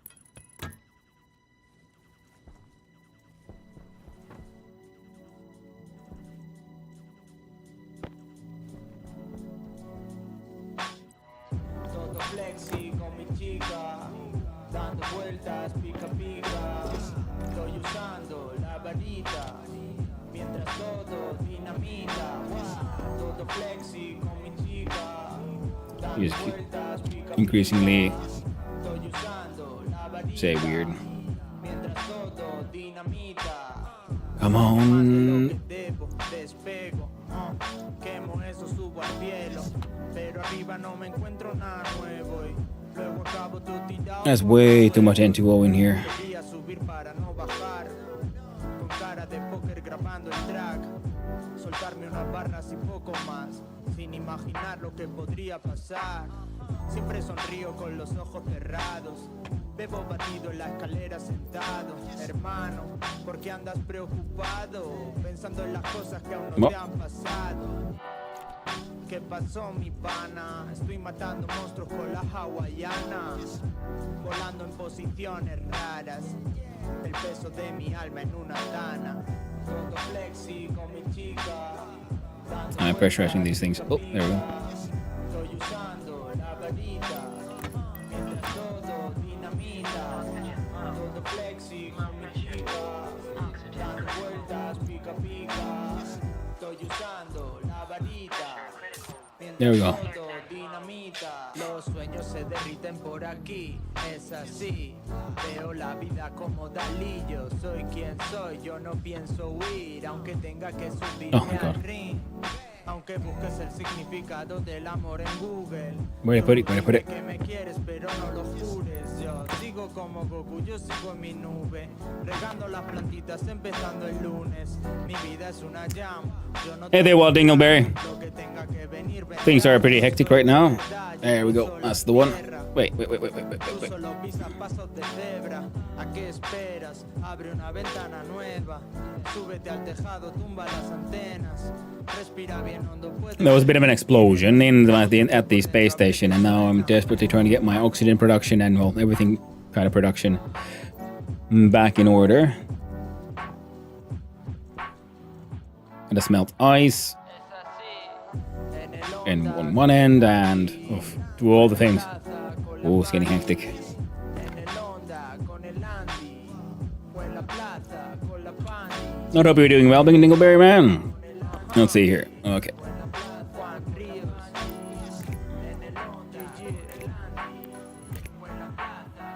Take my Twitch recap. Glorious emote in top 3. Nice. I'm glad you like it.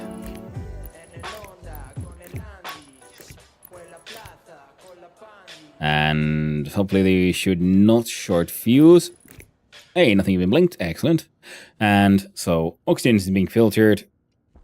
They're doing okay. Let's see here. We have the pipe.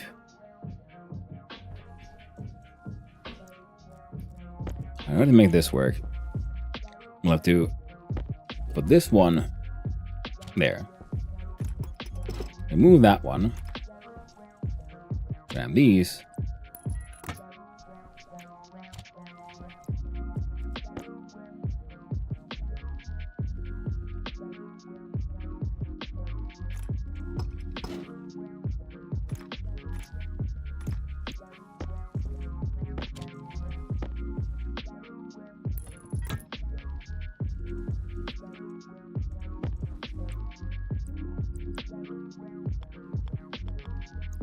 Yeah, that one is one of those that wants to have a pipe in between.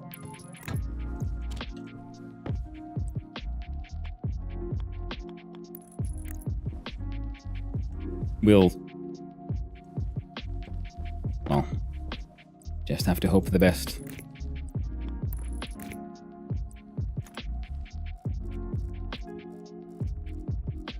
God damn it, there we go.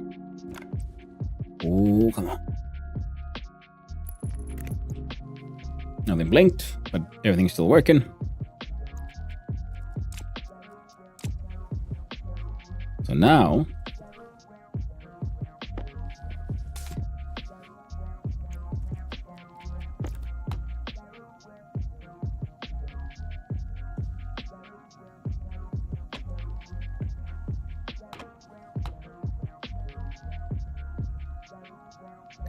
oh, thank God.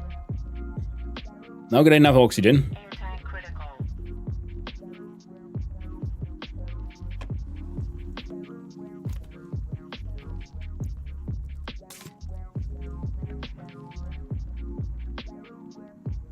Let's get it to like 2,000 kilopascals or something.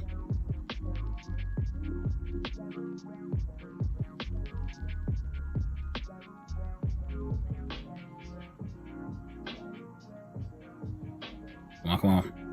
Nah, that's good enough. Okay, now we can survive on that. The atmosphere inside the pressure is okay, but it's absolutely incredibly unhealthy and unbreathable thanks to all the poisonous shit I've been smelting into here. Now we want to get the pressure up again, so we'll see about making water.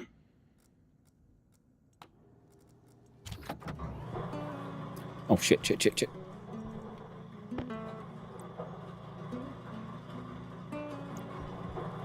Turning off. Put it. No. Ooh, in there. Ooh. We've completely forgot. Now you can't just have a passive vent in the middle of nowhere. They always want to be attached to shit. Hey, ooh, that's an interesting question though. So put this one away. We grab the passive vent. Can I? Ooh, I can. Excellent. Well, then we'll do straight up.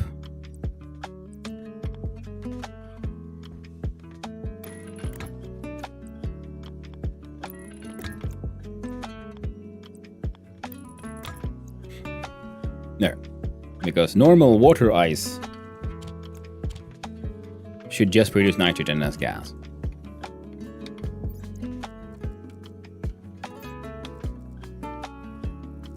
The ice water.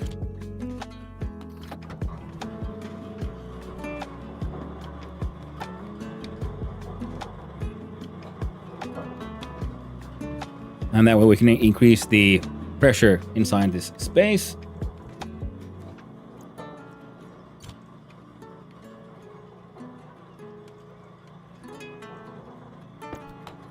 With our oxygen percentage is at 25%. Nitrous oxide is pretty high. But I think should be relatively safe.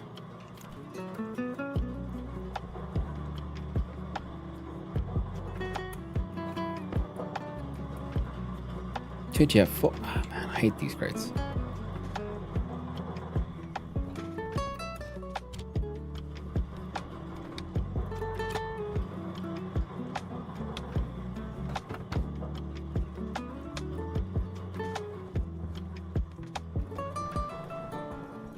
And if we close. No explosion yet. Wait for it to ding. Hey!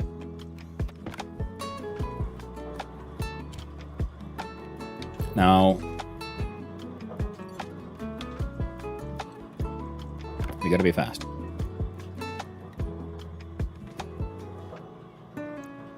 Unlock the helmet. We open and we eat quickly before we pass. Oh, we're not passing out, oddly enough.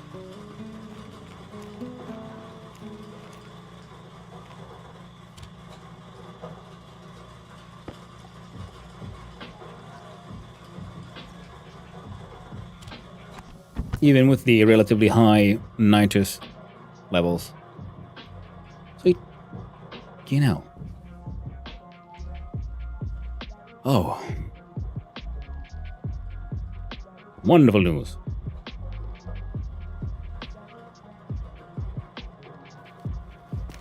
Clear the potato.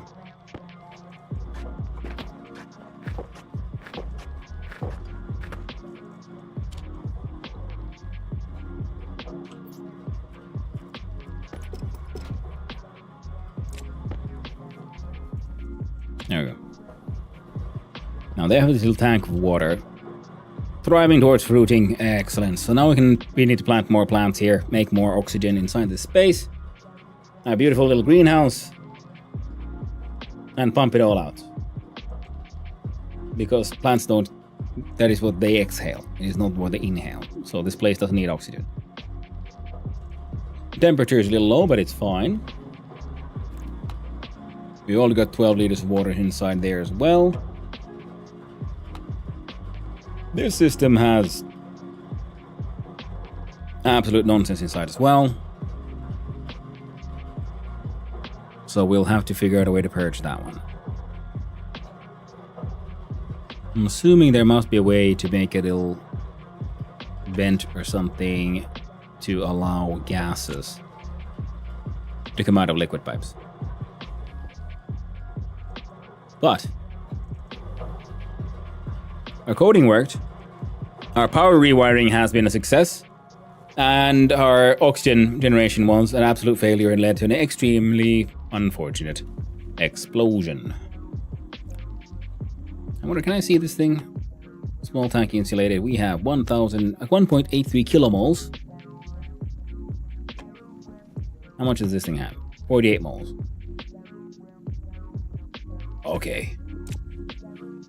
Okay.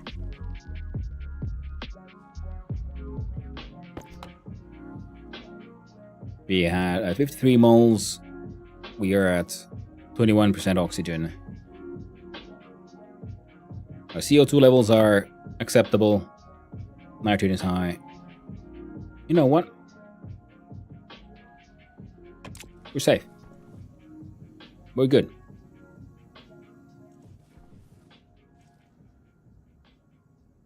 We're goddamn good. Now these things can also get chips to control them. So now I'm thinking, if I can... Do you need your own oxygen filter as well? Or like, do you have your sensor? Or do you even have a separate sensor for the room? Well, we have this one. So we could have the oxygen filtration system detect oxygen levels above, say, 25%, the oxygen to nitrogen ratio, and then start removing oxygen to our oxygen reserves. And that way keep keeping it at a nice breathable atmosphere inside this space. Same with our automated temperature, and then this is okay. Eventually we can probably ignore the whole breathability of the atmosphere in here completely. And just, focus on the on our plants. The potatoes are doing well. Kitchen should not be here. Our was meant to be a residential area. It's completely fucked, but that's a-okay. That is us venting.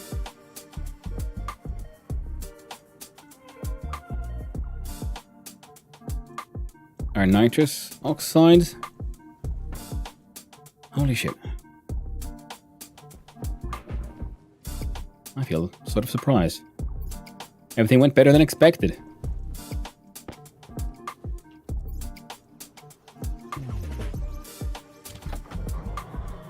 Now we keep on crunching in some ice water into this thing and it'll be a-okay. I think even just having this thing in this room will make it function as a giant heat sink, so that should in general keep this place more stable, especially if we add like radiators to the pipes. Then they will be exchanging temperature with the atmosphere around us. This thing has temperature of 12, so if it gets too hot in here, we'll start heating up the water. It does already say convected negative 18 joules. So I'm assuming that is, yeah, because the pipes, as far as I know, everything like leaks temperature to some extent.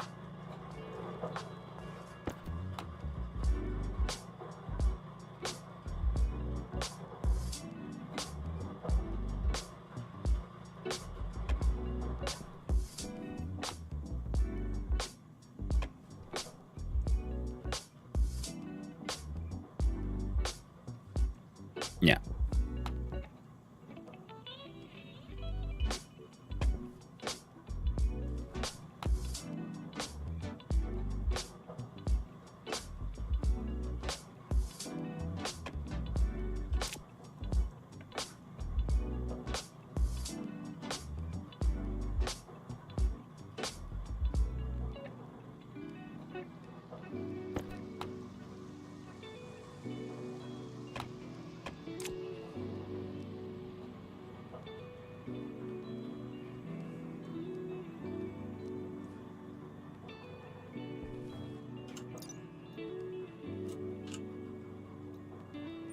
Power low.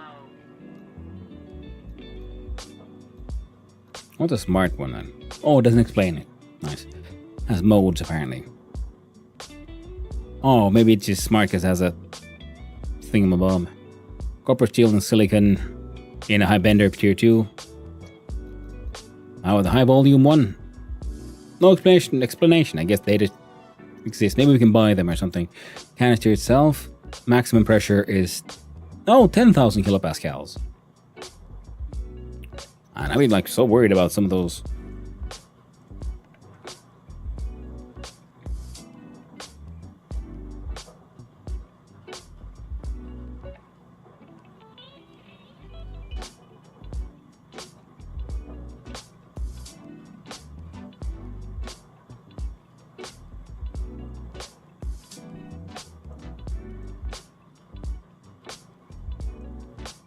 Still a little worried about it though. Just, to be honest.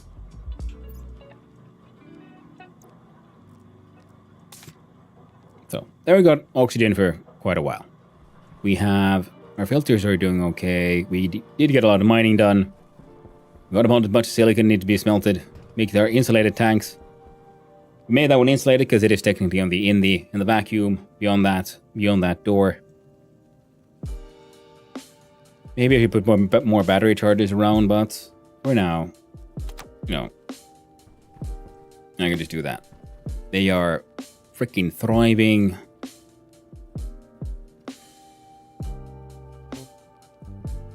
I don't want to... I pretty much don't want to link up any more plans here. Until I get this thing purged out of all the undesirables. Which means we need to figure out a one-way...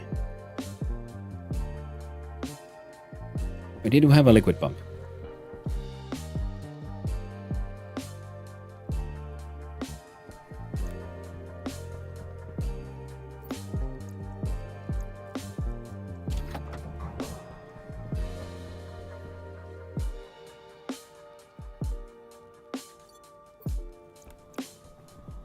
You know, I can't really describe how happy I am that we started out by making sure that our power systems are okay, and the batteries are way down in the basement, away from everything.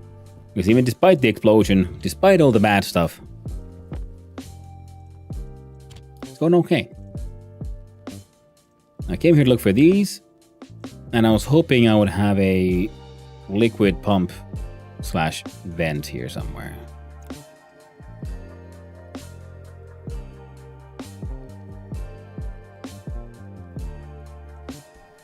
We'll get there. Yeah, you're still powering these things. A whole bunch of trash we need to deal with. This one has water in it, which is nice and all. Oh. Oh, but you're not the power. There we go. There we heckin' go. I knew I had one somewhere.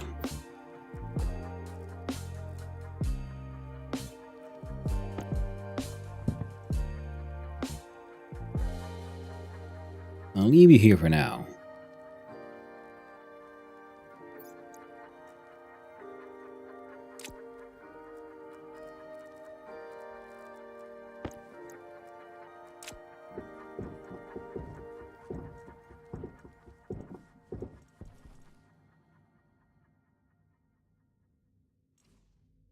Let's see here.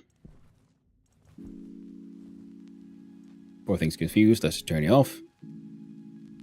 I don't think heat will be a problem there again for a little while longer.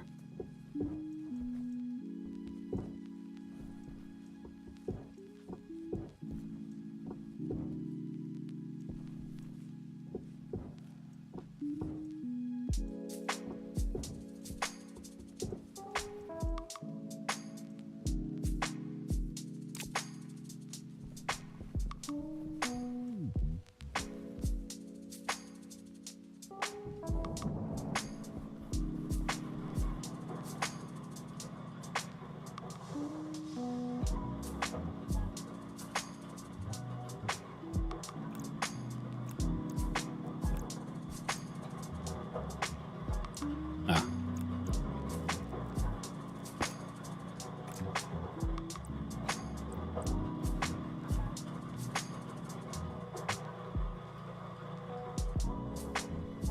Oh, that won't work.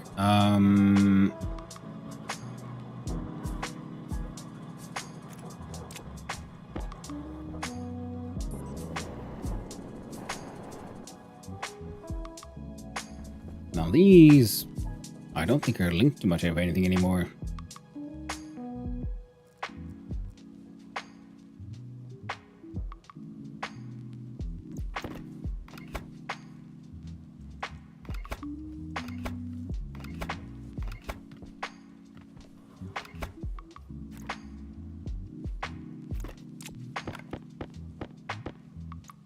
And we put those there.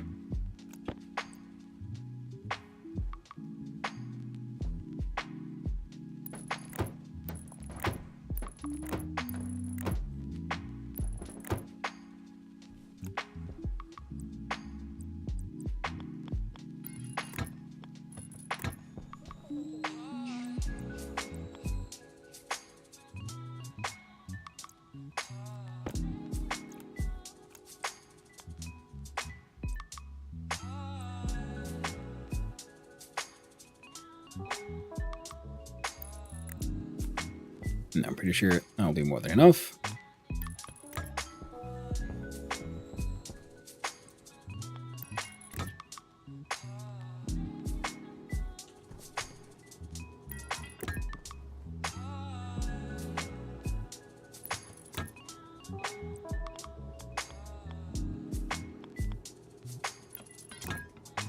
All right.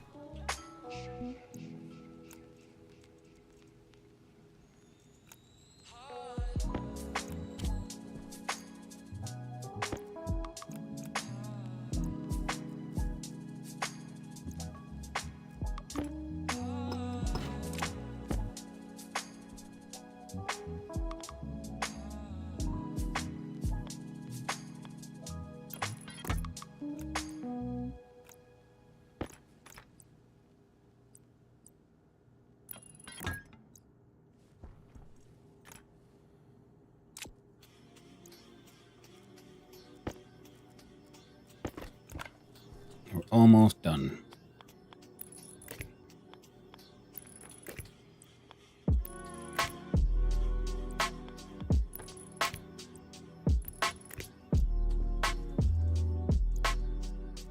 With the extreme potato maxing.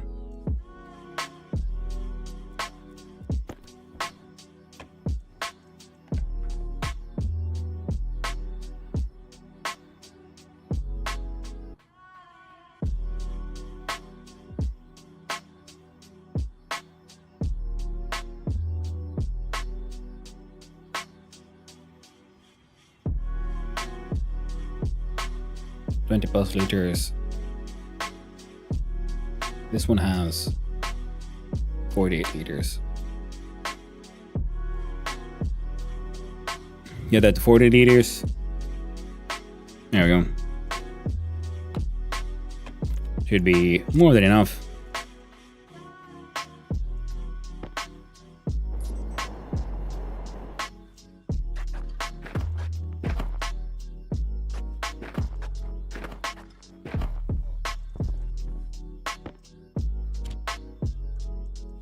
There. Tater maxing. More taters. Now we'll at some point we'll have to look at the other fruit. Wheat, soybeans, all that madness.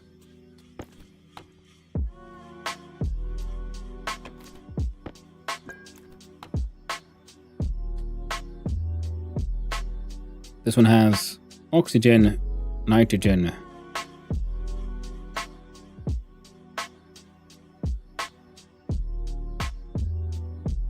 that is not a healthy mixture.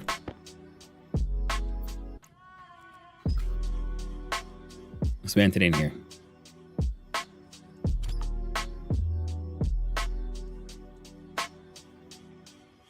There we go. Now they can be vented eventually.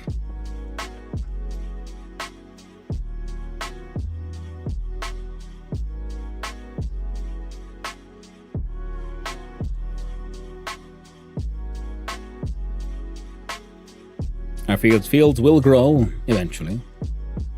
All in due time. Just go to 5,000.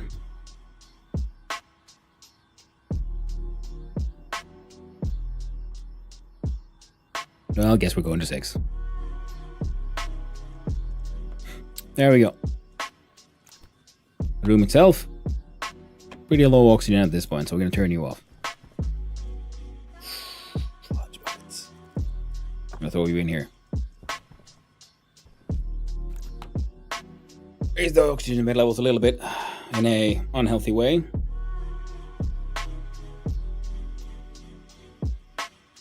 Now to wait for the N2O to be filtered out in a apparently extremely slow process. Oh, that would explain it. I was wondering why isn't the really, working that well?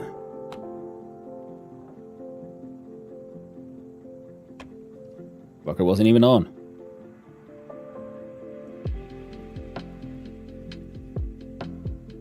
There's liquid in the pipe.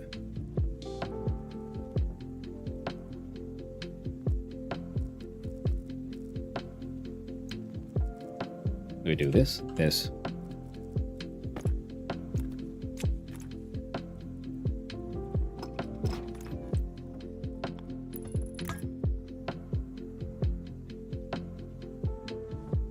Input, output.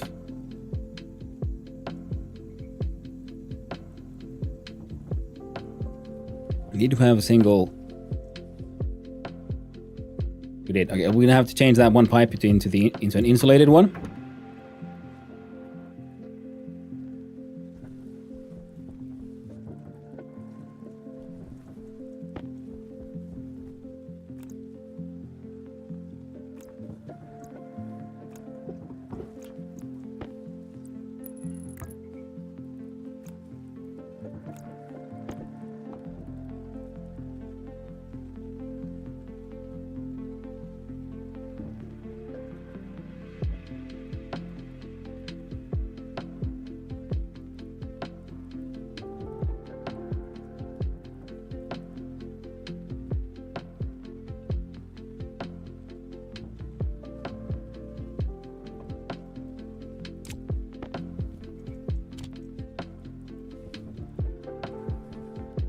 Our production is doing good. Everything is good.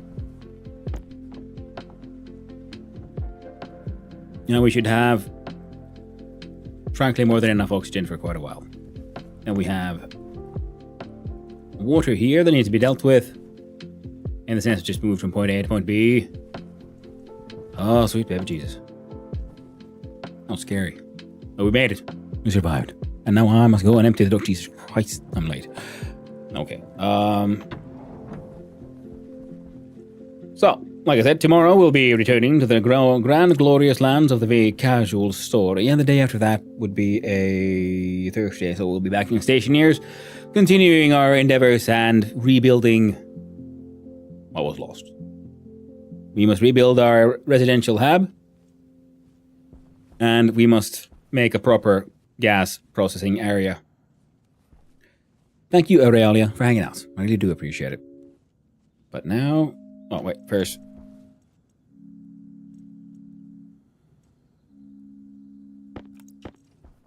we need to do a little thingy here. We need to refill the water bottles. Because I see top right, those warnings. The hygiene one will be... well, we'll have to be at... Ah! I see. I have recognized an issue. We no longer have water bottle... filling station. So we'll have to make a new one. So that'll have to be as well.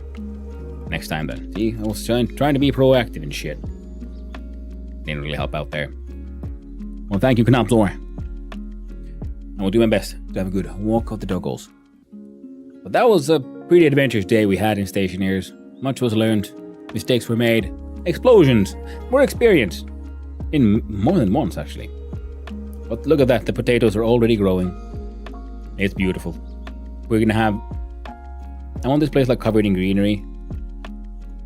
And these are like inside walls, so I think I built a second wall outside so I can have like double glasses.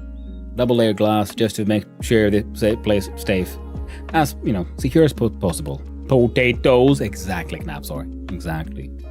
And I guess we'll have to eventually also figure out all the other, soybeans and wheat. Now, I've seen Pythos play. I'm pretty sure from soybeans we can make soybean oil, and those oils combined with our potatoes makes fries. So we're gonna get ourselves some lovely space fries instead of just only living off of microwave potatoes. It's not quite the same. Oh. And thank you, Pythos, for your help as well. Helped me figure out the issues and helped us, solve these problems. Fries? You gonna space fries? Yes, you can. Stale fries. Yeah. I see. I have a beautiful fridge. Don't I, Python? A tiny one that goes to minus 135, so it's it's quite cool. So there's that. Does the game care about that? Whether it's an actual fridge or an extreme deep freezer? Who knows? I don't. I am Atmosia expert. That is very true. Game just bumped up in my interest list. Yep. Oh yeah. Just about, yeah. Yeah, there's space fries, and then I still don't know all we can do with wheat. We'll get there. I made a man cannon. I accidentally just blasted out of a room. But now, we shall save game. And I'm, surprisingly enough, still haven't had an official acceptable death. Because that one time that the mining charge just became invisible and detonated doesn't count. The game was cheating. Well, me and the server did. I have a clip of it. Really early in development. Ooh, nice. Also, I made a mining charge just before we had mining charges. Nice. Hey, work bye. Well, thank you for hanging out, Knapzor. I appreciate it. I hope you have a lovely ride home. Well, we gonna have to change from this music.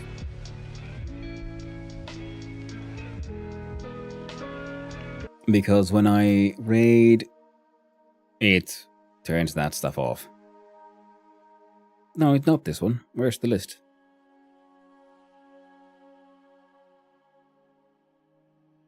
Ah, there we go. So now we shall raid on out and see what people are up to.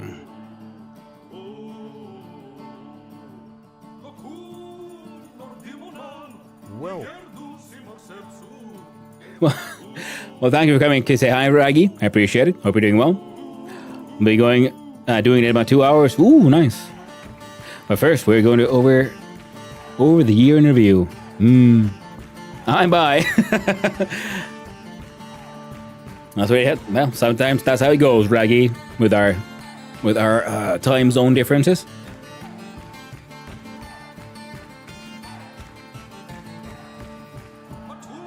Like ships passing by in the night. It's true. Like streamers passing by in the lyrics. Well, thank you for coming by as well, Invisible G, and hope you have a lovely day as well. And how about we just raid in the same category? And I think I've seen them before. I'm gonna raid on out to Red Munchkin Gaming. He's playing Stationeers, something building, automating stuff. Market UK, so at least they'll be speaking English. Oh, it's this guy. Yeah. I'm lurking in his streams every now and then. So let's do it proper, eh? You think, but sometimes I had to wonder. That's true. But hey, thank you everyone for hanging on out. Thank you to all the chatters, all the lurkers, and all those who just wandered on in. Thank you for all the follows and the raid. Hope you had a good time. And the streaks. Well, thank you everyone. Hope you had a good time. I had a wonderful time. And hope all of you have a wonderful day. So until next time, my friends, like I said, tomorrow, more vintage story, casual story style. Day after tomorrow, we'll be returned to this mess and we'll see if we can save the situation a bit further. So until then, my friend, stay awesome. Have a good time. Ta-ta.